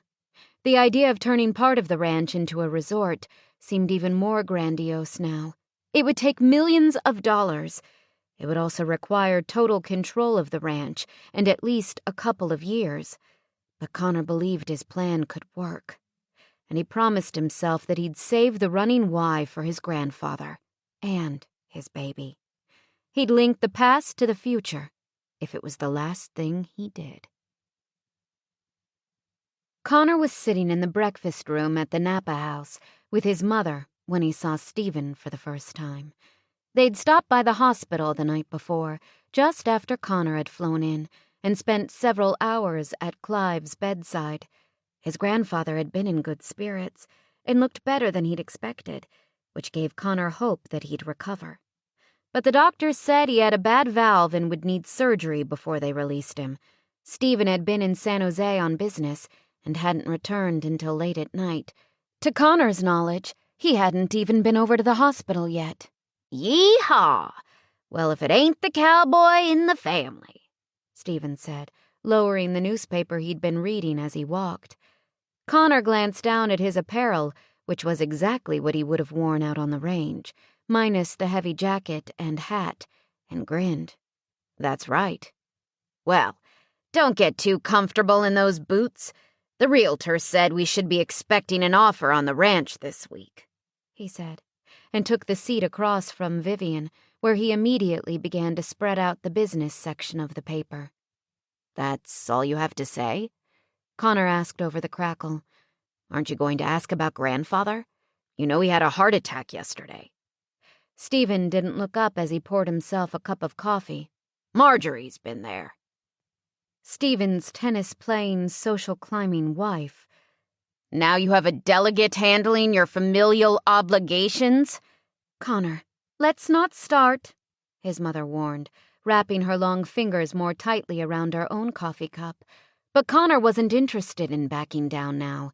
He stretched out in his chair, crossed his arms, and waited for Stephen's response. I'm doing what my father would want me to do, Stephen said, setting his cup in its saucer with a clink. Which is more than can be said for you most of the time. Forever the dutiful son. Tell me, have you and your brothers broken out the will yet? Connor, Vivian said. Stephen dropped the spoon he'd been using to dump sugar in his coffee and narrowed his eyes. Funny you should bring up the will, since you're the only one in danger of being cut out of it. Connor made a tisking noise. And grandfather hasn't taken care of that yet? I can certainly see how this little heart attack would give you and your brothers a scare. What a relief to think there's still time. Stephen clenched his fists as he stood, and his face went splotchy with anger. You little bastard, he said.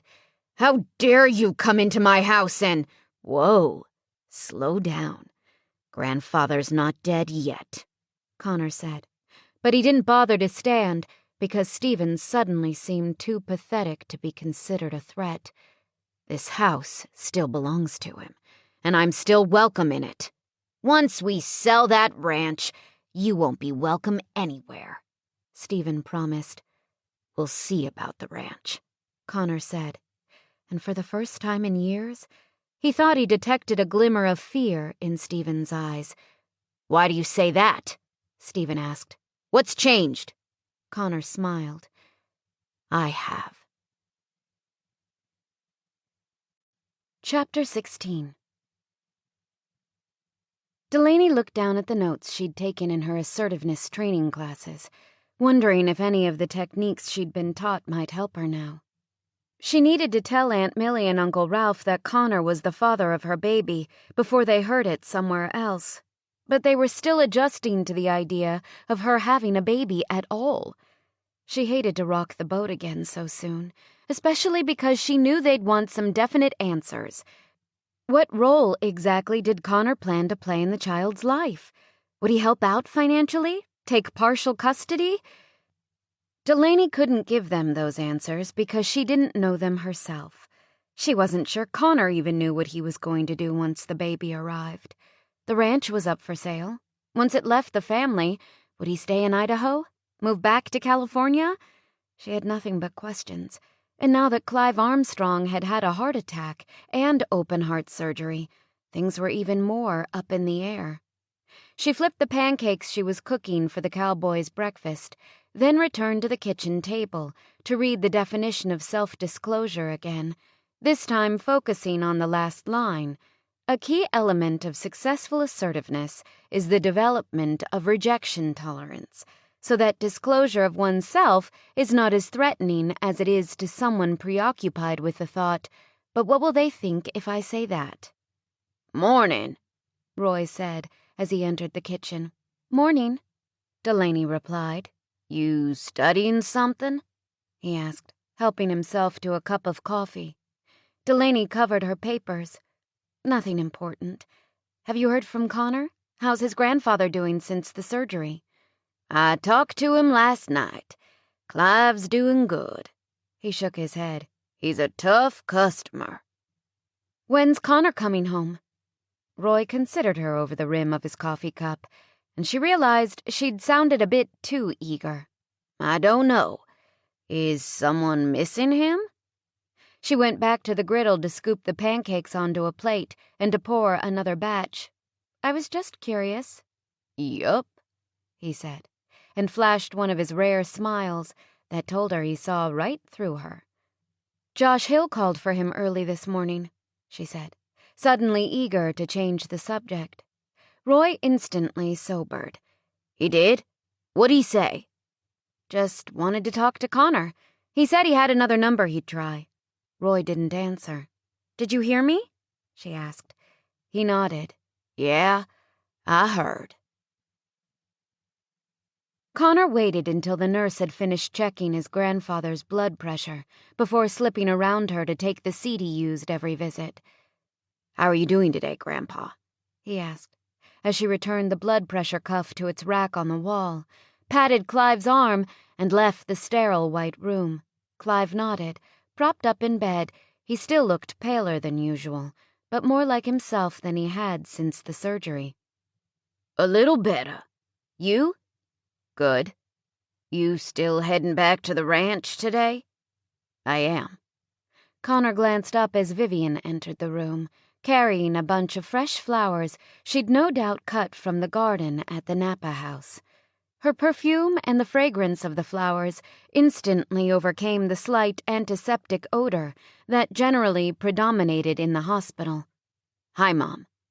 She cleared a spot on the rolling table between the window and Clive's bed and placed her arrangement next to several other bouquets he'd received over the past few days. Hi, Con. Why didn't you wake me this morning? I would have ridden over with you.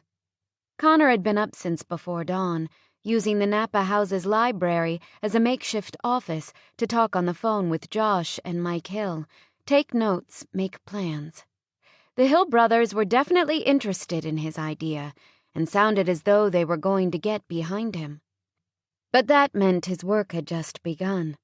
He still had to draw up a partnership agreement, create a proposal for investors, construct an offer to buy the ranch, and find a general contractor who was familiar with this type of project and capable of handling its scope, all details that were difficult to control from afar. Now that his grandfather was on the mend, he needed to get home. Home? He chuckled at his own thoughts. Only a few months ago, he'd considered Idaho no better than Siberia. Now he was calling it home. How that had happened, he wasn't quite sure. But as he pictured the snow-capped mountains, the quaint town with its diner, small-time grocery store, and single high school, and imagined the crisp, clean air, he felt more eager than ever to get back. I wanted to let you sleep, he told his mother. You've been so worried about Grandpa. I figured you could use the extra rest. But this is your last day, and I'm feeling fine. As long as his grandfather was doing well, Connor knew his mother would be okay, too. She loved and admired the man who'd adopted her, almost to the point of hero worship. Bending, Vivian kissed her father on the cheek and greeted her son in the same way before taking the only other seat in the room. "Hasn't it been great to have Connor home, Dad?" she said, crossing her legs at the ankle as elegantly as she did everything else. "I hate that he's leaving." Connor had actually enjoyed his visit. Before leaving for Dundee, he'd purposely spent very little time with his family. But this stay had been different. He'd spent many hours at the hospital, of course, but even when he wasn't here, he was content to visit with his mother, help her with grocery shopping, meals, or other household activities. It has been good, Clive said. He seems to have grown up. The ranch has made a man out of him, just like I knew it would. The ranch has made a man out of who? Stephen asked, surprising them all with his sudden appearance. He'd visited the hospital a few times over the past week, but he generally claimed to be too busy. His preoccupation with business was definitely reminiscent of the hours Clive had always kept, but as far as Connor was concerned, the similarities between father and son ended there. "We're talking about Connor," Vivian said. He's done so well in Dundee, don't you think?" Stephen laughed outright, even though Clive was in the room, which gave Connor his first indication that something was different. "Connor?" he scoffed. "Come on! He's a lost cause. When are you two going to give up on him?" His grandfather's brows puckered. "I don't appreciate you trying to start trouble when..." "When what?" Stephen interrupted. "When he snowed you into believing he's actually cleaning up his act?" "You've never liked him," his mother said. "You've always done everything in your power to make him look bad." "Mom, I don't need you to stand up for me," Connor said. "I haven't had to do anything to make him look bad," Stephen continued. "He takes care of that, all on his own. I just talked to Dave Small, who's on the Dundee City Council." "Called you, did he, Stephen?" Connor interrupted, knowing perfectly well that Stephen had been rooting around and checking up on him in the hope of turning the tide against Connor. But Stephen was already too involved in his tattling to acknowledge his words. "He had a few things to say about the new and improved Connor," he went on. "What does Dave Small have to do with Connor or the ranch or anything else?" his grandfather asked. "He doesn't have anything to do with the ranch," Stephen said, "but he knows plenty about the scandal Connor's caused." "Scandal?" Clive asked sharply. Stephen leaned an elbow on the counter, as though delighted with the attention he was receiving and the bomb he was about to drop. "You know Millie and Ralph Lawson, right?" Connor felt his stomach tense. "Here it comes." "Sure I know 'em. Known 'em for years," Clive said. "They're good folks. Well, you may be hearing from them real soon. Connor's knocked up Dundee's librarian, who also happens to be their daughter. The whole town's buzzing with the news." Stephen's mouth twisted into a self-satisfied smile. "Seems Delaney Lawson was a bit of a saint before she ran into him." Clive's eyes shifted to Connor, and the spark of pride that had flickered in their depths only seconds before disappeared. "That's not true, is it, Con?" he asked. "You haven't left Millie and Ralph's daughter or any other young lady holding the bag, have you?" Connor stood. Stephen had laid it all on the line. His secret was out. For a moment he thought of explaining how it had happened, how Delaney had asked him to dispense with her virginity, and he'd innocently obliged. But he knew, with his past, how hollow any excuse would sound, and he wasn't willing to save himself at Delaney's expense. He had to take full responsibility and make it right, or he'd disappoint his grandfather again. He forced a bright smile, even though the resentment he felt toward Delaney suddenly spiked. "Thanks for ruining my surprise, Stephen," he said. "Just when I was about to make the big announcement." "The big announcement?" Stephen scoffed, still smug. "Yeah, I have good news, but I wanted to save it for the right moment, which I guess is now, thanks to you." Stephen's expression finally showed a touch of uncertainty. "What do you mean?" Taking a deep breath, Connor replied with as much excitement as he could manage. "I'm getting married." His mother briefly covered her mouth with one hand. His grandfather pushed the button that raised his bed. "You're marrying this woman who's pregnant with your child?" his mother asked. "It's true that Delaney and I are expecting a baby, but I'm happy about it," he lied. Stephen looked stricken, but his grandfather was obviously pleased. "I can't think of anything better for you, son," he said. "The people of Dundee are good people, salt of the earth, and it's high time you settled down." Connor had a momentary vision of Delaney lying to him in the lobby of the Belmont, lying to him in his hotel room, and wanted to throttle her. If not for her, he wouldn't be in this position. At least, the shock on Stephen's face was gratifying. "That's what I've been thinking," he murmured. "But you haven't even mentioned her," his mother said. "When did you two meet?" Connor focused on Stephen and kept his smile firmly in place. For the moment, he'd outmaneuvered him, but it was going to be a costly move. Marriage? Now? Almost the minute I arrived in Idaho. He's lying, Stephen said. He just came up with this. I can tell. But everyone ignored him. A wedding! Isn't that wonderful, Dad? Vivian gushed. Connor's getting married and starting a family.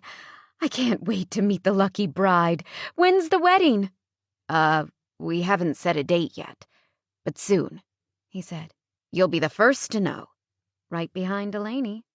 So, when we see you next, it'll be in Dundee? Is that where you're having the wedding? Yeah. Isn't that wonderful? Vivian said again. Thrilling, Connor thought. Now all he had to do was convince Delaney. He doubted she'd be too happy about it, but she was the one who'd gotten him into this, and she was going to be the one who'd get him out. It was late by the time Connor's plane touched down in Boise. He rented a car because he hadn't arranged for anyone to pick him up, and headed out onto the open road, eager for a couple of hours to think before he confronted Delaney. How was he going to get her to marry him? He couldn't exactly force her, which meant he had to enlist her cooperation. But how? They didn't know each other very well, and he hadn't been particularly nice in the time they'd been acquainted. He'd been too angry for that. He didn't have a lot to offer as far as stability went, considering the risk he was about to take, and she'd made it abundantly clear that she didn't want anything from him, none of which stacked the odds in his favor. Besides, he couldn't help balking at having his hand forced like this, which made winning her heart completely out of the question. So what other weapon did he have? Logic, he decided. Marriage would solve a myriad of problems. It would give their baby his name, save Delaney's reputation, relieve her of at least part of the financial burden, protect his grandfather from further shame, and reduce his uncle's power over him. It also gave Connor some claim on Delaney. If they were married, she wouldn't be slow dancing with other men at the honky-tonk, as though she were single, he told himself. She'd make a commitment to him, he'd make a commitment to her, and they'd both be committed to their baby. That was the way it was supposed to be, and she was the one who'd chosen this path back in Boise, right? By the time Connor passed beneath the wrought iron arch leading to the ranch, he'd made his decision. He'd approach her in the morning, lay it all out, and they'd set a date. How hard could it be? Then he'd get back to all the other things he had to do, like buy a $9 million ranch without any money of his own, and buy it, moreover, from his uncles, who would certainly fight him if they thought he had half a chance of succeeding. He was the black sheep of the family, the one who wasn't supposed to be able to do anything right. But now he was getting married, having a child, buying a ranch and building a huge resort. Was he crazy? Probably, but he wasn't about to change course. With a sigh, Connor parked as close to the door as he could manage, with all the other vehicles already clogging the drive. He grabbed his bag and hopped out. He'd told Roy to let Delaney know he'd be home tonight, but he hoped she hadn't waited up. He was tired and overwhelmed, and figured tomorrow would be soon enough to set everything straight. Yet when he let himself inside and found the whole place dark, he was strangely disappointed. Evidently, she wasn't very excited about seeing him. Was she asleep, or had she gone home for the night? He set his bag in the living room and paused at the end of the hall, instead of going immediately to bed. The house smelled of fresh ground coffee and wood smoke, but there was a hint of Delaney here, too. Her perfume, perhaps, and it caught him by the throat. He wanted to see her, he realized. He wanted to see her now. Only because they had unfinished business, he told himself, but it was enough of an excuse to get him moving quietly down the hall toward her room. He stood on the other side of her door, listening for any sound, but he couldn't hear anything. Dare he barge in? She hadn't worried about changing his entire life that night in Boise. Why should he care about courtesy now? He lifted a hand to knock, then hesitated and quietly opened the door.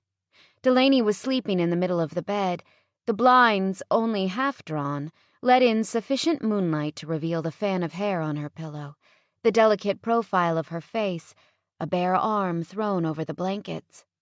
The sight of her sleeping so peacefully soothed Connor's anger, but it did nothing to make him feel like going to his room. Shoving his hands in his pockets, he slipped inside and stood by the edge of her bed, gazing down at her. She was beautiful, regardless of what she'd done to him, regardless of what might happen between them. He had to give her that. When he imagined her growing big with his child, he felt an inexplicable sense of pride. And when he lay in his bed at night, he sometimes thought about the coming months and visualized her taking his hand and guiding it to her swollen abdomen to let him feel his baby kick. From there, it wasn't hard to fantasize about her taking his hands and guiding them someplace even more exciting. He remembered her hesitancy the first time he'd made love to her, the slow yet trusting way she'd eventually opened up to him, and wondered what it would be like to make love to her a second time, here, now. Arousal swept through him as he imagined her, waking up and pulling back the blankets in a silent invitation, pictured himself eliciting from her the same desire he felt, then taking her hard and fast until she cried his name. He wanted to hear her say she wasn't content with being alone, that she wanted more than his baby, that she wanted him. But he knew better. She already had what she wanted. She told him that, and her indifference at the honky-tonk only confirmed it. Raking a hand through his hair, he started to go, but her voice stopped him. "Connor, is that you?" He turned, his heart in his throat. "Yeah, it's me." "What are you doing here?" What was he doing here? Why had he complicated his emotions by acknowledging the desire she evoked? He had no idea. "Just checking on you. I thought maybe you'd gone home for the night." She didn't answer right away. "Do you need something?" she said at last. "I need to talk to you, but we'll do it in the morning." "Are you sure?" "Yeah." "Is your grandfather going to be okay?" "I think so." "That's good." "Yeah, that's good," he said. But he wasn't thinking about what he was saying. He was thinking about touching her again, and he knew that if he didn't get out of her quiet, dark room, he'd try. "It's late. I'll see you in the morning." "Connor?" she called as he left. He didn't dare stop. He forced his feet to carry him at a quick and decisive pace to his room. Chapter 17. Connor didn't come to breakfast or go out on the range with the other cowboys. Delaney had assumed he was sleeping after getting in so late, but she found him in his office, looking as though he'd been up all night, judging by his rumpled clothes and the stubble on his chin. "Are you hungry?" she asked, pausing in the doorway and wondering at the change in him. Something was different. She could sense it. She'd felt it last night when he came to her room, and she felt it now, the second his eyes flicked in her direction. He was rather morose, for one thing, which Delaney didn't really understand. But it wasn't just his dark mood. He was also more focused, more driven. Why? "I've brought you some bacon and eggs." "Set it here, please." He shoved some papers to the side and went right back to his computer. Delaney deposited the plate on his desk. She knew he expected her to leave, but she'd been waiting for more than a week to talk to him. She wanted to discuss what they could both expect in the months to come, and felt it was time they made some decisions. So she waited, clearing her throat when he didn't immediately look up, and finally managed to capture his attention. "Is there something else?" he asked.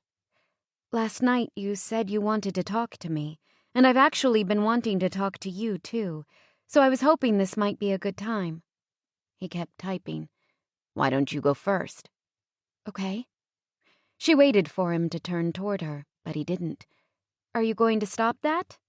He checked his watch, then glanced reluctantly at his computer screen. "I can only spare a few minutes." "Then maybe we should postpone this until—" "No, go ahead." He swiveled to face her. We need to get it handled.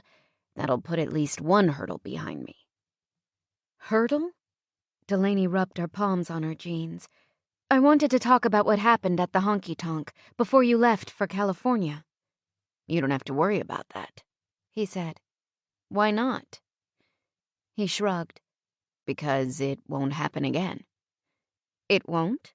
No. How can you be sure? Because you won't be going there in the future. The hairs on the back of Delaney's neck stood on end, and she took a step closer, coming to the edge of his desk. Excuse me? The place is a singles hangout, he said, as though that explained everything. Not really, but sort of, I guess. Anyway, I am single. You're also pregnant. Which is why I'm willing to compromise. Maybe while I'm carrying the baby we can agree to— A compromise won't be necessary, he said. Why not? Because I have a better solution. Delaney was almost afraid to hear what it might be. And that is— I think we should get married. Her knees buckled, and she quickly put both hands on the edge of the desk to support herself. Did you just say what I thought you said? You heard me. He turned back to his computer. Think about it, and you'll see it's the only answer. Bald. Matter of fact. Emotionless. Delaney cringed. I don't think it's the only answer. His eyes met hers. This is what's best for the baby. It gives the baby a name, saves your reputation. No. That made an impact. What? He said, apparently forgetting the computer. I said no. I'm not going to marry you. He scowled fiercely. You haven't heard all the reasons. I'm sure once— I know all the reasons. Then why are you saying no? After such a romantic proposal, I can't imagine. She started out of the room, but he stood and rounded the desk so quickly that he caught her by the wrist before she could reach the door. What's the matter, Lainey? You landed us in this mess, and now you're not happy that there's no wine and roses? Delaney could feel the strength in his hand and wanted to twist away. At the same time, she wanted to strike out at him, but most of all, she wanted to kick herself for causing this disaster in the first place. He was right. It was her fault. How could she have been so foolish? I should never have told you, she said. You should never have done it. Okay, I agree, but I can't change that now. I regret what I've done, but I can't fix it, Connor. I did everything I could do when I told you the truth. Nostrils flaring, he stared down at her, his lips set in an angry line. Suddenly, inexplicably, she had a momentary vision of his mouth descending on hers. They hadn't been quite this close since that first night, not even when they were dancing. His breath fanned her face, his heartbeat above her own, and for some reason she didn't understand. Desire swirled through her. All her feelings seemed to spin together so fast that she could no longer separate one from another. Connor must have experienced something similar, because she sensed a subtle change in him right before he pulled her into his arms and made the kiss she'd just imagined real.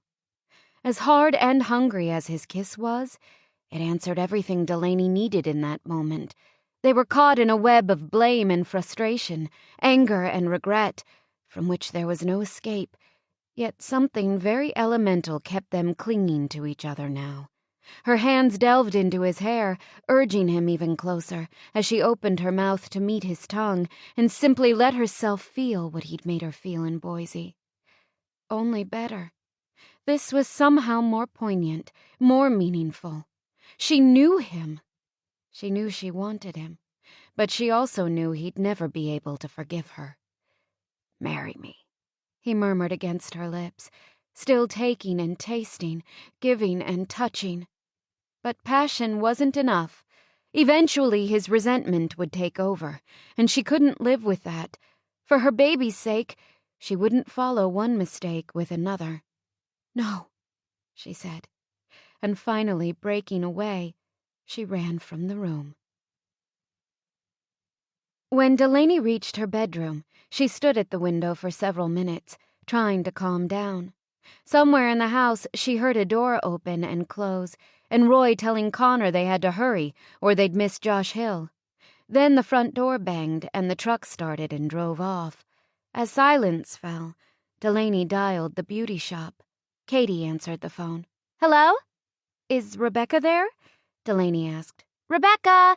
Laney's on the phone!" Katie's scream blasted across the line. Then there was a long pause during which Delaney could hear the dryers, the cash register, and a few voices before Rebecca picked up.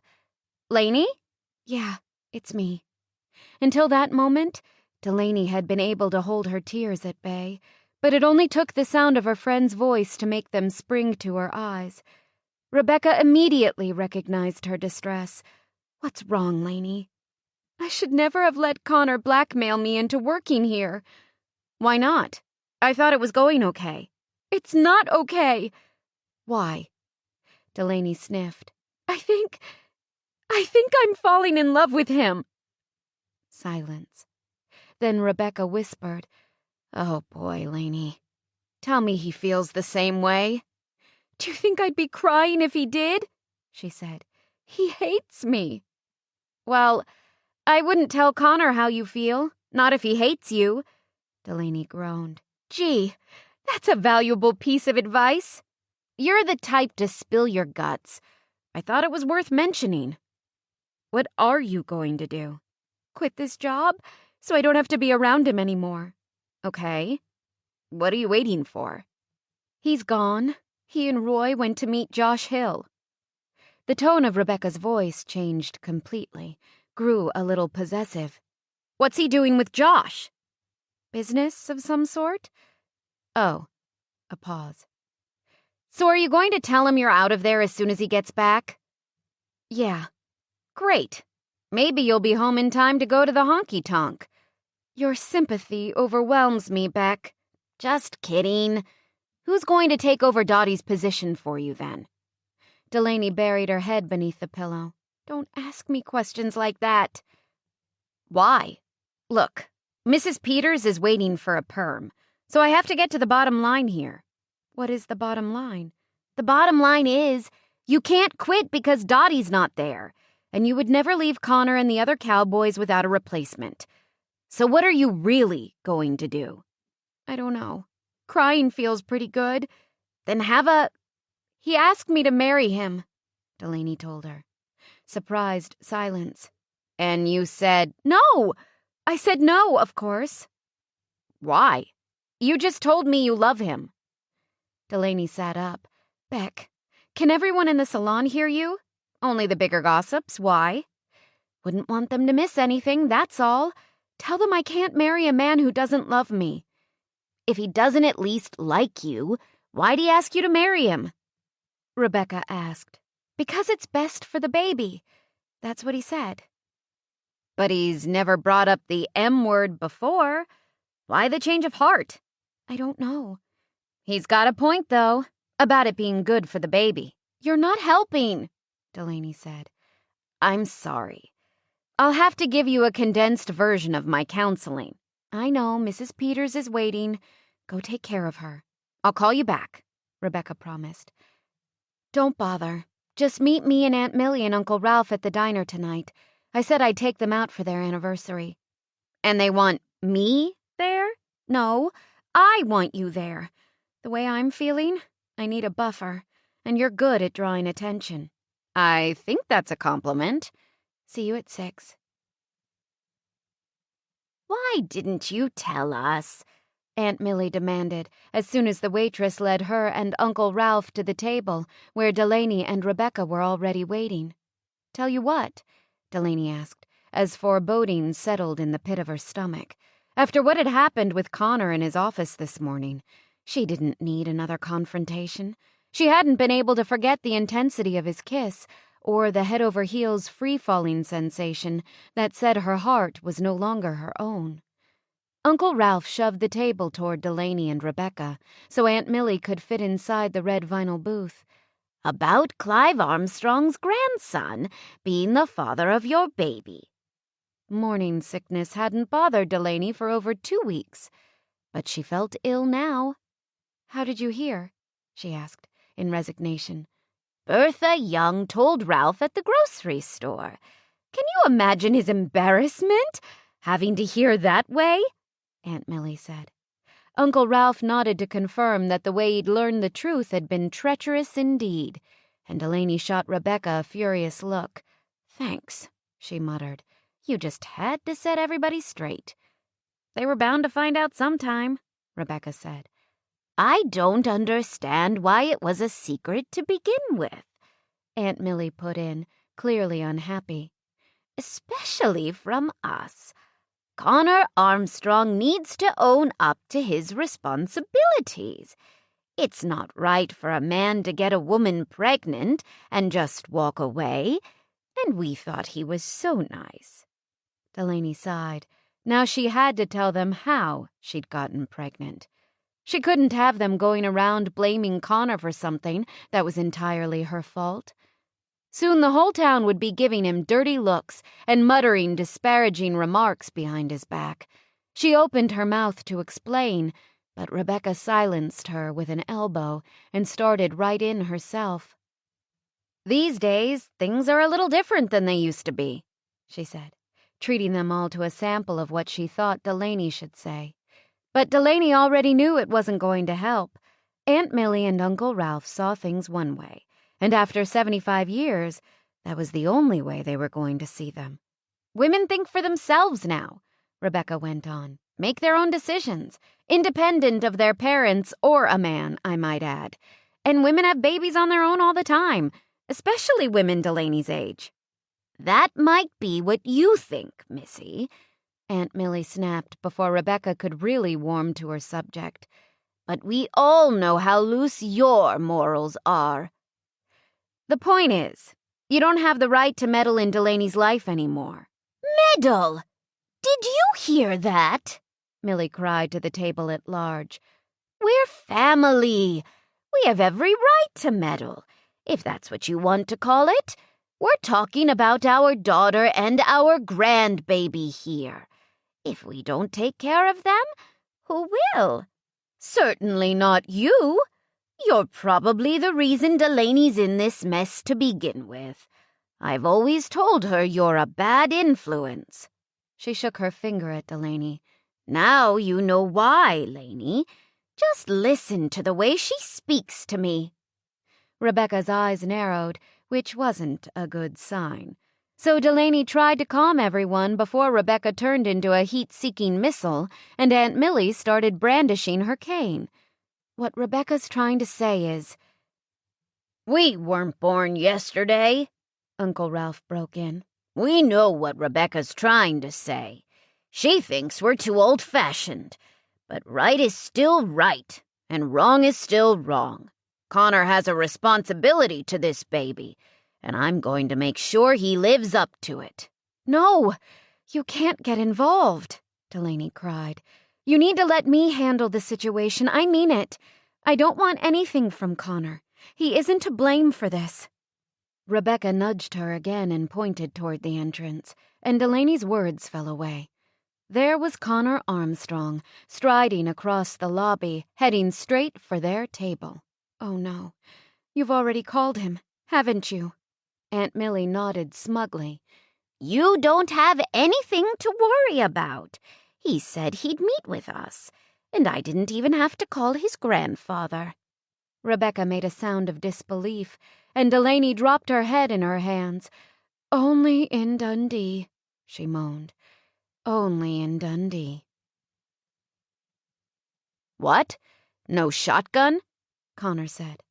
Pulling up a chair, he sat in the aisle, angling the lower half of his body so he could cross his legs as well as his arms while he waited to hear what the old couple had to say. Whatever it was, he still didn't understand why they couldn't have said it over the phone. Delaney looked as though she wanted to disappear, but that hardly made Connor feel better. He'd asked her to marry him. She'd turned him down. Then Millie had called, spouting off about his responsibility to the baby. If only he'd said no to Delaney at the Belmont. "I appreciate the fact that you're here," Millie said, nodding stiffly like an old schoolteacher about to rap his knuckles with a ruler. "We thought it would be prudent to discuss what should be done about this situation." "I told them it's none of their business, but they won't listen to me," Rebecca piped up. Delaney was moaning something about living in a small town and how maybe she should have grown up a ward of the state, but Millie was clearly too provoked by Rebecca's challenging tone to pay Delaney much attention. "This baby is my grandchild, which definitely makes what happens here my business." The waitress delivered some chips and salsa, and Rebecca began eating, but no one else seemed interested. Delaney stopped muttering, but she looked too ill to eat and too tired to deal with a conversation as potentially upsetting as this one. Connor felt a sudden impulse to tell them all that she needed to go home and rest, that they could handle this later. But then he reminded himself that she was the reason they were all here in the first place, and that maybe he could use Millie and Ralph's help. "So, what do you have to say?" he asked, directing his question to Millie. It was Delaney who answered. "Nothing. She has nothing to say. Aunt Millie and Uncle Ralph are just... To understand what they're doing, you'd have to know them. They mean well. Just keep telling yourself they mean well. It'll help." "We're trying to make sure you do the right thing," Aunt Millie said. "And what is that?" Rebecca muttered between chips. "You think he should marry her even though he doesn't like her?" "A child needs a mother and a father," Ralph said. "What's wrong with the younger generation anyway?" he asked Millie. "I'm not that young. I'm 30 years old," Delaney said. No one responded. "Marriage might sound like a great solution, but it'll never work," Rebecca argued. "Is anyone listening to me?" Delaney cried. "Then they should have thought of that before they—" Ralph glanced at Millie. "Before—" Delaney sat up taller. "This is my life and my baby." Rebecca leaned forward, crunching chips as she talked. "Don't you think putting a child through a painful divorce would be more harmful than never giving that child a father to begin with, Ralph?" "My baby will have its father," Connor stated in no uncertain terms. "See?" Rebecca drew the salsa closer to her. "Problem solved. He's going to be a father to the baby." Millie levered her upper body halfway across the table, coming almost nose to nose with Rebecca. "Why don't you just stay out of this?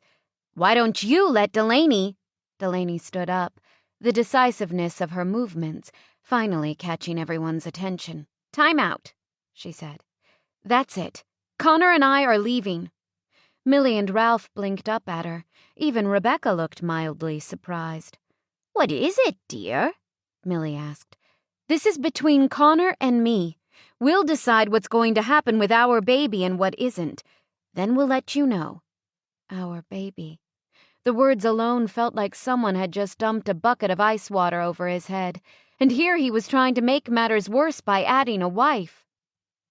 Millie wore an injured expression, but Delaney gathered her purse and slipped out of the booth. "I'm going with you," Rebecca said, sounding equally indignant. Delaney shook her head. "No, like I said, this is between Connor and me. We'll talk, then I'll call you all later." Rebecca assumed the same injured expression Millie wore, but Delaney ignored it and turned to him. "Are you coming with me or not?" He watched her staring down at him, her dark hair pulled back, her face scrubbed clean of makeup, and wondered for the first time if marriage, even a convenient marriage like this, would really be so bad. He wanted more for his child than what he'd experienced in his own life. He wanted legitimacy, a conventional home, a strong marriage, a complete family. It was all just a little premature, and he wasn't sure he could get there working backward. Chapter 18. Delaney sat in the old white pickup, refusing to look at Connor as he drove, even when he pulled off the main highway onto a side street that ended in a cul-de-sac of unfinished lots. This okay? He asked, stopping in front of a mustard-yellow subdivision map that announced the sale of 5 quarter-acre lots. She nodded. He shifted into park and let the truck idle, and she turned to face him, wondering what in the world they were going to say to each other after this morning. At first, they said nothing. They sat staring at each other as though the silence was too profound to break. You're still not gaining any weight, Connor finally said. Not yet, she responded, but I will. When? She shrugged. Soon. What happens if you don't? I could miscarry. Then all your problems would be solved, right? He slung one arm over the steering wheel and squinted into the distance, toward the mountains. I'm not hoping you'll miscarry, he said gruffly. Then, what are you hoping for? We can't go back in time. He didn't answer her question, but he asked one of his own. Why did you go to Boise in the first place? What happened to falling in love before making a baby? You're a beautiful woman with a... He hesitated. Great body. You're well-liked around here. What were you thinking? Uncomfortable with his scrutiny, she turned back to the window, which overlooked green, waving grass and, farther off, a stand of shady trees. I'm 30 years old, and I haven't met anyone special. I wanted a baby before it was too late, and I was afraid it would never happen. She looked at him again. Haven't you ever done anything wrong? Not out of some diabolical urge to hurt and destroy, but simply because you wanted something so badly? He sighed. Actually, I've done plenty of things wrong, but I've always erred on the side of giving up too soon. I've never really fought for anything. Until now. Until now? What does that mean? He studied her. I'm going to fight for this, Delaney. This? The ranch. The baby. Fear trickled down Delaney's spine, but she couldn't bear to ask him, just yet, how he meant to fight for the baby. I thought your grandfather was putting the ranch up for sale. I'm going to buy it. Then I'm going to turn the ranch around. Make it work. So that means you're staying here in Dundee? Exactly. She digested this information, unsure whether she was happy about it or not. And the baby? Are you willing to settle for joint custody? No. I want you to marry me. Marry him. They were back to that. Marriage is more than having a baby together, she said. What about love? A lot of people who are in love get married, and their marriages end in divorce. Love is no safety net. But we wouldn't even start with that much. What happens if... She ran a hand through her hair. If one of us has an obnoxious habit the other can't tolerate? Or what if one of us meets Mr. or Ms. Right and regrets our arrangement? We'll agree now that if it ever comes to that, we'll split amicably and settle for equal custody of our child.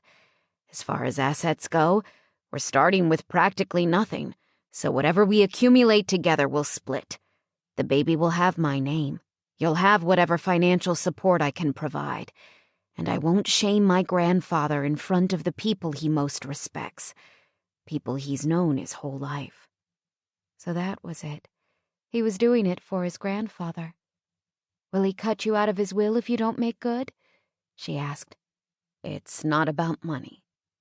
Then it was something deeper. She'd put Connor in a bad position, and he was doing his best to rectify things. How could she stand in his way? Fidgeting with the strap of her purse, Delaney thought about being married to him, taking his name, making love with him, living with him on a full-time basis, and felt her heart beat faster. Part of her wanted nothing more. The other part showed her a picture of a miserable future with a husband who resented her. Could she live with a man who didn't love her, for anyone's sake? If either one of us is miserable, we just agree to split amicably. Isn't that the gist of what you said? He nodded. And a traditional upbringing would definitely be better for the baby. I know that. Definitely. She took a deep breath to ease the tension knotting her stomach. Okay. Okay, what? Let's get married. He almost smiled, then seemed to catch himself.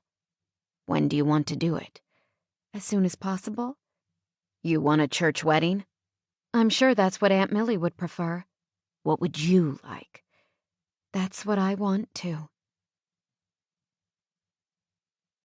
Chapter 19. The following day, Connor checked his watch to make sure it wasn't still too early, then called his mother from the office. We've set a date, he said as soon as she answered. When? In 3 weeks. Can you come? Of course. I'll book my flight right away. He could hear the smile in her voice, but it didn't bring him the pleasure it normally would have. I can't believe some lucky girl has finally stolen your heart, she said. Delaney had actually stolen something a little farther south than his heart, but saying so would only prejudice his family against her. And Connor was approaching this marriage the way he was approaching the ranch, with the intention of making it work. So he changed the subject. Do you think Grandfather will be up to the trip by then? He's out of the hospital and already trying to work. It's all I can do to slow him down. I'm sure he'll be able to come. Good. You do love this woman, right, Connor? She asked. You're positive you're doing the right thing? Connor dodged her first question by answering her second. I don't think there's any way to be 100% positive. Is there, Mom? No. I guess when we get married, we all take a risk. But love is worth the risk. And if you've chosen her, I'm sure I'll love her too. Connor shifted uncomfortably. I hope so. That real estate offer you asked me to look for came in, by the way, she said. I was planning to call you, but I was waiting to see how Dad's going to respond. Is it a good offer? Stephen didn't seem too excited about it. I think they'll submit a counteroffer. Well, mine's on its way, Connor said. Your what? My offer. I'm sorry. I don't know what you're talking about. I want to purchase the ranch. Connor, I'm not sure I know you anymore, she said after a silence. Connor couldn't help chuckling. You want me to go back to my old ways? Definitely not. But I do want you to explain a few things to me. How are you going to buy the ranch? You don't have that kind of money? People buy property without money all the time. That's how Grandfather bought this place to begin with. He borrowed every dime. But you have to have a down payment to get a loan. I'm asking Grandfather to carry the paper for 5 years. But I'm giving him his purchase price, which is more than fair, and I'm paying a good rate of interest. What about operating expenses? She asked. I think I've got that covered. How? The Hill brothers were his ace in the hole, but Connor wasn't willing to reveal that information yet. He knew his mother meant well, but he couldn't afford to have anything slip out in front of Stephen, Dwight, or Jonathan. Not when his uncle's opposition would increase with his chances of success. You'll see, he said. Just make sure Grandfather looks at my offer before Stephen can deep six it. Where was Delaney? Connor sat at the kitchen table, eating the chicken and polenta salad she'd made them for dinner, pretending to be completely absorbed by the simple act of lifting his fork to his mouth. But he kept listening for movement elsewhere in the house, kept expecting Delaney to return to the kitchen and start cleaning up while they ate, like she usually did. When she didn't come, he wondered if she'd gotten sick again. She seemed to be doing so much better, but... What's on your mind? Roy asked. Connor shook his head. Come on. What is it? It's nothing, Connor said to stop Roy from jumping to the conclusion that the Hills had backed out of the deal or something. Though they still had a lot to do before the resort became a reality, everything was on track. What was bothering Connor had nothing to do with business. This was personal. He'd asked Delaney to marry him, and she'd agreed, but they'd barely spoken in the past week. He couldn't help looking for some indication that she wasn't actually dreading the prospect of becoming Mrs. Connor Armstrong. He continued eating, trying to wait long enough that no one would connect his question with Roy's expression of concern. Then he asked, "Anyone know where Delaney went? Is she sick?"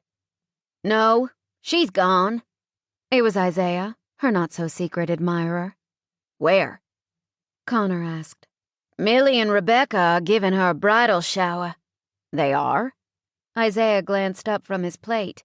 "Yeah? Didn't you know?" Connor didn't answer. He hadn't known, and it irritated him that Isaiah did. "She's engaged," he said, suddenly losing his appetite. "That's why I thought you'd know." There was something challenging in Isaiah's words, and his stare accused Connor of not treating Delaney right, which bothered him, too. Maybe because he felt a little guilty. He hadn't done anything unkind to Delaney.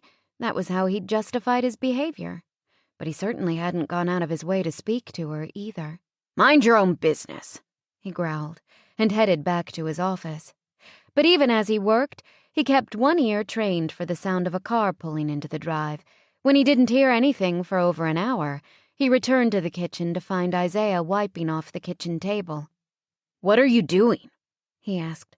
"Cleaning up so Delaney won't have to come home to dishes," he said. "I guess that never occurred to you." It hadn't. Connor had been too preoccupied with listening for her car and wondering if a bridal shower resembled a bachelor party, or whether Delaney's shower might include a finale at the honky-tonk. But Isaiah didn't know anything. Connor opened his mouth to tell him so, to tell him that Delaney had wronged Connor, not the other way around. But then he realized Isaiah was probably smarter than he'd thought, which didn't make him feel any better. So he trudged back to his office and slouched behind his desk.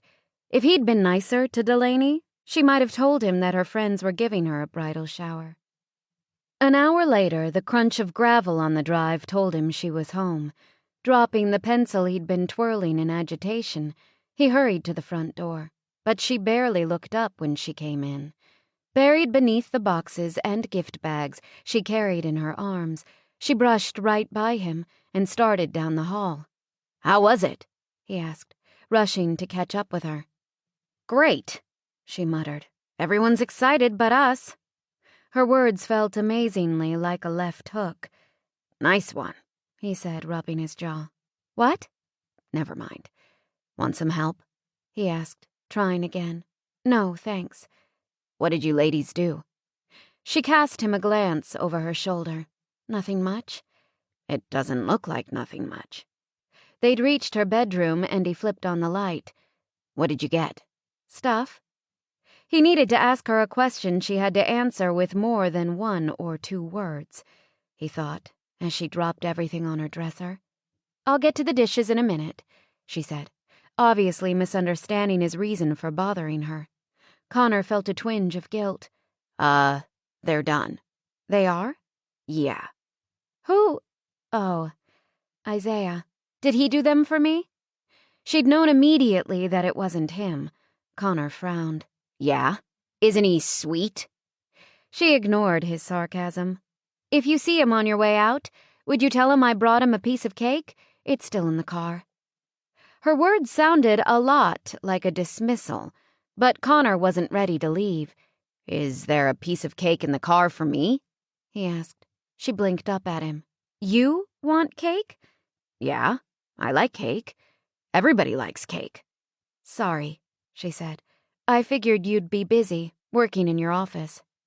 He'd spent a lot of time there lately, but he had big plans. She knew that. The telephone rang. She waited for a minute as though she wanted to shoo him out before she answered it.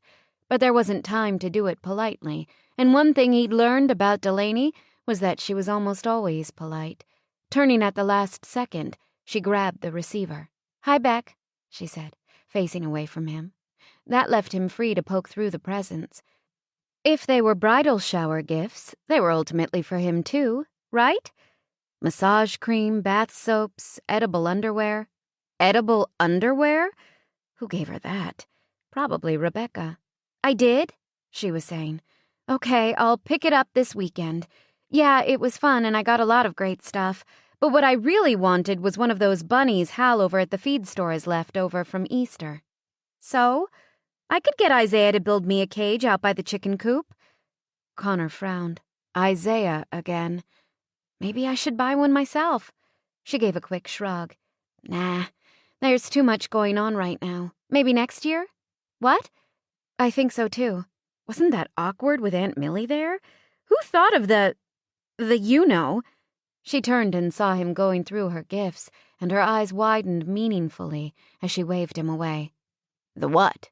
He asked, ignoring her unspoken directive to leave the presents alone. He rifled through some red tissue paper to get to the perfume beneath. She covered the phone. This is a private conversation, and that belongs to me. She whipped the bottle from his grasp before he could even open it. It's not as though these things belong exclusively to you, he said. You only got them because you're getting married, and you're marrying me. He pulled out a black bustier, imagined Delaney in it, and grinned. Maybe this marriage stuff wasn't so bad after all. Rebecca, I gotta go, Delaney said. No, nothing's wrong. What? Connor's fingers encountered something voluminous and soft, fabric that felt as sheer as the bustier, but much more flowing. Removing it from its box, he held up a diaphanous ivory negligee that was probably the most elegant piece of lingerie he'd ever seen. What struck him as even more significant was that it looked exactly like something Delaney might choose. This is beautiful, he started to say, but she slammed the phone down, ripped the nightgown from his hands, and shoved it back in the box. Don't, she said. I'm returning it. Why? He asked, but he already knew the answer. She didn't want to wear it for him. It wasn't that kind of wedding. There's no need to pretend. Pretend. Right. Somehow his interest in the presents disappeared just that quickly, and he wondered what he'd been doing following her around, digging through her things. Sorry to intrude, he said. I'll tell Isaiah about his cake. Delaney sighed when she heard Connor's steps retreat. She knew she'd hurt him in some way, but she didn't know what to do about it. She'd come home overwhelmed by the attention she'd received at the shower, already embarrassed because everyone in town seemed to think she'd met her Prince Charming, and yet she and Connor were barely speaking to each other. She was marrying him to make amends, as far as she could, for what she'd done, but she wasn't sure marriage was very wise in the long run, for either one of them. And just when all these thoughts and feelings seemed to be colliding inside her, he appeared out of nowhere and began examining these stupid gifts, things that felt too personal to share with him, and she hadn't reacted in the best manner. She slumped down on her bed, started to call Rebecca back, then hung up. She'd talk to Connor instead, open communications between them, try to gain some understanding of his confusing behavior. Leaving her presents behind, including the embarrassing memory of unwrapping edible underwear in front of Aunt Millie, thanks to Katie, another stylist at the salon, she walked silently to the other side of the house. But Connor's office was, for once, dark. Was he in his bedroom? Continuing around the corner, she came face to face with his closed door, hesitated, then raised her hand to knock. The door opened a second later and Connor stood there, wearing jeans but no shirt. The sight of his bare chest brought their night in Boise back to her. The steam from the shower, the smell of his soap and shampoo. The intimacy of talking to him and getting to know him. She tried to tell herself this wasn't the same man she'd met that night, that this Connor had good reason to hate her. But it was difficult to get beyond a very basic desire to touch him again. Is something wrong? He asked. Delaney opened her mouth to apologize, to try to explain why she'd behaved the way she had a few minutes ago. But once more, he looked so composed and remote that she couldn't bring herself to do it. She must have imagined the hurt, she decided. Connor didn't care enough about her to feel hurt. Aunt Millie wanted me to tell you that she thinks you're doing your grandfather proud by taking responsibility for the baby." He studied her but said nothing. "And she cleared her throat. "I wanted to thank you for not telling anyone about how how we met. I've tried to take as much of the blame as possible, but for the baby's sake, I haven't told the exact truth. I'd rather not have something that could embarrass our child flying around a community this size, because Dundee never forgets, you know? Do you understand?" Connor nodded. "I understand," he said, and shut the door. Connor caught Delaney by the arm just as she was about to get out of the Suburban they'd taken to Boise to pick up his mother.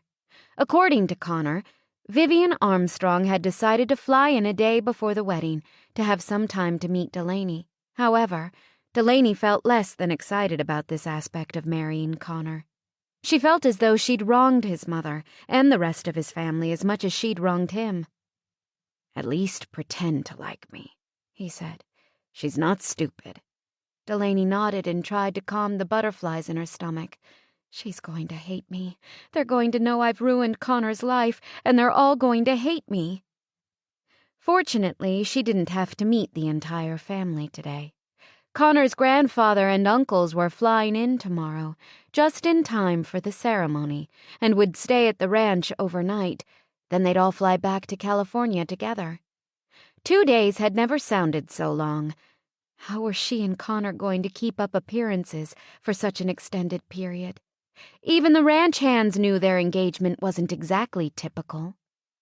She put a palm to the small bulge in her stomach, knowing the baby would be a focal point over the next few days, and threw her shoulders back as Connor came around the car. "Are you feeling sick?" he asked, looking concerned when he saw her. "No." She let her hand fall and started moving woodenly toward the terminal. He stopped her. "What's wrong?" "Nothing." "Are you scared?" "No," she lied. Maybe he could see through her, or maybe he was just practicing their act, because he took her hand, and Delaney was surprised at how much the warmth and strength of that contact helped her. "She'll think you're lovely," he said as they walked. "How do you know?" she asked. He didn't look at her. He was too busy navigating across the loading and unloading zones so they could enter the airport. "Because you are." Delaney was beginning to think she'd never understand him. 1 minute he ignored her, the next he was angry, the next he actually seemed to like her. But she didn't have much time to ponder their unusual relationship, because they'd reached the gate and the passengers were already filing into the arrivals lounge. Delaney curled her fingers more tightly through Connor's and waited. She'd survive the next 2 days somehow, she told herself. Just as Connor waved at a tall, dark-haired woman dressed in a stylish black pantsuit that highlighted her still trim figure. At the same time, he raised their clasped hands and kissed Delaney's knuckles. And the action seemed so spontaneous, Delaney almost believed it had come naturally to him. With that type of acting, even his mother would be convinced. "There you are," the woman said, as soon as they'd threaded their way through the crowd and managed to get close enough to take a good look at each other. "This must be Delaney." Delaney smiled, but her smile shook, and she'd never felt more vulnerable than she did during the next few seconds when Connor's mother stared into her face, then slowly returned her smile. "She's beautiful, Con." Tears filled her eyes, and she pulled Delaney into her arms. "I'm so happy he's found you," she whispered, and Delaney didn't know what to say. She blinked rapidly to avoid tears of her own and clung to this stranger she immediately knew she'd rather die than disappoint. "Delaney, this is Vivian," Connor said. Vivian relaxed her hug a little, looked over at her son, then back at Delaney. "Would you rather call me something other than Vivian?" Delaney was still fighting back tears and had a difficult time speaking. "I'm happy to call you anything you like." Vivian smiled and kissed Delaney's temple. "Then call me Mom, dear." Oh, God. Delaney felt as though she were wearing a scarlet letter L on her chest for liar, or U for unworthy. But after Connor kissed his mother's cheek and picked up her carry-on, he slung an arm around Delaney, and she thought she heard him murmur, "It's okay." Vivian kept one hand on her arm as though they'd known each other for years. "I want to take you both out to breakfast," she said. "Where should we go?" Chapter 20. Connor was so nervous he could hardly breathe. It had been an awkward 24 hours with his mother in town, and now he'd reached the point of no return. Already. He was going to be married today, to a woman who didn't want to marry him, a woman whom, if he were being completely honest, he had yet to forgive. But that wasn't all. Roy had just picked up his grandfather and uncles from the airport, and they were waiting in the office to talk to him about his offer on the ranch. The next 15 minutes would tell whether his dream had any chance. Though he'd just gotten dressed, Connor unraveled the bow tie on his tux so it hung limply around his neck and unfastened the top button of his white pleated shirt as he made his way down the hall. He'd spent so many hours in the office that he now thought of it as his own domain and not his grandfather's, but it wasn't a sanctuary for him today. Wiping a hand across his forehead, as though it were 90 degrees in the house instead of a cool 70, he opened the door and strode across the carpet to greet his grandfather and uncles. His mother wasn't part of this little gathering, along with Dwight's wife and 4 children, Jonathan's son and Stephen's wife. She was in the south wing, getting ready for the wedding, which was scheduled to start in less than an hour. Less than an hour. "Grandfather," he said. "Connor?" His grandfather nodded and shook his hand, and Connor noticed that the firmness of his grip hadn't changed. Never a large man to begin with, he'd lost weight and looked even smaller since the surgery, but his presence still filled the whole room and commanded respect. "In spite of everything, you're looking fit," Connor told him. "You must be bouncing right back. Fit as a man can look after open-heart surgery at 84, he said with a smile. The way he greased his hair straight off his forehead was hardly the fashion of the day, but it suited him almost as much as his light blue polyester suit. His cowboy boots had been polished, Connor noticed, but they were the same pair he wore day in and day out, whether he was traveling, meeting with business associates, or heading out to the vineyards. There wasn't a pretentious bone in his body. A glance at his uncles told Connor they were wearing Armani suits and Italian leather, and carrying themselves as though they were mighty proud of the fact. "Thanks for coming," Connor told his grandfather. "I know it's very soon after the surgery, and I know you're busy." His grandfather sat, a little more gingerly than usual, in the Chippendale chair by the window. "Never too busy to come to my grandson's wedding. I'm looking forward to meeting the bride." "I appreciate that," Connor said. But he wasn't sure he wanted the kind of familiar closeness that Delaney and his mother already seemed to share. Forcing himself to turn and greet his uncles, he smiled. Stephen and Dwight were lounging on the leather couch, their coats unbuttoned, while Jonathan's huge bulk filled an upholstered chair almost the size of a love seat. "Stephen, Jonathan, Dwight, good of you to come." "We wouldn't have missed it for the world," Stephen said. Connor tipped his head to acknowledge Stephen's mocking smile. "I knew I could rely on that." "So, what's going on? What's this all about?" Dwight asked, cutting to the chase by tossing the offer Connor had faxed to the Napa house onto the coffee table. "Exactly what it looks like," Connor said. Jonathan gave up his more comfortable position to lean forward. In the 3 months since Connor had seen him, he'd lost some hair and gained even more weight. "What it looks like is an offer, but I don't understand why you've signed it as a buyer." "What's confusing about that? I want to purchase the ranch." Dwight rubbed his jaw and narrowed his eyes. "Problem is, Con, you don't have any money. That's why I'm asking for terms. I've seen the appraisal. You padded the price by nearly $200,000 to allow room to negotiate if an offer came in, and in this market, it's going to take a few concessions to get that kind of asking price. Carrying the loan is the concession I need. Sounds as though you've actually learned something about real estate since you've been here, Stephen said. But I'm afraid you don't have much of a track record in business. 3 months on this place doesn't make you a rancher. And even if we carry the paper, you don't have the money to keep the ranch functioning. I'll manage, Connor said. How? That's up to me. And in 5 years, just like it says in the offer, I'll obtain my own financing and cash you out.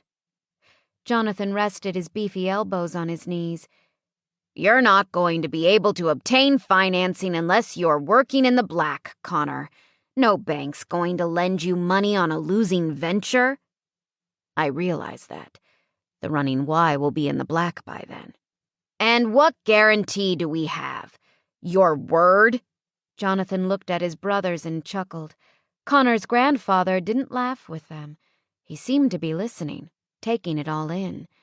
If we sold the ranch to you, we'd just end up having to repossess it when you can't make a go of it, Dwight said. And repossessions can take a long time and get messy. I really don't want to be involved in all that. I understand, Connor said. Why don't we get around that by including an agreement along with the purchase contract that says I'll simply sign the place over to you if I don't meet my deadline?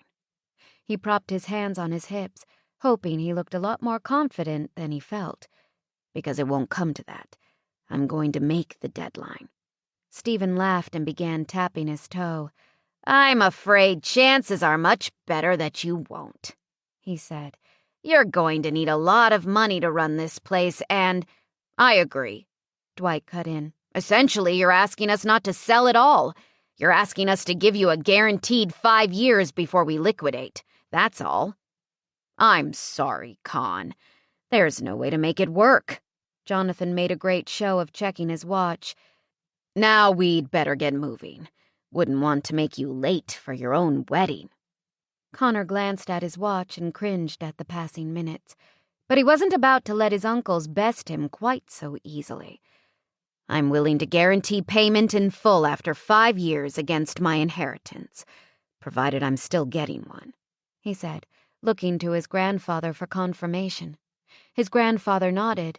You came here and tried to make a go of this place like I asked. It was our decision to sell and had nothing to do with you. I don't see any reason you wouldn't have an equal share with your uncles and your mother. A muscle jumped in Stephen's jaw, and Connor knew his grandfather had just hit a tender spot. His uncles didn't like the fact that as a grandchild, and an adopted one at that, he was on an equal footing with them. If you sell me the ranch, I'll walk away from my inheritance entirely, Connor said, facing his uncles. If I can't pay you off in 5 years as promised, I'll be written out of the will. I'll make my own way. You'll sell the ranch to someone else, and that will be the end of it. Stephen and his brothers had gambled on his failure when they sent him to Dundee. Now Connor was calling their bet and raising the stakes by several million. If Connor won, he'd have his portion of the Armstrong estate along with the ranch, and he would have done something for his grandfather they couldn't do. If he lost, he'd have nothing. Stephen seemed to grasp the nothing part of that concept more quickly than his brothers. You really want to take that kind of risk, Con? Connor nodded. Fine, I agree. Dwight's gaze narrowed at Connor for a second, but then he agreed too. Sure, I'm willing to give you enough rope to hang yourself. It was Jonathan's turn. Connor held his breath as he looked to the man who'd most often tortured him as a child. He seemed a little more hesitant than the others. Jonathan, Connor prompted, you're so certain I won't make good. Are you willing to put your money where your mouth is? Malice entered his eyes, the old malice Connor recognized so well. But the challenge worked. Why not? You'll never do it. Connor turned and waited for his grandfather's response, but, as usual, Clive took his time. "All four of you want to do this?" he eventually asked. "Because after we leave this room, there'll be no going back." "Yeah, it's just a matter of time. We'll get it back anyway," Stephen said, and the uncles exchanged nods and glances to confirm it. "Connor, are you sure?" "I'm sure," he said, even though he wasn't. Everything he stood to gain depended solely on him, but strangely enough, he liked it that way. He felt freer than he'd ever felt in his life, free to succeed or fail on his own, to prove his worth, to have some worth.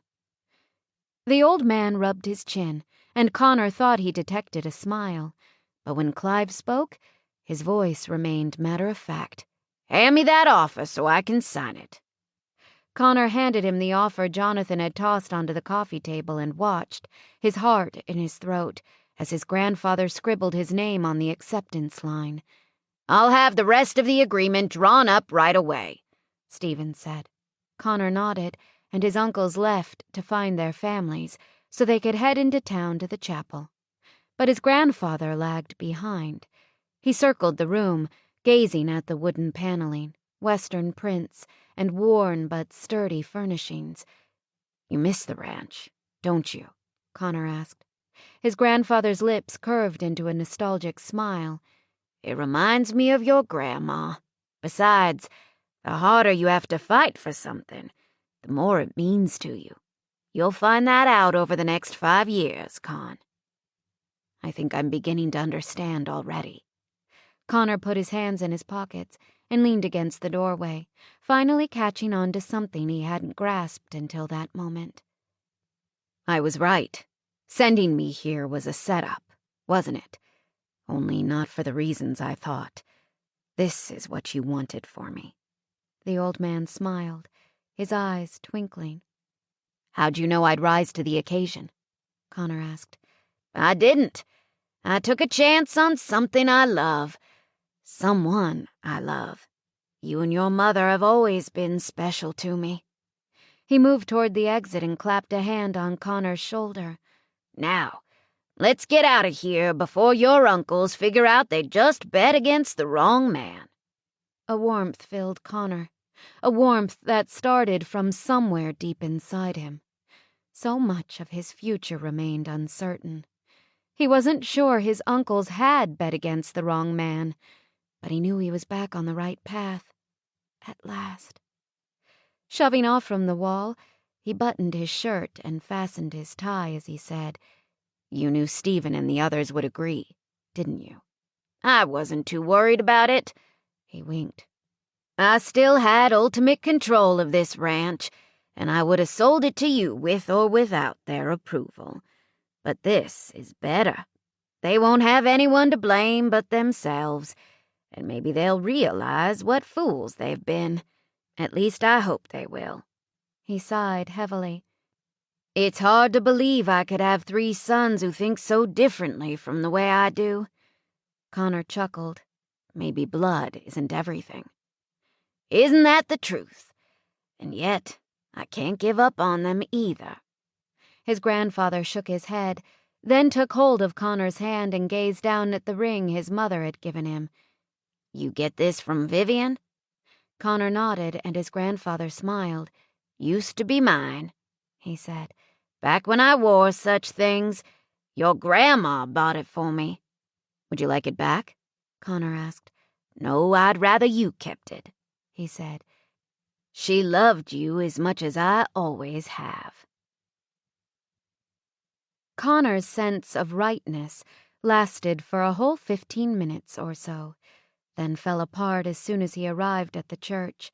Already filled to overflowing, the small New England-style chapel held many faces he recognized, and many he did not.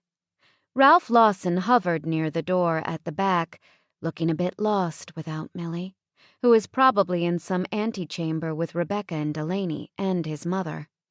The old folks he'd met at the Lawson house a few weeks ago, Ruby, Lula, and Vern, occupied the second row on the right, along with a few other seniors, all dressed to the nines and wearing corsages or boutonnieres, And Katie, the young woman he'd seen at the salon the day he'd realized Delaney lived in Dundee, smiled widely when he caught her eye, then nudged the woman sitting next to her. On the left sat his grandfather and uncles, along with Grady, Ben, and Isaiah from the ranch, and Josh and Mike Hill.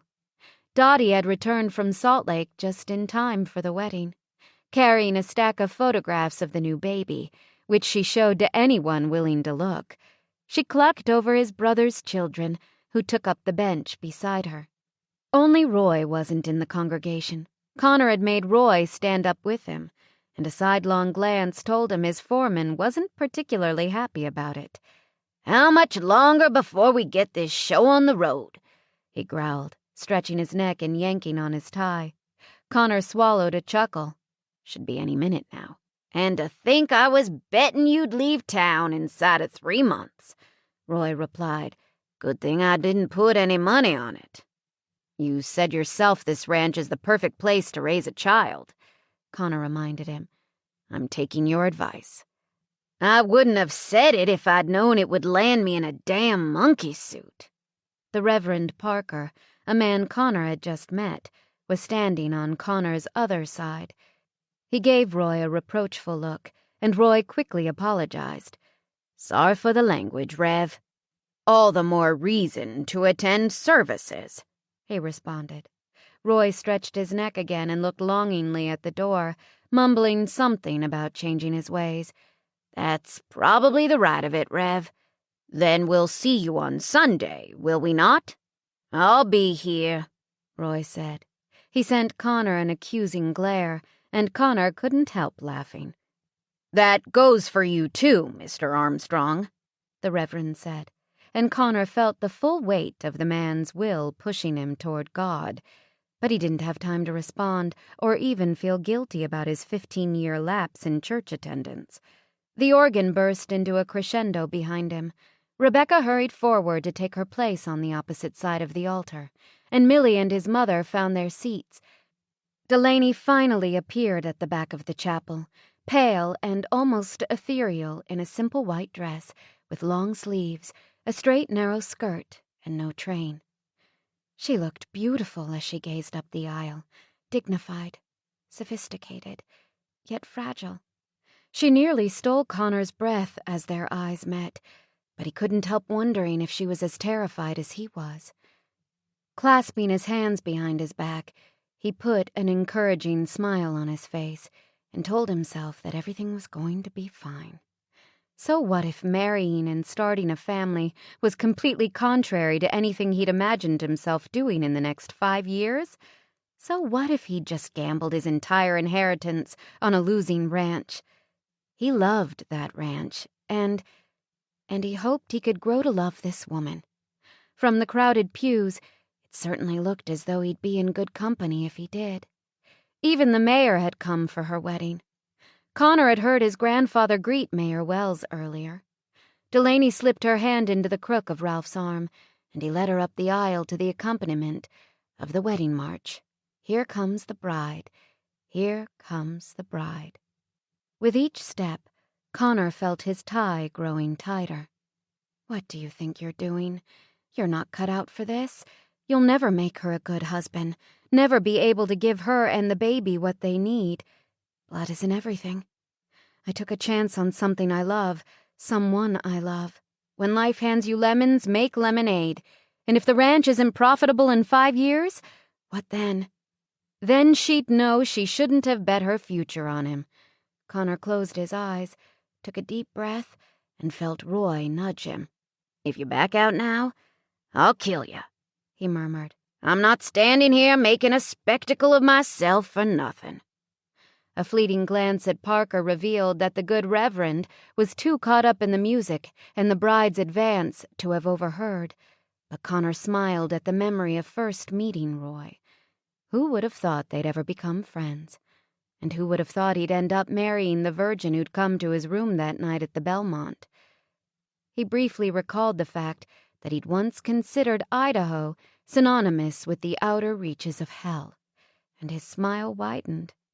If it was hell, he'd just told Satan to turn up the heat. The kiss Connor had given her at the altar had been light and sweet, but mostly respectful. Delaney had stood in front of all her friends and acquaintances, just about everyone she knew, and imagined they recognized the lack of passion in his kiss as easily as she did. Had he been trying to make some sort of announcement that he was only marrying her because of the baby?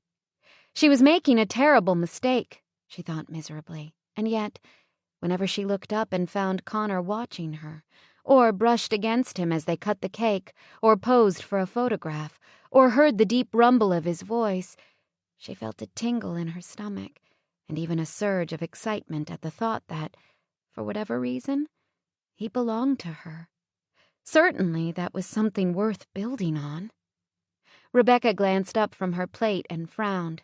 "What's wrong? This is your wedding luncheon. Aunt Millie and Uncle Ralph have gone to a lot of work to get the yard ready. You're supposed to be having fun." It's difficult to have fun when my face hurts from this fake smile. My conscience hurts from all the lies, and my pride hurts from the fact that Connor doesn't even want me. Rebecca shook her head. "You're taking life too seriously. Can I have your cake?" Delaney shoved her untouched piece of cake over to Rebecca. "And marriage is supposed to be a game?" "Just relax and celebrate. Hey, Connor's mom is watching you. She looks concerned." Delaney boosted her smile a few notches and nodded at Vivian. "What's to celebrate? I'm marrying a man who doesn't love me," she muttered to Rebecca, double-checking to be sure her new husband wasn't within earshot. When she saw him several feet away near the rented arbor, deep in conversation with his grandfather, she relaxed. Aunt Millie's small backyard was still crowded, but the wedding luncheon was technically over, and the guests were wrapped up in their own conversations. She could hear Aunt Millie gushing to Ruby and some of the neighbors about how she'd waited for this day her entire life, and Delaney felt as though she'd betrayed her. If this was the kind of wedding Aunt Millie had wanted it to be, Delaney and Connor would have left long ago. They would have rushed off before anyone else, eager to start their honeymoon. But Connor had a ranch to run, and had mentioned that he was eager to take care of some business while his grandfather and uncles were in town. "You're going to have a father for your baby. That's something to celebrate," Rebecca said, polishing off the cake. Allowing her baby to grow up with his or her father counted for a great deal. But somehow, it couldn't cover everything.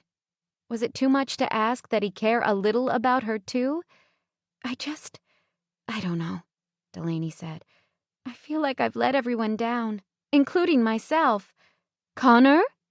Delaney heard Vivian's voice, saw her move toward her son, and watched their heads bend together for a few moments. Then Connor looked over at her, and Delaney quickly lowered her eyes. Oh my gosh, his mother's having to tell him to take me away, she said. She's feeling sorry for me. Somebody should have told him an hour ago, Rebecca said. Connor walked over, absolutely gorgeous in his tux. Delaney told herself to remember that this was the same man who'd lugged her suitcases into the ranch, wearing such an angry expression. The man who'd refused to acknowledge her for weeks. The man who was still treating her indifferently. She had to remember all this, so he'd never have the power to break her heart. But after what she'd done to him, his behavior was all too forgivable, and she ended up thinking instead about the way his hands had felt when they'd touched her that night in Boise. You ready to go? He asked. It's about time you got over here, Rebecca said before Delaney could answer. Rebecca! She cried. Rebecca gave Connor a dirty look and hugged Delaney goodbye. Well, he should have, she said. And if he's not good to you, I swear I'm going to— Stop it, Delaney said.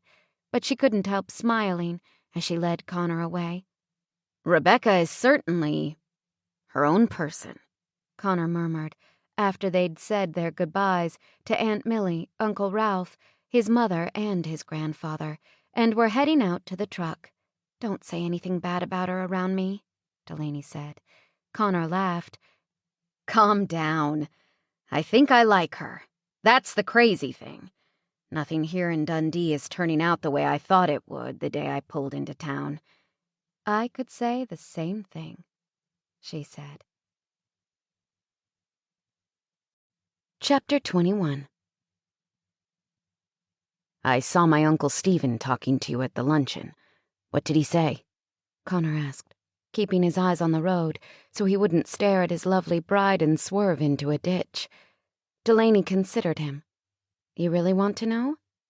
Connor shrugged. "I can probably guess, but let me have it."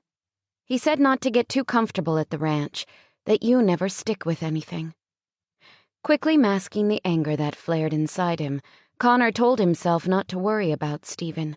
The ranch belonged to him now. At least he had a fighting chance. "Nice of him to wish us well, don't you think?" "This must be the man you thought had put me up to seducing you in Boise." "That'd be him." "He's part of the reason you married me, though, isn't he?"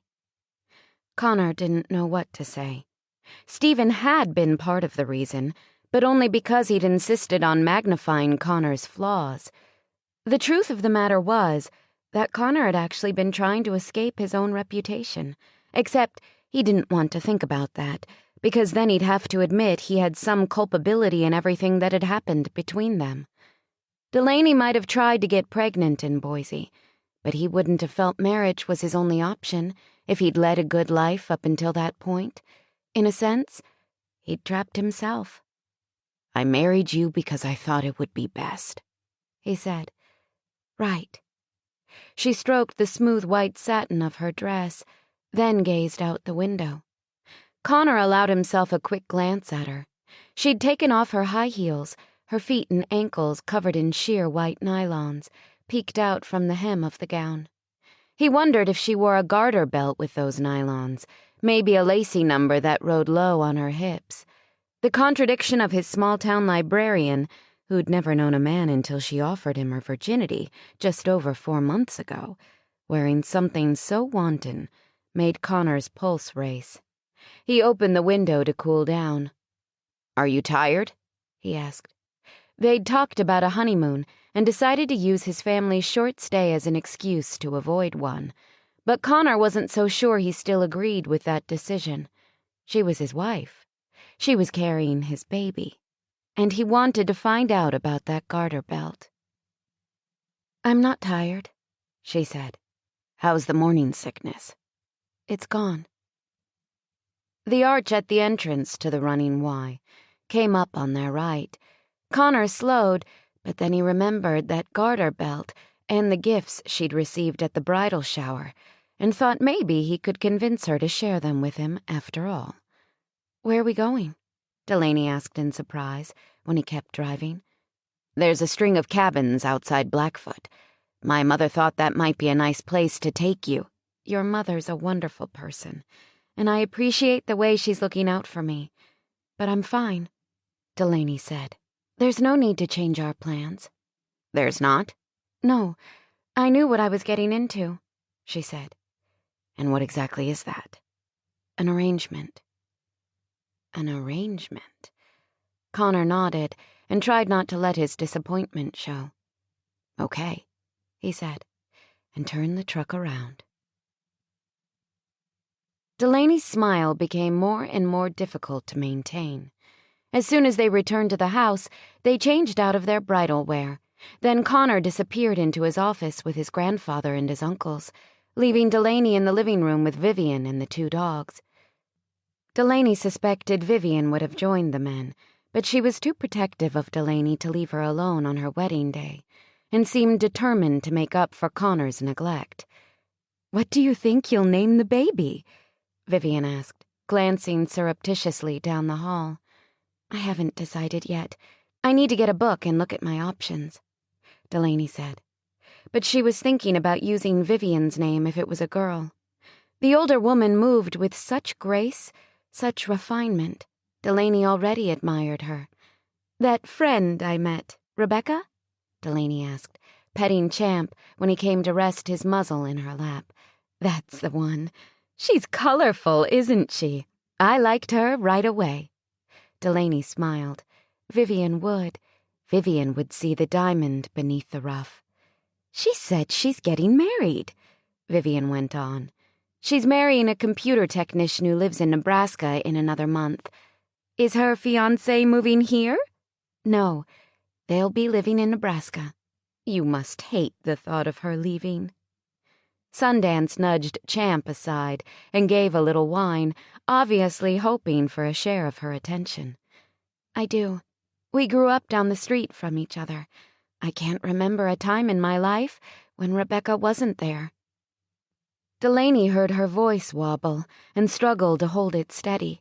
She might be pregnant and emotional, but she wouldn't feel sorry for herself. She would keep her head high and... Vivian moved closer to her on the couch and placed a hand over hers as both dogs watched with what seemed like curious eyes. I know how you feel, she said. But I don't think Rebecca will go anywhere. She's obviously taken with that other man at the reception. What was his name? Josh something? The surprise that jolted Delaney eased the lump in her throat. You noticed? You're a complete stranger and you noticed? Vivian raised her eyebrows. I noticed that he was looking at her, too, and I found the chemistry between them pretty hard to ignore. I thought maybe they had a history. They have a history, all right. That's part of the problem. Connor's mother turned to check the hallway again, as though she didn't want anyone to come in on them unawares. Delaney, I know that Connor's not an easy man to get along with. I know he's probably not as sensitive and open as he should be, and she hesitated. I know that your relationship is none of my business. I won't intrude other than to say, I hope you won't give up on him too easily. Viv, Mom, maybe there's something you should know. Delaney started to say, ready to spill everything, but Vivian squeezed her hand. I don't want to know, she said. I can tell you love him, and that's all that matters to me. The rest will work itself out. Now let's get the others and open all these lovely wedding gifts. Quilts pulled to her chin, Delaney sat propped up in bed, staring miserably at the digital clock on her nightstand. She'd watched the numbers slowly flip from one to the next for more than 2 hours. Now it was midnight, and the lack of noise in the house told her everyone had finally retired. So where was Connor? He must have gone to bed in his own room, she decided. He certainly hadn't come to hers. After they'd opened their wedding gifts, he'd returned to his study. His mother had helped her address thank-you cards until bedtime, and then they'd said goodnight. But the book Delaney had been reading now lay discarded on her nightstand next to the blasted clock. Nothing, not even a gripping thriller, had the power to engross her tonight. It was her wedding night, and from the look of things, her new husband wasn't sufficiently interested in her to come and say goodnight. With a heartfelt sigh, she mashed down her pillows and told herself to quit worrying and get some sleep. But she kept thinking about her old life. She missed Rebecca and their house, and her job, and her good reputation. So much had changed. Nothing would ever be the same again. And she'd brought it on herself. A tear slipped from the corner of her eye as she called herself a fool for believing she could have a baby on her own without destroying her life and everyone else's. But then a small knock sounded on her door. Delaney? You awake? Connor. Delaney tensed and wiped the tears away as the door cracked open. He stepped into the room, his profile revealed in the moonlight, filtering through the blinds on her window. But Delaney would have known him even with her eyes closed. After working for him for almost 2 months, she could easily single out his footfalls from the others, easily identify his outdoorsy scent, his breathing, his aura. His proximity never failed to make her more aware of everything around her. Delaney? She didn't answer. Squeezing her eyes shut, she pretended to sleep, hoping he'd go away, and at the same time she was hoping he'd stay. She didn't want him coming to her out of the sense of obligation that had led him to marry her in the first place. She didn't want him coming to her because his mother had shamed him into it. which was why she'd refused to go to the cabin. She wanted him in her bed, only if he wanted to be there. When she showed no sign of consciousness, he moved closer and leaned over her, lightly skimming her cheek with one finger. She opened her eyes to see him wearing, again, nothing but a pair of blue jeans. "Sorry to wake you," he murmured, as a shiver of excitement crawled slowly down her spine to twist and swirl somewhere in the vicinity of her stomach. "Is something wrong?" she whispered, in deference to the quiet that surrounded them. "No, I was—" His words fell off, and Delaney waited. "You were what?" "I was trying to stay in my own room, but I didn't want to start out this way." "What way?" "Sleeping apart." He straightened, shoved his hands in his pockets, and spoke calmly, unemotionally. "I don't think it sets a good precedent." Precedent? He wanted to sleep with her to create a precedent? "That is a big concern," she said, but couldn't tell if he recognized the sarcasm in her response. His face was inscrutable in the darkness, his eyes shiny dark pools. He glanced reluctantly at the door. "You'd rather sleep alone, then?" She considered how she'd feel if he walked away, and how she'd feel if he didn't, and knew she wanted him here. But pride demanded she establish some standards. Stay only if you want to, not because you think it's best, or want to mollify your mother, or— "I want to," he said, his eyes meeting hers.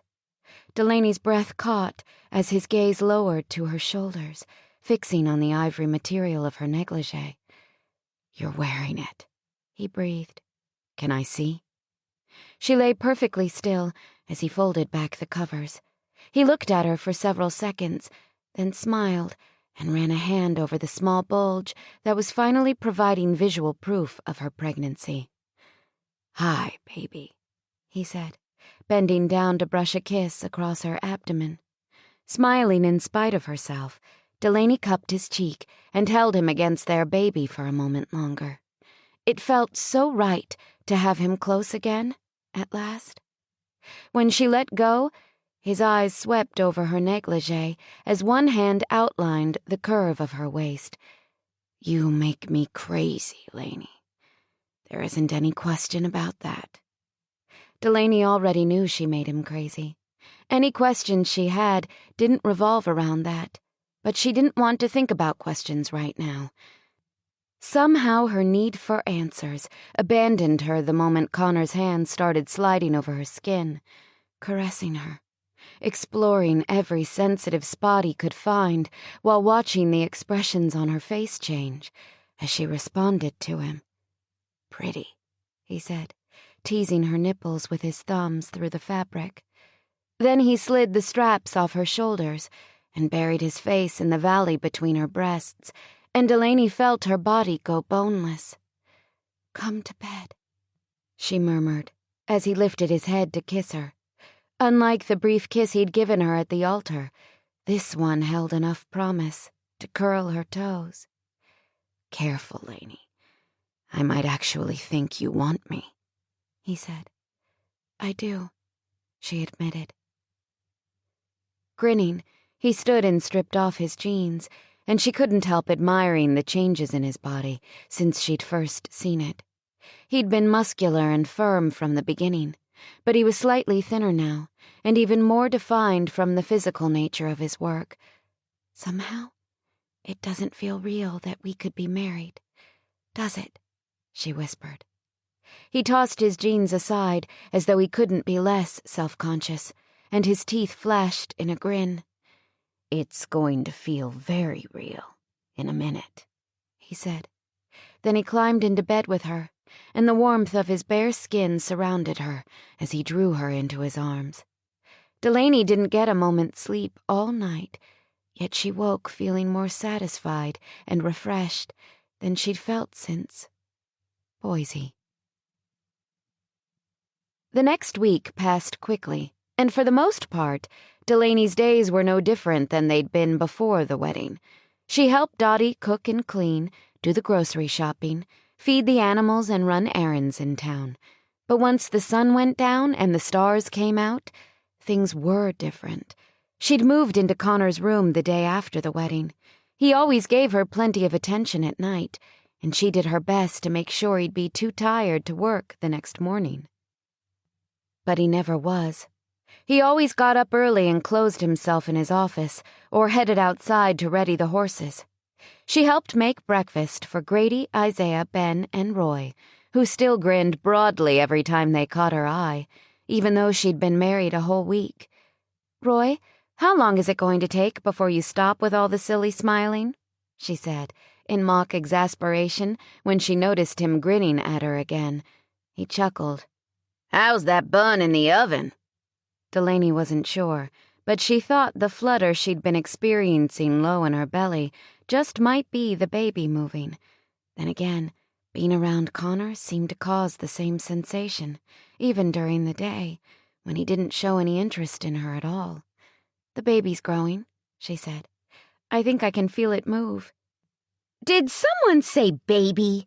Dottie asked, and started right in on a retelling of her own granddaughter's birth. As she rambled on about how marvelous it had been to participate in the process, Delaney let her mind drift, as usual, to Connor. She loved it when he held her, and made love to her, and slept in her arms. His presence in her life fulfilled her like nothing she'd ever experienced, far more than being a single parent ever could, she thought. Sometimes she'd just sit and daydream about the way he smelled, and the way he moved, and the way his eyes closed and his lips parted when she— "Earth to Delaney," Isaiah said, interrupting her reverie. Delaney blinked and looked over at him. "How long is it going to take before you stop with all the silly smiling?" he asked, and the others laughed. "I was thinking about the baby," she lied. She stood up to rinse the dishes so she could hide her blush. But Connor came in at that moment, and any embarrassment she felt was instantly lost in the hope that today would be the day he acknowledged her outside the bedroom. Just a smile, or a meaningful glance, or a quick kiss on the temple. Anything to tell her he cared about her, that the relationship developing between them wasn't just sexual. She dried her hands and made him a plate of scrambled eggs, ham, and toast. Her heart was in her throat when she gave it to him, but he didn't even look up. He spoke to Roy about some missing cattle, took a chair at the table and ate. Then he told the cowboys he'd meet them outside, and started toward the back door. "Connor?" Delaney said, catching him before he could leave. He turned, and Delaney felt everyone else's eyes on her, too. She suddenly wished she'd kept her mouth shut. It was stupid to push him for more than he was willing to give, but now that she'd drawn his attention, she had to say something. I have a doctor's appointment later. I thought maybe you'd like to go with me and meet him?" "Sorry," he said with scarcely a pause. "I can't make it today." He went outside and the door banged shut behind him. Isaiah met Delaney's eyes, his expression one of empathy, and she hated that he understood the hurt Connor had so carelessly inflicted. She wanted to leave and avoid the awkward silence that had settled over the room, but she refused to be that much of a coward. Keeping her back straight and her head high, she accepted each cowboy's dirty plate with a smile and wished them all a good day as they filed out. But Isaiah didn't go. He lagged behind, and when Dottie, whistling obviously to herself, probably thinking about her new grandbaby, went into the pantry, he touched her arm. "He'll come around, Delaney," he said. "Don't worry." "Sure he will," she responded. But she wasn't so sure. Isaiah didn't know about Boise. Chapter 22. Life at the Running Y was peaceful enough during the next few weeks. Connor left before Delaney woke in the mornings, stayed out on the ranch most of the day, then buried himself in his office at night, working until 10, 11, sometimes 12 o'clock. Delaney tried to get involved in his work so she could relieve some of the pressure. She knew he'd purchased the ranch from his family. understood that he was fighting desperately to save the home he loved. But he insisted everything was fine and wouldn't share his burdens with her. If she asked what was on his mind, he'd say nothing or tell her not to worry. That was it. So she turned her attention to cleaning blinds and baseboards and organizing closets, since Dottie was back to manage the kitchen and the chickens, dogs, and goats. If Connor wasn't going to let her share his load or give her any responsibilities, she'd find some other way to make herself useful. But soon, every nook and cranny in the whole house was sparkling clean, and she had nothing to do but plant a garden. Dottie's knees bothered her. She couldn't bend and weed or plant. So Delaney gratefully took over the small plot of earth just outside the back door and spent a great deal of time reading books about gardening. As the days of June passed and the baby's movements became more obvious, she planted tomatoes, corn and zucchini, peas and carrots, and some bulb flowers she'd found for sale in a magazine. Dahlias she'd ordered from Denmark. All the while, she hoped that once Connor grew used to her presence, used to the idea of having a wife, he'd let go of the grudge he held against her. But he remained as aloof and reserved as the day she'd married him. He was still coming to her at night. He made love to her often and was gentle and kind and generous during those times. But when morning came, he gave the ranch everything he had without sparing so much as a thought for her. With a sigh, Delaney rocked back on her heels. A strand of hair had fallen from the sloppy knot on top of her head and tickled her face.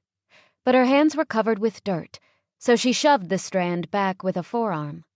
She'd been planting since just after breakfast, and her garden was growing, but so was her belly, which made it difficult to bend over for long.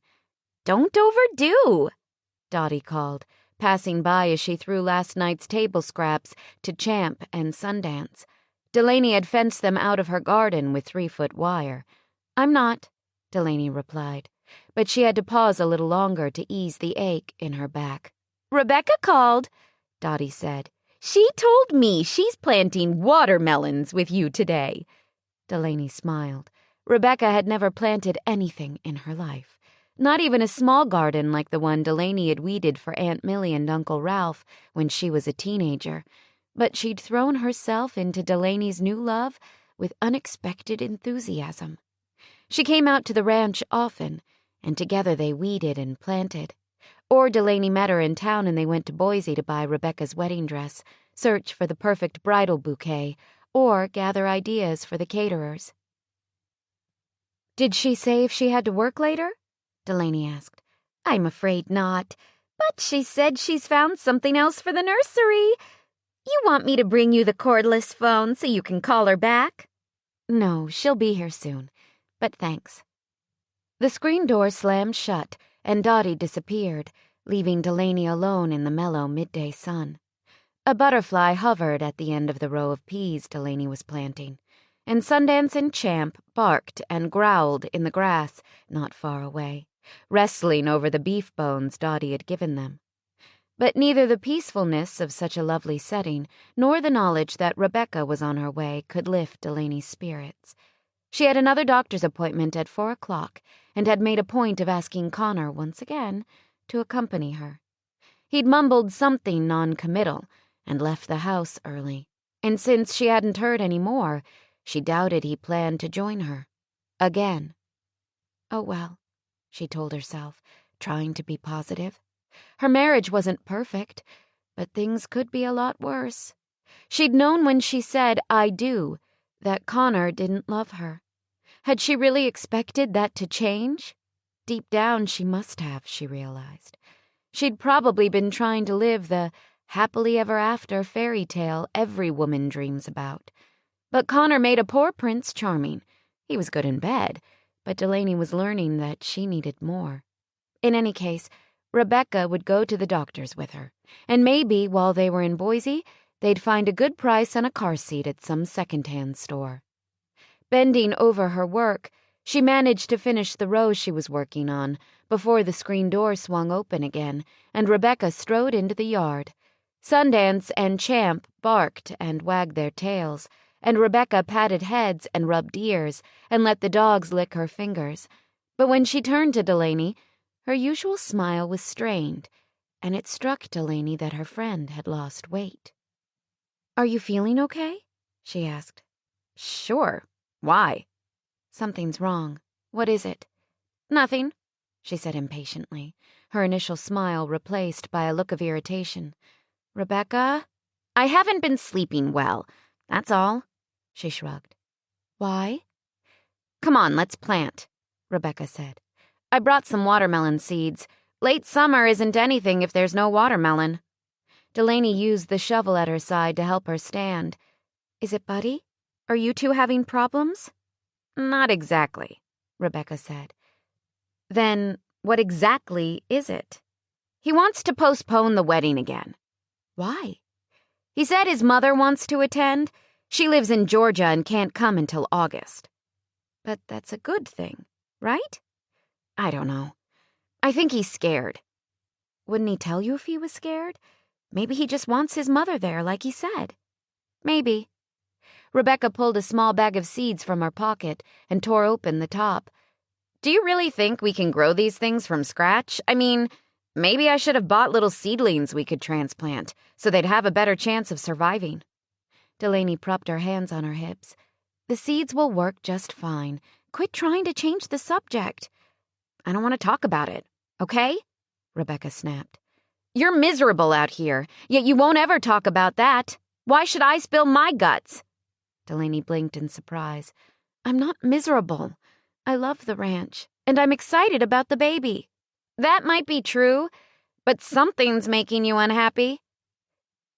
Delaney opened her mouth to deny it, then changed her mind. What was the use? Rebecca knew her too well. "My husband ignores me all day. He's generally polite when I see him, if he acknowledges me, and he's great in bed. But he doesn't care about me enough to seek my opinion on anything. He doesn't trust me enough to let me help him. He never needs me except for a little warmth at night. And he won't take 2 hours off work to come to the doctor with me. Is that what you want to hear?" Rebecca's eyes narrowed at this revelation, and she began to scan the surrounding hills, as though she'd take Connor on right now if she could find him. "I'm going to have a talk with him." "No, you're not. That's precisely why I've kept my feelings to myself.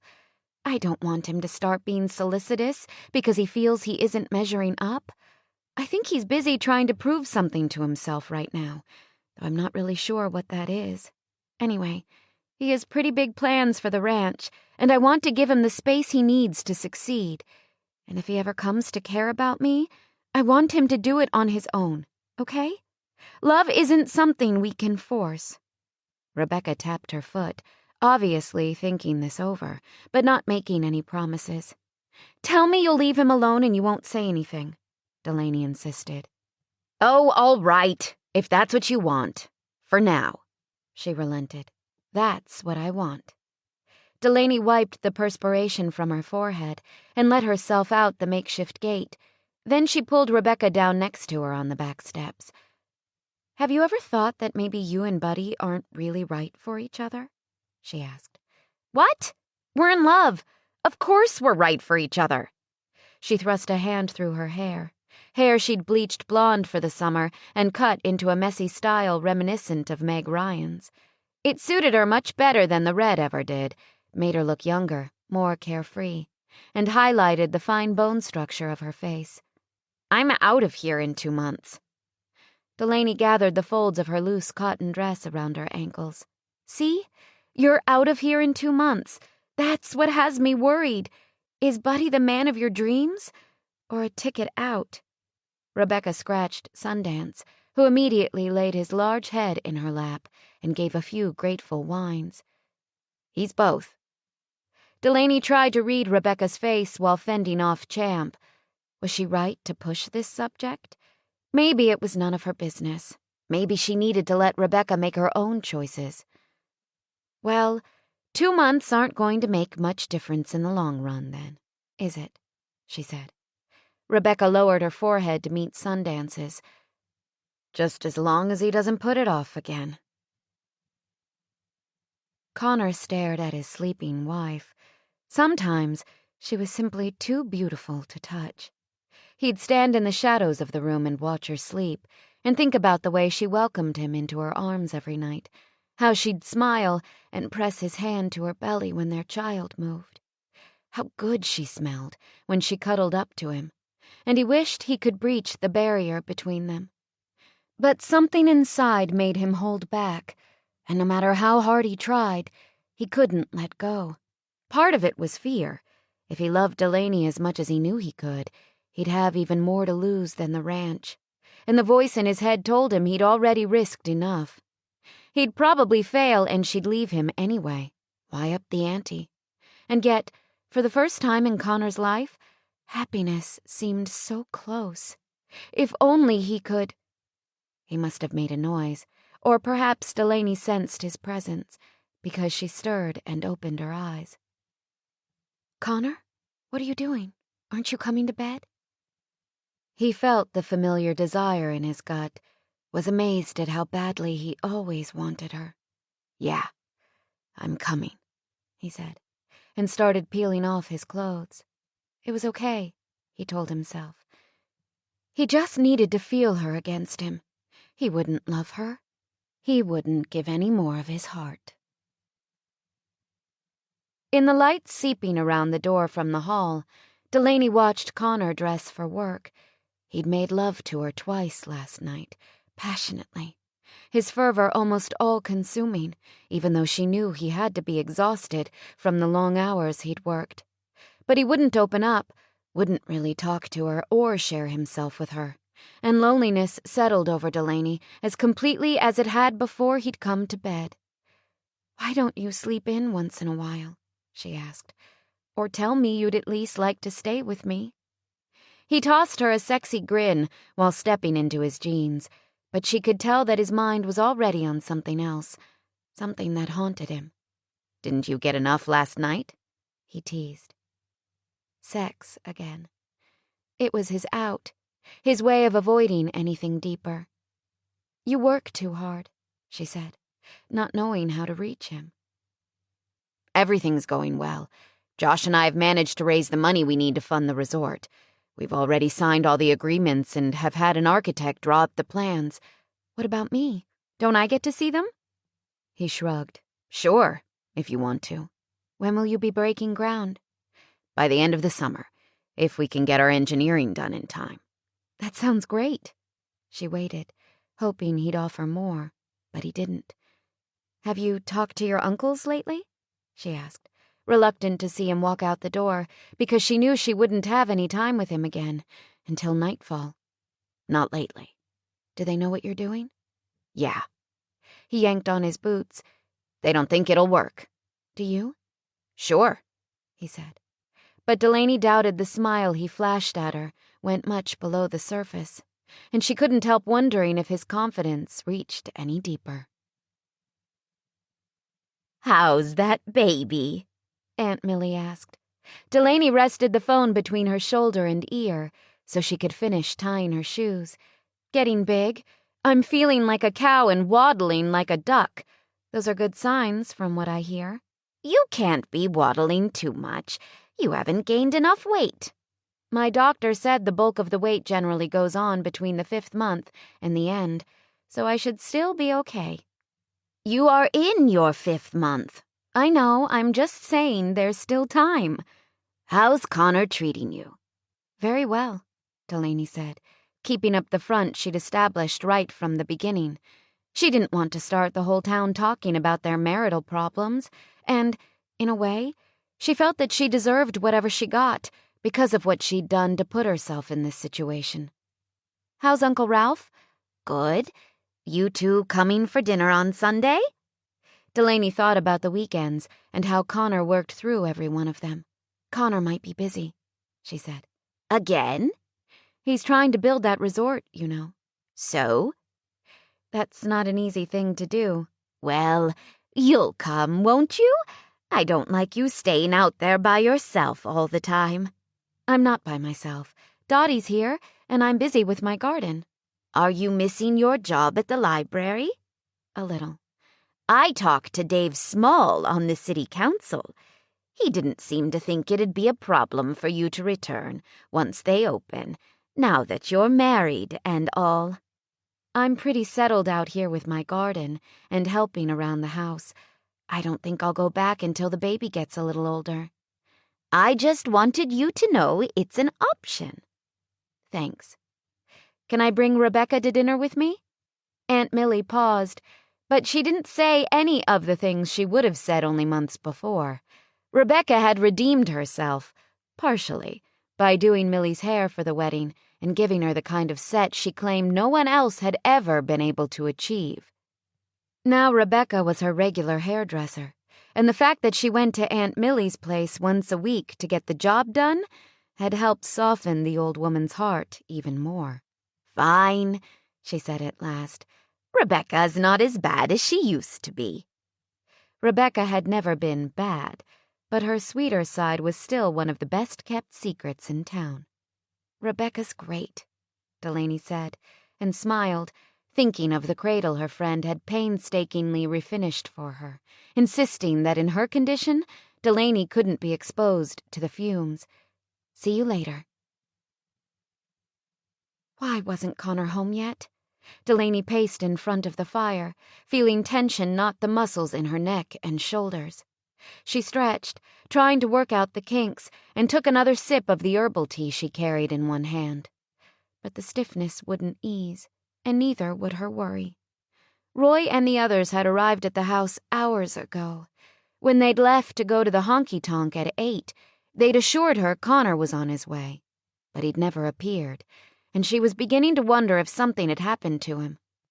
He put in long days, but he generally spent the hours after dark in his study, not outside on the range. She wished Dottie were around to reassure her. She liked the stalwart older lady, knew she could trust her advice and her devotion to Connor. But Dottie had headed into town about the same time as the ranch hands to stay with her son and daughter-in-law for the weekend, as she usually did. Delaney was alone. Even Rebecca wasn't answering her phone. Delaney had tried to reach her several times. What now? She wondered, glancing nervously at the clock and cringing to see that it was nearly midnight. Should she call the police? No. What if Connor had simply gone into town without telling her? He didn't exactly give her a detailed rundown of his activities, but she'd checked the vehicles. Those she recognized were still in the drive. Could he have caught a ride with Roy and the others and forgotten to tell her? She hated the thought that he might have joined the hands at the honky-tonk instead of spending time with her. Hated the thought of him drinking and dancing while she paced a hole in the carpet. But that was the most likely explanation, which meant she shouldn't bother the police. Pivoting at the end of the Navajo-style rug that covered the hardwood floor, she rubbed her arms to ward off the chill settling deep in her bones and told herself that her husband would come strolling in any second. But he didn't. The minutes continued to tick by. Finally, Delaney called directory assistance to get the honky-tonk's phone number and dialed the bar. "'Lo?" a gruff male voice answered. It had to be Bear, the weekend bartender. Music blared in the background, partially drowned out by raucous laughter and voices. "Bear?" "Yeah? Who's this?" "Delaney Armstrong. Is my husband there?" "Haven't seen him, but hang on, let me check." He covered the receiver, but Delaney could still hear him when he shouted, "Connor Armstrong here?" "Sorry, no one answers to that name," he said after a few seconds. "Can I talk to Roy, then?" "Roy White?" "Yeah." "Just a minute." Another music-filled pause, and then Roy came on the line. "Roy?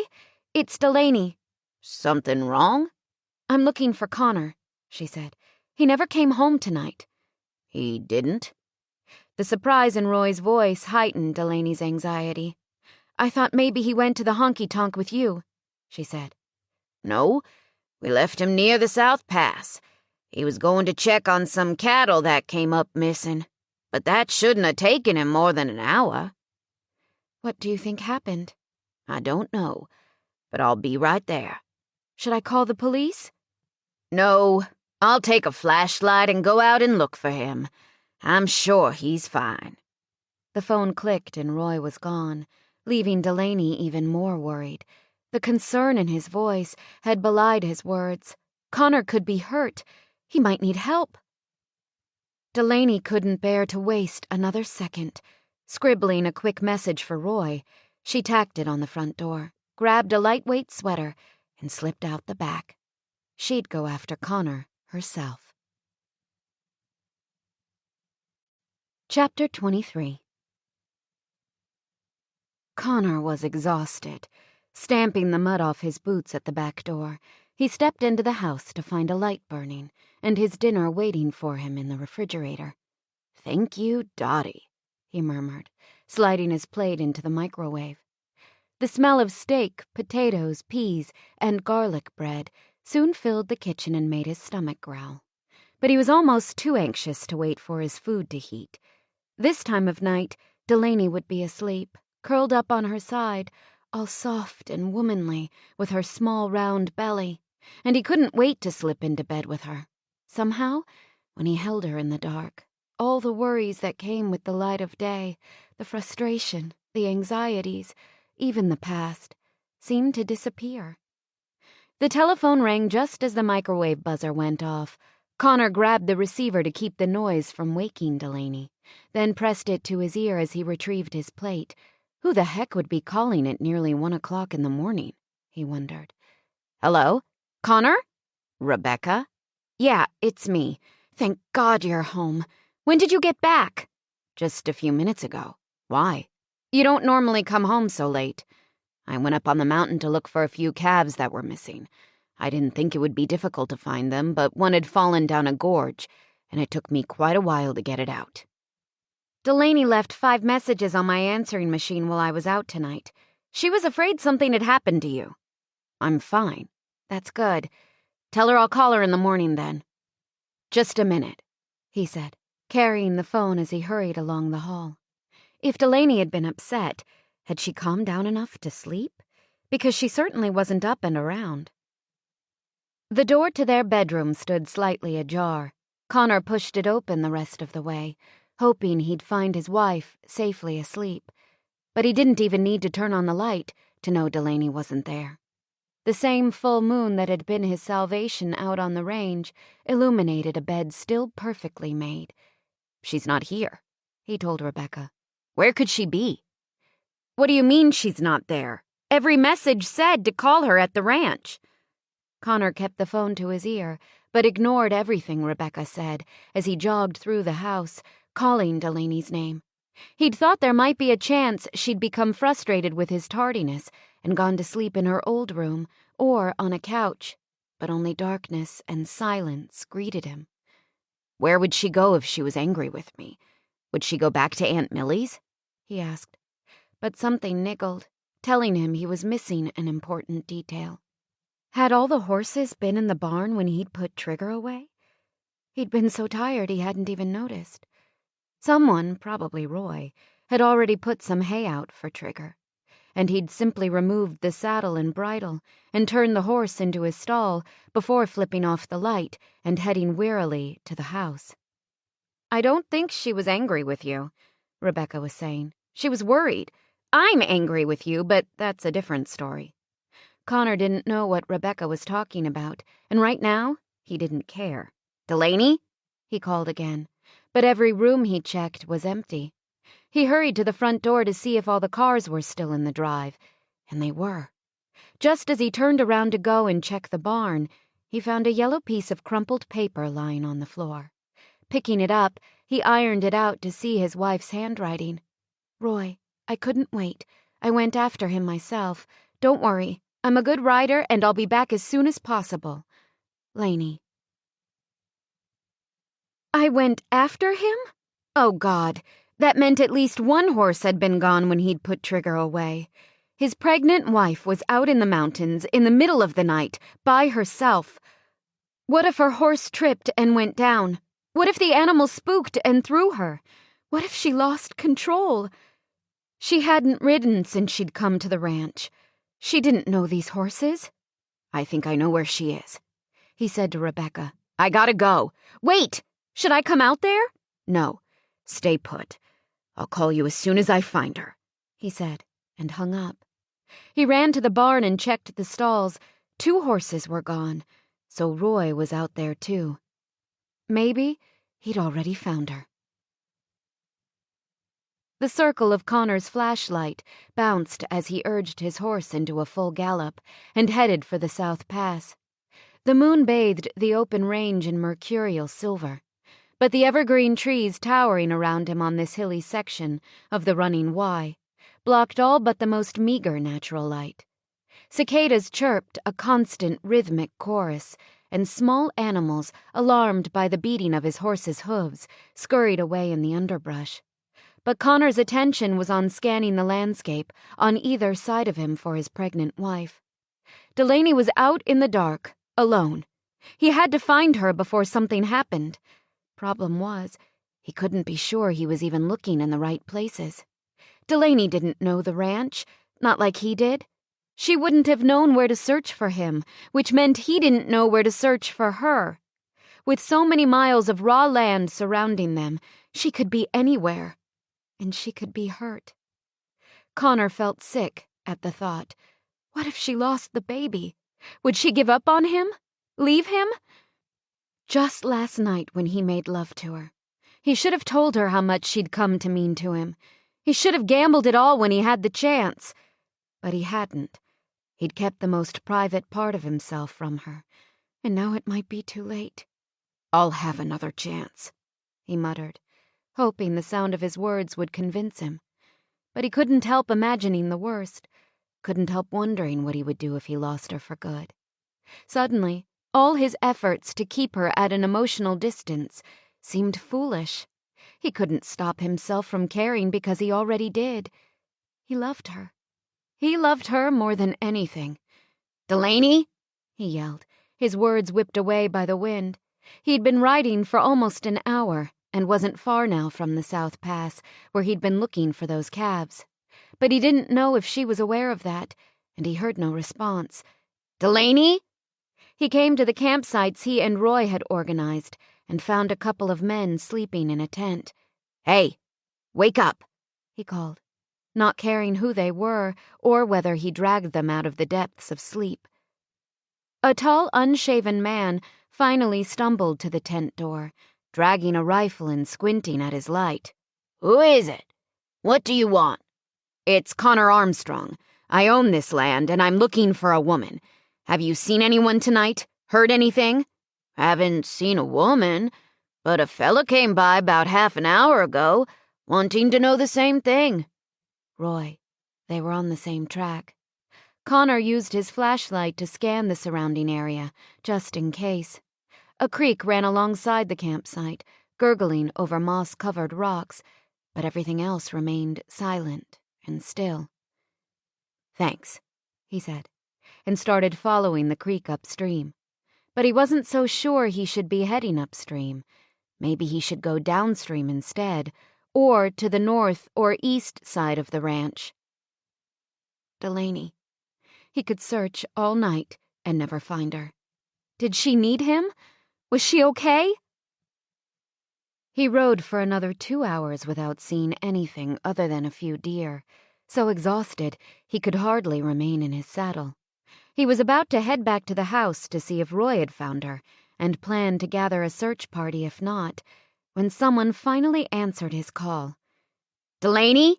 He cried again, adrenaline chasing away his fatigue. Nothing. Delaney? Finally he heard his name.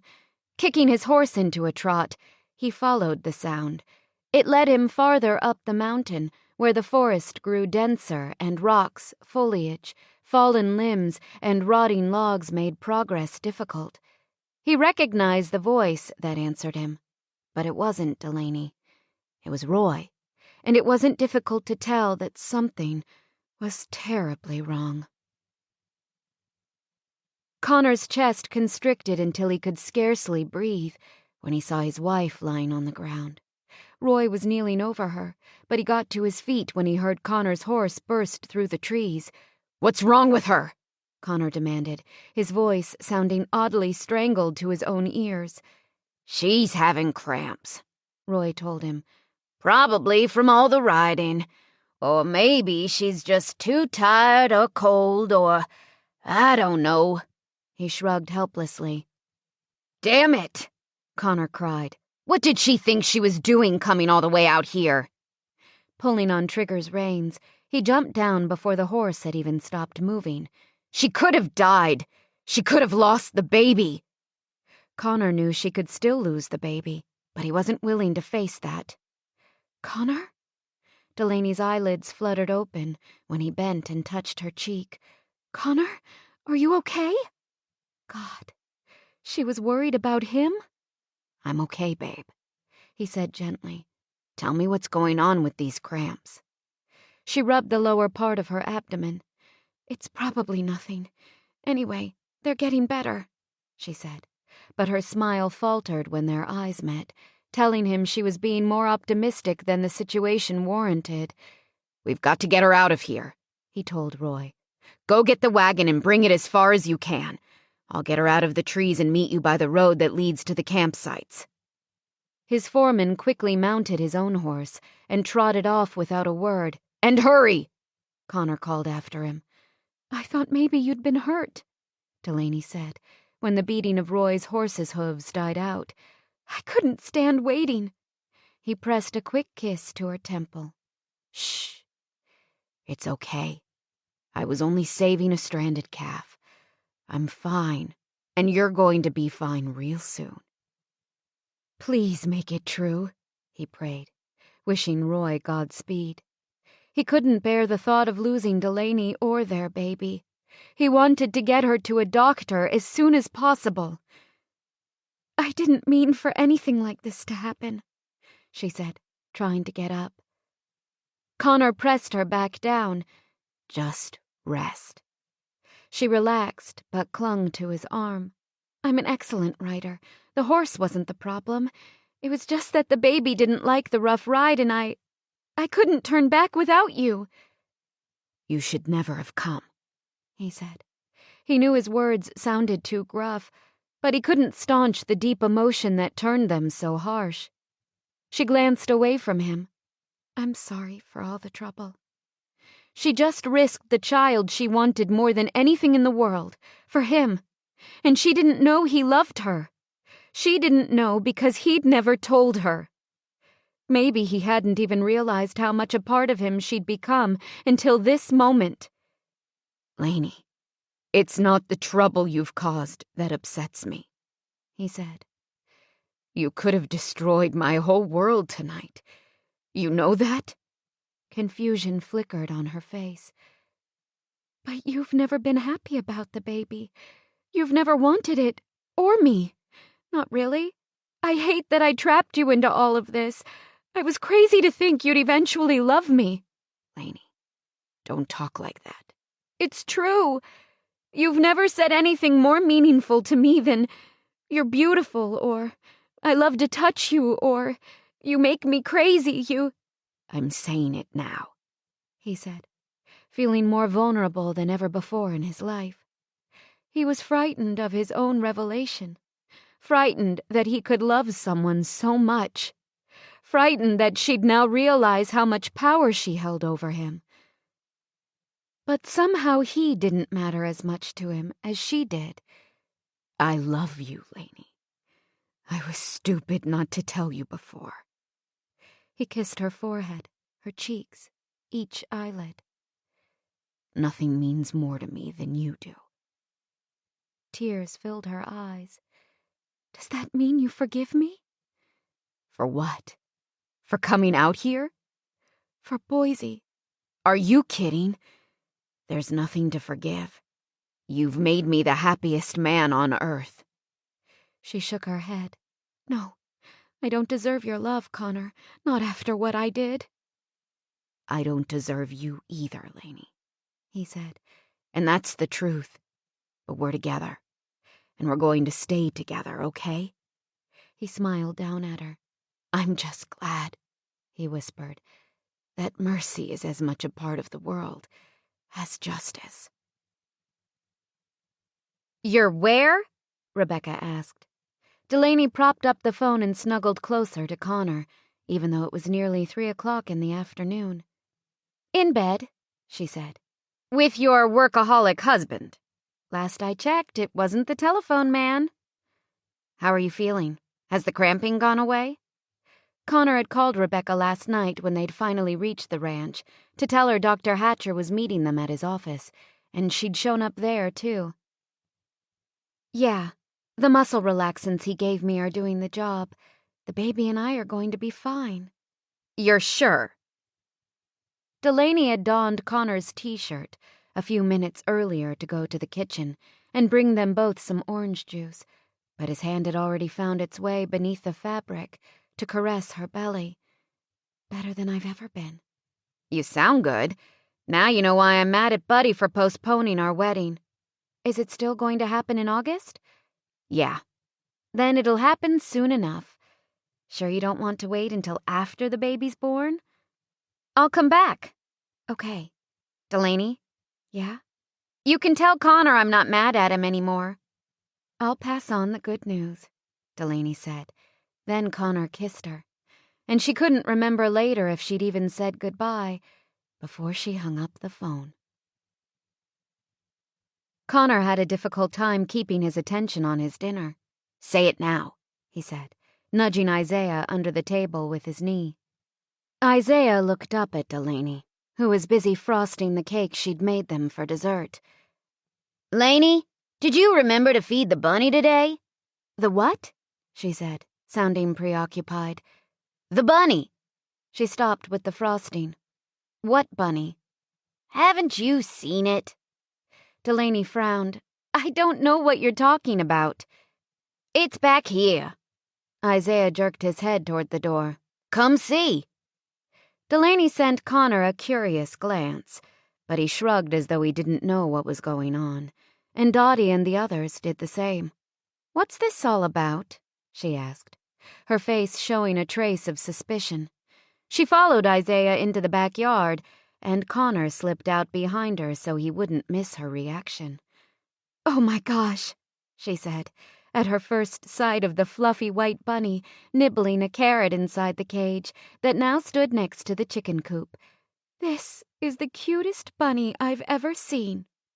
It's for you, Isaiah said. It's a late wedding present. Roy, Grady, Ben, and Dottie crowded behind Connor on the back stoop as they all watched Delaney unlatch the door, scoop the little bunny into her hands, and rub its soft fur against her cheek. Isaiah, it's just what I wanted. How did you know? He grinned. I didn't. It's from Connor. He wouldn't even let me help him build the cage. Delaney turned and gave Connor a brilliant smile, and he felt his heart melt. She did that to him, unexpectedly. Sometimes he'd look at her, and his spirit would just soar. She was so beautiful, so pregnant, so his. I love you, Connor Armstrong, she said, loudly enough for everyone to hear. Connor crossed the lawn, put an arm around her, and even with Grady, Ben, Isaiah, Dottie, and Roy looking on, lifted her chin with one finger. I love you too, he said, and gave her a kiss. Now beat it, he growled to the others, who had started to clap. Epilogue. Connor sat on his horse, partway up the mountain, and watched the tractors in the valley below start to grade and level the dirt where the lodge would soon stand. He could hardly believe it was happening. The groundbreaking was a little later than he'd scheduled. He'd run into problems with the engineering of the golf course, but construction was now underway, and if everything went according to plan, they'd have their grand opening in May of the following year. He thought about Stephen, Dwight, and Jonathan, and grinned. They'd been so skeptical at first, so sure he'd never get this far. They pretended not to care that he was even trying, but he heard bits and pieces of what they said through his mother, and he knew it was driving them crazy that he'd figured out a way to save the ranch. Not only to save it, but to make it pay off with such potentially high returns. Or maybe it wasn't the money that bothered them. They had plenty of money. Maybe it was the words of praise his grandfather lavished on his efforts. Either way, Connor didn't really care. Somehow his uncles, and even his past, seemed like such a small part of his life now. He had other things to think about, bigger things, like his wife, his baby, his dreams. He heard the quad runner he'd bought for Delaney to keep her off a horse until after she had the baby, and turned to see his wife slowly driving up the hill. She was coming to join him for the big moment. It was something they wanted to share. "Don't tell me they've already started," she said, her voice tinged with disappointment as she cut the engine. Connor got down from his horse and held out a hand to help her off the squat four-wheeled motorcycle, admiring the healthy glow the dawn light lent her skin and the bright smile that never failed to reach inside him and tell him the world was good. "They just started a few minutes ago," he said. "So I missed it?" "You haven't missed anything. Come see." He took her hand and led her to a better vantage point, and together they watched the machinery and men below. "It's going to be great, isn't it?" she said. Connor shifted to stand behind her, slipped his arms around her, and locked his hands beneath the bulge of her belly, so she could lean against him. "It's going to be better than great." "Your mother called. She caught me just as I was leaving the house. She wanted to congratulate us on the big day." His mother. She'd been so happy since he'd turned his life around. "Grandpa mentioned she was seeing someone when I talked to him on the phone last night. Did she say anything about it?" Delaney shook her head. "She told me about a trip she's taking to the coast, and I doubt she's going alone, but she didn't say anything about who might be going with her." "I guess she'll tell us about him when she's ready. Grandpa really likes him, so I'm sure he's a good guy." "She deserves to find love." "Now that she feels I'm on the right course, maybe she will." They stood in silence for several minutes as Connor thought about his mother marrying and living a fuller life. Then he imagined the land before him in its finished state, the lodge filled with vacationers, the golf course buzzing with white golf carts. It was going to be so perfect. "Connor?" Delaney said, breaking into his daydream. "What if all this doesn't work out? What if, in 5 years, we lose everything?" "Then we start over someplace else," he said. "You're sure? You won't take it too hard? It's just land and buildings and money, you know. Those aren't the things we need to be happy." He nuzzled her ear. "I know, babe. Don't worry. I can never lose everything as long as I've got you." He kissed her, only to be interrupted by Roy and Josh.